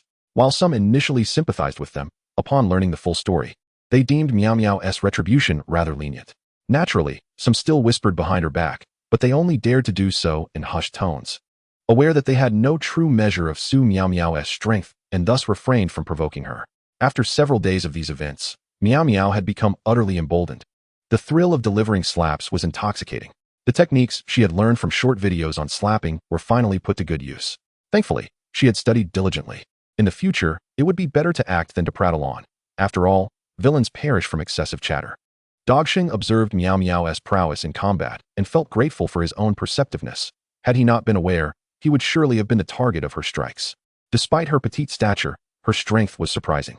The current Miao Miao was no longer the same as before. She had transformed into the reigning queen of slaps at Hogwarts. Dumbledore, preoccupied with the ongoing matters concerning Peter Pettigrew, was often unreachable. Miao Miao had attempted to meet with him several times, believing that Hogwarts desperately needed surveillance. Without it, they might remain oblivious to Voldemort's infiltration. Gilderoy Lockhart, watching Su Miaomiao steal the spotlight, felt a surge of bitterness. He believed the attention should rightfully belong to him. This time, he would reclaim what was rightfully his. As Miao Miao observed Lockhart pacing the corridor, scratching his head and chin in agitation, she speculated that he might have a rash. Why else would he be so publicly fidgety? Keeping her distance seemed prudent, lest she catch whatever ailment he might have. If Lockhart knew her thoughts, he would surely be infuriated. To have his striking demeanor likened to mere discomfort was an affront to his vanity. Suddenly, Lockhart's eyes lit up as an idea struck him. He would establish a dueling club. Did you hear? Professor Lockhart is starting a dueling club. Draco, upon hearing this news, nearly doubled over in laughter. Does that buffoon even know how to duel? He can't even cast a single spell, yet he dares to lead a club? Blaise, fanning himself, chimed in, I had no idea such a talentless individual could establish a dueling club. It seems I've been remiss in my knowledge. How delightful. He punctuated his words with an exaggerated flourish of his fan. Miao Miao watched Blaise, noting how he had recently taken to quoting romantic novels. Speaking as if he were a character from a bygone era. Blaise, perhaps you should read fewer novels. Your mind was already muddled, and now it seems even more so. She remarked, you were foolish before, and now you're simply a greater fool. Blaise clasped his hands in a gesture of humility. My dear lady, your assertion is misguided. The purpose of reading is to enlighten one's aspirations. Recently, in my moments of leisure, I fortuitously stumbled upon a tome that has alleviated my ennui. Upon engaging with its pages, I found my intellect invigorated, and day and night I devoted myself to its study, ultimately completing the book. For you to suggest that one becomes foolish through reading is simply unfounded. Draco observed Blaise's ostentatious demeanor, bemused by his theatrics. Just days prior, he had insisted on dropping out of school to pursue a path of cultivation, only to have his dreams dashed by his mother's sharp reprimands. Now, he was enraptured by the study of classical Chinese, speaking in an exaggerated manner daily, which was utterly exasperating. Su Miaomiao regarded the ancient-style gentleman before her with a mix of amusement and disbelief. Good sir, your performance is most entertaining. Were you to share this online, it would surely become a sensation. I have encountered many a gentleman of ancient style, yet this is my first encounter with an international variant. What a revelation! Instantly, Su Miaomiao transformed into a demure maiden of antiquity. I beg your pardon, fair sir. I am but a humble girl, unacquainted with your esteemed identity. It appears you are a gentleman of ancient style. Your words have elicited quite the chuckle from me, and you ought to be wandering the realms, savoring a cup of fine wine indeed. Blaise found himself perplexed by her words, realizing that his studies had yet to reach their zenith. He was determined to embody the essence of an ancient-style gentleman. Unbeknownst to him, he believed that his inability to comprehend Miao Miao's whimsical musings was due to his own lack of effort, not realizing that she was merely indulging in playful nonsense. Miao Miao remarked, raising your hand is not an apology, dear brother. Rather, it indicates that you still require practice. Draco felt as though his mind had been smoothed of its creases. Was this a novel form of communication? Why could he not fathom it? It appeared impressive. Perhaps he too should endeavor to learn. Others passing through the lounge mused. Is this the latest sophisticated dialect? If we were to master such expressions, could we become as formidable as Miao Miao? It seems we must embark on our own studies. Little did Su Miaomiao anticipate that the entire Slytherin house would erupt into a frenzy of ancient-style parlance, with phrases like gentlemen unworthy and indeed echoing through the corridors. Surrounded by a throng of international ancient-style gentlemen, Miao Miao felt utterly bewildered, as if she had lost her mind. The highly anticipated duel club finally commenced. Desks in the classroom were swiftly cleared, leaving only a long table adorned with a crimson carpet at the front. Gilderoy Lockhart, in his flamboyant manner, strutted forward, basking in the attention of the crowd, his flamboyance amplified by their gazes. Esteemed guests, I trust you have all heard the news. I am inaugurating the duel club today, and I have enlisted a most capable assistant. With that, Severus Snape, appearing utterly disenchanted, strode in, burdened by his own responsibilities and unable to muster a smile. The two began to demonstrate the rules of dueling, bowing before commencing. However, Professor Lockhart was woefully inept, and with a single move, Professor Snape sent him sprawling across the room. The battle had scarcely begun before it was over, leaving the young witches and wizards in the audience cringing with embarrassment. They had known of Lockhart's lack of skill, but had not anticipated him to be quite so inept. Lockhart scrambled to salvage his dignity, regretting his choice to invite Snape as his assistant. He should have simply summoned a first-year student to assist him, thus avoiding the humiliation. Once the demonstration concluded, Lockhart announced the pairings for the duel. "Now, I invite Su Miaomiao and Harry Potter to the stage." Su Miaomiao raised an eyebrow, surprised that Lockhart had chosen her first and paired her with Harry. She flexed her wrists, eager to test a theory she had long wished to explore. And now the opportunity had presented itself. Harry, feeling a surge of nerves, approached the stage, taken aback by his selection, especially to duel against Miaomiao. He was acutely aware of his own limitations and hoped fervently that she would show mercy. Let the match commence. The red team presents the savior Harry Potter, while our green team features the light of Slytherin, Su Miaomiao. Both competitors have completed their pre-match salutations, and the audience is filled with anticipation. Who shall emerge victorious? We shall see. The duel began, with Harry launching the first attack. Excellent. Expelliarmus. However, Miaomiao appeared utterly unfazed, skillfully dodging the spell with an agile movement. As the match progressed, the green contestant opted for defense rather than offense. Good heavens. In the interest of safety, the green contestant has chosen to forego attacking. The unexpected turn left both Harry and the audience bewildered. Harry continued his assault with a well-aimed stupefy, only to find that Miaomiao effortlessly caught the spell with her bare hands, rendering it impotent. A shocking display that left the spectators in awe. The crowd had never witnessed such a phenomenon before. Snape hastily called for a pause in the match, and Harry exhaled a sigh of relief, his nerves frayed. Why does Professor Lockhart keep fixating on me? It's as if he has a vendetta. Miaomiao, incredulous, mused, how can one catch spells with bare hands? This is not a fair contest. Her confidence began to wane as despair loomed over her prospects of victory. Harry lamented, my future seems bleak. Miaomiao retorted, then it must be quite refreshing. Laughter erupted as they both acknowledged the absurdity of the situation. Harry felt as though he were losing his sanity amidst the spectacle. Ron exclaimed, did I just see that correctly? She caught his spell barehanded. Seamus rubbed his eyes in disbelief. Miaomiao is undeniably formidable. I never anticipated her prowess to be this extraordinary. Hermione pondered the impossibility of it all, but quickly dismissed her doubts, recognizing that they were all engaged in magic. After all, Blaise, astonished, remarked, is she even human? Magic seems utterly ineffective against her. Had I known the Eastern arts were this powerful, I would have pursued cultivation myself, regardless of the consequences. Draco's gaze remained fixed on Miaomiao, who radiated brilliance greater than the sun. He resolved to strengthen himself further, overhearing the chatter around him, and could not help but retort, of course, it's Miaomiao. Such extraordinary feats are to be expected from her. As the spectators processed Snape's whispered instructions to both Miaomiao and Harry, they nodded in agreement, preparing to resume the duel. The match continued, with the green contestant maintaining her defensive stance, while the red contestant appeared increasingly disoriented. The audience awaited with bated breath, eager to see how the red team would respond. Oh, a splendid disarming charm. Had he faced another opponent, he might have triumphed, but alas, he contends with Su Miaomiao. This attack is destined to fail, and it seems the red contestant's morale is crumbling, while the green contestant remains effortlessly composed. The audience present held their breath in collective astonishment, mirroring my own disbelief. Is this the strategy employed by the green team? No, it is not a strategy. It is a miracle. A miracle has occurred. The green team player, struck by the disarming charm, remains utterly unyielding. Her opponent's attack proves ineffective. This is unprecedented, utterly astonishing. Even our red team player appears momentarily taken aback. Yet the competition presses on, and he swiftly regains his composure. To our surprise, the green team player seizes her wand. Will she commence her offensive now? At last, the attack is about to begin. How will our red team player evade her assault? He chooses to relinquish his wand and sits down directly. Is he conceding? No. He is out of options. Neither offense nor defense holds any efficacy. He is utterly bereft of alternatives. The green team player launches her attack. A magnificent disarming charm. A silent spell, astonishingly, a silent spell? This is splendid. The red team stands no chance. The red team's wand is sent flying, concluding the match. Ultimately, the green team player, Su Miaomiao, triumphs over the red team's Harry Potter. Ron gazes at Harry, who seems somewhat deranged. Hey buddy, are you alright?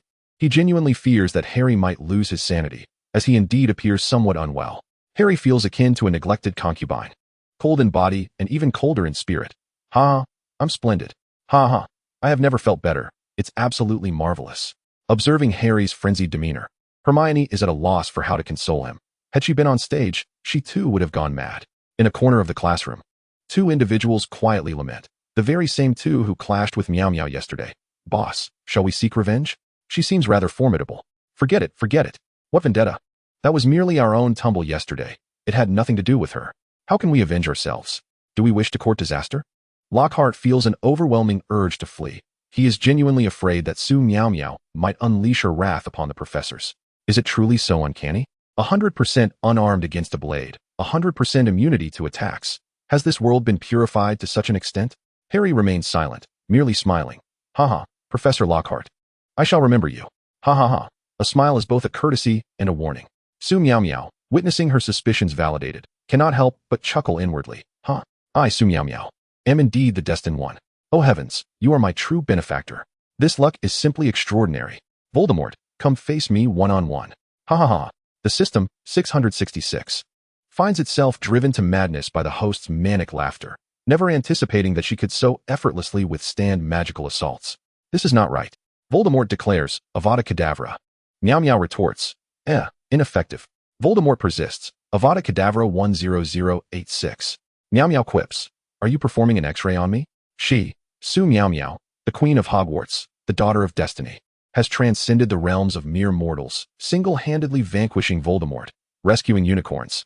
Her achievements are verifiable. As Miao Miao appears composed on stage, her heart brims with joy.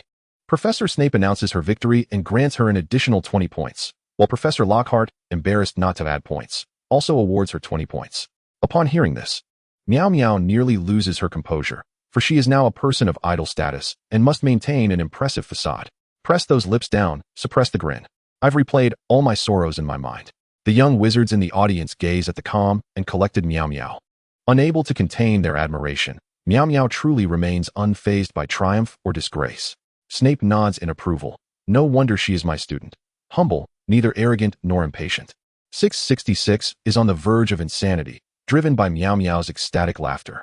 If it were to grasp the thoughts of the young wizards below, it would undoubtedly shout, she is merely pretending. The news of this event rapidly circulates throughout Hogwarts, with whispers suggesting that Miao Miao possesses an invulnerable body, explaining why magical curses have no effect on her. Some even speculate that she is already deceased, a ghostly figure from the east, thus impervious to death. Rumors materialize in this manner. She has heard 800 different versions of her own origins, and the credibility with which these tales are told is so convincing that she herself begins to doubt her reality. Hermione invites Miao Miao to the library. Harry has been acting strangely lately. He has started reading. It seems your previous impact on him was significant. Miao Miao, drowsy from reading, replies, was it that impactful? I suppose it's fine. It's good for him to read more. If only he could become exceptionally strong. He could defeat Voldemort single-handedly. That would save me the trouble. Hermione, noticing Miao Miao's drowsiness, realizes that she has once again stayed up late watching that dreadful television show. She resolves to show Miao Miao the newspaper article detailing the dangers of excessive television watching. Miao Miao complains, Hermione, my arm hurts. From watching too much television. Hermione, my neck hurts. From watching too much television. Lately, everyone has been quite busy. Harry, Draco, and Ron have all joined the Quidditch team, tirelessly training. Pansy and Daphne are inundated with letters, while Blaise incessantly threatens to drop out of school to pursue cultivation, prompting his mother to visit the school and issue him a stern warning. Theodore, typically reticent, puts Miao Miao to sleep when they are together, leaving only Hermione available to accompany her regularly. Alas, she feels rather idle these days, unaware that trouble is looming on the horizon. Chapter 54. This dog seems rather popular among the humans. The day Sirius encounters her, the sky is perfectly clear, devoid of clouds, and he meets her by the Black Lake. The girl stands against the light, her hair shimmering as she smiles at him. A gentle breeze lifts her hair, and a faint fragrance wafts into his nostrils. It appears she is speaking, but the refreshing wind obscures Sirius's hearing, making her words indistinct. Suddenly, the girl extends her hand toward him. He feels as though his heart has skipped a beat, for she has seized his attention with an irresistible charm. Oh dear, is this what a heart attack feels like? After being bailed out by Dumbledore, Sirius has longed to visit Hogwarts and see Harry. Uncertain of how Harry has fared over the years, Dumbledore insists that he should rest for a few days before meeting Harry, citing his poor mental state. Yet, Sirius feels perfectly fine and has no intention of obeying. He opts to sneak away from Dumbledore. Thus unfolds the scene that nearly induces a heart attack in the dog. Sirius perceives himself not as a dog, but the little girl before him is the true canine. While wandering by the Black Lake, Miao Miao suddenly spots a large black dog before her, gaunt and filthy, clearly a stray. How pitiful. Being the kind-hearted Miao Miao, she naturally chooses to help it. Come here, big dog. With her call, an invisible force seems to draw the dog closer. Initially lying on the ground, its ears perk up at the sound, and it raises its head, its round, glistening eyes directed towards her. Sirius gazes at the girl clad in Slytherin robes, though he does not comprehend what come here means. He inexplicably feels an urge to wag his tail. However, given that she dons his most despised Slytherin attire, he resolutely refrains from approaching. Miao Miao observes the snarling black dog before her and feels an even deeper compassion. How much abuse must it have endured to be so wary of humans? It is truly pitiful. Observing the hesitant canine, Su Miaomiao took the initiative. Come here. This is really delicious. Just take a bite. Noticing the vigilant black dog before her had yet to utter a sound, she curiously inquired, Are you a mute dog? If not, bark a couple of times. I can understand you. Sirius felt an internal conflict. He hadn't consumed a proper meal in 10 years, and the aroma of the sausage in the young girl's hand was utterly enticing. However, she was a serpent from Slytherin. And did she just claim she could understand a dog's speech? This only made him more reticent to make a sound.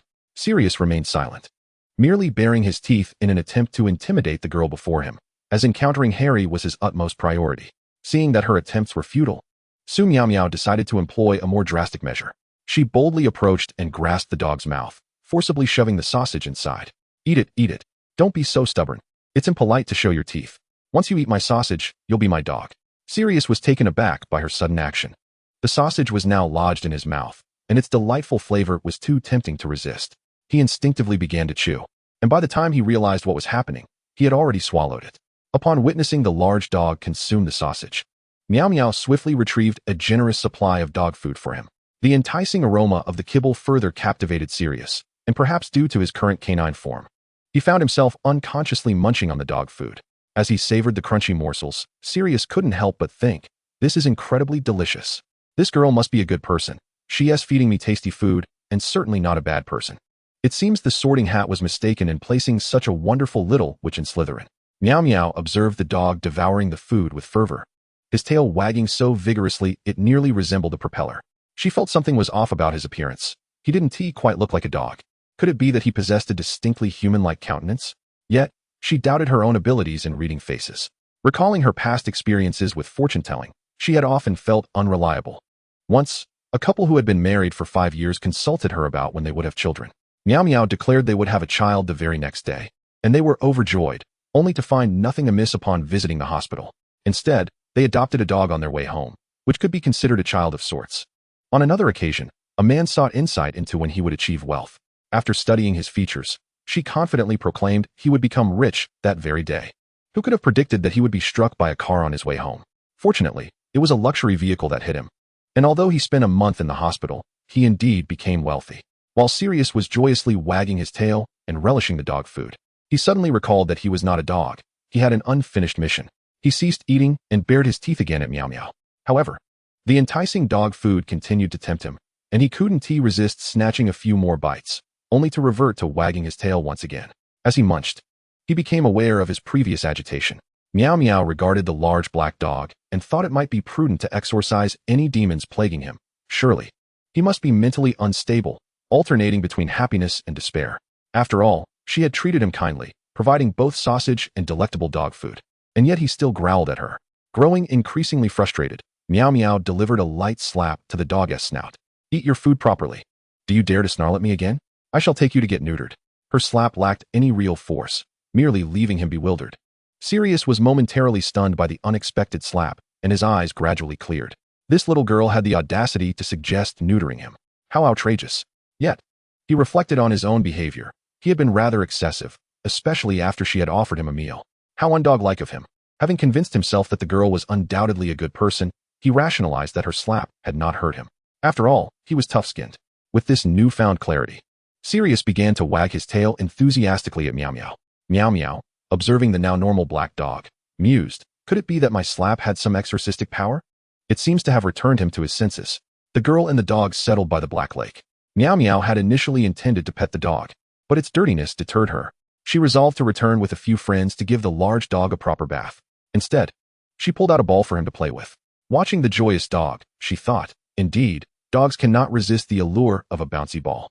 They engaged in play for what felt like an eternity, the sky darkening overhead. You are all black, so I shall call you Little White. Little White.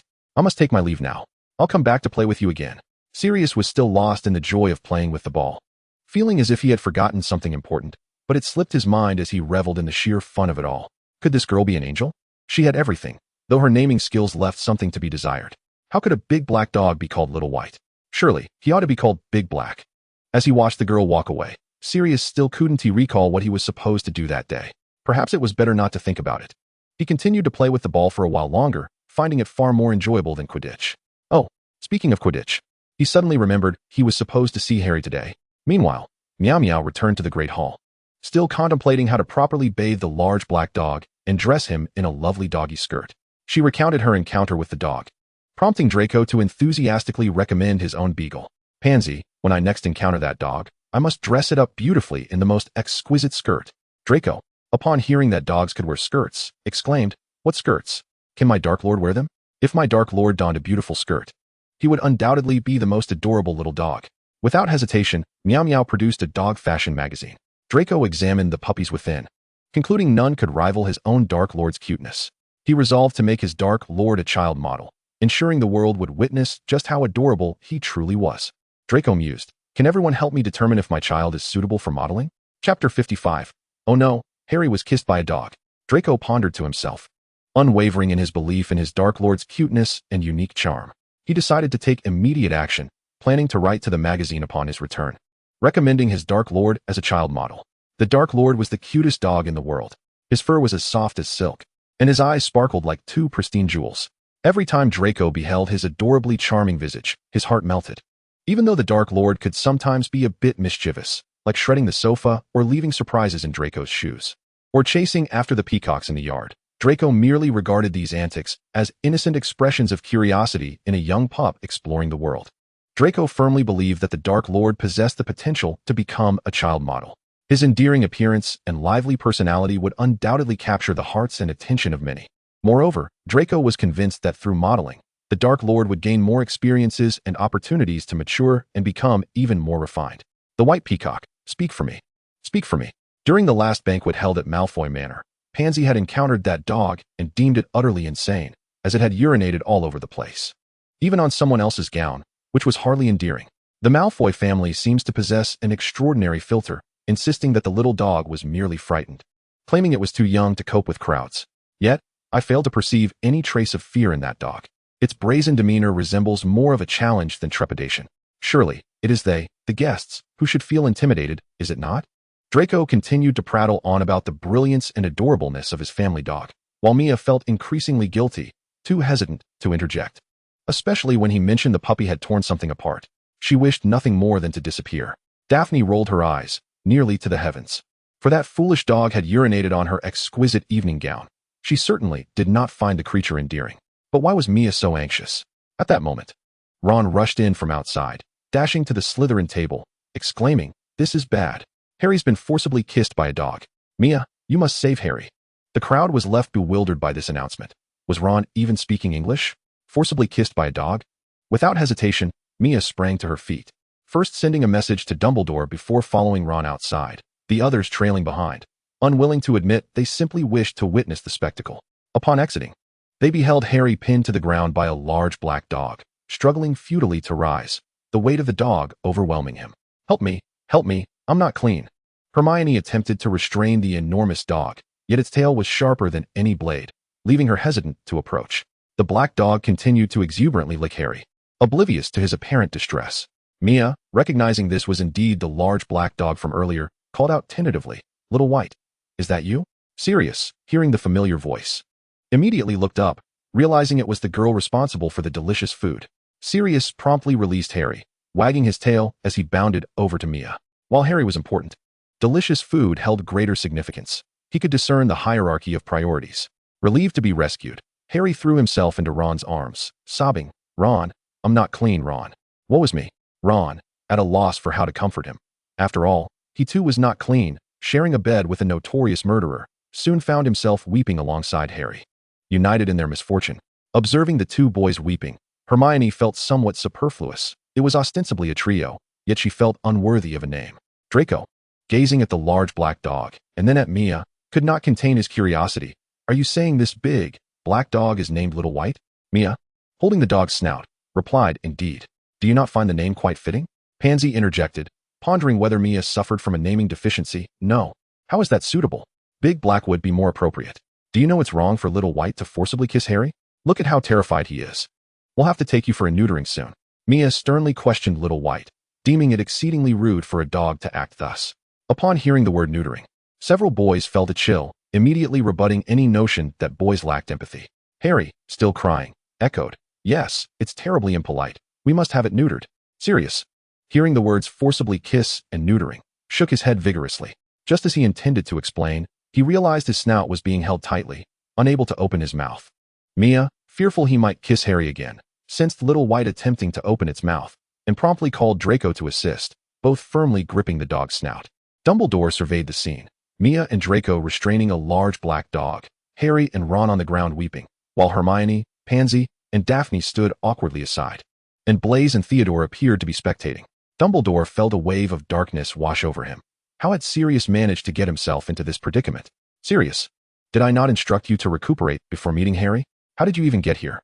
Upon hearing Dumbledore's voice, Sirius felt an urge to flee, his mind racing with a singular thought, to escape. Yet, as he attempted to run, he found himself firmly restrained by Draco's grip. How does that Malfoy boy possess such strength?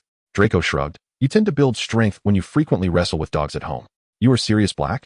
Draco queried, astonished to discover this unruly dog was his rebellious uncle. Mia, realizing Little White was indeed a person, leaped up, releasing her grip. Wait, Little White. You're actually a person. You deceived me regarding the sausages and dog food. Do you understand how rude that is? You've wounded a young girl's innocent heart. Dumbledore's expression darkened further. He was aware of Sirius's unreliability, but had not anticipated this level of irresponsibility, deceiving a little girl about food, and moreover, his own kin.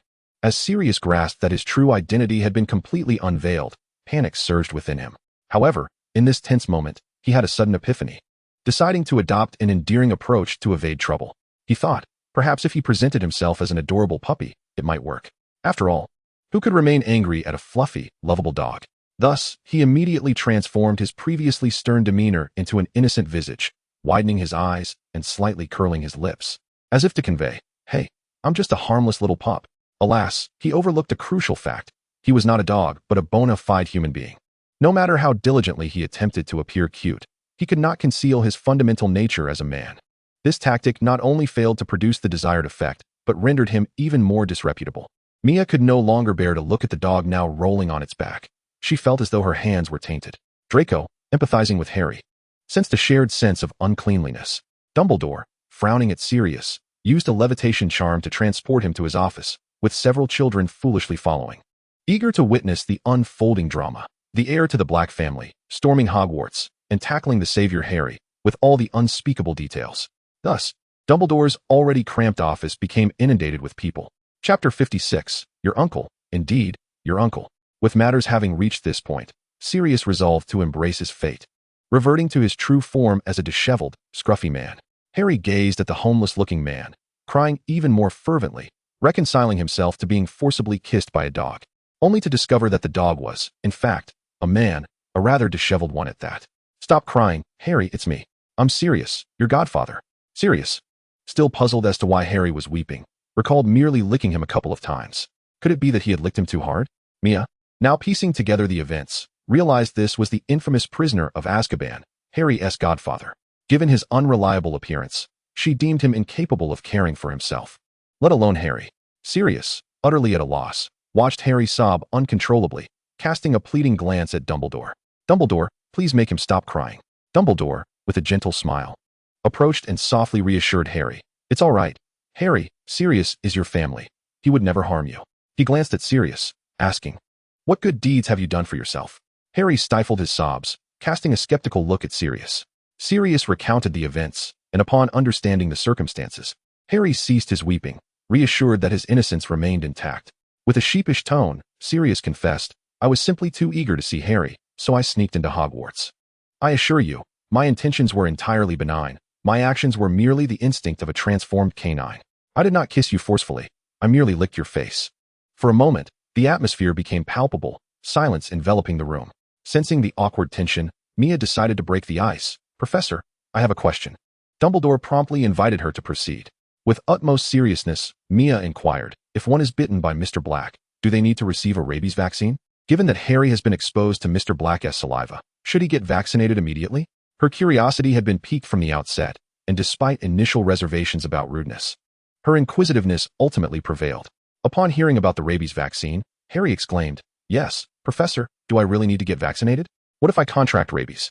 Suddenly, he felt an intense itch across his body, and his breathing became labored. Aside from Hermione, the others were entirely unfamiliar with the concept of rabies vaccines. But they were eager to learn. Pansy tugged at Hermione's sleeve, whispering, what is a rabies vaccine? Hermione immediately launched into an explanation. If bitten or scratched by a dog or other animal, one could contract rabies, a deadly virus with a 100% fatality rate once symptoms appear. It's crucial to get the vaccine promptly. Typically, pets receive vaccinations when they are young, but Mr. Black likely has not. Pansy, taken aback by the severity of the situation, instinctively grasped Mia's arm with one hand and pulled back Daphne and Hermione with the other, determined to keep her distance from Mr. Black. She was still young and had no intention of meeting her demise. Draco recalled that his family had a puppy and resolved to take it for a thorough checkup, ensuring that his family's little prince received the most expensive vaccinations available. After all, Draco had no shortage of funds.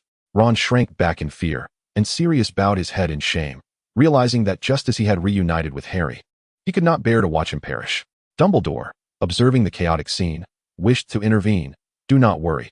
Although Sirius can transform into a dog, he is fundamentally human and cannot contract rabies. I will have Severus prepare a potion for you, Harry, to ease your mind.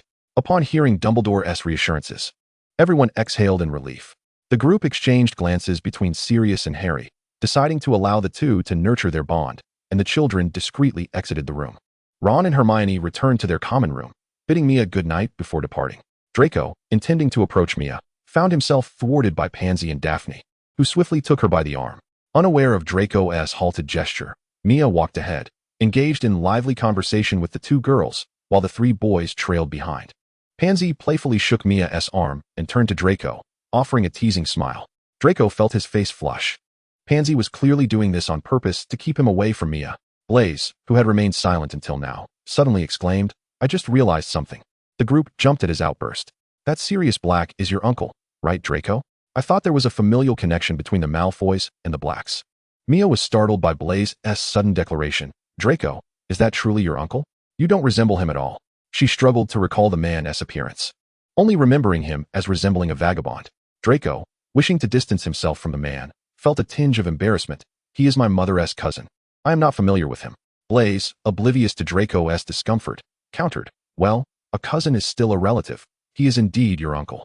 He felt particularly clever for having uncovered a point that no one else had noticed. I seek validation. Draco thought, I could strangle you. Theodore quipped. What are these two buffoons up to? Draco clenched his teeth, frustrated that Blaise couldn't comprehend his reluctance to discuss this topic. Enough already. Let us not keep talking about him being your uncle. Despite his irritation, he forced a smile. Blaise pointed. Look, your uncle. Draco shot back. Mention it again. And he'll be your uncle. Theodore chimed in. Well, he is not my uncle. Pansy shook her head in exasperation, feeling as if she were being assimilated by this group of simpletons. Is now really the time to discuss uncles? Shouldn't we be addressing the issue of the Black family's heir? Shouldn't we rush home to write a letter? Daphne pulled Mia aside, turning to leave. Let us go. Let them squabble here. Mia glanced back at Draco and Blaise, who were still embroiled in their debate, oblivious to their surroundings, lost in the quagmire of whose uncle was whose. Although she was tempted to join the fray, she had no desire to add another uncle to her family. So she followed Daphne and Pansy out. As Draco turned around, now red with frustration, he noticed, where did everyone go? Where's my Mia? Mia replied, thanks for the invitation, but I'd rather not have another uncle, so I'm leaving. Until reaching the dormitory entrance, Mia felt a nagging sensation that she had forgotten something important. What could it be? Come on, think. She sensed that this matter was of great significance. Yet she couldn't recall it. Little Six, do you think I've forgotten something? 666 scratched his head, shifting his position to watch television. Huh? I don't think so. You didn't do much today besides feeding the dog. Dogshun, nearly being pushed off the sofa by 666, clung to his neck. And 666 instantly felt a sense of suffocation. Ah, buddy, you're not leaving any room for air. Upon hearing feeding the dog, Mia suddenly remembered that she had neglected to ask Sirius for money. After all, The dog wouldn't consume her dog food and sausages. Those were meant for the dog. If she had been feeding a stray, she could have accepted it, but he was a person, an adult no less. She must demand compensation. Mia regretted not thinking of this sooner. What if Sirius had left? Who would she turn to for repayment? Harry. Harry was his son, after all. It was only right that a son would repay his father's debts. Moreover, Harry was naive and wealthy. She could even make a small profit. Chapter 57. The Heart of a Young Girl. In contrast to the fervor of youthful camaraderie, the friendship among girls possesses a certain delicacy. She understands the unspoken light in her eyes, and she protects her occasional awkwardness and fluster. The friendship of young girls is the purest alliance in the world, more transparent than diamonds and more enduring than starlight. Upon learning from Professor Snape the specific cause of the altercation involving Mia, Pansy sat alone for an extended period. Perplexed by Mia's unwavering defense of her, she felt a strong urge to teach a lesson to the two men who had spoken lewdly behind their backs. Yet Daphne restrained her. Today, Pansy and Daphne seemed somewhat peculiar, as if they harbored thoughts they wished to express but were at a loss for words. Mia, unaware of the unfolding circumstances, suggested, "Shall we step inside to discuss this?" She sensed that the two had something significant to say and promptly invited them into the room. Pansy suddenly fixed her gaze upon Mia, stating earnestly, "Mia, I have come to know what those two boys said about me and Daphne. Their words were indeed vile, and I am grateful to you for standing up for us and for ensuring that others remained unaware of their despicable remarks." Daphne, uncertain of how to respond, could only repeat, "Thank you, Mia. Truly, thank you. Thank you for protecting me, for understanding my ambitions, and for revealing to me another potential path in life. I am genuinely grateful." Mia certainly would not disseminate the derogatory remarks made by those boys, as they were far too offensive, objectifying women and laced with vulgarity. She wished to shield Pansy, Daphne, and Hermione from hearing such hurtful expressions, knowing they would inevitably be saddened. These words should not tarnish their ears. They were all wonderful girls who should not have to confront such malice. Although it was not their fault, as the blame lay squarely on those two boys. Some individuals would inevitably discuss the incident, and Mia did not want them to repeatedly hear those hurtful comments or be subjected to any form of gossip. Whether it was in the guise of advocacy or malicious intent, regardless of the method, it could not change the fact that such words were being circulated. This form of misplaced kindness would only serve to further harm the victims, and the focus should be directed at the perpetrators. The thoughts of young girls are often intricate. I comprehend your concerns and the unspoken sentiments that linger. When someone inquired of Mia why she had engaged in the fight, she replied, "I overheard them speaking ill of me, so I confronted them. If they dare to speak poorly of me, they are merely inviting a confrontation." When someone remarked that her response might have been excessive, she countered, "Excessive? Those words were utterly outrageous. Not only did they slander me, but they also disparaged many others, both male and female. This was not the first time they have spoken such things. They are the type who revel in vulgarity. Who knows? They may have even spoken of you behind your backs." Mia added, "In the boys' restroom on the first floor. There's a boy in white socks who has taken notice of you. Be cautious when you sleep at night. They might attempt to sneak in and kiss you." Instantly, the focus shifted. Those who had previously been indifferent to the situation suddenly found themselves implicated, and they would no longer utter lofty statements defending the aggressors. Not only do they engage in lewd banter about girls, but they may also speculate about the boys, perhaps observing you surreptitiously while you are in the restroom. Much like the boy in white socks on the first floor. Henceforth, be vigilant when using the restroom, and exercise caution while sleeping at night. Indeed, rumor-mongering requires minimal effort. A few ambiguous statements ignited fervent discussions. Once they were no longer outside observers, they could hardly profess grandiloquent phrases advocating forgiveness for the aggressors. They would only contemplate whether they had become subjects of such gossip themselves. The two boys, naturally, would not dare to clarify the situation, as they had been disparaging Pansy and Daphne, both scions of pure-blood families, and they were not in a position to challenge them. They could only tacitly accept the rumors propagated by Mia. Donning the new pajamas Mia had prepared for them, Pansy and Daphne reclined in bed. The sheets imbued with Mia's fragrance, a blend of floral notes and sunlight, akin to sweet fruit candy. They could not quite articulate what the scent was, but it was undeniably Mia's essence, radiant, cheerful, passionate, intricate, brave, and kind. When girls gather, their chatter is incessant.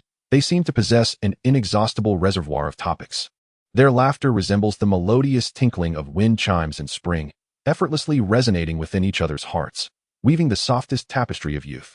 The bond between young girls can be as intense as the summer sun, fervent and brilliant, exuding boundless enthusiasm and vitality, or as gentle as the spring rain, quietly nourishing one another's hearts. It can blaze like the autumn leaves, fervently igniting their youthful years, or be as comforting as a winter fire, warm and soft, providing endless solace in the cold season. They weep before you in moments of joy and stand resilient in times of sorrow. Those shimmering hearts of youth, rendered tangible through shared listening, transform the mundane into poetry. Observing Pansy and Daphne peacefully slumbering, Mia felt a warm surge within her heart. It seemed she was beginning to fall in love with this world and her friends. In this realm, she had forged many friendships, including the endearingly foolish yet utterly dependable Harry, the somewhat dim-witted yet fiercely loyal Ron, the clever, brave, and kind Hermione, and the warm-hearted, occasionally sentimental Pansy. There was also the gentle yet resolute Daphne, who possessed her own opinions, the slightly naive but reliable Blaise, the perpetually dazed yet trustworthy Theodore, and the tough exterior hiding a soft heart of gold, Draco, the more foolish and wealthy version. Master, do you see this? I am thriving in this world, surrounded by friends, guided by excellent mentors, with an abundance of galleons at my disposal. I truly am well, save for the occasional longing for you, for my senior brothers and sisters, for the world that belongs to me. Everything else is splendid. Master, you must be proud of my current self, for I am now the light of Hogwarts, the girl who single-handedly defeated Voldemort. I wonder if you think of me since my departure. I have always kept you in my thoughts. Master, I am truly well here, so please do not grieve for my absence. Thank you, Master, for granting me a second chance at life, and for imparting so much wisdom to me. The night often brings forth an endless longing, and the tranquil surroundings invite boundless daydreams. Mia was no exception. In the stillness of midnight, she often reminisced about her past life. Perhaps tonight felt particularly serene, or perhaps she was simply being overly sentimental, but she found herself yearning for them once more. Master 666 suddenly felt a pang of sympathy for Mia, who had been inexplicably transported to this unfamiliar world. She, too, wished to return home. After all, she was just a young girl. 666 gazed at the unsent letter in his hand, the 897th missive he had pinned to the unknown realm, hoping this time to reach Mia's family. He cast the letter into the abyss, wishing it would bring forth good news. Watching Mia reclined on her bed, 666 silently whispered good night. Mia mused that perhaps she was being a bit overly sentimental tonight. Perhaps by dawn, she would regain her vitality. It was already quite late, and it was time to sleep, to endeavor to clear her mind of the chaotic thoughts swirling within. With a gentle closure of her eyes, she bid good night to this world. Good night, my friends.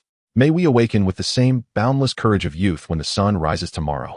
Mia felt that this chapter had perhaps veered into sentimentality, yet she simply wrote down the thoughts that had spontaneously emerged. Chapter 58, Merry Christmas.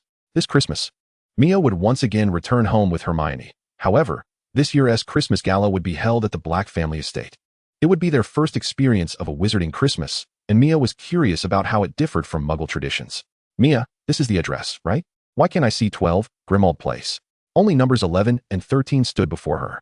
Hermione's eyes widened as she gazed at the structure, her mind swirling with confusion and uncertainty.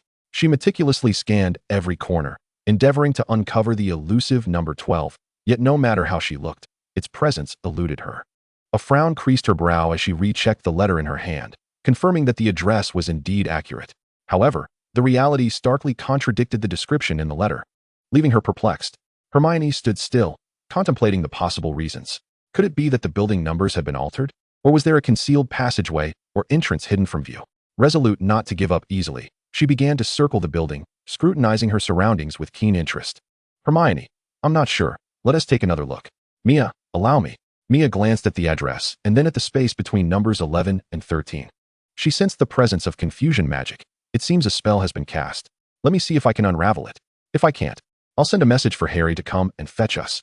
Mia first attuned herself to the specific location of the magic, then retrieved a sheet of talisman paper and a brush, beginning to inscribe a spell.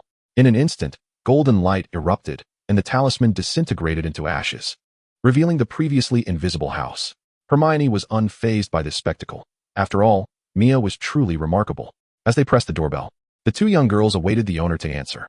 Suddenly, the door creaked open, and Harry stood at the threshold, delight evident on his face.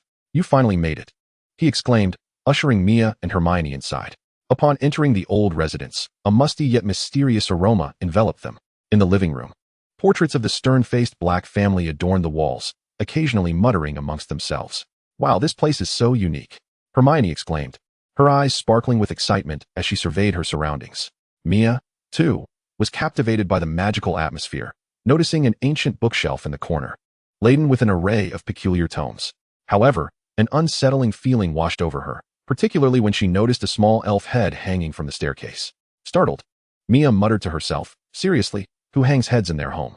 As they entered the living room, they discovered Ron and Dudley also present, seemingly frozen in place. An irate voice pierced the air, "Sirius, you traitor! You've sullied the Black family name and brought in a horde of mudbloods. This is an affront to the Black lineage." Harry and Dudley had grown numb to the tirades, having endured verbal assaults since their arrival at the Black residence 2 nights prior. Initially, they had felt anger and contemplated confronting Kreacher, but now they were merely desensitized. After all, a few insults wouldn't cost them any flesh. Ron appeared visibly unsettled.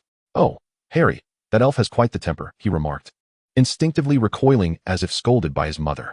Sirius burst from a nearby room, glaring fiercely at Kreacher. "You old fool, if you dare speak out of turn again, I'll toss you into Azkaban." Kreacher, undeterred, continued his tirade. "You, a disgrace to the family, shall face your comeuppance." Sirius's face flushed with rage, and he prepared to retaliate when Mia stepped forward. From her pocket, she produced a freshly drawn talisman, chanting softly as she hurled it toward Kreacher. The talisman transformed into a beam of golden light, enveloping Kreacher, who fell silent, his eyes glazing over. "This is a binding spell. It will calm him momentarily without causing harm, merely stabilizing his emotions," Mia declared with satisfaction. Sirius paused, then erupted in laughter. "Huh, this young lady possesses quite the skill." Hermione and the others regarded Mia with admiration. Dudley stared, transfixed, at the girl clad in a cream-colored coat and a red plaid skirt, her curly hair held in place by a white fuzzy headband. The contrast of her petite face against the woolen scarf made her appear even smaller. "Mum, I think I've encountered a fairy," he said dreamily, his heart racing. Harry, observing his cousin's infatuation, immediately guessed his thoughts. Being enchanted by Mia was entirely natural. Though regrettably, Dudley's affections were destined to remain unreciprocated. "Oh, poor Dudley," Harry sighed. "Your affection is surely doomed." As Kreacher felt the spell's effects, his emotions stabilized. Who was this girl, possessing such formidable magic? The ever-ambitious Kreacher began to harbor a sense of admiration for Mia, suspecting she must be the heir of a hidden noble lineage, especially given her distinctly Eastern appearance. Sirius guided the 2 newly arrived girls to their rooms. "You shall reside on the 3rd floor. I've had Kreacher clean it for you. Feel free to stay for as long as you desire." However, upon opening the door, they were greeted by a cloud of dust and cobwebs. "Kreacher, did I not instruct you to clean? Why is it still filthy?" Having regained his composure, Kreacher ignored the traitorous young master and instead addressed Mia with utmost deference. "Miss Mia, would you require Kreacher to tidy your rooms?" "I shall do so immediately." Sirius was incensed at Kreacher's sudden change of demeanor. Who was truly the master of this house? Mia awkwardly rubbed her nose. Is that appropriate? This isn't my home." "Thank you, Kreacher.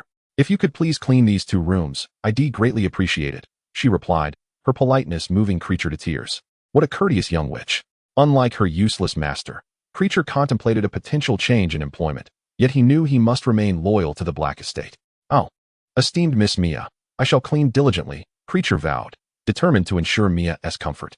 Hermione, observing the scene, glanced at Sirius, who appeared increasingly foolish. In her eyes, Mia should be the true mistress of Kreacher, while Sirius resembled a mere jester. "Sirius, Joker," Ron lamented his timing. "Harry, I should have arrived later. That way, Mia could have had Kreacher clean my room too, and I wouldn't have to do it myself." Harry and Dudley chuckled. "We did our own cleaning anyway."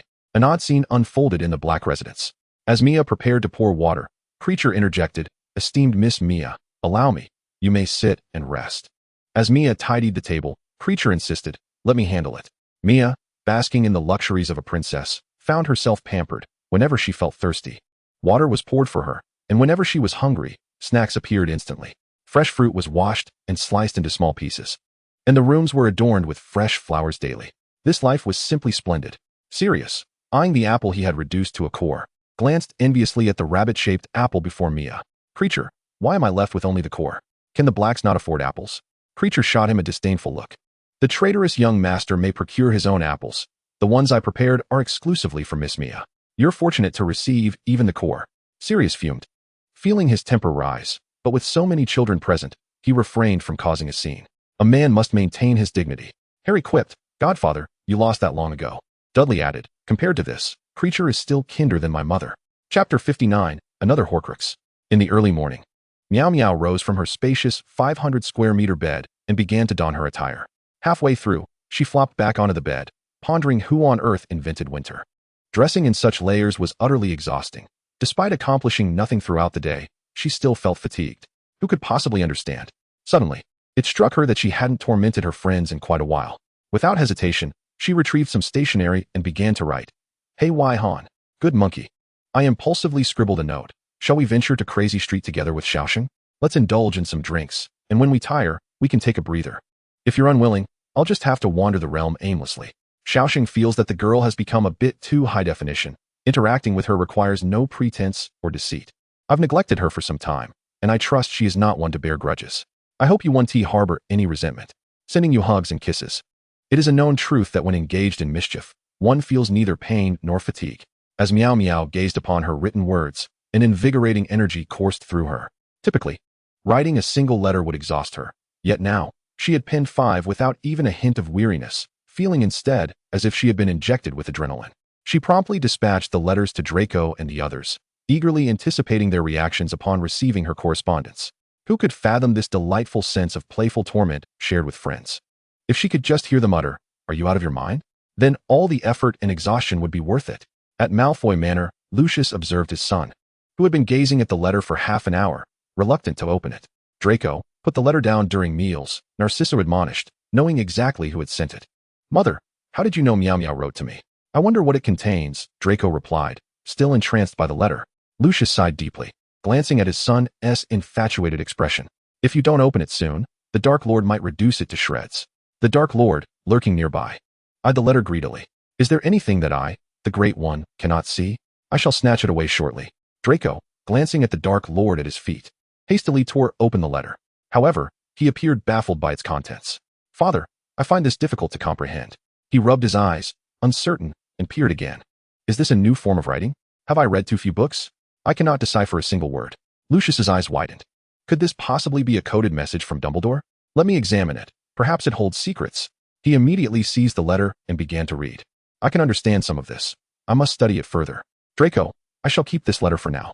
I will consult a few ciphertexts later to see if there are any clues. Lucius's conviction that the letter contained important information from Dumbledore only grew stronger. Thus, the Malfoy family spent the entire day attempting to decipher the letter, but the code proved too intricate. Lucius pondered. It seems I must consult Severus. The Dark Lord chimed in. WR, let me see that. Draco replied, You cannot eat that. Put it down. Meanwhile, Pansy and Daphne received their letters. As they read through the nonsensical scribbles, they sighed, massaging their temples. Why do I feel like my eyelids are twitching today? I suppose this is the calamity awaiting me. They picked up their quills and wrote back, Are you out of your mind? Sending it off via owl to Miaomiao. Miaomiao rejoiced, At least Pansy and Daphne understand me. In another corner, Blaise pondered, Could this be some advanced spell? Has Miaomiao discerned my latent talent for magic and thoughtfully sent me a manual? He leapt around his home, filled with glee, already contemplating what gift to present his future master. Blaise, if you call me once more, I shall beat you. His mother's voice brought him back to reality, and he resolved to practice secretly, determined to astonish everyone, especially his mother, with his efforts. Blaise muttered, I'll behave. Please let me be. Meanwhile, Theodore was engrossed in his studies when he suddenly received Miaomiao's letter. Expecting urgent news, he opened it hastily. Upon reading the contents, he wished he could gouge out his own eyes. How foolish he had been to think Miaomiao would address anything serious. She never took anything seriously at school. And during the holidays, how could she possibly be any different? He chastised himself. How naive of me to expect her to act normally. I should have known she'd only become more outrageous during break. Upon receiving replies from Pansy and Daphne, Miaomiao felt triumphant. Look, my efforts are yielding returns. 666. That's a lot of nonsense, came the reply from a bemused friend. Just as Miaomiao reveled in the joy of writing to her friends, a sudden, frantic knock echoed through the door. She opened it to find Harry standing there, his face contorted in discomfort. Miaomiao, I have a headache. Could it be a reaction from the Horcrux? Harry weakly uttered. Miaomiao's playful demeanor vanished instantly, replaced by seriousness. She quickly assisted Harry into the room, urging him to sit, and began to inquire about his symptoms with great care. When did the headache start? Do you have any other symptoms? Harry struggled to recall. It just began hurting suddenly. It's unbearable. Miaomiao furrowed her brow, contemplating the possible causes. She speculated that there might be a clue regarding a Horcrux nearby. Or perhaps Voldemort was up to something new. Harry, don't panic. I'll contact Dumbledore right away. We need to find Sirius. Miaomiao swiftly sent messages to Dumbledore and Sirius, and before long, Sirius arrived in a flurry. Harry, what is going on? He asked anxiously, his eyes filled with concern. Harry cradled his head in his hands, groaning, Sirius, my head is pounding. Sirius turned to Miaomiao, who succinctly explained the situation. Sirius was taken aback, reeling from the revelation that Harry was a Horcrux. Gazing at Harry, who bore a striking resemblance to James, he felt a wave of helplessness wash over him. Miaomiao quickly steadied Sirius, who nearly toppled over. Sirius, don't panic. Voldemort is unaware that Harry is a Horcrux. We will find a way to destroy it. Our immediate priority is to locate the Horcrux nearby. Sirius nodded in understanding. I see. But how do we find it? Miaomiao produced a tracking charm, instructing Harry to prick his fingertip and smear the blood upon it. Following its guidance, they descended the stairs, leading them to the Black family manor.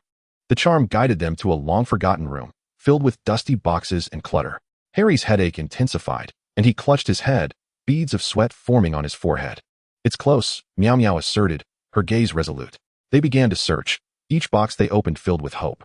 Suddenly, Harry pointed to an old box in the corner, his voice trembling. I feel it's inside there. They gathered around as Miaomiao slowly opened the box, revealing an exquisite locket adorned with mysterious runes. The moment the box was opened, a wave of malevolence surged forth, causing Harry to collapse to his knees as his pain reached a crescendo. Sirius drew his wand warily, while Miaomiao scrutinized the locket. This must be a Horcrux. We need to devise a plan to destroy it. Before she could finish her thought, Creature rushed over and snatched the box away. Sirius furrowed his brow, commanding, Creature, hand it over. That is a dangerous Horcrux. However, Creature clutched the box tightly, retreating to a corner of the room, muttering, Master Regulus left this for me. No one shall take it. Harry gritted his teeth against the throbbing headache and inquired, Mr. Black, who is Regulus?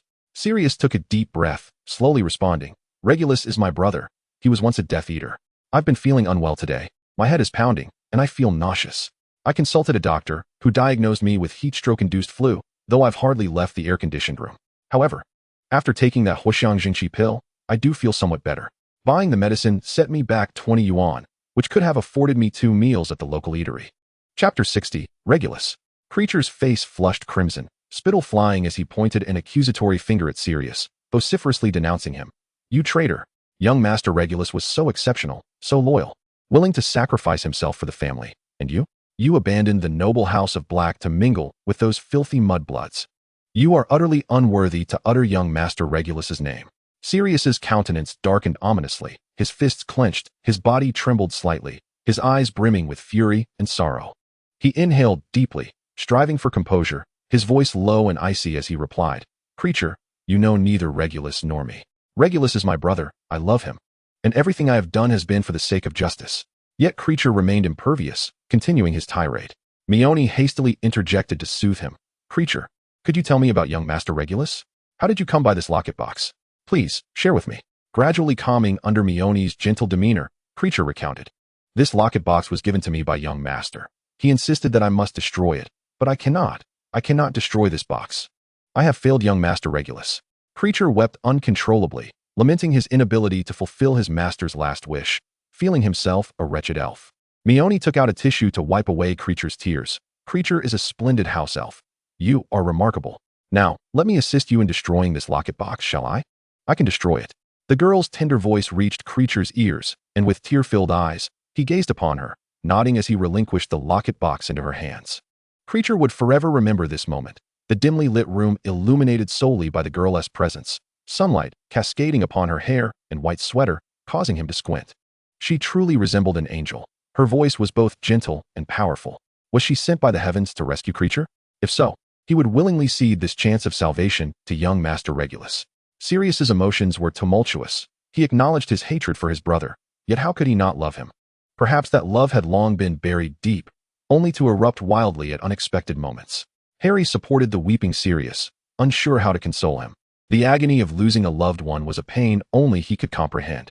Taking the locket box, Mione incinerated it with fiendfire. Black smoke dissipated as it burned. The box transforming into an ordinary trinket, the Horcrux vanished. There, Creature, the malevolent object has been eradicated. This box was left to you by Regulus.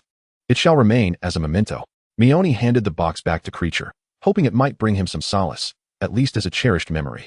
Creature began to narrate the tale of Regulus, tears flowing freely, while Sirius sat despondently on the ground, silently listening. Upon hearing that Regulus had wished to defect from Voldemort, he sprang to his feet. Are you saying Regulus betrayed Voldemort? Was he killed by Voldemort? Where's his body? I must bring him back, Sirius shouted, his emotions on the brink of collapse. In the past, he had loathed his brother for his loyalty to Voldemort. But now he realized Regulus had long desired to escape that dark allegiance. If only he, as the older brother, had offered him a helping hand back then. Regulus was still so young. Reflecting on the brother who once called him brother, the young boy who had lost his life too soon, and the countless memories of their shared childhood, Sirius felt an overwhelming wave of guilt wash over him. Yes, young Master Regulus had sought to break free from that tyrant. He recognized the wrongness of Voldemort's ways. Regulus had instructed him to destroy that box, having consumed the poison within, forbidding him from drinking the potion in that cave. Let us go and bring him home. We must bring Regulus home, Sirius exclaimed, frantically wanting to leave. Harry grasped his godfather tightly. Dumbledore will be here soon. We shouldn't go alone. What if we can't bring him back? Mione produced a calming charm and affixed it to Sirius. First, calm down. This charm will help soothe you. We will certainly bring your brother back. For now, let us wait for Dumbledore, shall we? Sirius nodded despondently. Regulus had waited far too long, still just a child. How terrified he must have been. Alone in that dark cave, the very darkness that had terrified him in his youth. How could he bear to leave him in such a forsaken place? Before long, Dumbledore arrived, accompanied by a contingent of others. Harry stiffened upon seeing Professor Snape. Hello, Professor Snape. Mione followed suit, greeting him as well. Snape regarded Harry. It is Professor Snape, not Professor Snape. 5 points from Gryffindor. He glanced at the despondent Sirius on the ground, initially intending to mock him, yet lost interest. Harry, already apprehensive, now dared not move at all. The Malfoy family also appeared, having initially sought out Snape regarding a cryptic letter, only to follow Dumbledore upon learning of the incident at Grimmauld Place. Narcissa observed Sirius on the floor. Sirius, what has transpired? As his cousin, her concern for him was palpable. Sirius suddenly broke down. Cousin Narcissa, it's Regulus. He betrayed Voldemort and was killed by him. Upon seeing his cousin, the emotions he had managed to suppress erupted violently. Narcissa's tears flowed freely as she absorbed the news. She had never known how he had perished. He was still just a child. She rushed to embrace Sirius, although she had previously disliked him for betraying the family. In this moment, familial bonds eclipsed all else. She yearned to hold him, to inquire about his years in Azkaban, for he was her brother, one she had grown up with. How could she not love him? Draco watched his mother weep, feeling an unexplained heaviness in his heart. Despite being unfamiliar with these uncles, he felt a profound sorrow for them. Mione recounted the events in detail, and Dumbledore immediately stated the imperative: they must retrieve Regulus. He is a hero who should not fade into obscurity. We shall rescue him. Trust me, creature. In a secluded corner, a portrait wept silently for her child, perhaps regretting allowing him to follow that dark path, yet it was too late. Creature nodded vigorously. I know the cave's location. I can lead the way. Creature apparat, guiding the group to the cave where Regulus lay buried. The boat could only accommodate one adult wizard. It had magic that could not discern between underage wizards and house elves. Creature pointed to the sole vessel that would allow them entry into the cave. Mia swiftly produced a stack of talisman paper, assuring everyone, do not worry. I possess a shielding talisman and a shrinking talisman. With this, no magic will be able to detect us, rest assured. Draco gazed at Mia with admiration, exclaiming, Mia, you are simply incredible. Lucius, observing his ineffectual son and the remarkable Mia, thought to himself how he wished Draco could take inspiration from other children. The adults affixed the talismans to themselves, shrinking down to hide in the corner of the small boat, and together they ventured into the cave. Lucius glanced at Narcissa, who was still holding Sirius's hand, and then at Draco, who was circling around Mia, feeling momentarily forgotten. He mused, oh well, given Sirius's unfortunate situation, I shall not hold it against him. Snape suddenly felt that the Malfoy boy was even more bothersome than Potter, incessantly hovering around the young lady with a torrent of chatter. Upon returning, he would ensure the boy faced some form of confinement. Draco felt a chill run down his spine, sensing that something ominous was about to unfold. The lake's depths were far from tranquil, and Dumbledore remained vigilant, cautioning, be careful. The bottom of the lake is teeming with wraiths. Everyone, please stay safe. Mia curiously surveyed her surroundings, pondering whether these wraiths were akin to the flowers she tended. Perhaps her peachwood sword could prove useful after all. As fate would have it, her thoughts materialized. Chapter 61, Mia Unleashed. The once calm surface of the water suddenly roiled, as wraiths began to ascend from the depths. Harry found himself in a predicament when a wraith pressed its grotesque face against his, screaming, ah, help. What in the world is this? It's hideous. Stay away from me. His frantic cries only intensified his magical output, making his attacks increasingly potent. Draco rolled his eyes, muttering, Pathetic Potter, watch and learn. He then joined the fray, demonstrating that even his spellcasting was more graceful than Potter's. Elegance never goes out of style, Draco declared. Yet, the sheer number of wraiths was overwhelming. The group could hardly contend with them. Among the adults on the boat, only Dumbledore possessed any combat prowess. Everyone stand back. Let me handle this. Mia conjured her peachwood sword, which seemed to elicit a mysterious force that caused the wraiths to retreat in fear. What is that? Do not approach, they shrieked. With her sword in hand, Mia gracefully leaped into the throng of wraiths. Wherever her sword struck, the wraiths dissolved into dark smoke. Harry, taken aback, exclaimed, "Wow. Mia, you are so cool. What kind of magic is this?" Mia, too focused on battling the wraiths to reply, remained resolute. Dumbledore looked on with pride, affirming that she was indeed a remarkable child. He diligently supported her, incinerating a wraith behind her with a well-aimed spell. While tackling the wraiths, Draco seized the moment to mock Harry further. "Potter, take notes. Stop merely screaming." Just then, a massive wraith surged from the depths, lunging at Mia. Quick on her feet, she sidestepped and swung her sword at the creature. However, it proved remarkably resilient, merely sustaining a wound rather than being vanquished. It opened its gaping maw, aiming to bite her. In a moment of crisis, Mia swiftly tossed several talismans, delivering a decisive blow as the wraith writhed in agony. Heartbroken over the talismans used, she lamented internally, "What a waste of my precious talismans, imbued with good fortune. Oh, my merits." She vowed to make Sirius pay dearly for this loss. Yet, she maintained a facade of nonchalance, for she was, after all, a rather pretentious young girl. "The wraiths are merely average in strength. I expected them to be more formidable," she remarked, feigning calm. Draco gazed at her in awe, unable to suppress his thoughts. Indeed, Mia is extraordinary. Lucius, observing the girl's composure, mused. Her prowess is truly remarkable. Such humility paired with strength foretells great future achievements. Mia, embodying serenity, proclaimed, calm as a lotus. The others echoed, unfazed by praise or blame. Modest and courteous, surely, she is destined for greatness. With the wraiths dealt with, the group pressed further into the cave. The damp stone walls flickered with eerie light, as if concealing countless secrets. At last, they reached the cave's depths, where a basin of glowing poison awaited them. At its center lay an exquisite box, submerged beneath the water. The mechanism required one to drink the poison to retrieve its contents. No container could hold it indefinitely. The young master had consumed the poison himself, unwilling to let anyone else perish. Creature recounted the events of that day with calmness, forever remembering the young master's expression, as if he were saying, "Creature, live well." Sirius stepped forward. "I will drink. We must obtain Rael's relic." Narcissa held him back.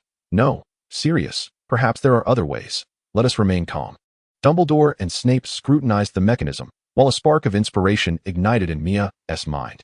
What if the basilisk can counteract the poison with its own? Everyone stand back.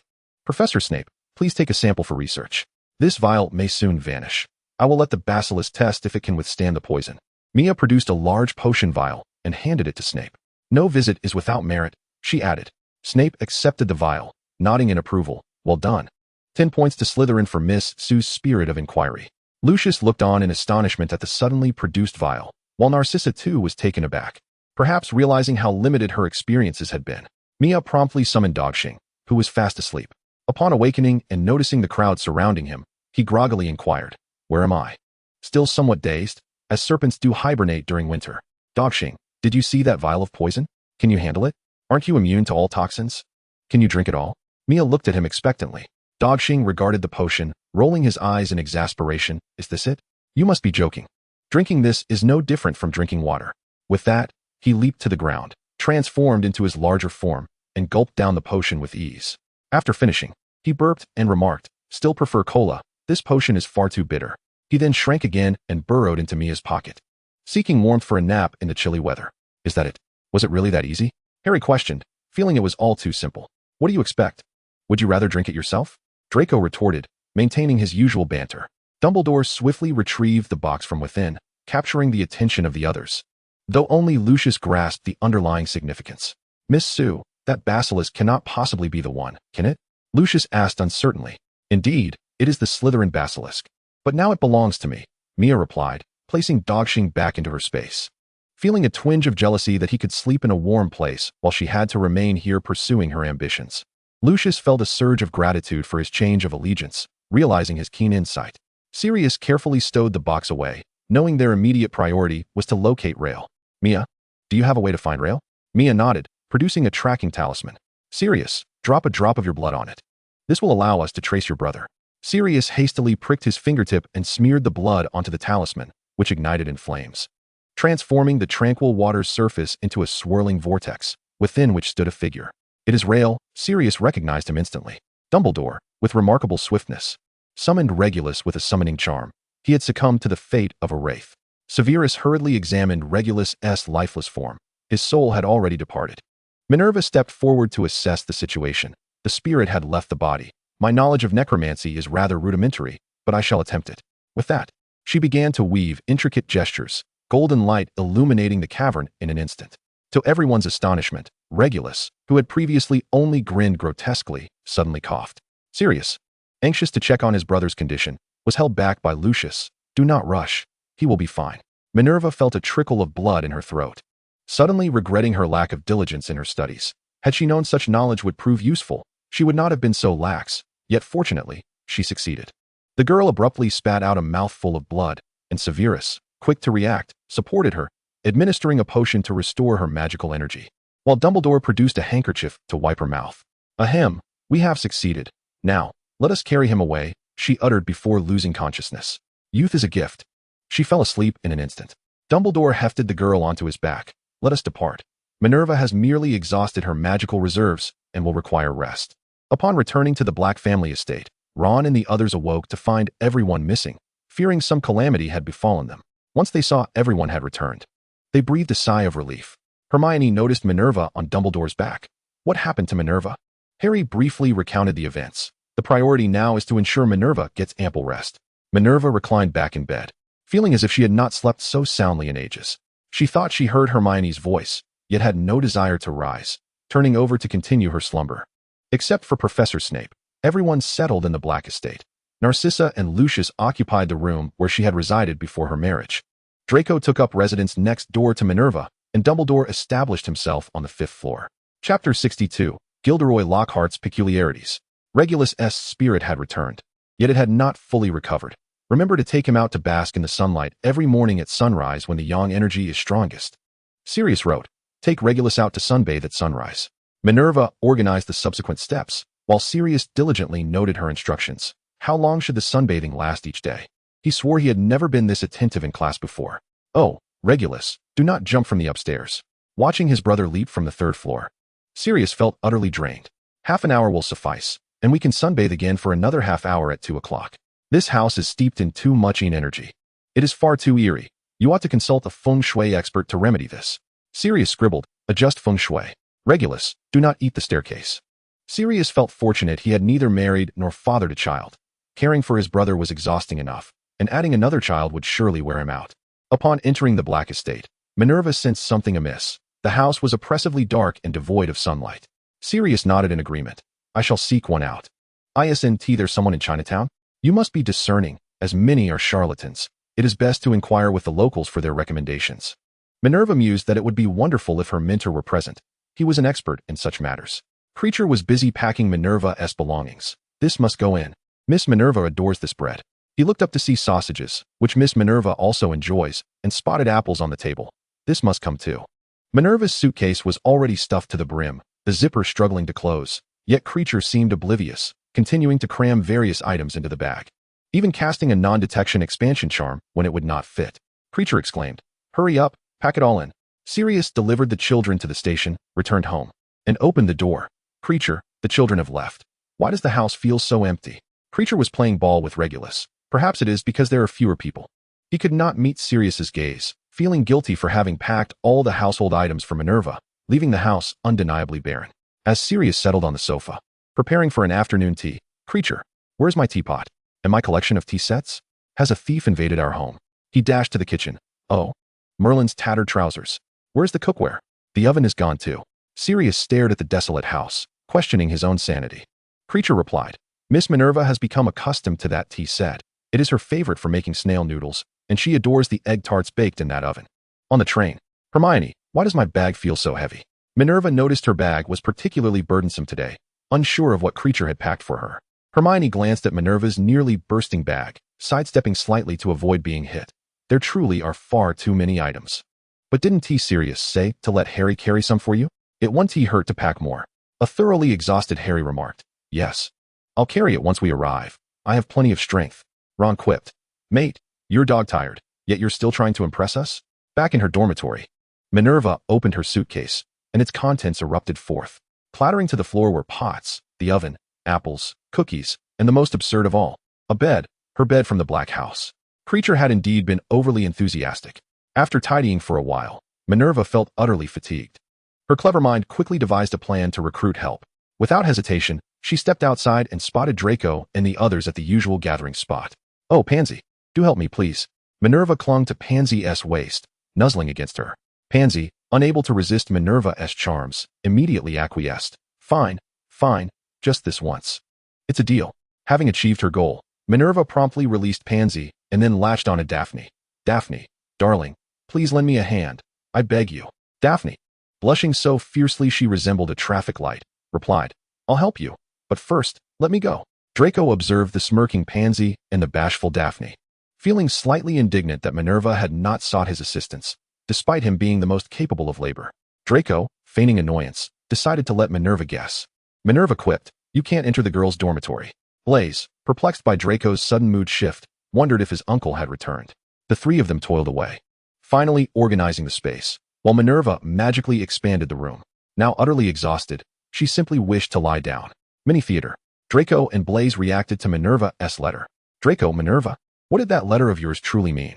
My father asked Dumbledore, and Dumbledore claimed he had not conveyed any message. Do you have something of great importance to share with me?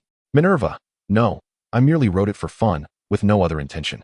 Draco, the sky is falling. What do all those coded books I've been reading signify? Minerva, consider it your diligence in studying. Blaze, Minerva, I comprehend your meaning. You must have recognized my exceptional talent, for the martial arts manual you sent me is something I have been diligently studying, though I find some aspects quite perplexing. Minerva, huh? What martial arts manual? I have no knowledge of that. Blaze, the letter filled with strange symbols. Minerva, that was just me rambling. It is not a martial arts manual. Blaze, the sky has fallen. What have I been practicing at home these days? My mother thinks I have some sort of mental issue. Miaomiao, you are certainly being melodramatic. During dinner, Miaomiao sensed an unusual air of secrecy surrounding Professor Lockhart today, as he furtively glanced around. After the meal, as usual, Miaomiao prepared to leave with her friends. Miss Su, I have some inquiries to make. Lockhart intercepted her, appearing quite anxious. Miaomiao turned to her friends and said, You all go ahead. I'll return on my own shortly. Once her friends departed, she asked Lockhart, Is there something urgent, Professor? Lockhart hesitated, unable to articulate his thoughts. Let us discuss this in my office. Miaomiao nodded and followed him. Upon entering the office, Lockhart promptly closed the door and leaned against it for a moment, as if fearful of eavesdroppers outside. Miss Su, I've heard that the divination from the East is remarkably profound. I wish to inquire if taking someone else's belongings impacts that person's fortune? Lockhart pondered, clearly grappling with the term fortune. Miaomiao immediately deduced that Lockhart had indeed taken something that did not belong to him, which was why he posed such a question. Naturally, she opted for a more severe interpretation. Yes, everything possesses a spirit. Taking from another will create a karmic backlash. An unjust acquisition will leave a dark karmic thread on the perpetrator's fate or soul mark, establishing a profound connection with the victim. This mark will continually drain one's fortune, manifesting as obstacles in endeavors, missed opportunities, and even affecting those around them.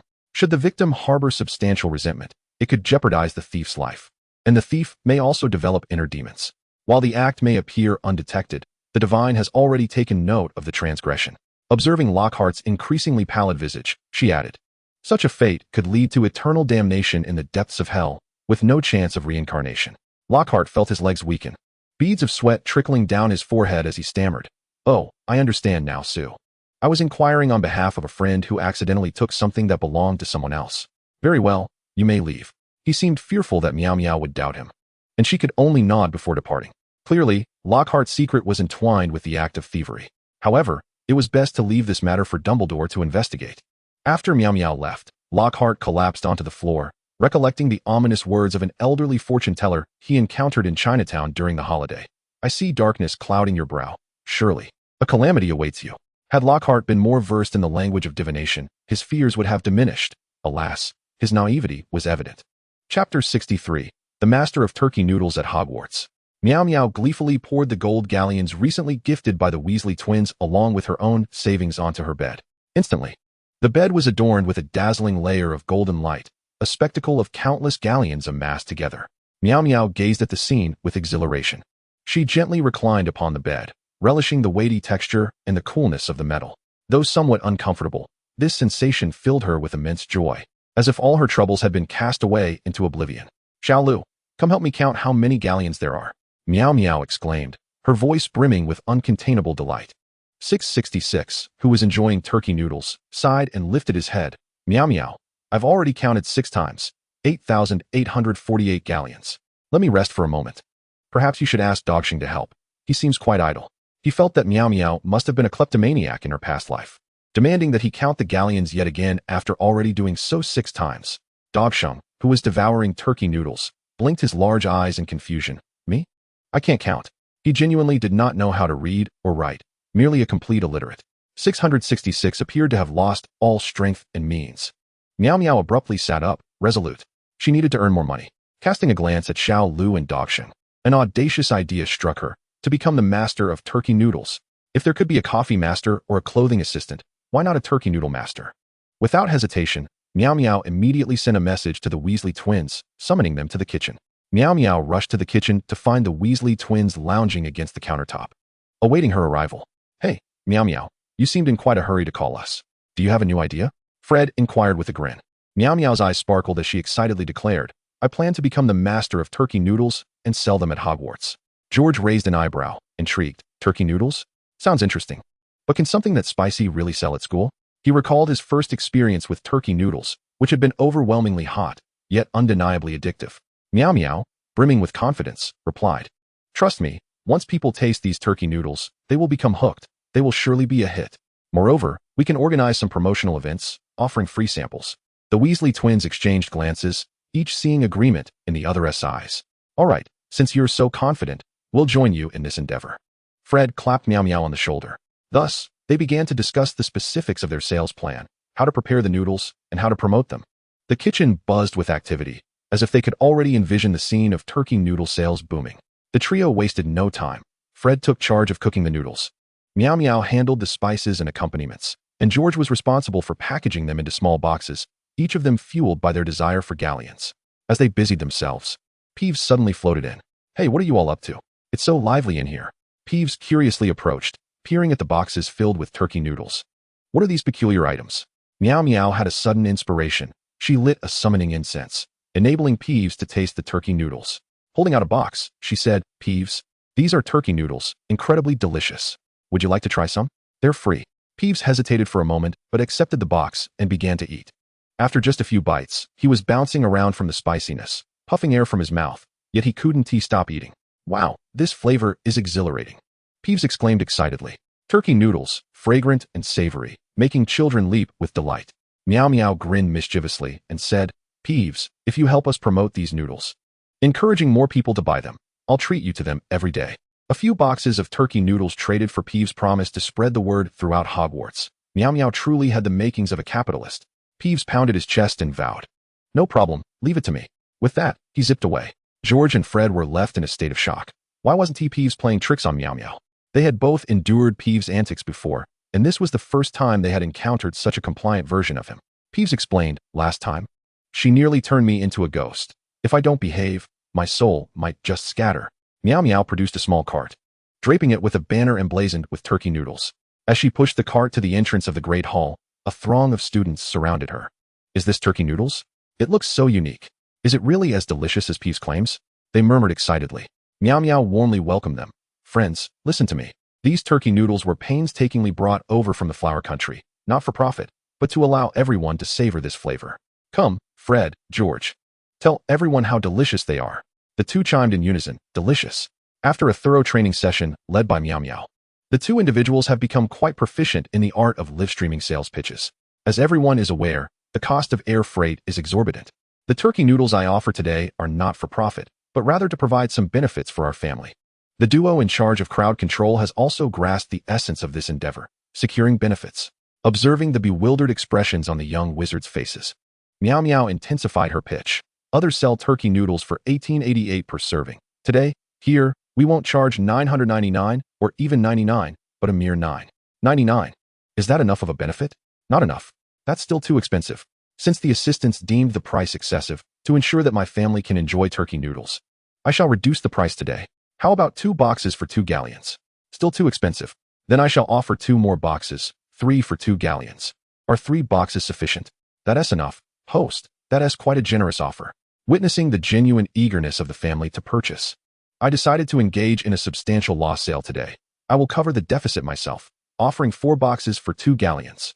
Buy 10 boxes and receive an additional 1 free. Moreover, I can provide free samples. No, host, we will incur losses. Any losses will be on my account. Today is about ensuring all my family can savor the affordable turkey noodles. I shall bear the difference. Upon hearing this, Fred and George promptly opened several boxes for the young wizards to taste. The young wizards had never experienced such an event. Their minds were filled with excitement over the discounts, leaving no time to contemplate the actual price of the noodles. They eagerly rushed forward, fearing they might miss out. While Fred quickly called for order, "Everyone line up, please, safety first."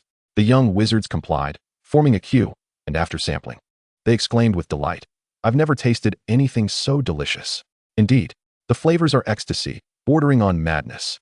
Miaomiao is truly wonderful, willing to incur losses just to allow us to enjoy this bargain. Should anyone dare speak ill of her, I would confront that individual fiercely. A young wizard expressed. As his companion nodded in agreement, Ron is correct. Miaomiao's benevolence is beyond reproach. It's so delicious, I want 5 boxes.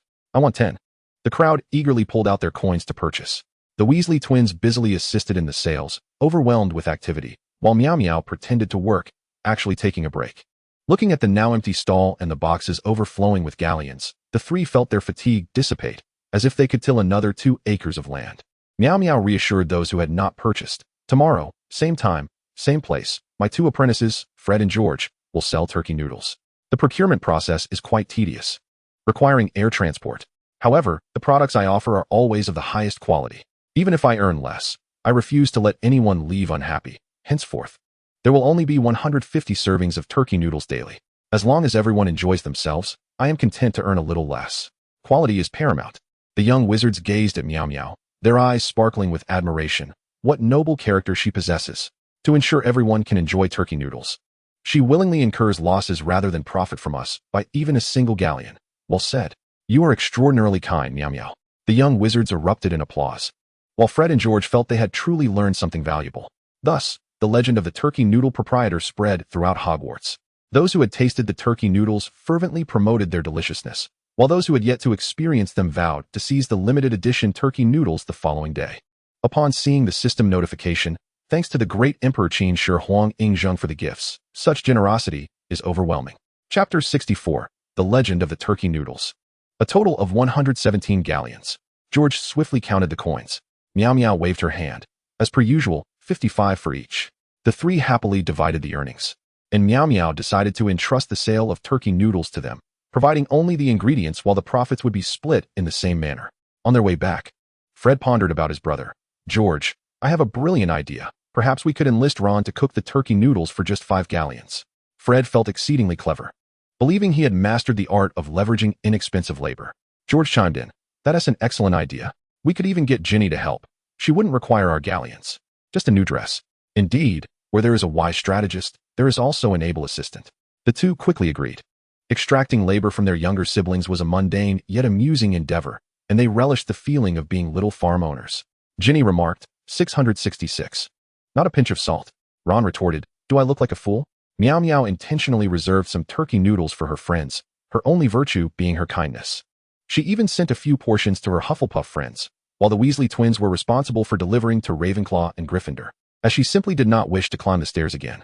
Predictably, Draco's clique still congregated at their usual spot. "Tata, look what I've brought you." Miaomiao placed the box on the table and opened the lid. Pansy, upon seeing Miaomiao's eager expression, could not resist ruffling her fluffy hair. "Wow. Miaomiao has brought us the legendary turkey noodles. How wonderful." Pansy's tone was so endearing that Miaomiao couldn't help but respond with a haughty huff. "I think of you all constantly. There were many people wanting to buy, but I didn't sell to them." Daphne, noticing Miaomiao's kitten-like demeanor, pinched her cheek.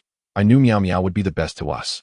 Blaise glanced at Pansy, then at Daphne, suspecting that they were both becoming infatuated with Miaomiao, and upon turning, he noticed a blushing Draco resembling a tea kettle. He sighed.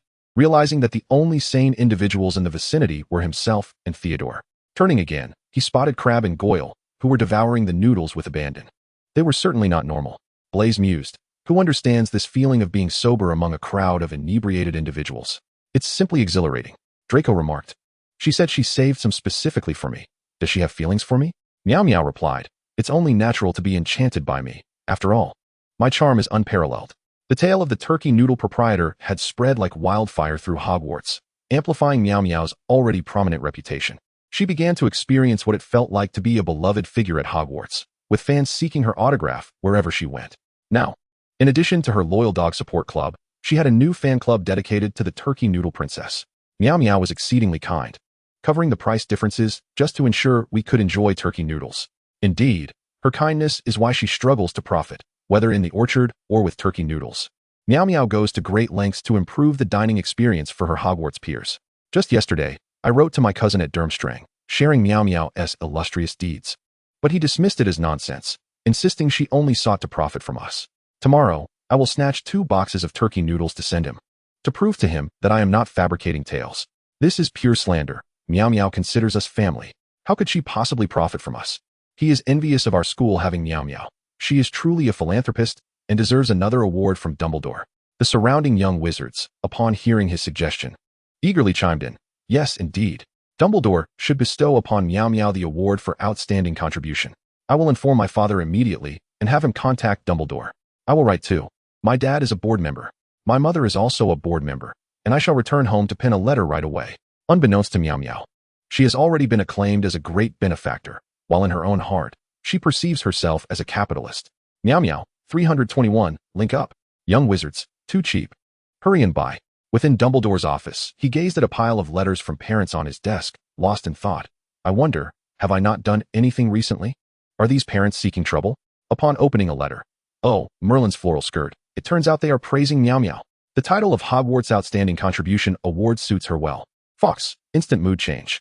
Rumors of the turkey noodle princess are circulating throughout the campus, so absurd that even she finds them ludicrous. It is said that Miao Miao is the Eastern turkey noodle princess. She sells turkey noodles not for profit, but merely to allow families to savor delicious turkey noodles. Consuming the turkey noodle princess's noodles guarantees one does not need to pay attention in class. Merely perusing books can yield an O. It is rumored that eating these noodles will result in 12 OS on the OWL exam and full OS on the final exams. A 3-year-old consuming them can instantly articulate profound thoughts. The turkey noodle princess has descended to endure trials and can only return to the heavenly realm after selling 888 servings of noodles. Each purchase aids the princess in her journey home. When Su Miaomiao heard these outrageous rumors, she was dumbfounded. Huh? Who concocted these tales? I sell turkey noodles, not elixirs. Can anyone truly believe they yield 12 OS? And returning to the heavenly realm? Why not say, I am Qin Shi Huang? However, to Miao Miao's astonishment, there are indeed those who believe these tales, and quite a number at that. It appears that such absurdities could only originate from them. Ordinary folk could not produce such effects. Miao Miao, do you think my silence signifies acceptance of fate? No, in truth, I am at a loss for words. Miao Miao, I'm done for. Su Miaomiao felt her experiences could fill a book, titled My Years of Social Death at Hogwarts, certain to be a bestseller. It is no wonder Fred and George understand their siblings so well. Ron and Ginny have truly become cheap labor. In Hogwarts' kitchen, the 4 Weasleys gathered together. Ron was responsible for boiling noodles, Ginny and George for packaging, while Fred was in charge of seasoning. All 4 felt their efforts were worthwhile. Ron, Harry, did you know? My brothers treat me exceptionally well. They give me 5 galleons a week to help out. I have never seen so much money. I shall never speak ill of them again. Ginny, oh, Anna, did you know? My brothers said if I helped them, they would buy me a new dress when I go home for the holidays. I previously thought they were quite unreliable, but to my surprise, they are so kind. I shall never speak ill of them again. Fred and George, see, I told you they are easy to appease. Miao Miao truly did not expect that the heartless capitalist was right here. Her pure intentions were merely charitable. When it comes to being a capitalist, she still has much to learn from them. Each time she set up her turkey noodle stall, it was swiftly cleared out. Fred and George, too, were genuinely profiting. They secretly vowed to steadfastly follow Miao Miao. I, Fred, George, vow to protect Miao Miao with my life. Of course, rumors about Miao Miao also reached Lockhart's ears, and his fear escalated. The mere thought of the retribution Miao Miao spoke of kept him awake at night, terrified of facing consequences. Recently, Miao Miao observed that the already peculiar Professor Lockhart had become even stranger. He was often startled by trivial matters, and his once meticulously styled hair now appeared disheveled. However, Miaomiao did not pay much attention, believing that Professor Lockhart had finally realized his previous style resembled a zero and was preparing to adopt a rugged look. Chapter 65. The Day of Social Death on Valentine's Day. Professor Lockhart, oblivious to his own absurdity, insisted on organizing some sort of Valentine's Day event. Su Miaomiao, having heard from Nana that she had prepared a fragrant rib rice dish, approached the great hall with great anticipation. Yet, upon stepping into the hall, she was astounded by the scene before her. The solemn and dignified Hogwarts Great Hall had been transformed into a fantastical wonderland. Every corner of the hall was adorned with vibrant roses, red and pink, exuding a captivating fragrance. Pink ribbons danced like fairies, gracefully entwining with the ceiling, intermingling with colorful balloons, creating a romantic and warm atmosphere. Su Miaomiao widened her eyes, incredulous as she surveyed her surroundings, mumbling to herself, "Little Six, are you sure I have entered the Great Hall of Hogwarts and not some shopping mall?" Miaomiao gazed at the hall, which resembled a mall so closely that she feared she had gone astray. Her mind automatically dubbed it as an old farmer's perspective. Little Six was witnessing such a pink Hogwarts for the first time. It should be, right? He had not expected that Lockhart might have potential as a wedding planner. At that moment, Draco approached with an expression of disdain, muttering incessantly, "Look at what Lockhart has done, turning the perfectly good hall into this absurd spectacle. I truly do not understand what he is thinking."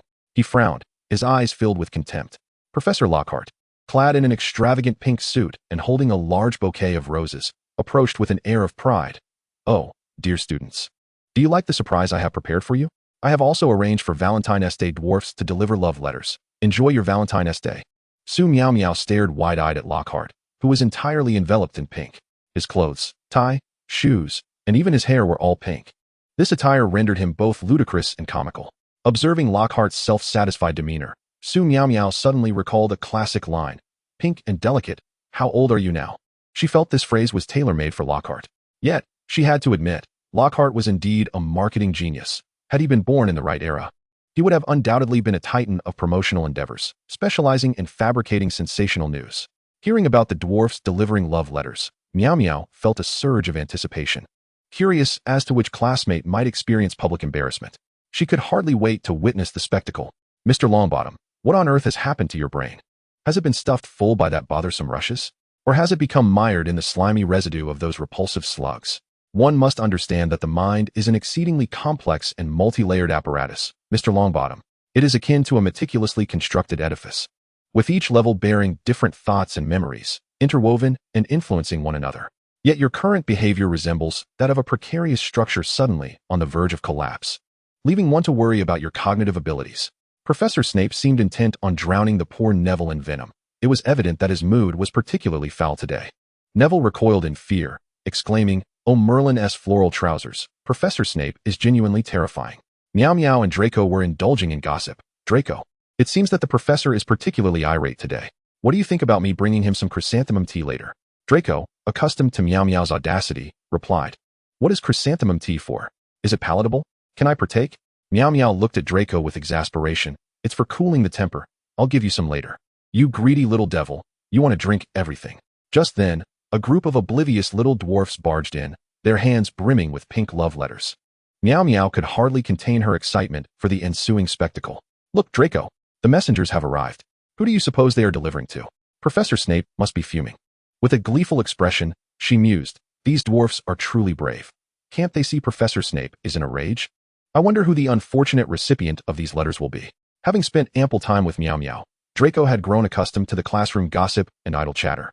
"I don't know, but I can assure you that whoever receives those letters will bear the brunt of Professor Snape's wrath." Their gossiping demeanor resembled that of village gossipers, with only a handful of sunflower seeds missing from their hands. Miaomiao chuckled, but soon, their amusement faded, for the dwarf's target turned out to be Miaomiao herself. Watching the dwarfs, undeterred by Professor Snape's glaring fury, approach her directly, Miaomiao suddenly felt a sense of foreboding. "Oh no, it seems this is directed at me. Dear Miss Miaomiao, these letters are all for you," the dwarf proclaimed, and a flurry of letters cascaded toward Miaomiao, overwhelming her before she could react. The little dwarf, oblivious to Miaomiao's struggles, continued with his mission. "Miss Su, I also have a custom voice message that I must read aloud in your presence." Miaomiao desperately wished to cover the dwarf's mouth, but it felt as if she had lost all her strength. She could barely manage to cover one, let alone multiple. If only she were an octopus. She could stifle all 8 dwarfs. The dwarf even had accompaniment, a melodious and cheerful tune that seemed to play in harmony with his words. He sang in a somewhat exaggerated tone. "Oh, dear Miss Miaomiao, your lustrous black hair sways like seaweed in the wind, radiating an enchanting sheen. Your inky eyes resemble grapes. Round and bright, shimmering with lively light." Miaomiao writhed in agony. "I beg you, please stop. I truly implore you." She attempted to snatch the letters from the dwarfess' hands. She had to see who had penned them. She envisioned herself donning a sack at midnight to deliver a thorough beating to that individual. The dwarf, seemingly deaf to Miaomiao's desperate pleas, continued unabated. "Oh, dear Miss Miaomiao, your valiant figure has taken residence deep within my heart. You are mightier than a troll and kinder than a unicorn. I love you, dear Miaomiao. Please be my girlfriend." The classroom fell silent. The sound of a pin dropping could be heard as students felt an inexplicable urge to hide their toes beneath the ground. Had they been the ones to receive such a confession, they might have crumbled even more than Miaomiao. "Oh brother, if I were Miaomiao, I would want to dig a hole and bury myself right now." Ron, for reasons unknown, felt an awkwardness wash over him. Even though the confession was not directed at him, Harry too felt a prickling at the back of his neck. Miaomiao is quite unfortunate, being confessed to in public like this. If it were me, I would wish for immediate demise. Hermione, observing the shell-shocked Miaomiao, suddenly felt a pang of sympathy. "I would rather face a detention from Professor Snape than endure such a social death." Miaomiao felt her scalp tingle. She cursed herself for not being deaf. If she had committed some heinous act, she would prefer to face the law rather than suffer this mortifying embarrassment. Who understands, family? Draco, equally flabbergasted by the dwarf's antics, quickly regained his composure and, with remarkable strength, tossed the passionately professing dwarf out of the way. Harry and Ron promptly assisted him. With the collective effort of the entire classroom, 8 dwarfs and 132 love letters were ejected from the room. What audacity! I never sent a love letter. How dare you deliver one for me? If I find out who you are, I shall inform my father. Professor Snape, already irritable, became even more vexed. Damn that Lockhart. What nonsense is this? Had the confession been directed at anyone else, Snape might have relished the opportunity to taunt them, but it was Miaomiao. Miaomiao suddenly felt that living or dying was equally acceptable. She chuckled at the absurdity of her social demise, which was not her first experience of such nature. "I wonder if Hogwarts is cursed against me. I've lost my dignity more times in these 2 years than in the previous decade. Hogwarts, you must be cursing me." Little did she know, an even more embarrassing situation awaited her. Chapter 66. Lockhart, I despise you. Finally, when the bell rang to signal the end of class, Miaomiao sighed with relief and immediately stood up, hastening toward the exit. As she pushed open the slightly heavy wooden door, a rush of fresh air greeted her, filling her with a sense of ease. However, just as she stepped out of the cellar, a swarm of dwarfs suddenly appeared before her, blocking her path. Miaomiao, gazing at the encroaching dwarfs, felt a sense of dread. Surely, one should never underestimate a girl's intuition. True to her fears, the moment the dwarfs spotted her, they pulled out more letters. Passing students paused to observe the unfolding scene, their curiosity piqued by the sight of the dwarfs. The little creatures moved in unison, simultaneously producing a staggering pile of letters from their pockets, the sheer quantity astonishing. All together now, in perfect synchronization, the scene was rather peculiar, reminiscent of a fairy tale. The dwarfs formed a circle, their letters piled high, as if performing a mysterious ritual. Onlookers whispered among themselves, intrigued by the spectacle. Especially the Hufflepuff students, who seemed to have radar for gossip, rushed towards the commotion. By Merlin's green hat, how many letters has Miaomiao received? One first-year Hufflepuff girl wondered, gazing at the mountain of love letters. Who knows? It looks like there are hundreds, another little wizard remarked, observing the bewildered Miaomiao. Suddenly realizing that fame might not be all it's cracked up to be. Miaomiao, feeling increasingly trapped by the encroaching dwarfs, hurled her textbook at them. Look, a flying book, and then turned on her heel to flee. She vowed to herself that she had never run this fast during physical tests, all the while thinking, Lockhart, you are truly out to get me. The dwarfs, too busy dodging the thrown textbook, failed to notice Miaomiao's escape. By Merlin's spotted socks. I've never seen Miaomiao run this fast. Blaise exclaimed, observing her frantic flight. It seemed today was destined to be disastrous for her. Pansy and Daphne kindly picked up Miaomiao's discarded textbook. That Lockhart has truly put Miaomiao in a terrible position, Pansy scoffed. Indeed, what an insufferable and self-righteous fellow, Daphne remarked, brushing the dust off the textbook. The two girls exchanged glances and decided to hand the heavy book to Draco. Someone should consider my feelings, Draco protested. Rushing into the lounge classroom, Mia finally seized a moment to catch her breath. She had never sprinted this fast, even during her physical assessments. It felt as though blood surged in her throat, and she sensed a peculiar closeness to death. Just as Mia bent over, gasping for air, the door to the lounge swung open abruptly, revealing Draco, who placed a textbook in front of her and exclaimed, "You really can run. It seems you've forgotten your textbook." Mia lifted her gaze and, with a feeble voice, replied, "If it weren't for that insufferable Lockhart, would I be in such a predicament?" She believed all her tribulations stemmed from Lockhart's arrival. Since his entrance, she felt as though she had unwittingly stepped into a trap, unaware of whose cake she had disturbed. "Never mind, Mia. I shall write to my father at once to have Lockhart dismissed." Draco produced a sheet of parchment from seemingly nowhere and promptly began composing a letter to Lucius. Suddenly, Mia recalled Lockhart's announcement that he would reveal the most popular young wizard at the banquet and publicly read a love letter. A spark of revenge ignited within her. "Stop writing, Draco." She swiftly grasped his hand. "There are more pressing matters awaiting our attention." Feeling the warmth of Mia's hand, Draco's face flushed. "What matters?"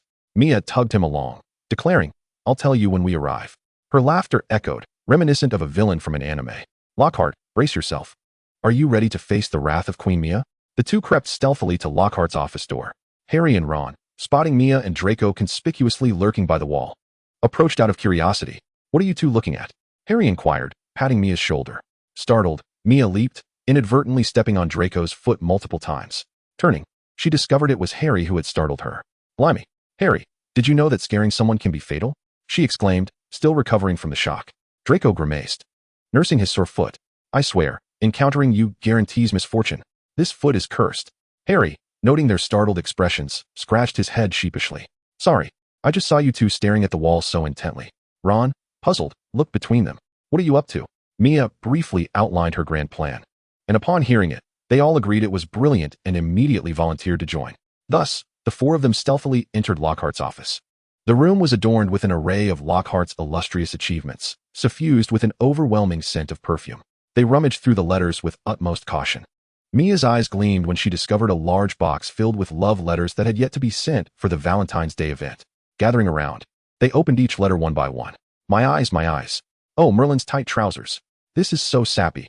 I feel like my eyes are tainted." Ron grimaced, tossing one letter aside. "Mom, my eyes are tainted. This one is mediocre. It lacks creativity," Harry remarked, shaking his head. "If I wrote it, it would be far more original." Draco selected a letter and read aloud. "Your eyes are like stars, illuminating my dark world." How utterly cliché. He glanced at the name at the top, Danny Plutt. He made a mental note. Mia, observing the trio before her, sighed with a mixture of exasperation and amusement. "All right, enough gawking. Let's get to work."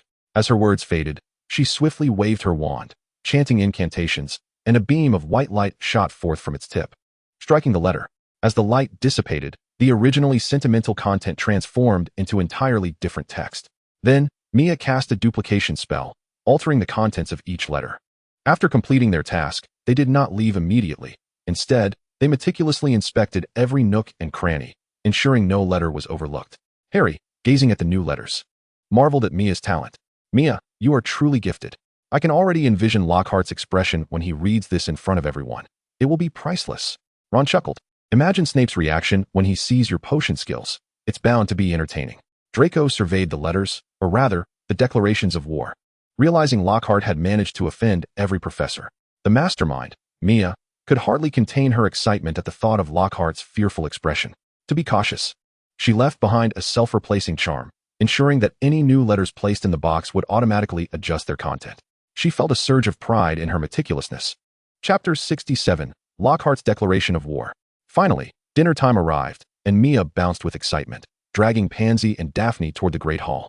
Observing Mia's exuberance, Pansy suspected she had concocted some mischief and wondered who would be the unfortunate victim today.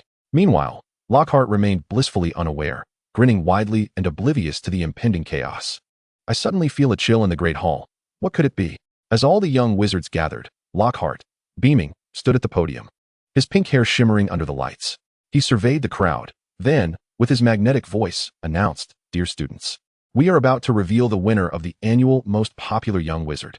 As his words resonated, the hall fell silent. Every breath held in anticipation of this momentous occasion. Lockhart continued, "This award recognizes the most outstanding and beloved young wizard of the past year." In a discreet corner, Professor Snape rolled his eyes, muttering, "A lunatic, forever seeking attention." After a brief pause, Lockhart added, "Additionally, to add some excitement, We will randomly select an unsent love letter to read aloud. His words sparked a ripple of murmurs among the students, speculating about the author and recipient of the letter. With an elegant flourish, he smoothed out the wrinkles of his pink suit, as if it were an exquisite garment. Then, smiling, he extended his hand to accept the list from a dwarf. Taking a deep breath, he proclaimed in a clear, resonant voice, "I announce that the winner of the annual Most Popular Young Wizard is Dumbledore." His voice lingered on the last name, hinting at surprise at the outcome. The young wizards below were equally bewildered, yet they quickly accepted Lockhart's decision, applauding within moments. Dumbledore, recognizing the prank orchestrated by Mia, sighed in resignation as he observed her gleeful demeanor. Ah, children will be children. A little mischief only proves their intelligence and vitality. Subsequently, the diminutive figures began to provide accompaniment, and one of them, standing at the center, seized a letter and commenced reciting aloud. To all the esteemed professors of Hogwarts from Lockhart, dear Hogwarts professors, your teaching performance is, to put it frankly, rather mediocre. In comparison to my brilliance, you resemble dim stars, while I am the resplendent sun. My knowledge and charisma far surpass anything you can fathom. Dumbledore, I dare say I am more suited for the position of headmaster than you are. What about being the greatest white wizard of this century? With a contemptuous tone, that is merely because I, Lockhart, had yet to be born. You, having been born years before me, are merely the slow bird that takes flight first, or perhaps you are simply avoiding my brilliance. Professor McGonagall, your transfiguration spells, to be honest, do not even compare to the mere flick of my finger. Professor Flitwick, do you believe your dueling skills are impressive? I could easily defeat you with a single finger. If need be, let us have a contest and see whose spell is swifter, your incantations or my fists. Professor Sprout, are your herbs truly difficult to cultivate? I assure you, I could grow them with far greater ease than you. What of the mandrake that requires 12 months to mature? I could cultivate it in 3 days. And Professor Snape, your potion-making skills are, to be candid, rather unremarkable, quite ordinary, in fact. I suggest you let me brew next time. Even my foot could concoct a potion superior to yours. In a provocative tone. As for the other professors, I cannot be bothered to comment. They are all quite mediocre. If things come to it, allow me to teach your classes to prevent you from leading your students astray. Ladies and gentlemen, including the students below, I mean everyone here is, in my view, utterly worthless. I, Lockhart, am the most formidable professor at Hogwarts. Professors, I propose a duel of magical prowess to determine who the true master of magic is. Should you lose, you shall humbly acknowledge my superiority and cease misleading your students. Lastly, let me add, you should be grateful to behold my handsome visage daily. Each of you ought to pay me 20 galleons a month. For my beauty cannot be appreciated for free. The shrill voice of the dwarf echoed throughout the hall. Lockhart grew increasingly agitated, desperately wishing for the dwarf to cease. Yet when the words were on his lips, they transformed unexpectedly. Ha ha ha. Indeed, this is the genuine sentiment of Lockhart. Finally, I can express it. All of you present are worthless. Lockhart laughed with wild abandon, while the young wizards below glared at him, ready to pummel him with their fists. Lockhart intended to clarify, but he found his movements and speech utterly beyond his control, as if he were under the influence of a soul-binding curse. Hearing his own arrogant laughter, Lockhart's heart ached with despair. No, this is not my true sentiment. Someone is harming me. It must be said that Harry had keen instincts. As he suddenly slammed his hands on the table, on what grounds do you call us worthless? Ron quickly joined in. On what grounds do you call us worthless? Other young wizards echoed in unison. On what grounds do you call us worthless? Hermione, observing Harry and Ron rallying the crowd, sensed she had uncovered the truth. A glance at the grinning Muggle and Malfoy confirmed her suspicions. They were behind this. Hermione resignedly shut her eyes. The professor's expressions shifted to one of disbelief. Professors McGonagall and Sprout gazed at Lockhart with incredulity, having never realized he had mental issues. It seemed they would need to have Madame Pomfrey conduct a thorough examination. Professor Flitwick was nearly ready to leap up and challenge him. Come, let us have a duel right now. With that, he raised his wand, as if he were about to render Lockhart unconscious. Snape twitched at the corner of his mouth, having deduced in mere seconds who had penned the letter. Casting a glance at the grinning Muggle, Snape thought to himself, this is all Dumbledore's doing. Dumbledore surveyed the chaos unfolding before him, wishing to savor the moment. At my age, I am still being embroiled in schemes. Whose cake have I offended? The Muggle was nearly laughing herself to the point of tears. Lockhart's frantic and arrogant demeanor was truly comical. In truth, while composing this, the Muggle had restrained herself, as she could not bring herself to slander the professors. Perhaps that was the hallmark of a good student. Muggle, if excellence is a talent. Draco, partaking in this mischief for the first time, felt a twinge of guilt, yet he could not suppress his grin. A glance at the nearly breathless Muggle prompted him to exclaim, Truly, Muggle, you are remarkable, engaging in mischief while maintaining such composure. Moreover, he thought, I merely feel a bit warm in my teeth. I let them out for a breath of fresh air. Pansy and Daphne stifled their laughter to the point of pain. Knowing the Muggle had prepared a grand surprise, they were taken aback by how astonishing it was to witness Lockhart's embarrassment. Far more amusing than Crabbe and Goyle's inability to calculate 112. Theodore glanced at the Muggle, who had been laughing from the beginning, then at the inexplicably nervous Draco, and finally at the rallying Harry and Ron. He suddenly felt that the Muggle's writing skills were lacking, her language not sharp enough. Had he written it, it would have been far more eloquent. Blaise felt as if he were losing his mind. The Muggle's smile made him laugh too. Who understands, family? Seeing others laugh makes me want to laugh uncontrollably. For some reason, I simply cannot help it. Suddenly, the Muggle noticed an additional line on her plate. Bring your accomplices to my office. Password, Candied Hawthorne. Her grin vanished in an instant, and she ceased her laughter. Stealing a glance at Dumbledore on the platform, she found him meeting her gaze, which made her turn her head away in an instant. Yet, upon turning, she locked eyes with Professor Snape, who seemed to mouth, I already know it was you. The Muggle, suddenly feeling timid, lowered her gaze and pushed the plate towards Draco, who had been enjoying the fresh air, only to retract his grin in despair. Huh? Are you sure? The Muggle nodded emphatically. Indeed, it is precisely as you suspect. Blaise, ever the simpleton, leaned in to see the writing on the plate. Bring your accomplices. It was only halfway through reading it that he realized what it meant, and he promptly returned to his seat, flustered, and began to slice his steak. This meat is truly meat. After dinner, the four of them made their way to Dumbledore's office. The book has not yet divided into chapters. I implore everyone to lend a hand and provide a 5-star review along with a few words of commentary. Chapter 68, The Curse. Dumbledore regarded the 4 children standing before him in a line. Su Miaomiao raised her hand, declaring, I am the mastermind. They are merely accomplices. If punishment is to be meted out, let it fall solely upon me. The other 3 were deeply moved by Miaomiao's act of self-sacrifice. Their gazes filled with admiration and respect, as if she were the most magnificent person in the world. Miaomiao bore all the responsibility and pressure alone, which touched them profoundly. In that moment, her image loomed large in their hearts, embodying the essence of righteousness. Draco thought, I cannot allow Miaomiao to shoulder this burden alone. Headmaster, I am the true mastermind. Punish me instead. Harry and Ron, unwilling to be outdone, chimed in. I am the culprit. If punishment is to be given, let it be to me. Dumbledore observed the children eagerly competing to take the blame, his smile growing ever warmer. Children, do not rush to claim the title of mastermind. The willingness to bear responsibility for one another is a rare and precious bond. Dumbledore, having recently perused literature on parenting, sought to become the most enlightened guardian. Now, who will tell me the reason behind your actions? Su Miaomiao stepped forward and recounted the entire sequence of events in meticulous detail. After a moment's reflection, she added, I suspect Professor Lockhart may have engaged in some nefarious activities. The last time he summoned me, he inquired whether taking someone else's belongings would incur karmic retribution. And he even requested that I elucidate the matter from the perspective of Eastern metaphysics. Dumbledore nodded contemplatively. I shall ascertain the truth of this matter. Now, young wizards, it is time for you to retire for the night. After bidding Dumbledore good night, the 4 departed, unaware that Lockhart had been in a state of trepidation for some time.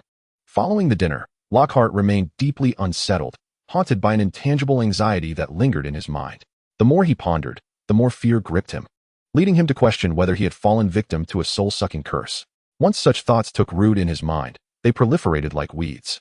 Unable to remain seated, Lockhart resolved to promptly visit the infirmary to confirm whether he had indeed been cursed. He hurried to the medical wing, his heart pounding like a drum. Upon describing his symptoms to Madame Pomfrey, she exhibited a look of perplexity. Minerva and Pomona were correct.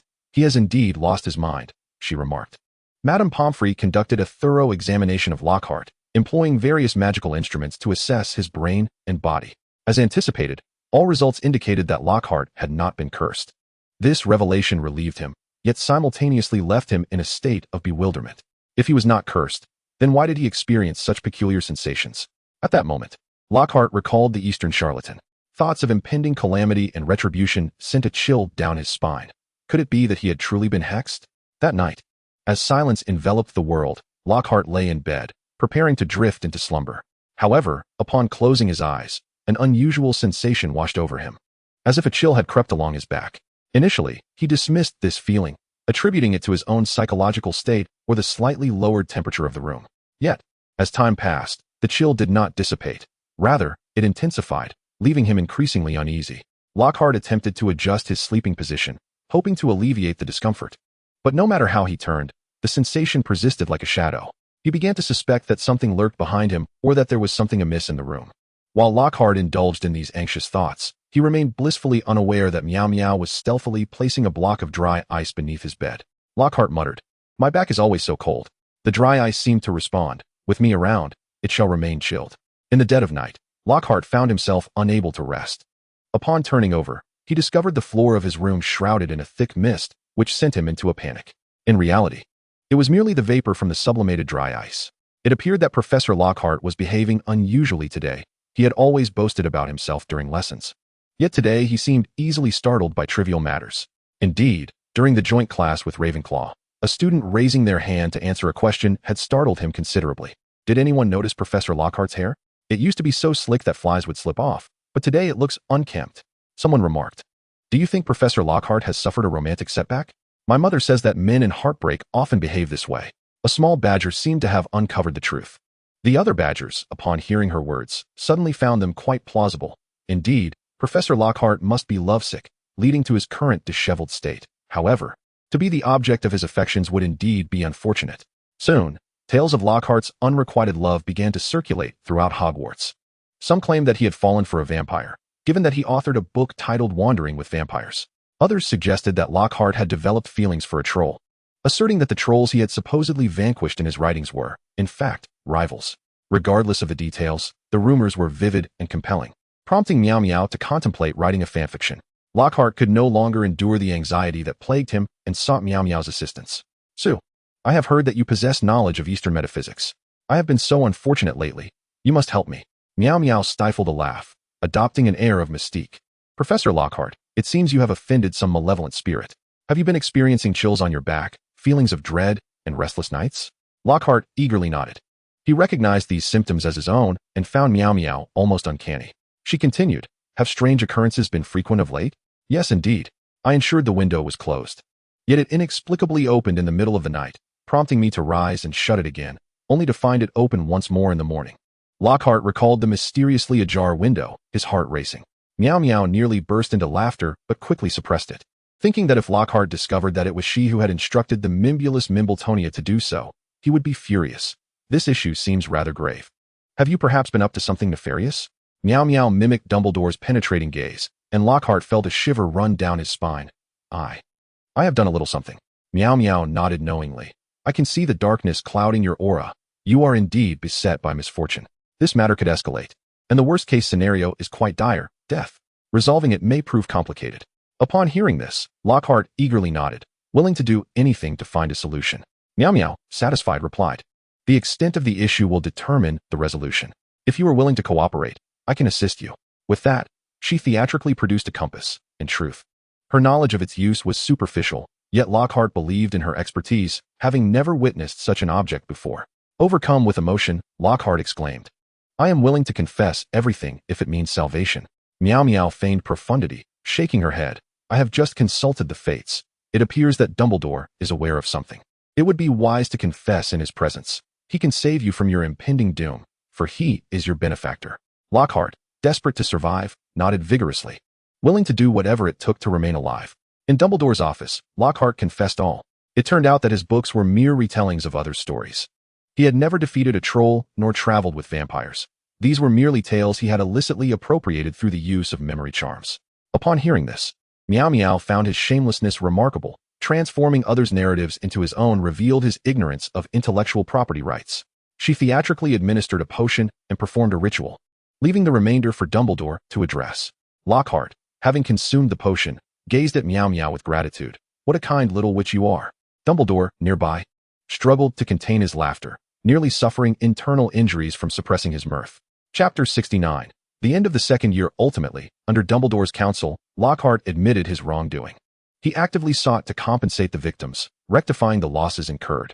In the end, with the victims' letters of forgiveness, he received merely a few months' sentence. Although he would still serve time in prison, Lockhart felt a sense of relief. Serving time in prison was far preferable to an untimely demise. Cheerfully, he followed the Ministry of Magic officials to begin his sentence, leaving Miaomiao curious about whether his children would still have a chance at public service. This raises a pertinent question. With Professor Lockhart incarcerated, who would teach his classes? Enter Professor Snape, the most frequently employed professor at Hogwarts, to take over. Miaomiao declared, Headmaster. I have a plan. Dumbledore, please, go ahead. Mione, Gilderoy Lockhart's memory charm is quite impressive. Do you think that during the Great Battle, if he were to cast it upon the Death Eaters, they would forget their purpose for being there? Dumbledore, what a splendid idea. At long last, we have reached the end of the term, and Mione can hardly contain her excitement for the upcoming holiday. Gazing at her perfect grades, she cannot help but exclaim, I am indeed a genius. The honor roll remains largely unchanged, with everyone maintaining their steady performance. Mione, what are your plans for the holidays? My father intends to take me to a gala, and the Malfoy Manor will also host a soiree. May I extend an invitation to you? Draco inquired, his eyes glimmering with anticipation as he awaited her response. Mione pondered her schedule. Please write to me in advance. I must ascertain whether I will be in England. I promised Nicodemus that I would visit him this year, and I also need to see Newt and check on the magical creatures. I wonder if I have any other commitments. I must also check on the little water monster's ingrown toenail. Just a few days ago, Mr. Scamander wrote to me, saying that my monkey subjects are longing for my presence. With a hand raised to count her holiday activities, Mione realized just how tight her schedule was. Draco, listening intently, felt overwhelmed. Dumbledore had truly lost his wits, scheduling Mione's holiday so densely that she might not even have time to attend the Malfoy Gala. Once all her friends had departed, Mione made her way to Dumbledore's office. They did not take the train. Instead, they returned home through the fireplace in the headmaster's office. Mione and Dumbledore traversed the Floo network back to Godric's Hollow. Upon entering her room, Mione yearned for nothing more than to sleep soundly. They first visited Nicodemus's residence to check on his research progress. Mione eagerly anticipated the wizarding television and computer they were developing, preferably ones that operated without the need for electrical outlets. However, she suddenly recalled that wizards lacked television programming and would still be reliant on Muggle shows. Mione particularly cherished her time at the Nicodemus estate, where they treated her like a doting set of grandparents. She found herself being waited on hand and foot, nearly becoming a sloth in the process. Dumbledore observed her lazily reclining in bed while munching on food, thinking to himself, Severus often tells me I spoil children. He would surely explode if he saw this. No one understands how to spoil children better than the LeMay couple. Mrs. LeMay took great delight in dressing Mione up, having tailored numerous gowns for her, adorned with dazzling jewels, eager to showcase her granddaughter at every tea party, wishing to flaunt her before the other ladies. Peregrine LeMay, indeed. Indeed, my granddaughter. Well, her studies are satisfactory. She has merely achieved the top rank in her year. How did you know my granddaughter could perform a silencing charm? Come, Mione, showcase it for the ladies. Mione felt akin to a monkey on display, much like a child coerced into performing for relatives during the new year. Oh, very well, she thought, managing a smile. Obediently, Mione cast a silent levitation charm to float tea towards the ladies, earning a round of applause. It was no wonder these ladies were so agreeable. Each one presented her with their personal jewelry. As Mione gazed at the heavy little bag, she suddenly considered that attending such tea parties more frequently might not be a bad idea. Now clad in a lovely dress, adorned with a magnificent emerald necklace and styled with the intricate hairdo crafted by Mrs. LeMay, Mione reclined in bed, awaiting her meals to be delivered to her lips. She reveled in this lifestyle, finding it utterly delightful. As she gazed upon a dressing room larger than the apartment she had rented in her previous life. With jewels worth a fortune, she had no desire to return to Hogwarts. The thought of school was utterly unappealing. She wished to remain here, living as a princess. Observing her luxurious existence, she longed to share her experiences with friends. Though unable to post on social media, she could still boast to her companions. Mione promptly captured numerous photos and sent them to all her friends. Mione, alas, just the daily life of a princess. I reside in an endlessly grand castle, donning a gown embroidered with golden thread and wearing a necklace that could choke me. I lead a rather ordinary day, not intending to boast. But this is simply my routine. Dumbledore, you mustn't spoil the children too much. Look at what they have become. The LeMay couple, where's the spoiling? It has always been like this for years.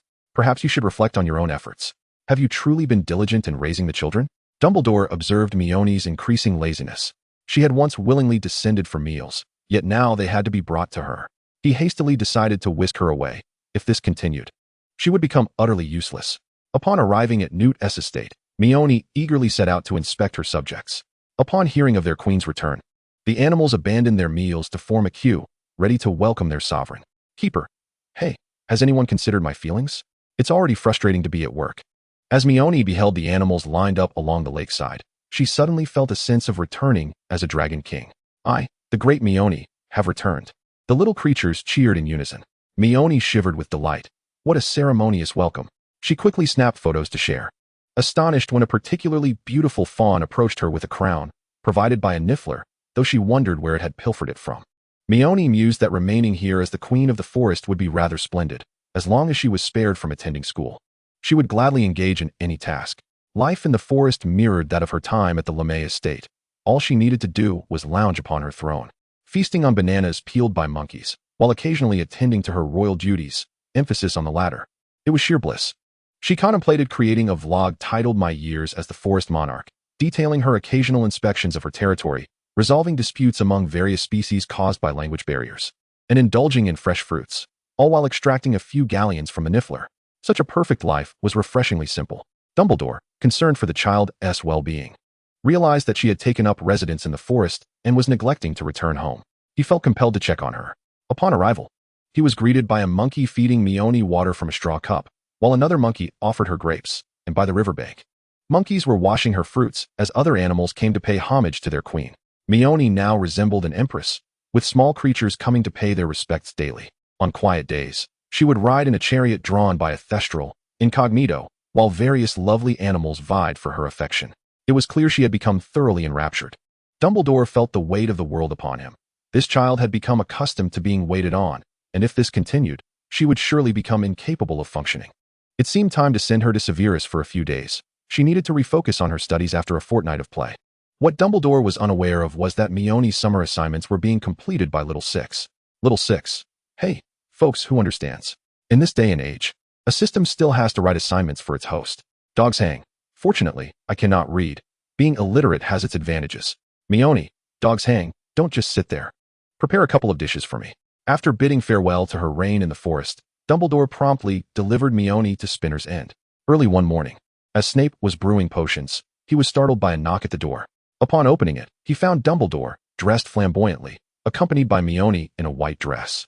Severus, I've been rather busy of late. Would you mind taking care of her for a week? Please ensure she completes her assignments. Sirius will be coming to collect her in a week, Dumbledore stated, and without waiting for Snape's response, he disapparated away. Mioni awkwardly regarded Professor Snape. Heh, good day, Professor. Dumbledore is indeed somewhat unreliable. By the way, where am I staying, Professor? Severus Snape rubbed his temples in exasperation. Truly, this is astonishing. I implore everyone to write more reviews and bestow 5-star ratings. Thank you. Chapter 70, Daily Life in Spinner's End. Accepting his fate, Snape guided Miaomiao to the second floor. Step inside. This is your room. Remember, no shouting at home, and do not disturb me while I brew potions. Miaomiao, resembling a docile little creature, nodded gently in agreement. Internally, she mused, what does it matter? I'll agree for now. Whether I can comply is a matter for later. With a slight upturn of her lips, she displayed a charming, yet somewhat mischievous smile. A faint smile crept upon Snape's lips, revealing a hint of satisfaction as he slowly descended the staircase. He thought to himself, this child Miaomiao is relatively obedient. She hasn't caused me much trouble. However, he could not have foreseen that this seemingly tranquil moment would mark the onset of his nightmares. Watching Professor Snape's retreating figure, Miaomiao retrieved her flamboyant wand and unleashed a flurry of spells upon the room, transforming it to her liking. Now this feels right. The dark decor simply does not suit me, she exclaimed, laughing heartily at the sight of her princess-themed room. Upon hearing the sudden burst of laughter from upstairs, Snape's hand trembled slightly as he stirred his potion. Never mind, I shall endure. Yet, Miaomiao had no intention of quieting down, for she had discovered a monkey had somehow snuck into her trunk. Thus, she found herself engaged in a silent stare down with the creature. Wait, Miaomao. When did you sneak in? What will happen to the forest if you leave? You are the captain of the forest, after all. Miaomao, with a playful demeanor, responded, Miaomiao. Dear Queen, I merely wish to see the outside world. Allow me to play here for a few days. Observing the monkey's antics, Miaomiao felt a profound sense of helplessness. It seemed she would need to write a letter to Newt first. Miaomao lamented, you call it mischief. I call it playful charm. You've wounded my feelings and then simply laughed it off. Perhaps the noise from Miaomiao's antics grew too loud, for Snape stormed upstairs and knocked on Miaomiao's door. With impeccable timing, Miaomao opened the door, and Snape gazed at the monkey before him. Is it possible that Miaomiao has transformed into a monkey? As Professor Snape pondered this curious thought, Miaomiao quickly stood at attention, tugging at Miaomiao's side. Observing the peculiar sight of one girl and one monkey standing in formation, Snape suddenly regretted his decision to take Miaomiao in. Well, Miss Su, You've come to visit and brought a monkey with you. You had better explain this to me. Seeing Snape's impending wrath, Miaomiao hastily clarified, Professor, I can explain. Miaomiao climbed into my trunk on his own accord. I just discovered him. I've already written to Mr. Scamander. I am innocent. Professor, please believe me. Miaomiao prayed. Oh heavens, deliver justice. As a highly intelligent primate, Miaomiao understood human speech and began chattering wildly, seemingly trying to convey that Miaomiao had not brought him intentionally. However, Snape could make no sense of the monkey's babble. With an exasperated sigh, Snape rubbed his forehead. Looking at the unlikely duo before him, he finally relented. Very well, you may keep him, but he must behave as quietly as you do. If he causes any more disturbances, he will be returned to the forest. Miaomiao, seemingly understanding, nodded obediently, promising to comply for the moment. Miaomiao and Miaomiao collapsed onto the carpet in relief. Miaomiao, my dear king, I've done my utmost. From this day forth, we must tread carefully. For Professor Snape truly could cast us out. In a few days, I shall take you to the Black Residence to reign supreme. Miaomiao nodded enthusiastically. As long as I am with my queen Miaomiao, even scavenging for scraps is acceptable. Miaomiao dismissed the notion, stating she had no desire to rummage through refuse. At dinner, the girl and monkey excitedly raced downstairs, only to find a table set with dry bread, bloody meat, and an unidentifiable stew. Miaomiao felt an unexpected wave of fullness wash over her. No one had warned her that Professor Snape's cooking would be like this. Professor, are we certain this is what we're eating? With an expression devoid of emotion, Snape stared at the dismal dinner spread before him. The food appeared lifeless, its hues dull and as though forgotten by time. The vegetables were wilted and the meat was dry, utterly failing to stimulate any appetite. He had grown accustomed to eating whatever was available, as long as it kept him from starving. But now, with a growing child to nourish, he thought, what do you wish to eat tomorrow? Perhaps it was time to refine his culinary skills. Miaomiao perked up at the prospect of choosing a meal and exclaimed, I want fried chicken, fries, and a hamburger. And let us not forget a pizza loaded with cheese, along with a super cold cola. She gazed eagerly at Professor Snape. Snape frowned slightly. This child seemed to crave nothing but junk food. However, upon further reflection, he conceded that junk food was certainly better than no food at all. Very well, I shall see to it tomorrow. As she chewed on the unappetizing food before her, Miaomiao suddenly found herself reminiscing about the British cuisine served at Hogwarts, which was far more palatable than what Snape had prepared. These dishes could not be deemed inedible. They could only be described as remarkably unappetizing. Miaomiao wisely chose to eat a banana, fearing the dark and uninviting meal might prove fatal. After dinner, just as Miaomiao intended to help clean the table, though her intentions were somewhat insincere, Snape glanced at the clock. It was nearly 9 o'clock. You need not tidy up. Go upstairs and sleep. Remember to keep quiet, and do not disturb me while I brew potions. Upon hearing Snape's directive to cease work, Miaomiao's reaction was instantaneous, swifter than a flash of lightning. Not only that, but she also swiftly pulled Miaomiao, who was munching on a banana, along with her, as if fearing he might be left behind to continue the chores. Good night, Professor.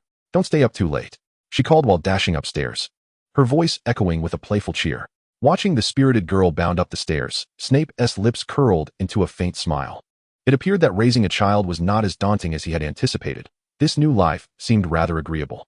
Upon returning to her room, Miaomiao had no intention of sleeping.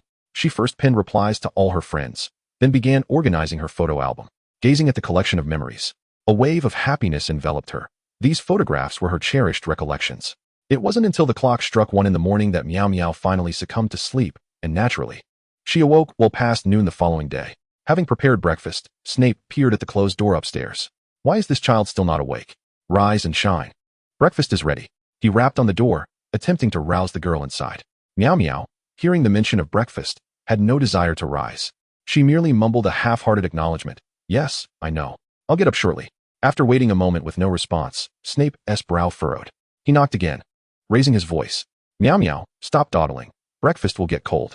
Yet the only reply was her lethargic I know. With a sense of resignation, Snape turned and headed back downstairs. Half an hour later, silence still reigned from above. Snape ascended the stairs once more. Hurry up and get up for breakfast. Miaomiao was resolute in her desire to remain in bed. At that moment, she would do anything to continue sleeping, even if it meant facing dire consequences.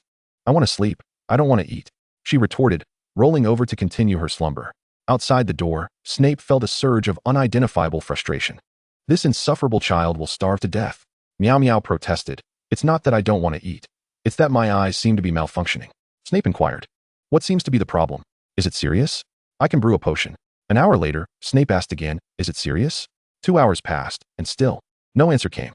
Mia, my eyes have healed. I can open them now. Snape. 6. It was only by noon that Mia felt she had truly come back to life. As though she had just awoken from a dream in which Professor Snape had urged her to partake in breakfast. Clearly, the impact of last night's dinner had been so profound that it lingered even in her dreams. As she descended the stairs, she spotted Professor Snape diligently brewing potions. Good morning, Professor. You won't believe it, but I just dreamt that you called me to breakfast. Unfazed by the increasingly darkening expression on Snape's face, Mia continued her chatter. Well, Miss Sue, you might want to check the time. Would you like me to brew you a potion for your eyes? Momo, in a frenzy, tugged at Mia, urging her to cease her incessant prattle. And it suddenly dawned upon Mia that perhaps it wasn't merely a dream. Chapter 71. Take this money and go for a stroll. Mia sheepishly scratched her head, relieved that Professor Snape did not seem to hold her transgressions against her. At lunchtime, she was finally able to indulge in a hamburger. A delightful treat far superior to the dark culinary creations of Professor Snape. As she bit into the savory delight, tears nearly sprang to her eyes. For only the heavens knew how dreadful Snape's cooking truly was. In the blink of an eye, Mia had been residing in Professor Snape's home for 3 days.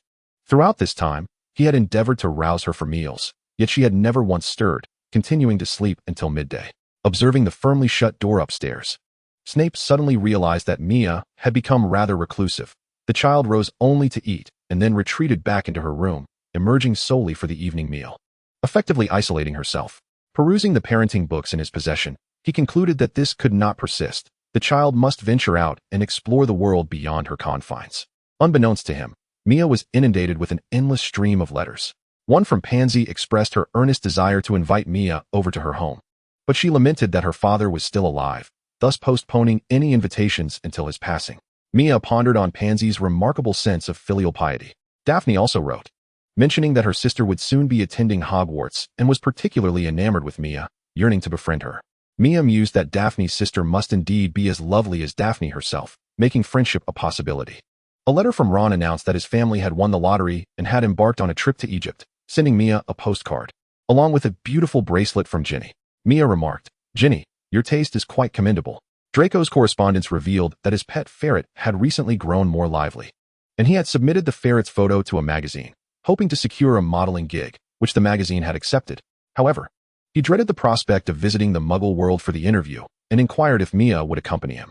Each time Mia encountered the ferret, she felt a twinge of guilt, prompting her to agree to join Draco for the interview in an effort to alleviate her conscience. Harry's letter informed Mia that Sirius had purchased the house next door to his aunt, merging the two into a grand new villa. His uncle missed Ron and wished to play chess with him, but Ron was away on holiday. Mia replied, next time, do invite me to stay for a couple of days. I too wish to experience life in a grand villa. Blaise wrote that his mother had just remarried, only for her husband to pass away, leaving behind a substantial sum of cold, hard cash. Yet, she was already scouting for a new partner, and in a couple of months, he might find himself with a new father. Mia's eyes widened in surprise. How could such fortune befall him? Did his mother really need another daughter? Theodore's letter warned Mia that his father had been acting strangely, seemingly in contact with a mysterious figure, urging her to remain vigilant. Mia responded, Fear not, dear brother, I have my grenades at the ready. Hermione wrote to say she had just returned from a holiday in France with her parents, and had sent Mia a stunning white French dress chosen by her mother. 2 were purchased. One black for Hermione, and the other white for Mia. Mia immediately donned the dress, marveling at her friend's mother's impeccable taste, and sent Hermione a photo showcasing her outfit. During dinner, Mia sensed something peculiar about Professor Snape. Just as she was preparing to leave, he unexpectedly tossed a pouch of coins her way. Don't languish indoors all day. Take this money and go out for a walk. Stunned by the sudden windfall of galleons, Mia immediately assured him, I promise I will go out tomorrow. Rest assured, Professor. Mia thought to herself, wow, quite commanding indeed. Watching the child skip away joyfully, Snape questioned whether Dumbledore had been withholding funds from her. Otherwise, why would she be so elated by such a modest sum?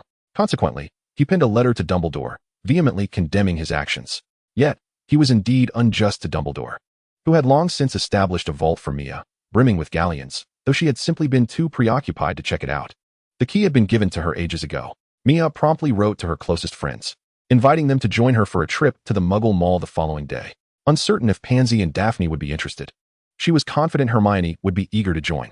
After all, Diagon Alley was rather limited, and Mia had long grown weary of it.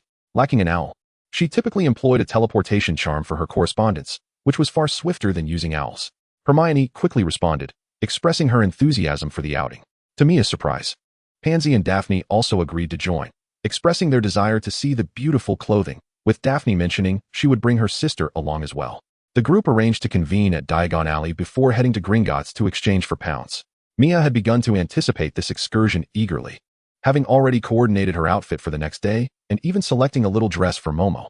Although Momo was male, that did not deter Mia from dressing him up. Rising unusually early, Mia was up by 9 a.m. Snape, observing her cheerful breakfast demeanor, could not help but reflect that encouraging her to venture out had indeed been the right decision. After all, the potion ingredients at home were nearly exhausted, and the brewing of potions was most detrimental when inspired by whimsy.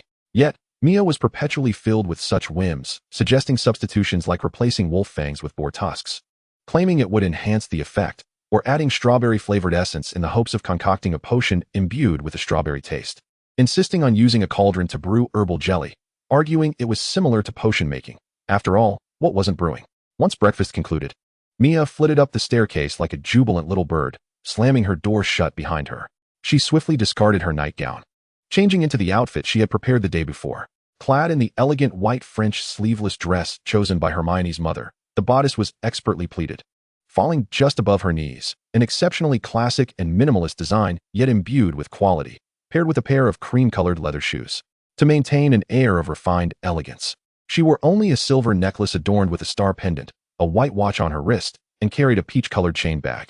Her hair, now styled in French waves rather than the usual curls, was accentuated by a star-shaped diamond hairpin that complemented her necklace splendidly. Pleased with her ensemble, Mia admired herself in the mirror, showcasing her outfit of the day, and glanced at Momo, who was also attired in a white princess dress. She couldn't help but marvel at her own prowess in fashion. With a brief word to Professor Snape, she and Momo disapparated to the Flor and Frosco ice cream shop in Diagon Alley, where they had agreed to meet at 10 o'clock. Pansy, Daphne, and her sister had been waiting here, and upon seeing Miao Miao, they immediately waved her over. Miao Miao, this way. As Miao Miao approached, she noticed that Daphne's sister had been gazing at her intently, her face growing redder with each passing moment. Miao Miao assumed that perhaps she was feeling a bit warm. Daphne, is your sister feeling a bit hot? I have a small fan. Let her have a breeze. Miao Miao handed over a pink fan adorned with cat ears. Daphne, fully aware of the reason behind her sister's blush, chose to preserve her dignity. Thank you, Miao Miao. She might have rushed out too quickly and is a bit overheated. She's still adjusting. With that, she passed the fan to her sister and introduced Miao Miao. Daphne's sister obediently replied, Hello, Miao Miao. I am Astoria Greengrass. It's a pleasure to meet you. Hello, Astoria. I'm Su Miaomiao, but you can just call me Miao Miao. This is my friend Mao Mao. She is a little monkey. Astoria remarked, Your name is quite long. Isn't it particularly challenging to write during exams? She genuinely thought the name was lengthy. Her eyes locked onto Miao Miao's as if this were a matter of great importance. Astoria's face flushed even deeper. At home, everyone calls me Lia. You can call me that. I'm accustomed to writing my name, so it doesn't feel so long. She avoided meeting Miao Miao's gaze, visibly shy. Lia thought to herself, She looks directly into my eyes. I feel so bashful. What should I do? Pansy observed Astoria's blushing visage and mused. Does Miao Miao even realize how deeply she looks at others? I, too, was once captivated by her gaze. Truly, who could possibly dislike Miao Miao? Daphne, noticing her sister's shyness and Miao Miao's obliviousness, quickly intervened. Miao Miao, let us have some ice cream first. I specially bought you the chocolate mint flavor you wanted. After we finish, we'll go exchange some money. Didn't T. Granger say she is waiting for us at home? If she didn't step in soon, her sister would surely fall for Miao Miao. Chapter 72. The London journey. Miao Miao still couldn't fathom why Lia's face was so flushed. Could she be one of those notoriously sensitive individuals? They had thoughtfully ordered a banana ice cream from Mao Mao, who, upon tasting it for the first time, instantly fell in love with it. It was simply delightful. Miao Miao thought that she must buy a bottle of skin-soothing cream for Lia later. Such a beautiful girl deserves good care. Pansy, watching Miao Miao act like a wooden puppet, suddenly felt an urge to laugh. The poor girl was nearly dying of shyness, while Miao Miao remained blissfully unaware, akin to that Gryffindor who only excels at Quidditch would. Lia found Miao Miao even more adorable than her sister had described. Holding the pink fan, she thought it was utterly charming and truly wished to become good friends with Miao Miao. After savoring their ice creams, the 4 girls and 1 monkey headed to Gringotts to exchange money. Upon entering the bustling Goblin Bank, they were captivated by the lively scene. Goblins busily worked behind the counters, and the magical currency radiated an aura of mystery. Miao Miao approached the counter and requested, Could you please exchange some galleons for us? The goblin recognized Miao Miao, recalling how Dumbledore had brought her in a few days prior to open an account. Spotting the family crest on the three girls beside her, the goblin flatteringly accepted the galleons and began the conversion process. Goblins are typically hierarchical and, when encountering someone like Miao Miao, protected by Dumbledore, or the noble ladies like Pansy, they would exhibit the utmost service. Soon, their money was exchanged. Pansy, having never ventured into the Muggle world, asked, "How do we get there now? Can we use apparition?" Miao Miao, saying this, placed Mao Mao into her space. The three girls nodded, bracing themselves as a whirlwind of sensations engulfed them, and moments later, they appeared in Hermione's garden. They were aware of Miao Miao's magical prowess, but did not anticipate her ability to apparate. It left them feeling slightly dizzy, akin to motion sickness. Hermione, upon seeing her friends suddenly appear in the garden, rushed downstairs with excitement. "Hey, you're here. I've been waiting for you." Miao Miao introduced, "This is Astoria Greengrass, Daphne's sister." Then, turning to Leah, she said, "This is Hermione Granger. I often borrow her homework." The two exchanged friendly greetings. Leah was not the type to harbor radical pure-blood sentiments. On the contrary, she had always been curious about Muggle life. And she was quite amiable towards the Muggle girl before her. "Now, we need to buy some clothes. Your outfits are too conspicuous. We must switch into Muggle attire." The three girls perked up at the mention of shopping, especially since the dresses worn by Miao Miao and Hermione were truly lovely. They had a fondness for beautiful clothing. The five of them took 2 cars to the mall, with Miao Miao and Pansy in one, and Hermione with the other 3. It was their first time using Muggle transportation, feeling quite different from what they had imagined, as they gazed at the spacious, brightly lit streets, encountering the Muggle world for the first time. Upon arriving at the mall, the group excitedly explored the shops, eager to browse every store.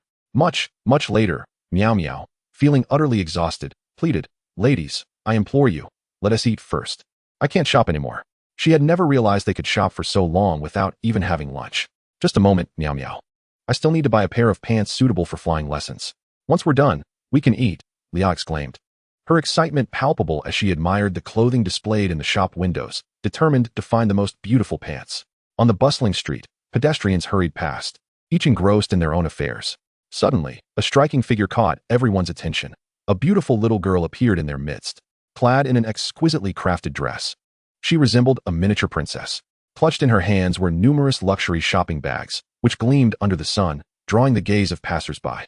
However, in stark contrast to the little girl, 4 lovely young women were nearby, each carrying several bags filled with various purchases.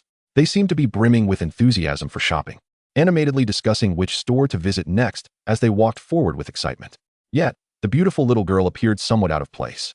Her expression was not one of joy or excitement like the others. Instead, she trailed behind, her face contorted in discomfort, as if these luxury items were a burden rather than a delight.